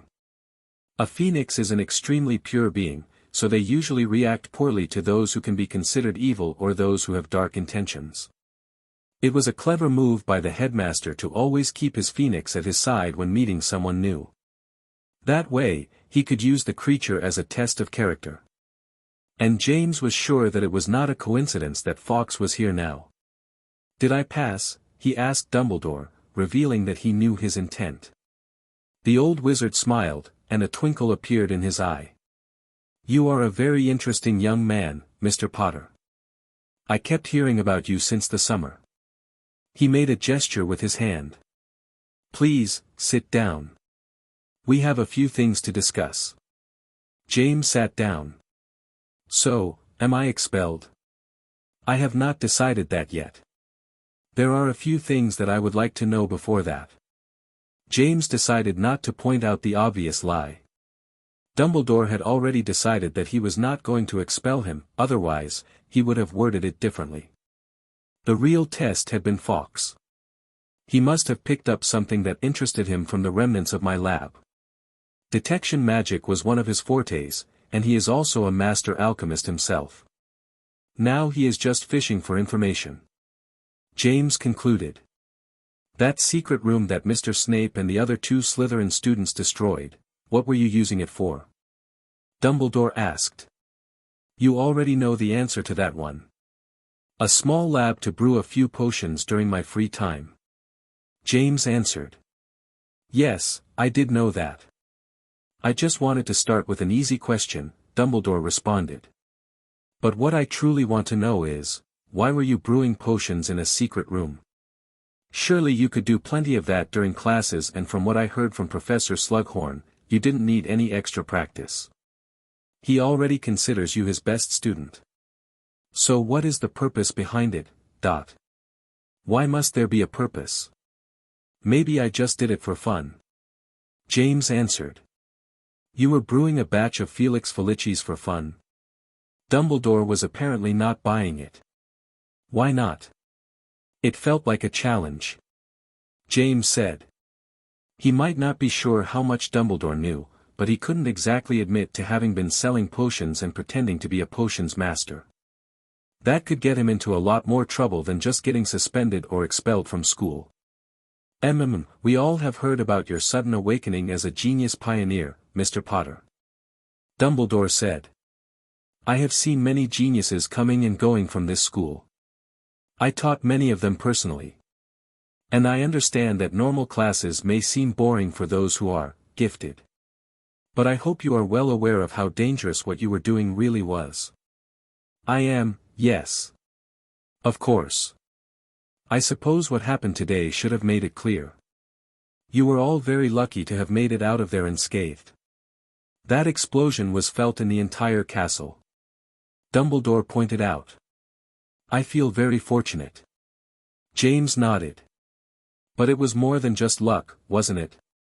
The twinkle returned to his eyes. It would take a massive amount of magic to damage one of the castle walls in the way I saw today. If you knew what I did, no, you know. Of course you do. James wanted to roll his eyes. This man liked these mind games a bit too much. He hadn't asked a single question that he didn't already know the answer to. As a fellow alchemist, you should be aware, there are some ways to detect the traces of alchemic flames. They leave behind very peculiar marks. Knowing a bit of alchemy is not against the rules, is it? Dumbledore shook his head. It is not. However, for someone that young to be able to use alchemic flames is something unheard of. I was in my 50s when I managed to control my first one. And I'll let you know that I was once considered a genius as well. James shrugged. To be fair, he was in his 60s when he managed the same. You think I used some nefarious methods to acquire my skills? No, if you did, Fawkes would have already attacked you. And we would not be having this conversation right now. Dumbledore stated. Then, what now, Dot? James said. Are you going to ask me about the magic I used? Or where did I learn it? Dumbledore shook his head slightly. I am merely curious about you, Mr. Potter. But this old man is not going to pry into your secrets, so you can rest at ease. I just want to make sure that you are not a danger to this school and its students. After all, every single child in here is under my protection. There was a warning in those words. I appreciate the vote of confidence, James said. Now, because you solved this situation yourself, and no one was seriously hurt, I can be more lenient with your punishment. Dumbledore said. James nodded and waited for him to continue. I still need something from you. I want you to promise me that what happened today will not happen again, ever.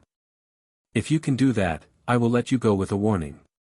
You won't even get detention, since the purpose of detention is to teach someone what they did wrong, and you already know that. Dumbledore said. That's very generous. James meant that. This man was a bit too forgiving, this was something that would come to bite him in the ass. I am a very generous man. Most of the time, at least. James nodded. Very well, Headmaster. You have my word that this will not happen again. He would just have to be more careful with his next lab. I'm glad to hear that. It would be a shame to lose someone with so much potential as yourself, Mr. Potter. You could accomplish great things in the future and I would not want to put a stop to that. However, what I'm offering you now is a one-time deal. If you ever put this school in danger again, you won't find me being so kind as I am now. Everyone deserves a second chance, and that is exactly what I am doing right now, don't squander it. The tone of the headmaster showed how serious he was with his words. He made it very clear to James. If he was caught with another secret lab, he would be out of the doors immediately. James still felt lucky to have made it out relatively unscathed. However, this was going to have some consequences. Dumbledore may have said to him that he was not going to pry into his secrets, but he knew the man better than that. From now on, he will have to act with the notion that he was going to be watched more closely. Chapter 79, A Reason to Stay. Look at him, he's so mad. Sirius said with amusement as he stared at Snape, who was sitting on the other side of the Great Hall. You think he's angrier by the fact that James didn't get expelled or because he's only alive thanks to him? Peter asked. The breakfast the next day was very animated. For once, the students only had classes in the afternoon as the morning ones were cancelled, thanks to the explosion in James' laboratory, which also gave everyone something to talk about. Forget about Snape. Remus said with annoyance. Just ignore him. What he did. I will not forgive him for that. Sirius glanced at him. I won't forgive him either. That's what I'm saying, we should prank him. Peter interrupted Sirius. That's what we should do. I've never seen you wanting to prank anyone, much less a Slytherin. Sirius pointed out. But this one actually deserves it. Peter exclaimed. Can't argue with that. Sirius added. And what do you think about all of this? Remus asked James. You haven't said a word yet. Do you want to get back at those Slytherin for what they did? Forget him. Snape is not worth my time. Not even for a prank. James had decided that he wasn't going to try and interfere in Snape's fate any longer.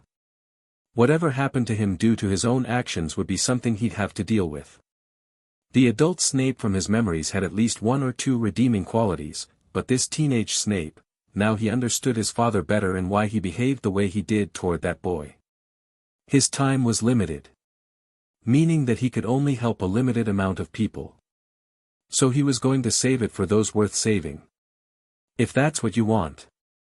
Sirius didn't look too happy about it. He wanted to teach Snape a lesson quite badly this time. I don't think I could be so forgiving in your place.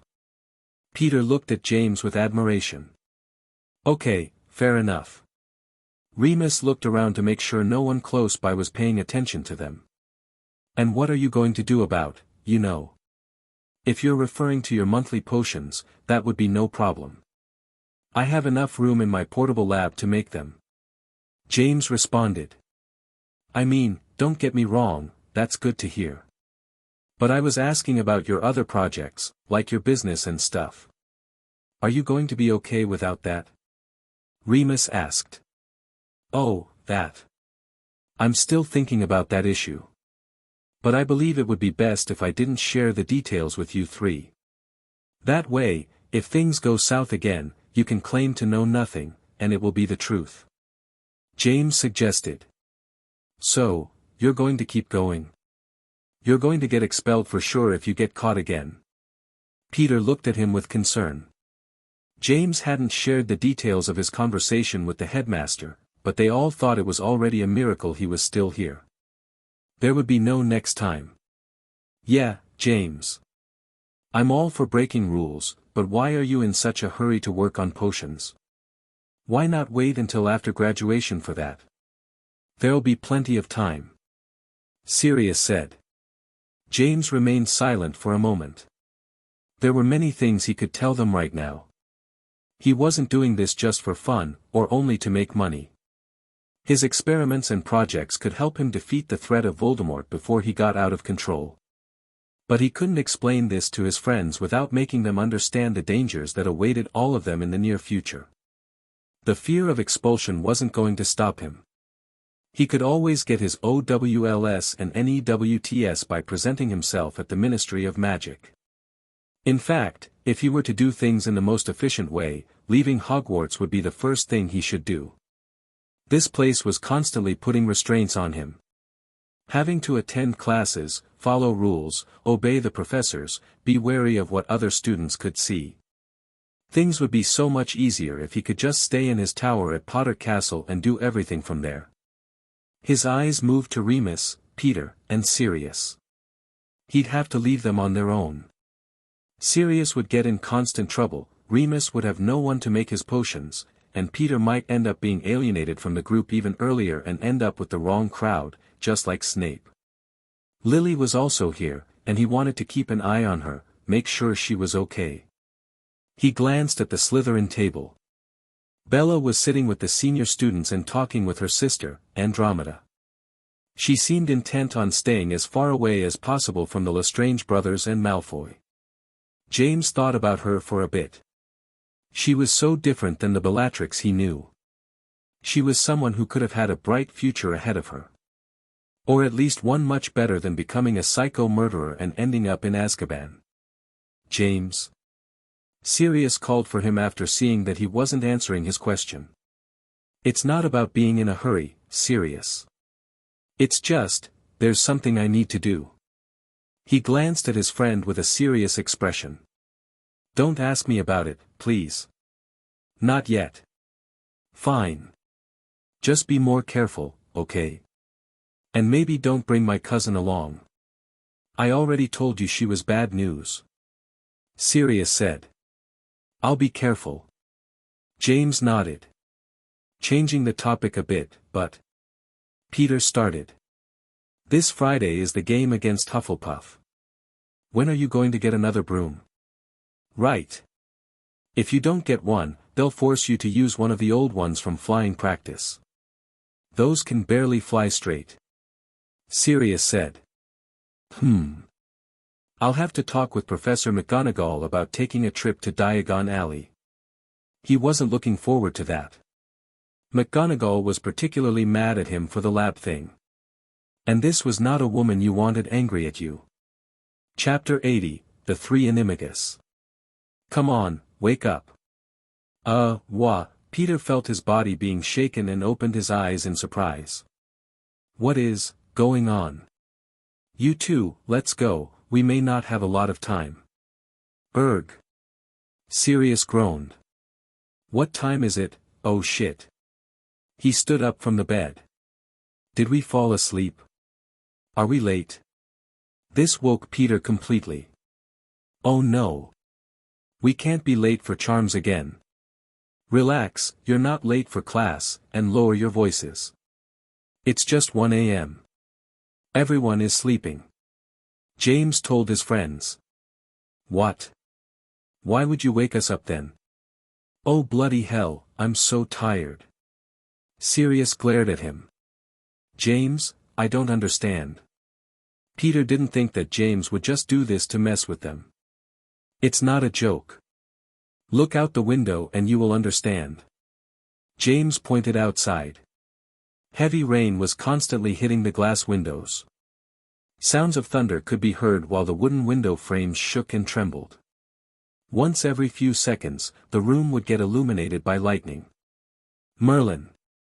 That's an intense storm outside. Peter exclaimed. Seems like more reason to stay in bed. I can't believe you'd disturb my rest like that. Not cool, man. Sirius grumbled. What I can't believe is that you two are so daft, James responded. Why would I wake you up during a thunderstorm? You can't think of a single reason.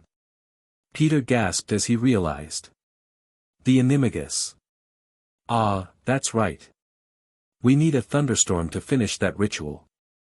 Sirius then understood. Finally, we may not have a lot of time, so see. What is going on? Remus was stirred awake by all the noises. It's morning already. He glanced at the window. Not yet, but we have something important to do. James threw some robes at him. Get dressed. You may as well come too, in case something goes wrong. We may need someone to call the professors. Go, where? Remus asked in confusion. Ah. This is so scary. Peter shook while riding his broom under the heavy storm. Lightning bolts seemed to be landing all around them. The wind was extremely strong, and it made the rain get in their eyes, preventing them from seeing anything. Couldn't we have walked outside?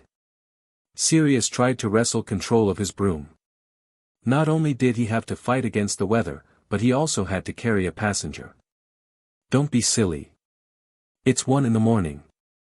All the exits of the castle are closed at this hour, and the janitor is patrolling the hallways. Flying out of the window was the only way out. James said as he held on to Sirius. Since he was the only one without a broom, he had to tag along. I can see the Whomping Willow. We're almost there. Remus pointed below them. Don't land too close to it. I don't feel like getting smacked. James told them. The marauders got off their brooms and rushed for the secret entrance that would lead them to the Shrieking Shack. It's so rare to be here on a normal night. Remus said as they arrived at the basement of the house. He only came here during full moon nights when he had to transform. It felt strange to be here, knowing that nothing bad was going to happen to him. Not sure if you can call this a normal night. James commented. Well, you won't be transforming tonight, but if everything goes well, we are. Sirius rested his broom against the wall. We should have brought a change of clothes, I'm cold. Peter gasped as his wet clothes clung to him. All of a sudden, he was hit by a gust of hot air that seemed to dry him instantly. "Whoa!" Peter exclaimed and saw James pointing his wand at him. "There you go. All dry now," James said. "Was that a variant of the Ventus charm?" Remus looked interested. "I can teach it to you another day. Now, let's get everyone dry, and you go to the living room while I fetch the potions I left in the attic." "Why the living room?" Peter asked. "Because it's the most spacious place in the house. We don't know what kind of animals you'll be turning into, it could be something big." Remus answered. "Like a dragon, roar." Sirius chuckled. "The living room is not that big," Peter said. "There's something nasty inside my potion." Sirius made a face of disgust as he stared at the flask that James handed to him. "What is that?" Peter was making the same expression. "The crystal vial contains the leaf that we had inside our mouths for a month, a chrysalis of a death's head hawk moth, and a few other things," James commented. "That sounds truly gross. I'm glad I don't have to drink that," Remus said. "James, are you sure that's how you were supposed to do it?" Sirius asked. "This isn't going to kill us, right?" Peter looked ready to throw up. "It shouldn't, now." James removed the cork from the vial. "Don't waste time, repeat the chant and drink it." They all knew the chant by muscle memory at this point. They had been repeating it for over a month, every morning and late afternoon. "Amato animo animato animagus." They all said in unison. "Bottoms up." Remus cheered for them. Sirius and Peter closed their eyes, covered their noses, and drank the whole thing. James looked at them and wondered if he should have told them that a single sip was enough, but decided against it. "Erg, it was as gross as it looked." Sirius groaned. I don't feel any different. Did I transform into something?" Peter asked while looking at his friends. Remus had also been expecting something to occur immediately. "Huh? Didn't the book say that? Give it a moment." James could feel his magic stirring. The others hadn't realized it yet because they weren't attuned like he was. "It's about to." "Ah!" Peter screamed when he saw brown fur emerging from his skin and his fingers started to shrink. "This feels weird." Sirius's nose became longer and changed its shape while his skin became covered in thick black fur. Remus stood there, watching in awe as his friends transformed into different creatures. Chapter 81, A Magnificent Beast. "Oh, this feels so weird." Peter was the first one to experience the full changes. His body began to shrink more and more as it morphed its shape. He went to all four legs and emitted noises that were no longer human. Squeak. Peter had taken the shape of a small brown rat. He panicked and started running all over the living room with his little legs, while Remus called for him repeatedly. "Peter, come back, Dot." Remus shouted. Next came Sirius. Black fur covered his entire body and morphed to resemble a large black dog. Unlike Peter, he did not freak out immediately but instead became excited with his new form. Woof! Sirius barked at Remus while waging his tail with happiness. He was trying to speak, but of course, he was unable to form proper words so he could only bark at him. "Amazing! You guys did it!" Remus said with enthusiasm as his eyes moved to James. He was the one taking the longest to change, and this made Remus wonder if there was some issue with his transformation. James had his eyes closed as he was in deep concentration.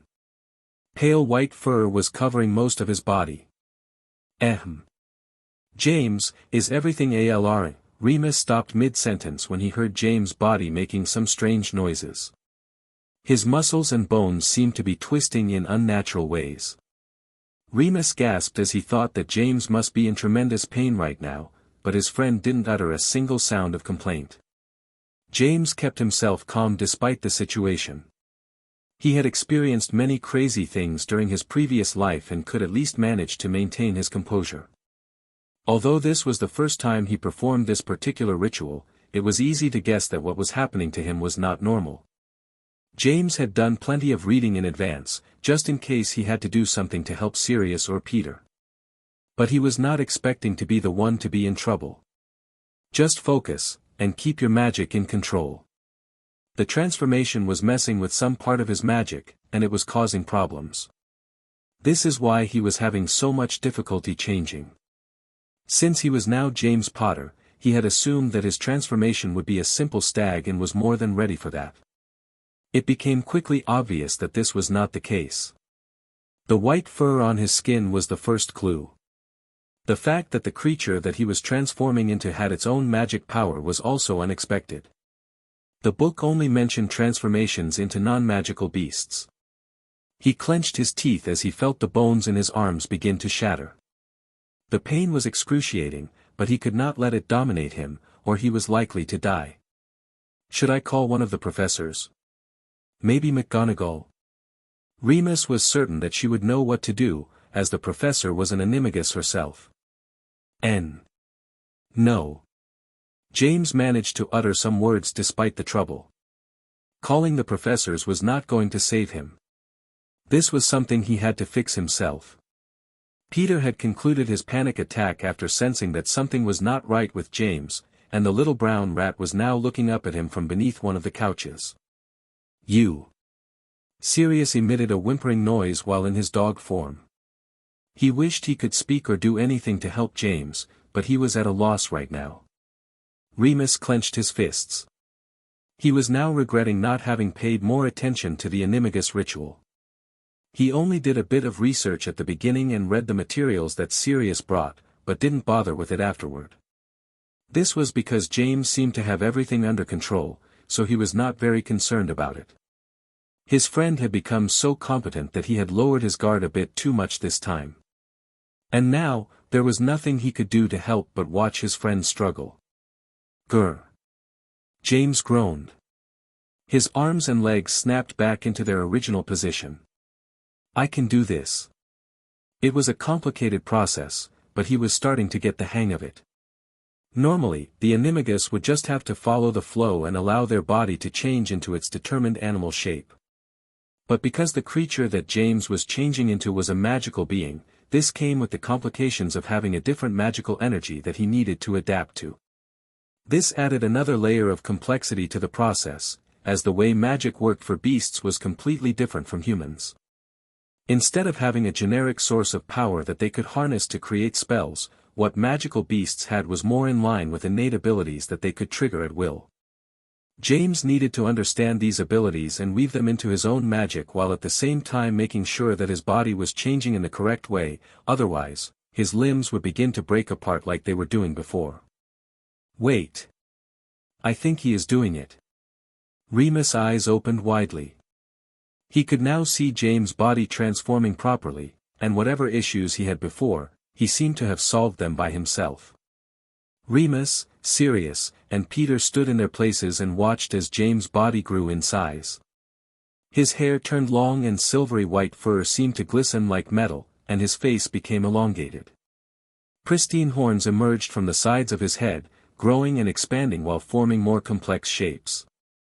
The process took almost a minute, and by the end, the group was staring at a massive stag with large horns and beautiful pure silver fur that almost seemed to glow.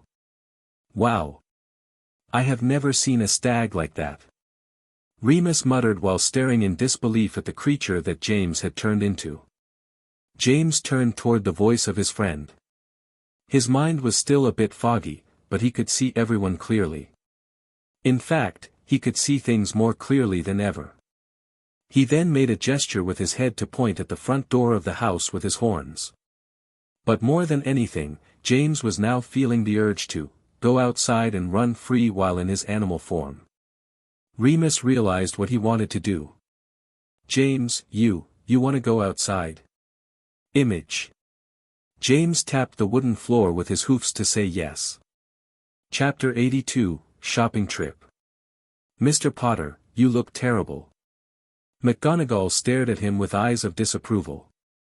We don't have long to make this trip to Diagon Alley so you can acquire a new broom for yourself before the next game. My time is very valuable, so I hope you don't waste it. James could tell what she was thinking, that he probably stayed awake all night, fooling around with his friends. And she would kinda be right this time. He recalled the events from last night. After finally being able to transform, he had the sudden urge to go outside and run through the wilderness. Remus had to break open the door, as this one was boarded to prevent any students from entering from that side. Once they were out, they ran towards the Black Forest. The memories from the night were a bit fuzzy. This was supposed to be normal for the first transformation, but he seemed to recall that Remus and Peter didn't dare to venture further than a few feet past the entrance, whereas Sirius followed him inside with no reserves. They must have run for hours after that, and he saw many of the forest's usual inhabitants during their joy run, like some acromantulas, a unicorn, fairies, and even some centaurs, who chose to stay clear of him and merely observe him with wary eyes. He found it extremely pleasant to run while in that form. James had never moved so fast before, and no matter how much he ran, he never grew tired. He also knew that the stag he had transformed into held some magical abilities other than enhanced speed and endurance, but he didn't have the chance to test them yet. However, by the end of the night, James had realized his mistake. The stag may have incredible stamina, but as a human, he still needed to sleep, and by the time they finished their escapade, the sun was almost out, meaning that they no longer had any more time to rest. On top of that, James had promised to meet with McGonagall for their shopping trip. So unlike Sirius and the others, he could not sleep during class either. I'm fine, Professor. I just stayed up late reading a book, James told her. Humph, sure. She did not seem to believe him at all. Well, come on then. We can take the floor from my office. I'm sure you remember where it is. You seem very upset with me, Professor. Have I done something to offend you recently? James asked as they walked through the corridors of the castle. He, of course, knew why this woman was angry with him. He just found the silence too uncomfortable. Her angry eyes were locked onto his. What do you think? You have been a mischievous student since you first arrived, Mr. Potter. You and your friends were always causing trouble and pulling pranks on the other students, or even the professors, but at least those were mostly harmless. I cannot say the same about your last stunt. I assure you that my only intention was to mind my own business. Those Slytherin boys are the ones you should be giving that look of disapproval, James commented. I did that too. The three of them have been given enough detentions to keep them busy for the rest of the school year, McGonagall responded. And I'm sure they have learned their lesson, James said with a sarcastic tone. This earned another glare from the professor. And what about you, Mr. Potter? Did you learn your lesson? I have learned to be more careful about where to put my next lab. James thought. Of course. My talk with the headmaster was very eye-opening. He made me see the error in my ways, and it won't happen again, he assured her. McGonagall had to fight the urge not to roll her eyes. I hope it was. The headmaster had not shared with her the reason for James getting away without even a short suspension, or at least some detentions. The professor assumed that it had something to do with the fact that James had saved Snape's life with that potion. The healer had later confirmed what he said. Snape would not have made it to the infirmary in time otherwise. Let's go. She opened the door to her office and handed him some flow powder. Diagon Alley. Yes, I recall how this works. James took the powder and disappeared in a puff of green flames. Is there any shop in particular you wanted to visit? Otherwise, we can go directly to Quality Quidditch Supplies. They should have enough models for you to choose from. That's fine by me. He still felt that this was a wasteful expense, but unfortunately, it was necessary if he was expected to play Quidditch on a regular basis now. The destruction of his lab had put a serious dent in his finances, and it was going to take him months to recover, unless he got some big requests, something that was going to be difficult now he can no longer use his real name for the deliveries. Using a drop point or a pseudonym for the owl deliveries is something that the ministry has put heavy regulations on. This was done in order to prevent criminals from using the service. They arrived at the shop, and the person working there wasted no time attending to them. The Quidditch shop doesn't get many clients during this part of the year, so they could not afford to lose a sale. We are looking for a flying broom for a seeker. The budget. McGonagall glanced at James. They had not spoken about how much he intended to spend, but she hoped it was enough for something decent, at least. Well, we have a large range of great brooms, from the latest models, like the Comet 260, to more modest ones, like... Wait, show me that one over there. James pointed to one particular broom that caught his attention. It reminded him of one he used to have. Ah, that one just came in last month, actually, the clerk said with mixed feelings. They hadn't sold a single unit of that broom yet, but he couldn't say that to a client. A Nimbus? McGonagall said with curiosity. The brand was not too well known, mostly because they are the latest company to join the broom market, and so far, their previous models were not able to keep up with older and more established brands like Comet or the Clean Sweep series. James was well aware of the history of these flying brooms. And he also knew that this particular model was going to be the one that managed to put the Nimbus brand on the map, due to the improvements they managed to implant in this particular model. The Nimbus 1500. I'll take it, James said with determination. Chapter 83, You Can't Be Here. Friday night. Gryffindor dorms. They really get excited over nothing, James commented while watching his housemates going crazy in their celebration. Of course they are. Gryffindor finally has a chance to win the House Cup, Peter said with excitement. Remus sat down beside him. You almost broke a record this afternoon. You know, for the fastest seeker to catch the snitch. You were only 30 seconds too slow. I don't want to sound ungrateful, but... Sirius started. I kinda wish you had let the game run a bit longer. I barely had any chances to show off. A young girl appeared behind him. Is that all you care about, Sirius? To show off? Marlene, where did you, no. I also want the team to win the House Cup. I just wish I could have played for a bit longer, Sirius said. James did his job properly. If, as you say, he avoids catching the snitch to make the game last longer, that would give the opponents a chance to beat us, Marlene McKinnon responded. She's right, you know. Frank Longbottom finished drinking his drink. Man. This is good. Where did they get this? I thought it was a great game, Lily said as she and Alice approached. Lily sat down on the other side of James and handed him a glass of butterbeer. Here, the hero of the day should have some. James took it. Thanks, and it's just a game. Well, even leaving Quidditch aside, James has become quite famous this year. People are talking about you a lot, Alice commented. How so? James asked with disinterest before taking a sip. I don't recall doing some. You mean other than almost blowing up the school? Frank asked. That seems like an exaggeration, it was only a small part of the castle, James corrected. The students were just happy to skip classes thanks to the explosion, Alice said. Lily leaned closer. Did Severus really cause that? What kind of potion were you brewing in there? Yeah, that bastard almost got us all killed. I can't believe that he and his two buddies didn't get expelled, Sirius huffed. If they expelled Snape, they would have had no choice but to also expel James, since it was his secret illegal lab that they destroyed, Remus added. To answer your question, yes, James glanced at Lily. Snape and the other two used some type of fire charm while inside the lab. This caused a violent reaction with some components that were being brewed.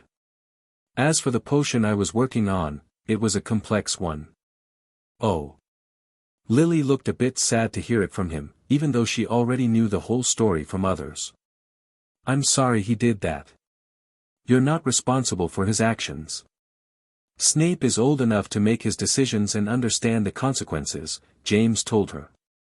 He's old enough to decide to be a jerk, that's for sure, Sirius scoffed. Come on, Marlene held Sirius's arm and gave him a harsh look. What? Fine, I won't say anything. Sirius couldn't understand how Lily could still care for that boy. Anyway, we should celebrate while we can, Remus suggested. Who knows what will happen in the future? James flinched at the comment. His friend Remus had no idea how true his words were at that moment. Saturday morning, no classes and no commitments for the time being.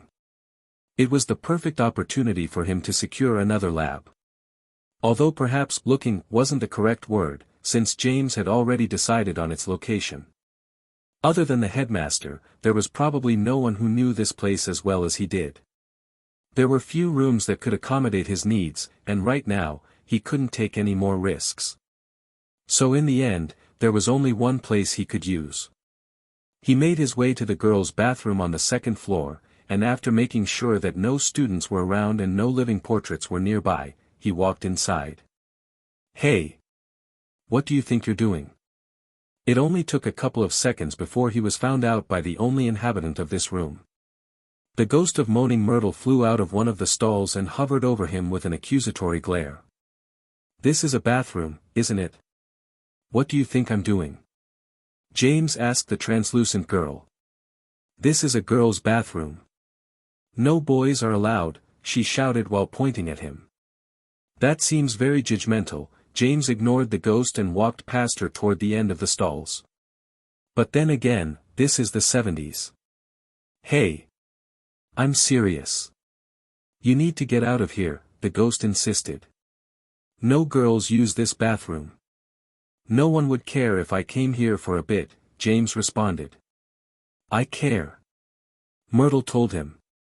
I meant no one alive, and I don't have time for this nonsense. James turned around with his wand in hand. What are why? Petrificus totalis. The full body bind curse hit the ghost directly on her chest. The moment it did, she became quiet all of a sudden and stopped moving. Her ghostly form hovered in place, frozen. There are only a handful of spells capable of affecting ghostly forms. Luckily for James, this was one of them, and it was a very simple one. That won't hold her for long. But that's fine, if this works, I'll create a different entrance for later so I don't have to deal with her again. James thought as he approached the group of sinks at the end of the bathroom. In front of him was a faucet with a snake symbol engraved on its side. Let's hope I can do this, the alternative would be a bit messy. A.N. Remember to comment, vote, and/or leave a review if you have the time. Those things help me a lot and I would really appreciate it. You can support me on Patreon if you like and get 20 advanced chapters. You can also find characters' images to view for free in collections/Invincible stage images. Chapter 84, The Chamber of Secrets. James prepared himself for a moment and then, he let out a loud hiss. Open. Then he waited, and nothing happened. What the, hold on, let me try again. James closed his eyes and prepared his mind. He searched deep in his memories for the exact sound he needed to produce for this to work. He may not have the Parseltongue ability any longer, but he had used it for years when he was Harry Potter. So creating a mimic of the sound should be possible. Open. He hissed again, this time making it longer and louder. Then he waited. Nothing. Oh come on. Even Ron could do this. It wasn't working at all. The sink didn't produce a single sound that could indicate the inner mechanisms were moving. He tried 2 more times and found nothing but 2 more failures. In the end, he had to come face to face with the reality that Ron was better than him at something. Damn it. He pointed his finger at the sink. You leave me no choice. James then pulled a crystal flask from his robes, one containing a sickly yellow-looking liquid sealed inside. Without removing the cork, he placed the potion on top of the sink and moved back until he hit the wall. He then pointed his wand and used a mild blasting hex. He just needed to shatter the flask. If he were to demolish the entire sink with a spell, that would create enough noise for someone to find him out. Now James had to hope that Salazar Slytherin hadn't put any traps in place in case a non-chosen one tried to sneak into his chamber. A sizzling sound could be heard as the potent acid James had trapped inside the flask began making contact with the stone of the bathroom sink. This thing is more reinforced than the walls, James said as he observed his acid work on dissolving the structure. Had this been a normal stone, it would only have taken the liquid about 2 seconds to dissolve the whole thing. It was taking longer because there were protective runes engraved between the stones that formed the piece of furniture. James had expected that much, and that's why he used his most potent acid solution. At least no traps, so never mind. He spotted movement near the base. Please don't explode. Gray smoke started to rise from the remnants of the sink and fill the room. A vaporized petrifying curse, how nasty. James opened his robes and took out another bottle. This one was made of clay and was the size of his thumb. But thank you for not exploding. I suppose. He tapped the bottle with his wand. Engorgo. The clay bottle grew in size until it reached his waist. Absorbo. A whirlwind centered on the giant bottle began to suck in all the smoke while James remained standing safely behind it, not allowing any of the cursed substance to touch him. In a matter of seconds, all the smoke had disappeared from the room and was trapped inside the clay bottle. James hurried to put the cork back on, reduced it in size, and stored it safely inside one of his many-dimensional pockets. One crisis averted, and this may come in handy. James then approached the sink again. His acid had been working non-stop, and there was little of it left at this point. He could even see the dark opening that led to the chamber. Once the hole was big enough, James used another liquid to neutralize the acid so he wouldn't get burned while trying to enter. He let out a loud sigh as he stared at the opening. Here we go again. The last time, he hadn't thought twice before jumping in. He and Ron had been desperate to save Ginny and hadn't known any better. They couldn't comprehend how dangerous the creature waiting for them in there was. Or how unworthy of saving that redhead actually was. He kinda wished he could go back to that time and do things differently. Of course, that would have led to having a young version of Voldemort back among the living, so it would still be a difficult choice. James pulled his new flying broom from his pocket and removed the shrinking charm he had placed on it. This time, he was flying down. No more crazy slides that ended up in a pool of bones.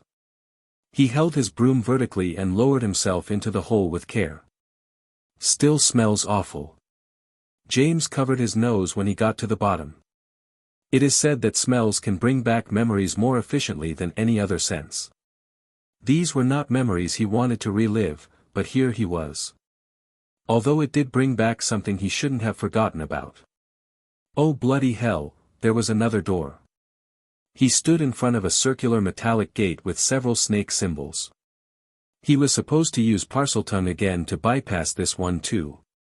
Bombarda Maxima. He wasn't going to attempt hissing again. The demolition jinx was absorbed into the gate without causing damage. Okay, this is getting boring. I'm going to have to, wait, there may be another way. He was considering using something a bit more persuasive when his eyes moved to the sides of the gate. The material holding the hinges in place was different. Could it be this easy? He aimed the next jinx at that area. Bombarda. Crack. The stone holding the entire structure in place began to break apart and collapse. I guess Salazar Slytherin wasn't a genius when it came to doors. The massive metallic gate fell back, shaking the entire chamber in the process. Take that, James said with satisfaction. SSSSSS. Oh. In front of him was a familiar sight. A corridor made of stone, with snake heads on each side. And at the end, there was a carving resembling Salazar Slytherin himself. The mouth of the statue began to open, and James heard another threatening hiss. Sorry, did I wake you up? Apparently, his method of taking down the door hadn't been too clever. He had made a bit too much noise. A.N. Remember to comment, vote, and/or leave a review if you have the time. Those things help me a lot and I would really appreciate it. You can support me on Patreon if you like and get 20 advanced chapters. You can also find characters' images to view for free in collections/Invincible stage images. Chapter 85, James vs. the Beast. SSSSSS. The hissing grew louder, telling James that he only had a few more seconds before he was face to face with a colossal basilisk, again. This is not really going according to plan. He had hoped to have some time to prepare before facing the snake. He had initially thought about attempting to capture the creature alive. If he could do that, the basilisk could become a trove of treasures, like an endless supply of venom and blood. But that plan went out the window now that the beast was awake, and he was standing on the stone path, looking into the distance with no preparation. Not much of a choice anymore. James removed the white ring on his right hand and threw it into the air. Primum, wake up, you have work to do. Q. The ring expanded and transformed into a small chimera with pale scales. Primum flew happily through the air and looked around the unknown chamber. Q. It looked confused, as it had never been outside the laboratory on the 6th floor. I know, it's new. But get used to it quickly, because we have company. James took out a glass sphere the size of his thumb and held it in his hand. Q. Primum watched with alarm as the colossal basilisk began to slither out of the stone mouth of Salazar's statue. Look here, boy. James called for Primum to get closer and held the glass sphere up. Something inside shone with a blue light.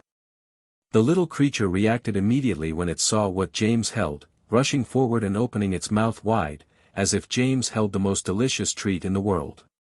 James tossed the glass sphere, and Primum ate it without hesitation. Q. As soon as it swallowed the treat, its body began to change. Primum's body grew several times in size, its wings expanded and became more dragon-like. Image. The ivory scales covering its body interlocked like chainmail and its eyes shone brightly with a blue light. Roar. The chimera let out a feral sound as it glared at the basilisk. As if sensing another predator, the giant snake's yellow eyes locked onto Primum and hissed loudly. Primum, kill that snake. But try to avoid damaging the eyes. I have use for those. The chimera flew straight at the basilisk without wasting a second, while the serpent was still extracting itself from the statue. Despite its sudden growth, Primum's size still paled in comparison to the colossal creature it was attacking. James observed them for a moment before deciding what to do next. Unfortunately, he didn't believe Primum could win this fight alone, not in its current incomplete state. If only I had been able to finish that other one, oh well. There was no point lamenting his misfortune. He would have to act personally. 1,000-year-old basilisk was no joke. This creature would rank at the highest danger level in the classification of magical creatures and would require an entire squad of well-trained wizards to take it down. The fact that he'd killed one with just a sword as a child was nothing short of a miracle, even with Fawkes' help. I no longer need miracles, though. He pulled one potion after another from his robes, drinking their contents as he approached the two struggling creatures. Primum flew around the basilisk, taking bites here and there when it had the chance. Meanwhile, the basilisk tried desperately to catch the annoying chimera with its venomous fangs. Unfortunately for Primum, its primary weapon wouldn't be useful against the basilisk and it knew this, but on the other hand, the venomous serpent faced the same dilemma. Its petrifying gaze did nothing to Primum, as it wasn't a living creature and its venom would be equally ineffective. James' wand flickered in his hand. Move away, now. A silvery flame appeared near the tip. As soon as Primum flew slightly out of range, James fired his spell. Argentum Ignum. A burst of pale flames manifested over the basilisk's skin and began to spread. TSK, what a waste. Basilisk scales were incredibly useful, and he was damaging a large portion of them with this spell, but normal magic wouldn't work against this creature, so he was employing an advanced alchemy flame to pierce through its protections. The basilisk shrieked and tried to submerge itself in the water to extinguish the flames covering the back half of its body. Clever, but that won't work. That fire is kinda special. James prepared his next spell. SSSSS. The monster hurried out of the water, realizing too late that the liquid only worsened the flames. The fire seemed to grow and spread faster the more it touched the chamber's water. The basilisk squirmed onto the stone passage, thrashing wildly and breaking the stone statues that were placed on the sides of the passage. Then, it noticed James approaching and got more furious. The snake glared at him with its cursed yellow eyes. James felt an unpleasant sensation wash over his body, but he didn't turn to stone. That won't work either. One of the potions I took protects me against. Why am I explaining anything to a snake? He pointed at the struggling reptile. Primum, hold that thing down. If left alone, the basilisk would eventually be consumed by the flames, but that could take a long time, given its size. Not only would it cost him a fortune in materials, but the ruckus might draw unwanted attention. The last thing he needed was for the headmaster to discover this chamber. Primum flew down, grabbed the basilisk's head with its claws, and bit into its neck. I'd better hurry. James rushed toward the beast. The basilisk desperately tried to free itself from Primum's grip and the silver fire that continued to consume its flesh. In a last-ditch effort, the serpent flung its tail, striking Primum's back. Q. The chimera was thrown aside, one wing broken. James couldn't waste this chance. The basilisk was now in the perfect position. He sprinted toward the beast's head. The basilisk hissed and bared its deadly fangs. Got you. James slashed his wand downward. Magna Gladium. A massive sword materialized inside the creature's mouth as this one was still open. When it tried to close its jaws, the blade impaled it, driving deep into the basilisk's skull. Chapter 86, Marauder's Time. As the basilisk expired its last breath, James hurried to extinguish the silver flames that were consuming its skin and flesh. Q. He turned around at the sound of Primum crying for help. The chimera was laying on its side, with one of its wings clearly broken.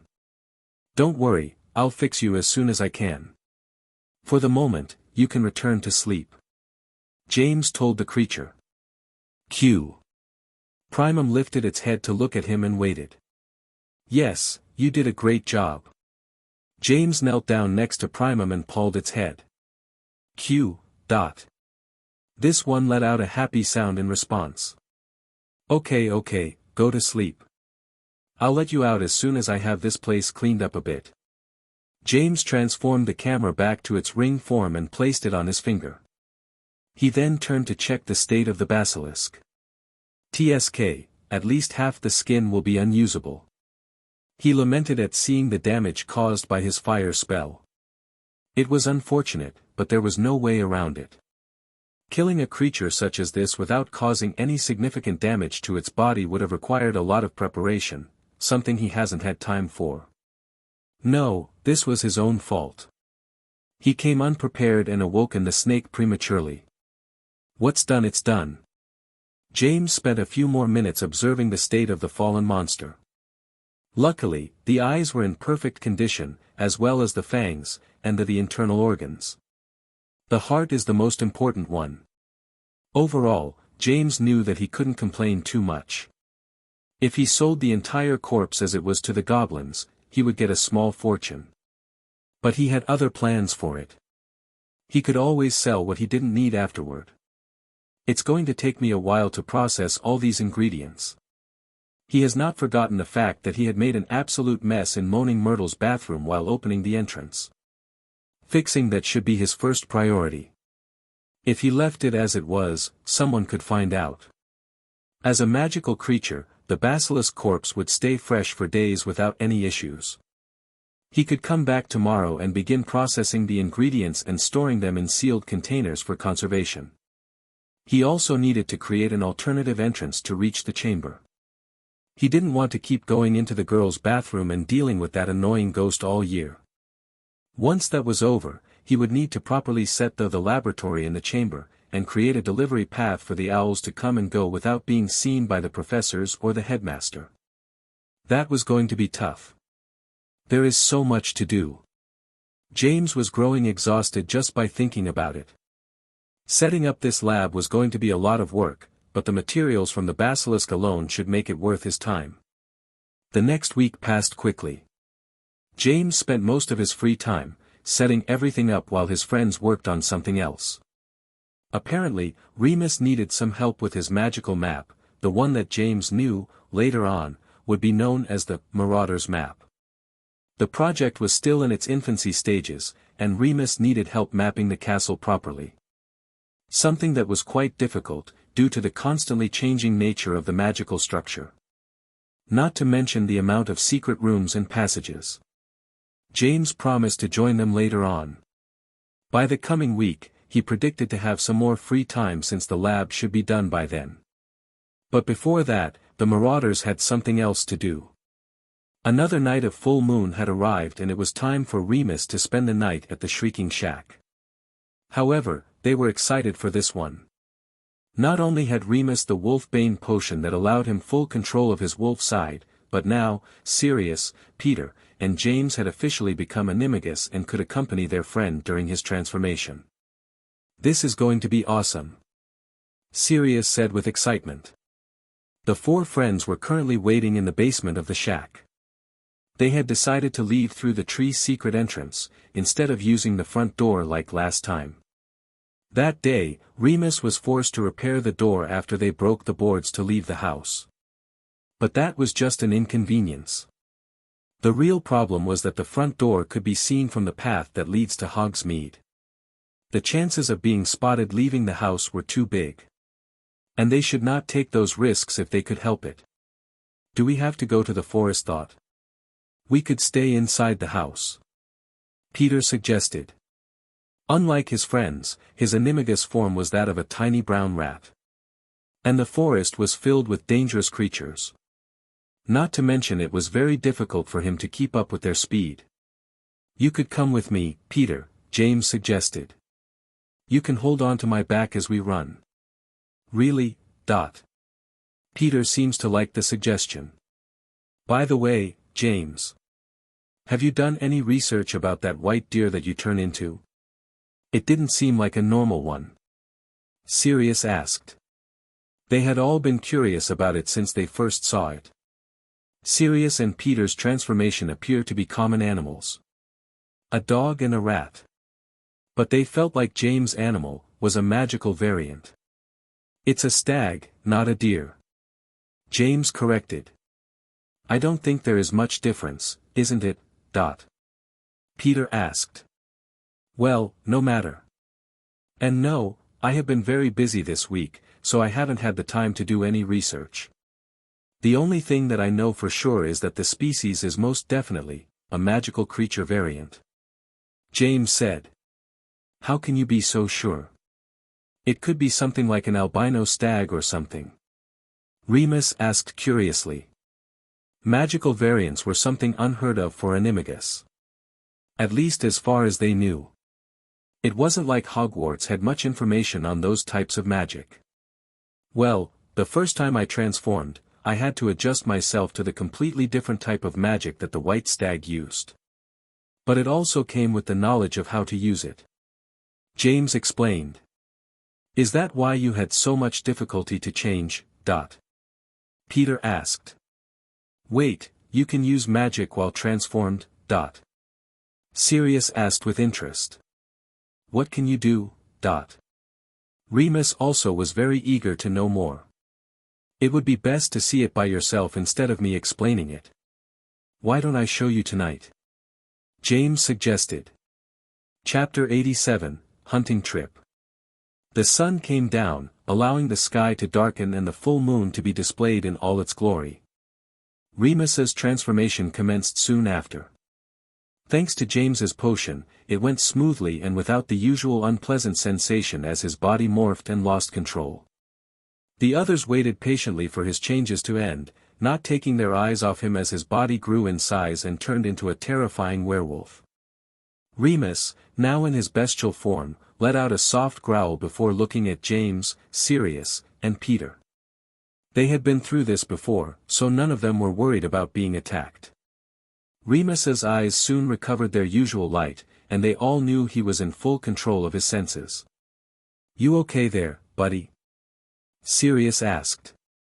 Remus could not speak, but he nodded his head. "Let's go outside then," James told them, walking at a brisk pace through the secret tunnel that led back to the tree covering the entrance.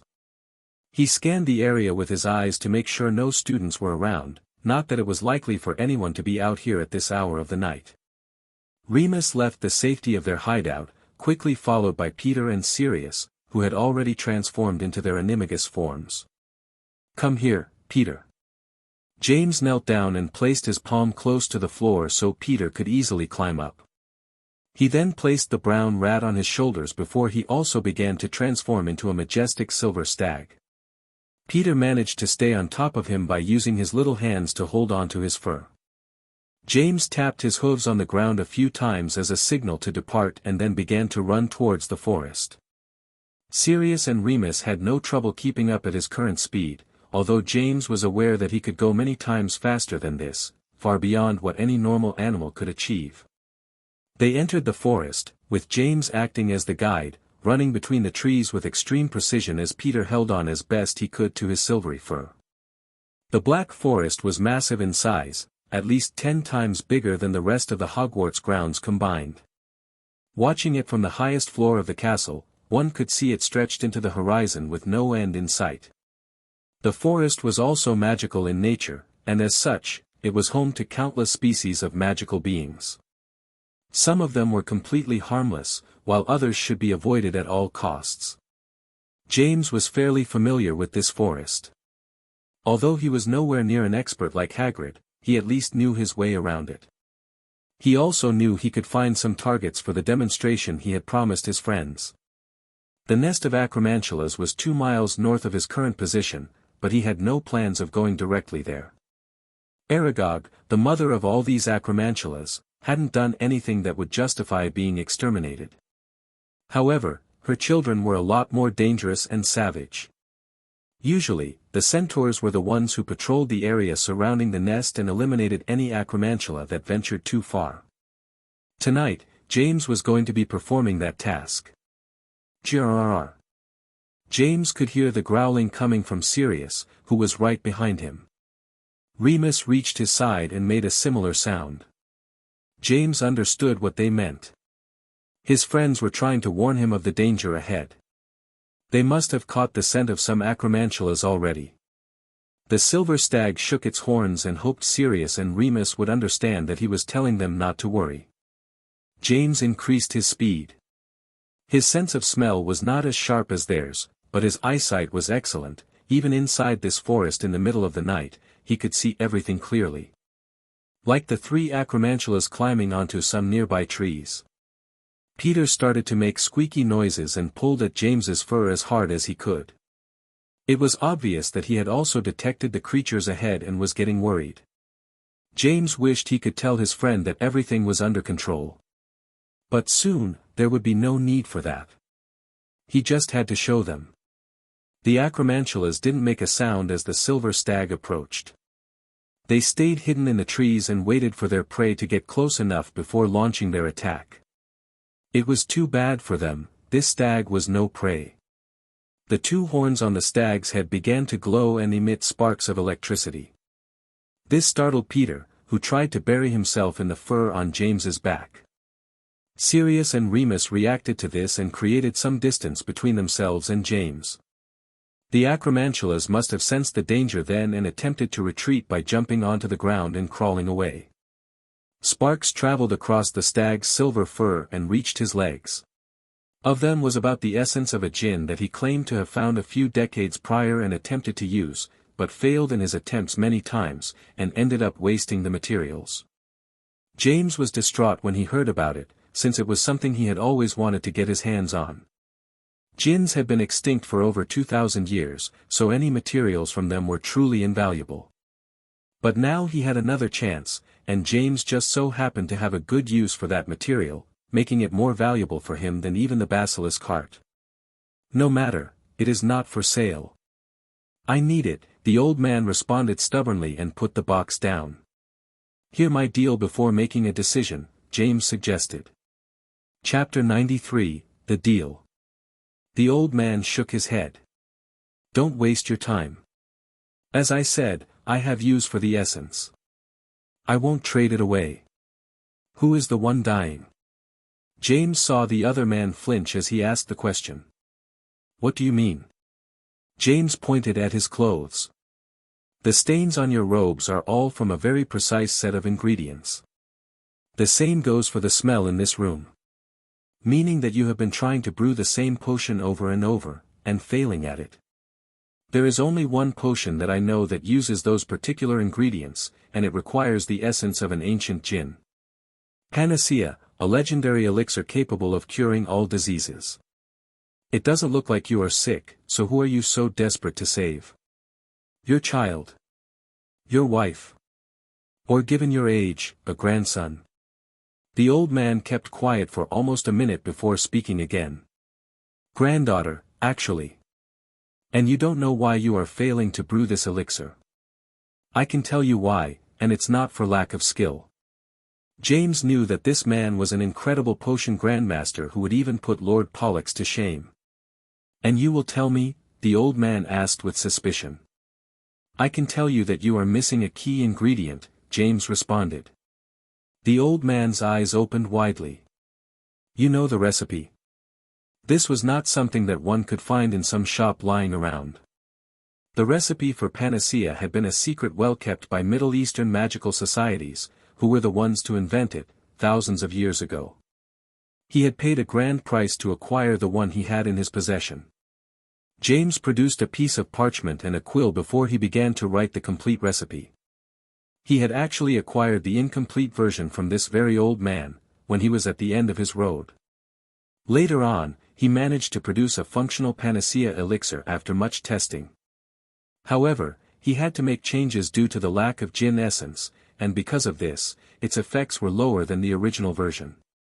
But this old man had all of the ingredients he needed and the skills to pull it off. All he lacked was the knowledge of this particular ingredient. I will give you this, and the basilisk heart. In exchange, I want the rest of the jinn essence, and a favor from you. The old man raised an eyebrow. If this works, very well. James handed him the box containing the heart and the piece of parchment. He had written not just the complete list of ingredients, but also his personal method for brewing the panacea. The man took the parchment in a hurry and read its contents. Didn't he? That's one of the most common ingredients out there. You can find it in any store here. Are you seriously telling me that this is what I had been lacking? James shrugged. Just because a potion is considered legendary doesn't mean that every ingredient has to be rare. Besides, didn't he may be common now, but 2,000 years ago, around the Middle East? Not so much. Still. I hope this is not some sort of jest. And why would I do that? Give it a try. It's not like you have anything to lose. Obviously, what you've been doing so far doesn't work. Once you complete your potion, send me the rest of the essence. James turned around to leave. Wait, the old man stopped him. Yes. James glanced at him. Have you gotten into an argument with some of the local residents of the alley? The old man asked. Why? Because there are at least a dozen wizards outside my shop, and they don't look like customers. I would guess they came here for you. Oh, that. Don't worry about it. I'll deal with it, James simply said. You can use the flue in my office to leave this place. Those youngsters know better than to enter my shop to cause trouble, the old man suggested. Thanks for the offer, but I can't leave yet. You're not my only client here. And then he would have to return to the bank once more before going back to Hogsmeade. You also forgot your wand. He pointed at the one James had placed on the counter. Keep it. That's not mine anyway, James answered before turning around. The old man shook his head but did not try to stop him again, so he opened the door and left the shop. Like he had been told, there were a dozen wizards of varied age ranges waiting for him outside. He only recognized 2 of them. And that would be the 2 thieves who had previously tried to rob him. James glanced at the one who had guided him here. No doubt, this was the one who had called for all these people and brought them here. "I want my coin back," James told him with a tone of dissatisfaction. "I want my wand back," the thief shouted back. "I lost it. Now, can anyone give me directions to the Black Rose establishment?" "It should be somewhat close by, I believe," James said calmly. "You seem very nonchalant." One of the men walked forward with his wand in hand. "You're either an idiot or very confident." James returned his look. "Want to gamble on which one it is?" This one aimed his wand at James. "Kill him N." Crack. They all missed the moment when James had thrown a small ball of clay onto the ground and made it move until it was right at the center of the group. The moment it broke apart, a thick gray smoke came out of it and trapped everyone inside. Immediately, everyone touched by the smoke froze in place. Only one of them had been far away enough to avoid being affected, but the smoke had already reached his legs. Depulso. The young thief heard James before feeling a powerful force pushing him away from the smoke and into a nearby wall. Erg. He fell to the ground. This time he was sure that something was broken. He then looked up and saw all his mates were completely still. Their skin had begun to turn a gray color and cracks appeared on its surface. What, are they? Dead? James dispersed the smoke with an air-purifying spell. This was the petrifying mist he had collected from the trap that led to the Chamber of Secrets. But unfortunately, it could only be used once, as the magic would lose its effect afterward. James turned to the only member left. It was the same one who had guided him here. Not dead, but they won't move for a long time. Now. W8. Please don't kill me, the young thief panicked. He came here with a small army and everyone was defeated instantly. He didn't even have his wand to defend himself now. I was just following my boss's orders. Why would I kill you? You're my guide. Take me to the Black Rose. The expression of the young thief changed immediately. There was now a sliver of hope. Why yes, of course, my lord. Follow me. James began to walk after the thief. Oh, and I'm not paying you again. Chapter 94, The Black Rose. Here we are. My lord. The young thief was being overly polite to James after seeing all his friends turned into statues in front of him. Wonderful. James glanced at the shop in front of him. This one was in the very center of Nocturne Alley. As strange as it sounded, the central area had the best illumination. There was a circular formation of buildings at the center, allowing sunlight to come in. It doesn't look like we are still in Nocturne Alley, right? It even had some grass and plants. And the shop in question was a wooden cabin with a backyard filled with flowers. He had heard about this place, but it was the first time he had come in person. This is the most dangerous area of the alley, the thief said while trying to avoid looking at the wooden cabin. Not many dare to come here without permission from one of the residents. This is as close as I'll get to that garden. James smiled. That's fine. You've done enough. If you don't know the witch living in that shop, you better turn around. I heard she turns uninvited guests into fertilizer for her garden. The thief warned. Are you worried for me? James chuckled. I'm still not paying you again. You could at least give me my wand back, the thief rebuked. Just buy yourself another one. James walked toward the cabin while the thief shouted after him. He could detect several charms and enchantments woven into the small grassy area. This only made him more curious about what kind of wizards and witches lived here. As Harry Potter, he had learned a bit about Nocturne Alley during his Auror Academy days, and he had personally met some of the most notorious figures, like that old man from the previous shop. But there were still many mysteries left, especially in this era, since he wasn't even born yet. James arrived at the door, and it opened by itself. "Mr. Potter, I knew you were going to visit soon," a soft and seductive female voice came from inside. Even without the thief's warning, James knew this, which was dangerous. Perhaps even more dangerous than the old Bellatrix Lestrange. But she was also his best client, and a good professional relationship with her would be very beneficial for his future. James looked around as he strolled through the cabin. The walls were filled with interesting items, but he didn't even recognize some of them.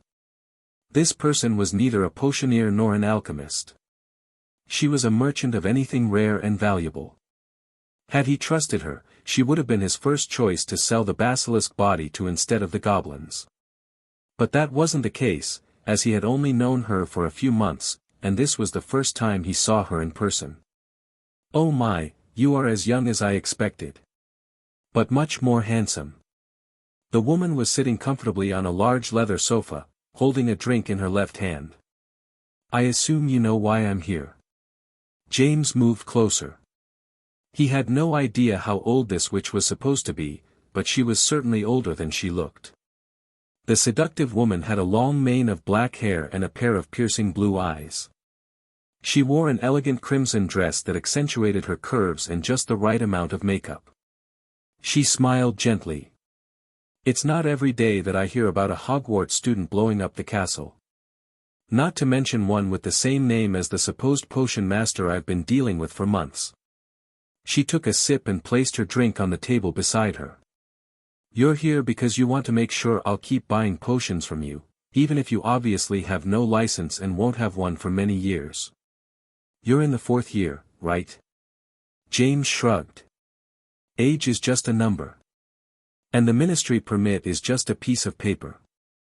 I'm sure you can tell by the quality of my potions that I'm someone worth buying from." He handed her a piece of parchment. "That's my new Dropbox and alias." She took it and gave it a quick glance before setting it down. "Ivory, it doesn't fit you.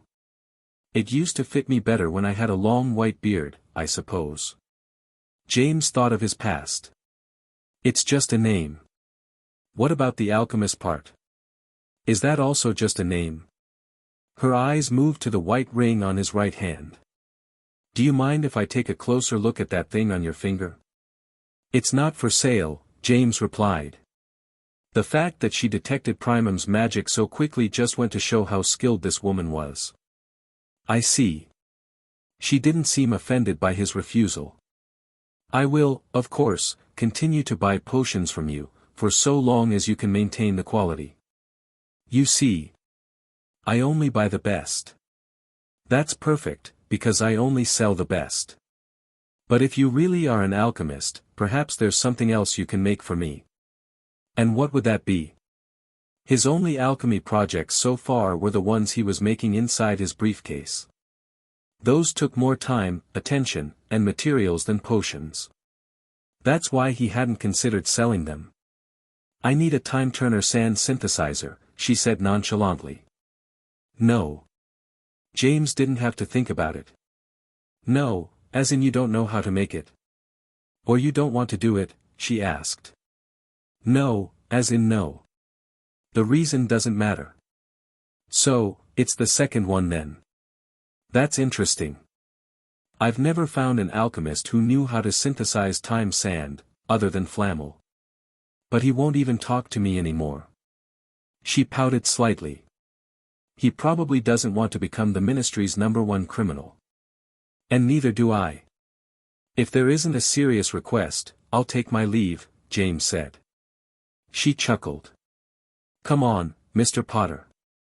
I was just testing you a bit. I thought someone of your age would have more of a sense of humor." James was fairly sure her request hadn't been a joke. "I do have something you could help with. I'll reward you handsomely," she offered. James waited for her to speak again. "There are a couple of sphinxes that are giving trouble to one of my associates. I need something to keep them distracted while he completes his task." James raised an eyebrow. He wanted to ask which ancient tomb she was trying to rob, but that wouldn't be too professional. At the very least, it was far less illegal than her previous request. I'll think of something. Chapter 95, The Marauders are in trouble. The total estimation for the basilisk came to 40,000 galleons. This was, of course, for the complete beast. Since James had delivered less than half, skin and heart were missing, they offered him 15,000 gold galleons. The amount was more than he expected the goblins to pay him, given that he could not produce any official documentation about the origin of the creature. James concluded that this was the goblins' way to get in his good graces. Goblin society puts a lot of weight on martial achievements, and taking down an ancient beast such as the Slytherin basilisk was certainly a great accomplishment in their eyes. But in the end, no matter what their reasoning was, James was happy with the amount he got. The mountain of gold had to be stashed away inside a large dimensional bag that he was forced to buy, as he hadn't brought anything capable of holding so much weight otherwise. It was a worthwhile expense but a necessary one since he couldn't open a vault in his name without his parents' approval, so James didn't feel bad about it. But more importantly, now he wouldn't have to bother spending so much time making simple potions for sale and could focus on his most important projects. The entire trip took him over 2 hours in total. It was more than he had initially predicted, so he hoped that everything was all right with his friends. James noticed the sky was starting to darken as he walked toward an empty alley from where he could use apparition. Tempest. There were still over 30 minutes before they had to be back at the castle. It should be fine. If Sirius and the others complained about him being late, he could promise to buy them something on their next trip, since now he could afford a bit of wasteful spending. James lifted his wand and disappeared from Diagon Alley. His point of apparition was another alley near the center of Hogsmeade that was rarely used. After making sure no one saw him, he discreetly made his way back to the Three Broomsticks. James walked inside the pub and glanced at the table where his friends had been previously drinking, but the table was completely empty. Several glasses and plates with snacks were still on the table, but there was no sign of them. There were only a few groups of students left, since it was getting late. So he couldn't have missed them in the crowd. James then spotted Madame Rosmerta cleaning a table and went to ask about his friends. She was surprised to see him there. You weren't with them when they left. Then you should hurry, they may need you. What do you mean? Did something happen? Rosmerta made a concerned expression. Some Slytherin students started making a ruckus and raising their voices. I was working in the kitchen, so I don't know exactly what they said, but when I came out, your friends seemed to be arguing with them. Soon after, they all rushed outside the pub. I'm worried they may get into a fight. Those boys from Slytherin looked like at least 6 years, and the Lestrange brothers were among them. Those two are very scary. James wasted no time getting out of the Three Broomsticks. Point me, Sirius Black. The wand pointed him in the right direction. At first, it followed the path leading out of Hogsmeade, but soon it deviated toward a narrow side path covered with trees. James was familiar enough with the area to know that this small trail led to a resting area with some benches. He could hear the commotion from a small clearing ahead. James moved as fast as he could, hoping to make it in time to prevent things from spiraling out of control. There was a mixture of loud gasps, yells, and shouts, making it difficult to discern what was being said, but when he entered the resting area, he was finally able to assess the situation a bit better. He could see his friends, Sirius, Remus, and Peter were on the other side of the clearing. Lily, Alice, and Frank were also with them. James just recalled that they had been entering the Three Broomsticks as he was leaving. Near the entrance and completely blocking it, was a group of Slytherin students. He could only see their backs at the moment, but could still recognize some of them, like the two Lestrange brothers. Rodolphus could not be missed. The guy was massive for his age. His size and shape made him look more like a bodybuilder than a wizard. Snape was also easy to spot. No one else had long, black, greasy hair like his. There were 3 other boys, making them 6 in total. Despite being equal in numbers, things were not going well for his friends. Lily looked terrified, while her friend Alice was helping her boyfriend Frank. He seemed to have been hit with some hex that twisted his ankle badly, leaving him unable to stand. Peter was using a handkerchief to cover Sirius's arm, which was bleeding profusely. Remus seemed to be the only one left standing and was doing his best to defend his friends from further harm. On the Slytherin side, only one of the boys appeared to be injured, clutching his hand. James had to wonder how things had escalated to this point. This was not some school fight like the ones he remembered from his old days at Hogwarts. Back then, kids mostly resorted to harmless jinxes, like the one that forced you to dance, or the one that made your teeth grow. They wouldn't try to cut each other up or break their bones. Perhaps this was a side effect of the Dark Lord's growing influence, making Slytherin students bolder and more confident that they could get away with anything since their parents now had the backing of a powerful wizard trying to take over the country. Maybe it's time to change my approach to these kinds of situations. Perhaps. I've been too soft, James thought, as he raised his wand. Chapter 96, Destroyed. Everyone was so focused on each other that no one heard James approach, even though he never tried to muffle the sound of his steps or anything of the sort. Sirius was yelling curses at Snape, and Snape was yelling back at him. Lily had tears falling across her face and was shouting for everyone to stop, but no one was listening to her. Rabaston Lestrange lunged forward, aiming his wand at Remus, intending to end this futile resistance. By the way he moved his wand and the first sounds that came from his mouth, James could already tell what spell he was trying to use. The drought curse was a nasty one. Curses were already above jinxes and hexes in terms of harm. This one was used to dehydrate the victim's body. It wasn't lethal, as long as the person received immediate help, but it was still very dangerous. Definitely not something that students should be using during a school brawl.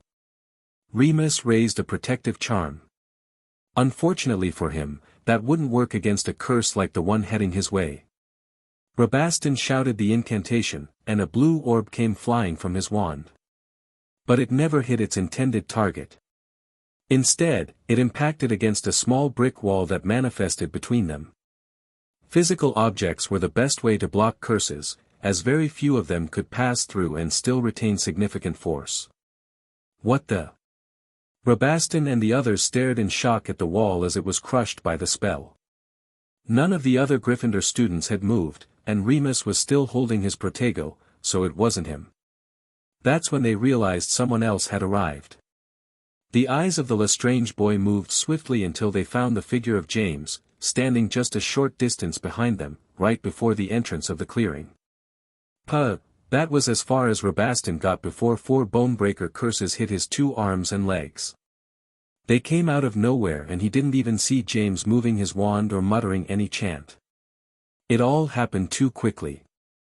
In reality, James had only cast a single silent hex just as Rabaston was turning around. Multiplying a single spell was far easier than it seemed, once you had complete control over the magic you were casting. All you had to do was increase the output and slightly adjust the mental image behind the spell.